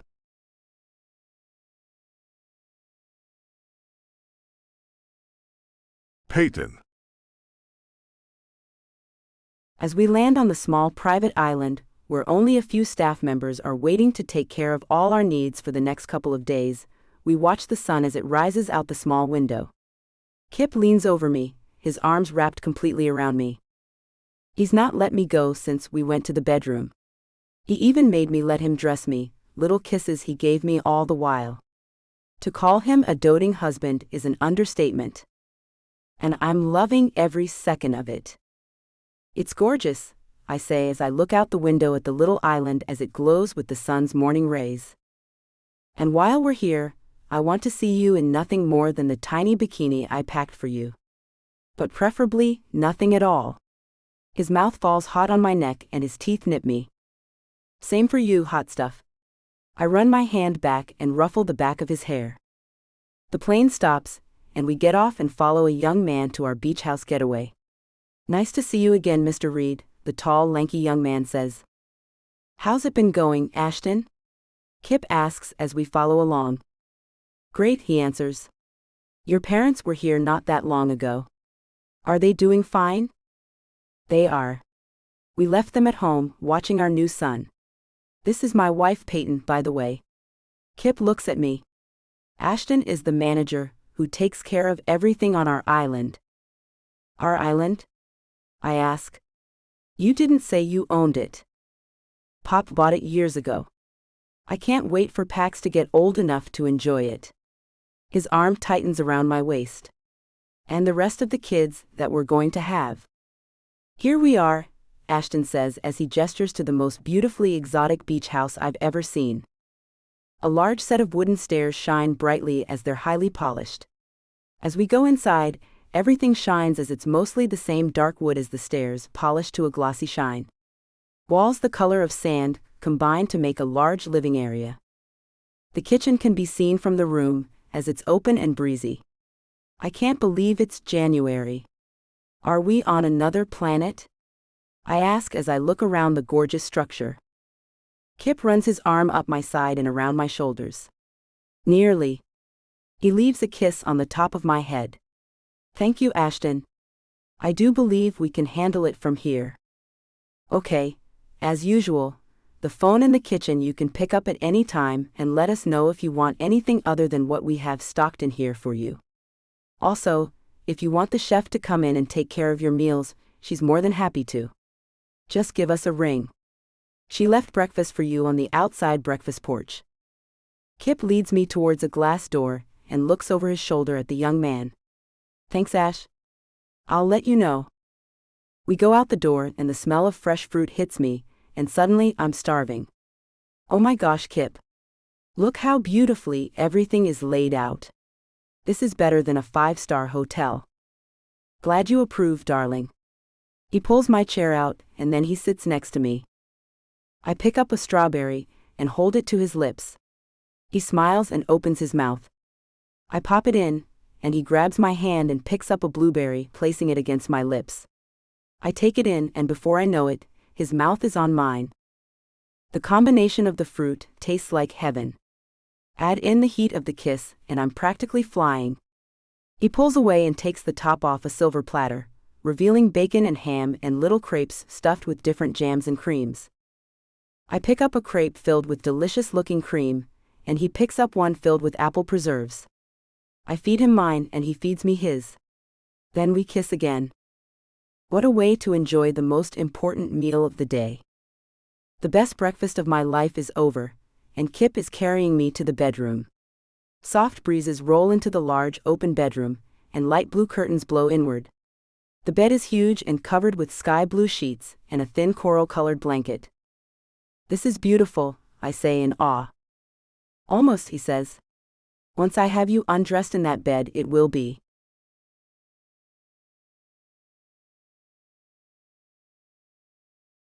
Kip. Payton jumps over the small waves. I lounge in a chair as I watch her. The sun glints off her golden hair, and she returns to me after a brief splash in the calm surf. I really don't know where she found the energy to do that, after all we've done yesterday, last night, and most of this morning and afternoon. But we leave tomorrow morning, and she said she had to get in the water at least once before we leave here. Her wet body sends little sprays of water all over me as she climbs onto the lounge chair with me, wrapping her cool, wet arms around me as she does. Wet lips touch my cheek as I close my eyes, content she's back to me and now I can rest. Running my arm around her narrow shoulders, I breathe in the scent of the water on her hair. "Mm. You like?" she asks. Her finger trails over my bare chest. I manage to pull on a pair of trunks, but nothing more than that. Yep. Her weight, as she places her head on my chest, is a comfort I never expected. We should spend the summer here this year. What do you think? You could write a wonderful novel here, while I play with Pax in the warm water. He'll be sitting up by then. She yawns, her lips brush my skin as she says, "That sounds heavenly. Let's do that." While I was out in the water, I noticed another home was being built down the beach a little way. My parents are having a small one built for them. Nothing fancy, my mother told me. So you can damn well bet it will be. I laugh as I think of my mother and her over-the-top spending habits. Payton giggles. "I can't believe my parents are hanging out with yours. It's not a thing I ever saw coming in this life. It's remarkable how well they all get along. Don't you think?" Nah, this was meant to be love. I squeeze her as I think about the first time I saw her. From the moment I laid eyes on ya, it was love. I just hadn't realized it at that time. And I suppose if I'd said I loved you right off the bat, you really wouldn't have given me the time of day. I'd have thought you were crazier than I already did, pop rock. Her cool lips kiss my chest, and she runs her hand over my stomach, making my insides squirm.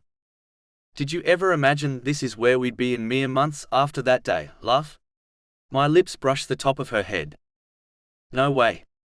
I didn't think I'd ever see you again, except on that stage. Then you'd be gone on to the next gig, the next girl. The truth is, I thought you forgot about me the moment I walked away. Her hand flows over my abs and she traces the lines between them. That's crazy, I say and run my hand over her back. I'll never understand how you didn't see how smitten I was with you, right from the beginning. I was a different man the second I saw you. I could see my future in your hazel eyes. Right, Kip, she says with sarcasm. You always knew I was the girl for you. That's why you got freaked out about how much you needed me, and took off like a little chicken. I'm sorry about that. That was a damn stupid and immature thing to do, and I do believe you still owe me that punch I said you could take at me. Nah, no need for violence. You did come around, so I forgive your idiotic choices. That did sting though. Then I found out I was pregnant and nearly lost my mind. Writing my novel helped keep me from going too crazy. Living the dream life I made for us kept me sane. If you can believe that. Did you ever see the story you came up with, becoming a bestseller like it has? I ask. She laughs. Nope. Didn't see that coming. You must be good luck or something. I must be, I say as I pull her up and brush wet strands of her hair back so I can look at her. My wife. Hard to believe, she asks with a grin. I shake my head. I always knew. Somehow, I always knew.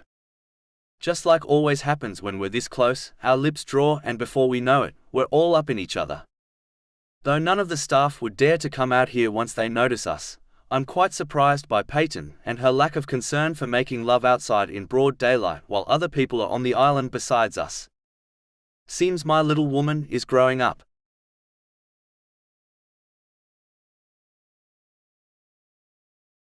Payton. My bare feet pad across the cool wood floor as I sprint inside. Kip and I got caught as Ashton came to tell him he had an urgent phone call. My body was as red as my bikini, and the man must have had no idea what we were really doing. I'll never be able to face that guy again. I climb into the large whirlpool bathtub and wait for Kip to get back from taking the phone call at the main office. The staff live in a small house near the island center, where the only phone line is. Cell phones don't work out here. The days have been so relaxing, but I feel tension start to run through me as the embarrassment wears off, and the fact Kip has an emergency call sinks in. What if something's wrong with Pax? I turn the jets on to try to calm myself. No use getting upset until I have the facts. But what if he's sick or something terrible has happened, like the mansion burned down? The door to the bathroom opens, and Kip smiles at me. So that was awkward. I close my eyes and try not to blush. Hell yeah, it was. I finally let myself go, and what happens? Busted? That kid couldn't look me in the eyes the whole time I was in the main house. Anyway, the phone call wasn't that damn important. Just good old Bobby messing around with us. He said to give you a kiss from him, Yoko. He leans over the edge of the tub and kisses me. I wrap my arms around his neck and pull him until he falls into the deep tub with me. Once I release his mouth, I say, "That body." You have no idea the things that were running through my mind with what the emergency might be. I can't wait for him to get a wife and kid. I'm going to make his life a living hell. Kip's eyes widen. Some deep resentments you have there, sweetheart. You have no idea, I say, then push away from him, taking his trunks with me. Now where were we?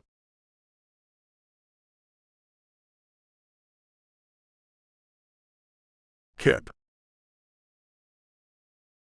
With the honeymoon over and my wife sleeping on my shoulder as the driver takes us home from the airport, I think I succeeded in letting Payton know I cherish her and her body.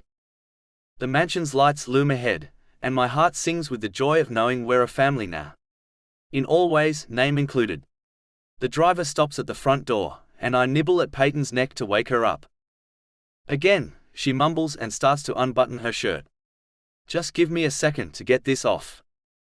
I chuckle and pull her hand away. No, silly. We're home. Her eyes open slowly. The green in them sparkles as she looks at me sleepily. Oh, we've just done that so many times in the last couple of days. I assumed that's what you were after. Not right now. Maybe later on, after we stare at our son for a little while. I missed the little monster. The driver opens my door and I get out, reaching back in for Payton and picking her up. She giggles. I can walk, Pop Rock. With a shake of my head, I say, no way. It's customary to carry one's new wife over the threshold of our home. My mother opens the front door, and Pop walks up behind her, holding our little Pax. Pop says, "Didn't you two get enough of that on the island?" He laughs. I don't think we'll ever get enough of that, Pop. Payton blushes and presses her face against my chest. Kip. We go over the threshold, and she starts to wiggle. Okay, now put me down. I need to hold my baby. I give her one last kiss, then place her feet back on the floor, and she hurries to my father. Her arms open wide. My baby. I kiss my mother's cheek as Payton takes the baby and starts making cooing noises at him. Mum says he was an angel. You two have to let us keep him longer next time. None of us are ready to let him go yet. Payton carries Pax off as she runs her hand over his little head, then brings his tiny fingers to her pink lips. Did Mama's big boy miss her? Mama missed her big boy. Yes, she did. Her parents come into the foyer to say hello, and Payton gives them a nod. Donna asks, "Did you have a good time?" It was fantastic. Now, I'm taking my baby up to our bedroom so I can cuddle with him. I missed him so much. You have no idea. Payton looks back at me. Coming? Guess so, I say as I jog up next to her. Thanks for finally realizing I'm alive. She nudges me with her little shoulder. You goof. Haven't I acknowledged your existence many, many times in the last few days? Donna giggles. Oh my goodness. Okay, we'll be here when you decide to visit us, dear. Payton murmurs as she gazes at our baby. So much love in her face. I wrap my arm around her and make sure she gets up the stairs without tripping, as she can't seem to take her eyes off him. He looks bigger. Different in a way. Oh, we missed him growing, Kip. He looks the same, love. We didn't miss a thing, I say as we top the stairs. It was only a few days.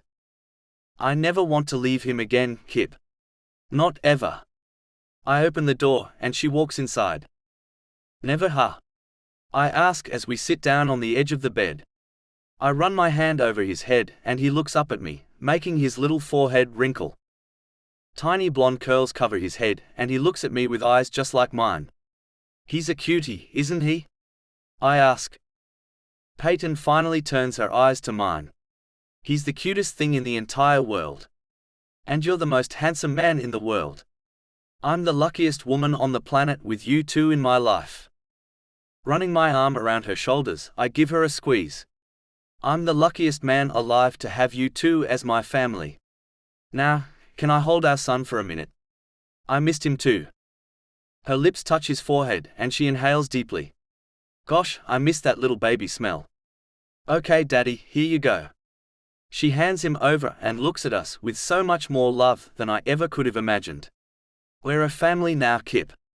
I can't believe it. Believe it, baby.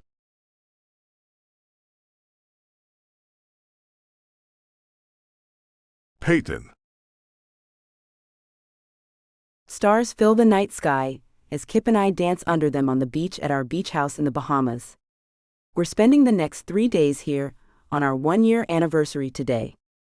Can you believe it's been a year? I ask him. He twirls me around and dips me. His lips touch mine, but only for a moment. It's gone by so fast, hasn't it? He pulls me back up and presses my chest to his as he spins me around in the sand. Seems like yesterday to me. The music ends, but he still holds me tight. His lips move near my ear. You know what I want to do, Mrs. Dixon? I can imagine, but there's something I want to tell you first. We should go inside. I got you a present. I pull back and take his hand and lead him inside. We can open presents afterward, he says as he runs his arm under my legs, lifting me off the ground and into his arms. I laugh and run my arms around his neck. But you might want to see what I got you. Aren't you at all curious? His mouth closes on my neck, making me squirm as my body fills with heat. He knows that makes me insanely crazy. He carries me all the way to the bed and drops me down on it. Lie back and relax, love. Presents later. He pushes me back and moves down the bed, taking my ankles in his hands. But Kip, wait, really? I just want to tell you. I've been keeping this in for weeks now. I have to tell someone. His eyes go even darker than they were before. What have you been keeping from me? I sit up and run my hand over my flat stomach. He looks at the gesture, and then back at me. Are you saying that? Yes, I am. We're pregnant again, Daddy. The look on his face is worth more than all the money in the world. Our little family is growing again, and we both couldn't be happier. The end.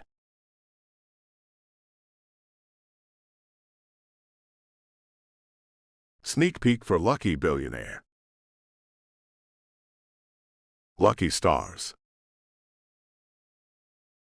Blake. Pinks and oranges fill the sky as the sun sets behind my parents' home. The mailbox has become my enemy, but I check it anyway. The last letter from the IRS took millions from me. I close my eyes and hope there's nothing else from them in the box shaped like a largemouth bass. My father was a novice fisherman, but you wouldn't know that by the amount of fishing paraphernalia he had accumulated in his lifetime. My mother was not a very good cook, but she had enough cookbooks to stock an aisle in Barnes & Noble. They passed away last year together, right in the house I still live in. I was away at college, thankfully, or I'd be where they are now. A gas leak in the house took them as they slept one night. I should sell the place and move, especially since I lucked out on the road trip they had me take. In their will, they left me $3,000, and I had to use every penny of that money to play the lotteries in every state I visited on my journey to spread their ashes. Dad was spread in the Atlantic Ocean, and Mom in the Pacific. The crazy thing is that I won 7 lotteries, and each jackpot was larger than the next. I ended that week as a billionaire. Thanks, Mom and Dad. Every time I tell that story, I have to thank them. Between them and God is the only way I got that money. I don't think I've ever been this lucky. Well, the luck is running out as the IRS is finding way after way to get the money. Hey, what you doing out here at the old fish box? My neighbor Josh asks me as he strides out of his house next door. He moved here a couple of years ago, and we hang out now and then. He's a bit older than I am. At 21, I'm a kid to most, so I get left out of a lot of the block parties the older people have. Josh is a pretty good guy though, and a great neighbor. Just checking to see if there are any more letters from the evil government trying to take my money, I gripe as I close the fish's mouth, and am happy to see there are no letters from my arch nemesis. About your money, he says. It's none of my business and I love having you as a neighbor, but why the hell are you still here in the 2-bedroom house you grew up in? Get a mansion like all the other billionaires, dude. With a shrug of my shoulders I say, it's not the right time yet. I know it sounds crazy, but I don't want to leave the old house behind just yet. I'll get out of it someday, but not just yet. My parents' things are all in it, and I'd have to pack them up if I move. Frankly, I kind of act like they're on vacation and will be home anytime. It makes me keep the house cleaned up. He chuckles and pats me on the back. You should come over and eat dinner with us tonight. The wife made spaghetti. Thanks, but I have a frozen dinner cooking in the oven, and I'd hate to let it go to waste. Maybe another night. I stroll back up the walkway to the old home my parents bought when they had me. It's looking a little worse for wear, and I make a mental note to at least get new siding on it. I'm a freaking billionaire, after all. Hey, Josh calls out, stopping my retreat. Did you say the IRS took a lot of your money? I nod and whine, yeah, I have no idea what to do about it. He jogs up to me. My brother-in-law happens to be a man in your position. What position is that? A top player in Halo. Hook me up. I love a challenge, I say, as that can be all he means. I have done little else since I won the money. No, he says with a laugh. He's rich too. Filthy stinkin' just like you. He lives in Houston. I could set up a meeting so he could help you figure out your finances and how to keep most of your money. Really? My heart speeds up with the first good news I've heard in a while. That would be awesome, dude. He turns to go back to his house. I'll call him and ask when would be a good time for him. You're pretty much wide open, aren't you? I'm completely wide open. Thanks so much. I wave and go inside. I break into a dance as I finally may have someone to help me not only take action to keep my money, but maybe they can help me figure out something worthwhile to do with it as well. Looks like I got another lucky day.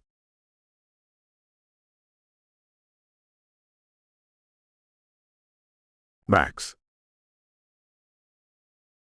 For the love of all which is holy. I jump to avoid tripping over the Barbie dream car, hiding at the bottom of the staircase.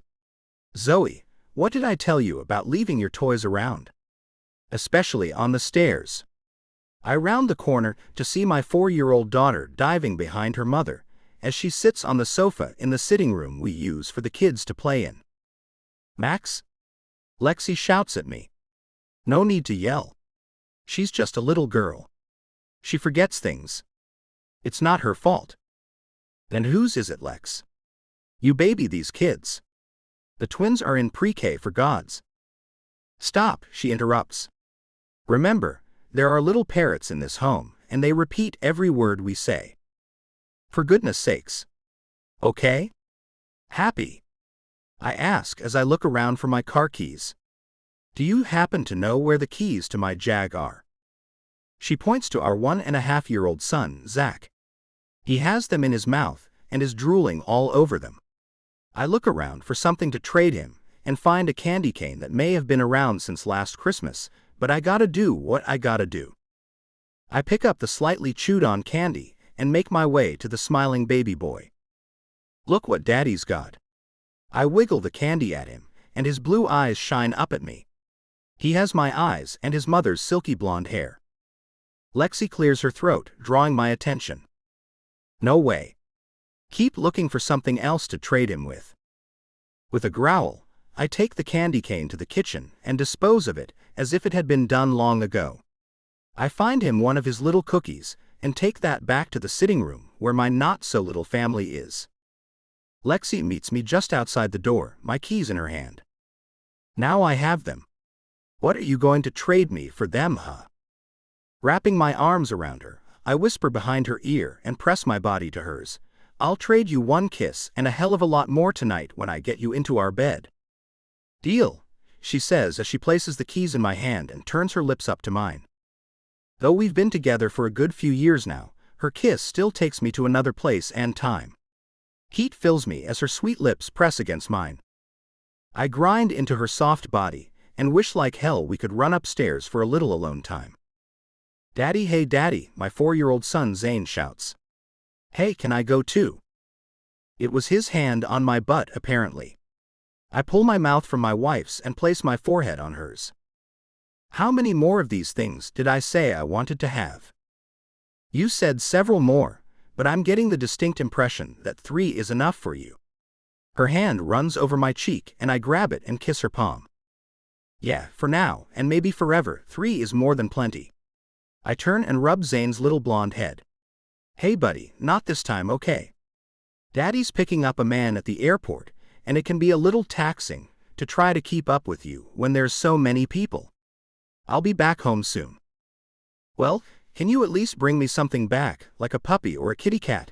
He asks as his bottom lips jut out in a pout. Oh. A kitty. Zoe shouts as she runs out of the room. No. Lord have mercy. Lexi, these kids. I walk away as Zoe grabs one leg and Zane grabs the other. They giggle like crazy people as they try to slow me down. Lexi grabs the baby and follows behind me. Once I reach the door, she gets the kids to leave me alone, using just one word, stop. They let go, as if she magically made them somehow. I look at her. You have to teach me your ways, you're a Jedi Master. I am, she says as she scoots the kids back. A little kiss she leaves on my cheek. Hurry back to me. And thanks again for meeting with this guy for my brother, Josh. It's a really sweet and nice thing for you to do, Max. I smack my head and turn back as I remember we have guests coming. What time are Kip and Payton getting here? Around 4, Payton said. They're coming in on his new chopper since you helped him get his license. Cool. I'll try to have this guy squared away by then so we can chill out by the pool with you guys, I say as I make my way to the car. Looks like it's going to be a full day.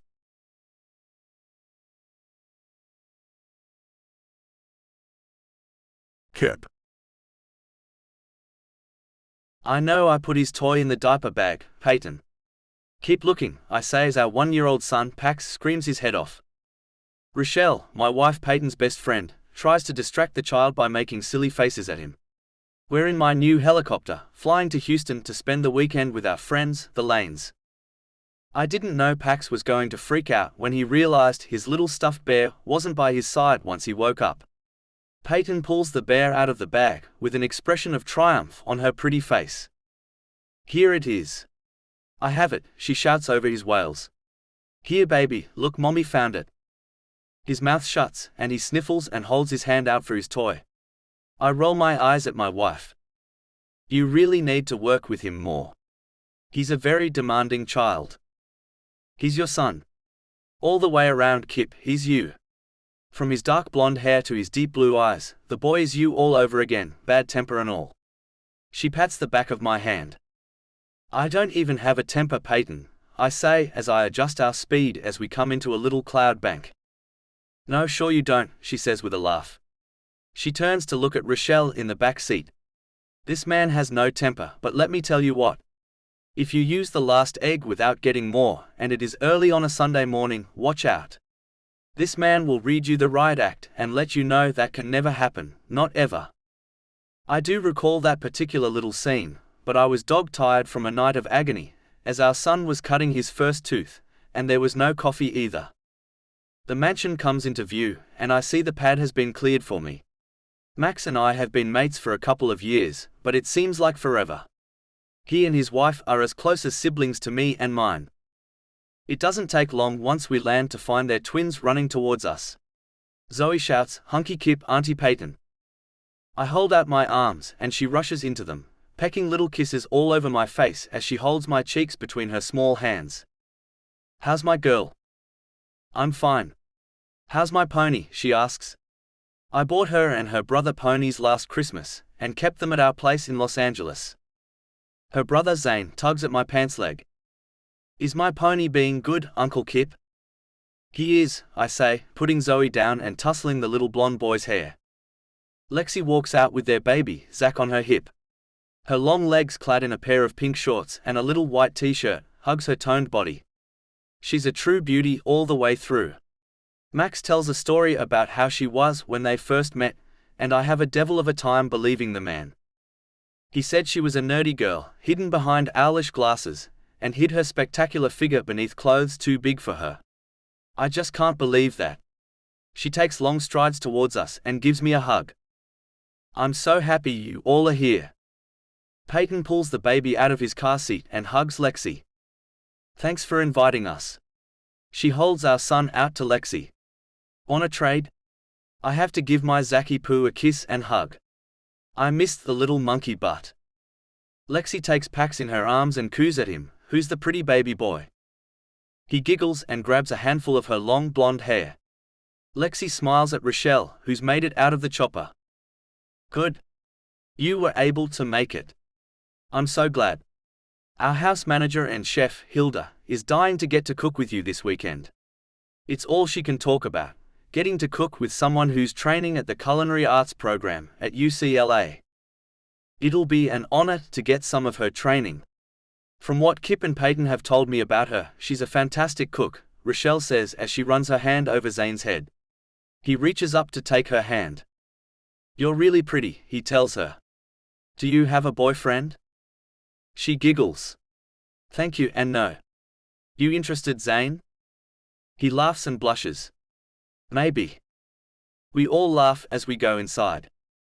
Looks like Rochelle's finally found a man.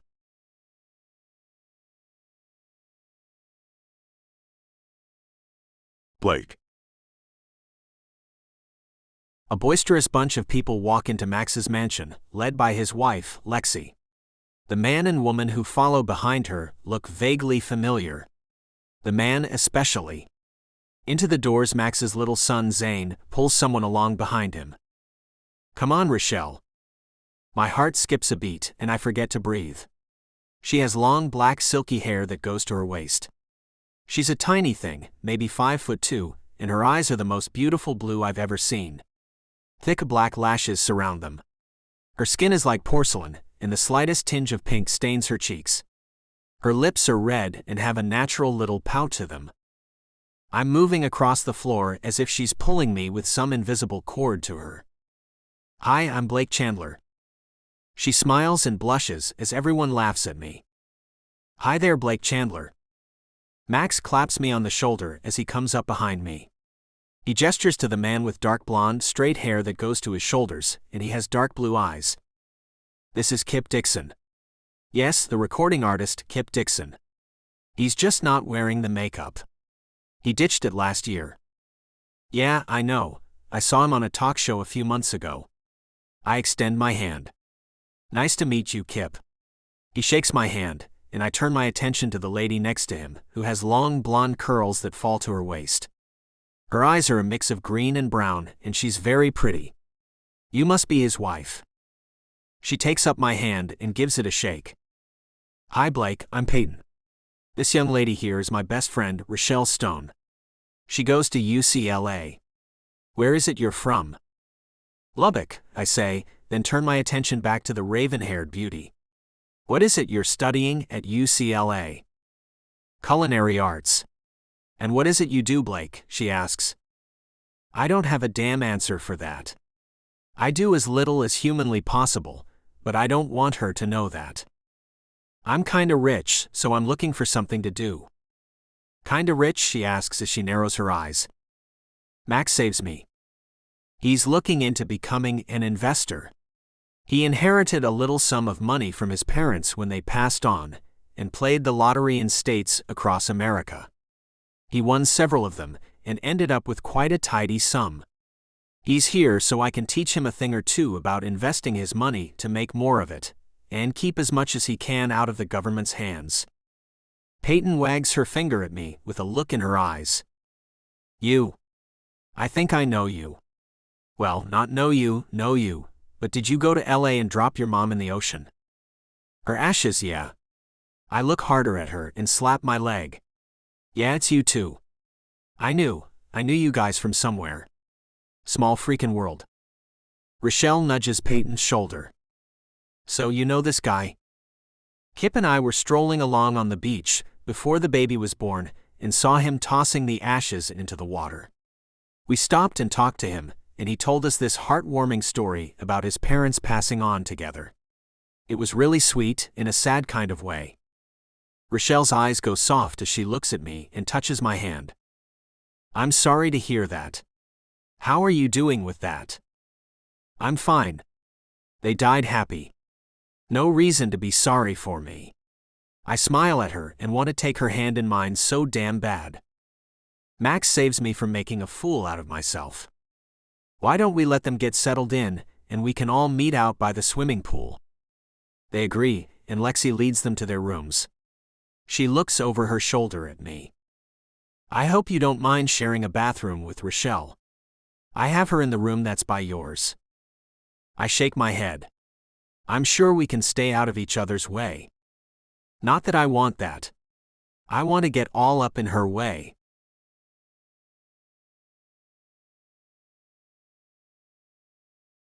Rochelle. Can you tie me up? I walk into Payton's bedroom and ask. Kip has already taken the baby to the pool. Payton and I are changing into our bikinis, and mine is being difficult. She ties it tight. I don't need these babies breaking free, I say with a laugh. So the stud Blake, what do you think? She asks me. I haven't thought of him at all, at least in the last few seconds. He's tall, I'd say about 6 feet 3 inches. His blonde curls just touch his broad shoulders, and he has amazing blue-brown eyes. His bone structure is probably the most symmetrical I've ever seen. He's handsome, not boyishly cute, not adorable, and completely handsome. He's okay, I say. Payton huffs. Sure, he's okay. That man has classic good looks. And I know you gotta look at those monster biceps he has. Damn it, girl, can you imagine getting swept up in his strong arms?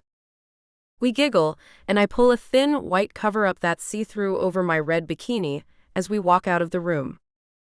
Don't go there, Payton. You and Kip are always trying to play matchmaker. Her arm goes around my shoulders, and she squeezes me in her embrace. The joys of a good relationship are all we wish for you, Shelley. I can see the men sitting around the swimming pool's edge as we get to the glass patio doors. With no shirt to hide him, I see Blake is covered in muscles. Sharply, I pull in a breath and tighten my hands into little fists. Holy crap. Payton hisses. Would you look at that? He's gorgeous, I mutter. So many muscles. Payton has to tug me along as my feet have stopped working for some damn reason.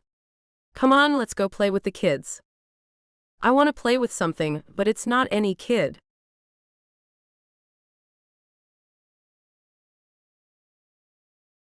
Blake. Kip lets out a long whistle as he looks back over his shoulder. I turn to see what he's looking at, and my eyes nearly pop out of my head. Oh my. I whisper. Rochelle's legs aren't as long as Payton's or Lexi's, but they are perfectly formed for her body. She looks like a little doll, perfectly proportioned. Her breasts fill the little red bikini top, and the bottoms mold around perfectly. Breathe, Blake, Max whispers as he jabs me in the ribs. Payton and Rochelle walk straight into the water, joining Lexi as she pulls little Zach and packs in a little inflatable boat. The twins swim around with floaties on. Me, Max, and Kip sit on the side of the pool, with our legs dangling in the cool water. I watch Max's son Zane swim right up to Rochelle. He wraps his body around hers, and I'm suddenly real jealous of the kid. "Hi," he says. She smiles sweetly at him and runs her hand over his little head. "Hey there, sweetie." Kip nudges me with his elbow.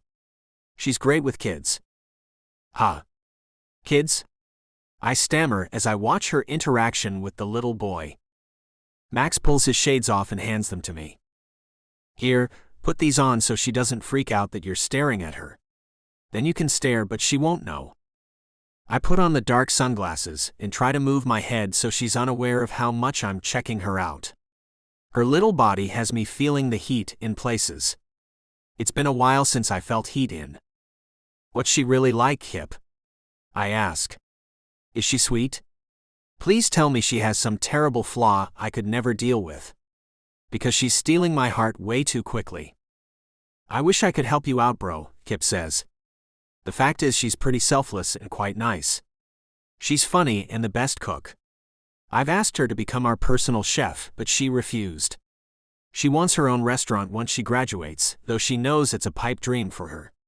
Her family doesn't have that kind of money." Her head turns to look at Zoe, as the little girl shrieks for someone to watch her swim like a fish. Her dark silky strands flow over her shoulder in slow motion, and her chest rises with her intake of breath, and it's all in slow motion for some damn reason. Is anyone else seeing things in slow motion? I ask. They both laugh at me. Max sighs. "You remember the first time you ever laid eyes on Payton, Kip?" He nods and picks up the beer sitting on the patio next to him. "Like it was yesterday. I know you remember the first time you saw Lexi." Max leans back on his palms and looks up at the clear blue sky. "That was so fantastic. Well, not the first time I saw her. The poor girl didn't have a clue, and was hidden behind clothes that were too big and a nerdy look. Once I got her out of those clothes and the damn bun pulled out of her hair, that was when I knew she was the one for me." "Damn it," I murmur. "I'm done for." They both nod, and Max hands me a beer out of the little ice chest next to him. "I hope it goes a hell of a lot smoother for you than it did for either of us, Guy." "What do you mean by that?" I ask. "How can it go bad?" They laugh again, and Kip pats me on the back. "Don't even ask that, mate." I take a long drink and watch Rochelle pull the little boy up on her shoulders, and he jumps off them, squealing in delight. Zoe paddles up to Max and splashes us. "Daddy, come in and let me jump off your shoulders like Zane's doing with Shelley." She splashes a little more water at us. Max gestures for us to follow. "Come on, guys, time to get wet." We slide into the cool water and make our way to the women and children. I glide up beside Rochelle, as Zane is trying to climb up her to get back on her shoulders. I take his little body and pick him up on my shoulders. "Please allow me to help you out with this one, Rochelle." "Hey," Zane whines. "I want Shelley." "Give her little shoulders a break, dude. Mine are a lot sturdier." His little toes dig into my flesh, and I look at her in amazement. "Wow. You didn't even flinch when he climbed on your shoulders. His toes are like eagle talons." She giggles. "I guess I'm not as wimpy as you." "Wimpy? Damn." The kid jumps off, and the force pushes me a little, and my shoulder bumps her breast. I know I'm beet red as she clutches it. "Oops. Gosh, Rochelle, I'm sorry." She looks at me with a frown as she rubs her boob. "That's okay, Blake. But ow." My hand juts out to help her, and it's on top of hers as she rubs it. "Hey," little Zane screeches. "Don't touch that." Max turns back and lets out a loud laugh. Kip shakes his head, and I look up to see Rochelle's mouth wide open. She steps back. "I got this. Thanks, Blake." I'm an idiot.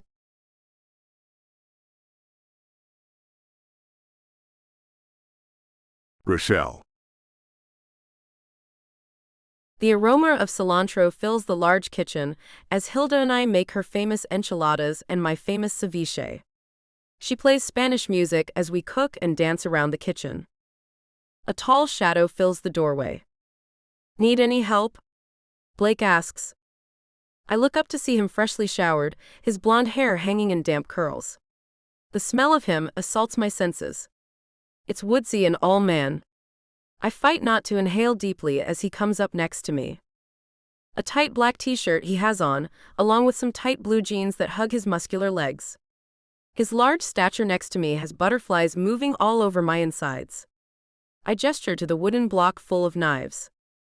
He takes one out and looks at me. Now what? I can't seem to find my words for some reason. He has me a little wobbly in the knees. This never happens to me. I'm friends with a ton of cute guys. None of them have this effect on me. I swallow hard and point to the jalapenos. Can you cut those up? Sure, he says as he takes them and looks around. A cutting board. There's one right behind him, and I point at it. There you go. He looks back and grabs it. Hilda places a beer in front of him. Here you go, Blake. Do you like to cook? I think I might like it, if I knew how to make a few things. I eat mostly takeout and frozen dinners, since my mom isn't around to cook for me anymore. He slices the pepper down the middle. Like this, Rochelle? His elbow nudges my side and little electric jolts run through me. I reach across him, accidentally grazing his chest with my breasts, and pick up a pepper. My body is quivering and I fight to regain some damn composure. Like this, I say as I place it on his cutting board and dice it up into tiny pieces. His body is tense as he watches me. Okay, I got it now. He looks at me and smiles. I like your dress. Coral looks good on you. A little smile breaks free and runs across my face. Thank you. Black looks good on you. He looks around and says, Thank you, Rochelle. You don't drink? I noticed you haven't had anything. You want something else. Maybe you don't like beer. I'm not old enough, I say and continue to chop the cilantro. Oh. He stops chopping and looks me up and down. How old are you? 20. Tomorrow is my birthday. I stop myself from saying any more. I haven't told anyone that. I hate for people to make a fuss over me, and birthdays are one of those times people fuss if they know about it. Tomorrow. Well, what's the plan for your special day? He turns towards me and waits for my answer. I shake my head. No one else knows. To be honest, I don't want anyone else to know. I don't know why I told you that. Forget about it, okay? I doubt he will, and neither will I, Hilda says, as she places the large pan of enchiladas in the oven. What's your favorite flavor of cake? I shake my head. Really? I don't want anyone to bother. I kind of hate birthdays. Blake turns and leans back on the counter, his arms crossed in front of him, and it makes his large biceps flex. Why would you hate them? And it's your 21st birthday at that. That's a big one. I know, I turned that last year. Me and my friends partied hard. Well, I'm not a party girl, so let it go, I say, taking the cilantro and tossing it into the large stainless steel bowl. His eyes never leave me as I walk away to take the tomatillos to the sink to wash them. I catch him and Hilda exchanging looks, and it pisses me off. At myself mostly. I should have kept that to myself. When will I ever learn? Hilda grabs some linens out of a cabinet. Do you have this, Rochelle? I need to go and get the dining room ready. I wave her away. Yes, go do what you need to. Blake seems to have cooled towards me. It's best anyway. He lives in another state after all. Me in California and him in Texas. That's how it happens most times. I refuse to let anyone in much. Once a guy realizes that, they move on to the next girl. You know, I can almost hear the gears in your head grinding, he says as he moves in behind me. Max told me you spent a little time in the children's home. Just because your mother wasn't a good one, doesn't mean you have to live life trying hard not to be a nuisance to anyone. I spin around and find he's so damn close I can smell the shampoo he used. It's crisp and clean, and I'd love to run my hands through those damp curls and get that smell all over them. But I won't. He shouldn't have told you that. People talk, Rochelle. People tell each other things. It's what friends do. His fingertip touches my cheek, and he runs it over my cheekbone. You have beautiful bone structure. I blink as I look into his blue-brown eyes. You're forward. You're prefect, he says in a whisper. Oops. I hear Kip say as he walks into the kitchen. I just have to fill Pax's bottle with milk, then I'll be out of your way. He goes to the fridge and pours milk into a bottle, and I move away from Blake. No reason to hurry, Kip. We're just cooking in here. It smells awesome, Kip says. Get back to it, you two. He leaves, and I feel Blake's warm body come up behind me. His hands slip over my arms, and my knees nearly buckle as his lips graze my shoulder. I find you fascinating. My heart stops and my body quivers. He's just too much. It's too intense, and he's most likely a huge player. Look, I know you must always get your way with the females, but I'm not easy. I'm really a waste of your time. My hair he pulls back, warm lips touch my neck. Crap. That was a mistake. His arms run around me and he rocks me gently as he trails kisses down my neck, lingering near my ear. Want me to stop, Rochelle? Hell no, I don't want him to stop. It feels amazing. Stop, I say. I try to tense my body up, but the damn thing is rebelling against me as he holds me to him like this. It refuses to tighten up in his strong arms. He lets me go, and I have to lean on my hands on the countertop to hold myself up. My brain is screaming at me to turn to him and throw my body back into his huge arms. I can't, though. The pain of what will surely happen isn't a thing I want in my life. School is my focus. I can only focus on one thing at a time, and my career is what that is right now, I say as I pull myself together. He says as he moves further away from me. School, huh? Only one thing at a time, huh? Sounds dull, and you seem anything but dull, Rochelle. I am dull. Dull as they come. You'd be very dissatisfied with me. I can assure you. I wipe away a stray tear that got away from me somehow. That's what always happens. They all leave. How many? He asks as he leans over the counter and looks at me but keeps his distance across the island. How many what? I ask, focusing on cutting the tomatillos. How many men or boys left you? He asks as he threads his fingers together and leans his chin on them as he props his elbows on the countertop. All of them. I look up at him and glare. All of them, okay? Happy now? I've been dumped by all I've dated. I've never been the dumper, only the dumped. So you see, I don't want to get hurt again. And let me tell you, Blake, you would hurt me bad. I can feel it clean to my toes. You'd be the one who'd break what's left of this heart. He straightens up and frowns at me. How can you be so damn sure of that?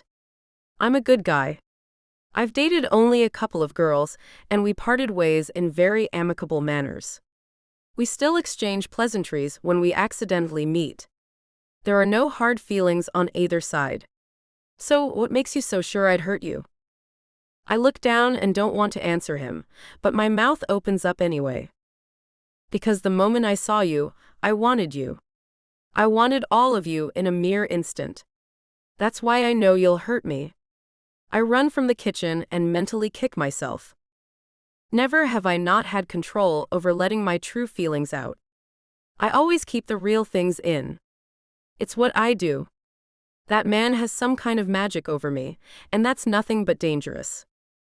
I need to get out of here right now. End of sneak peek for Lucky Billionaire by Michelle Love. Thank you for listening to this audiobook.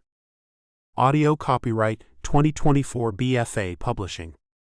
Please like and subscribe to support this channel, it helps more than you know.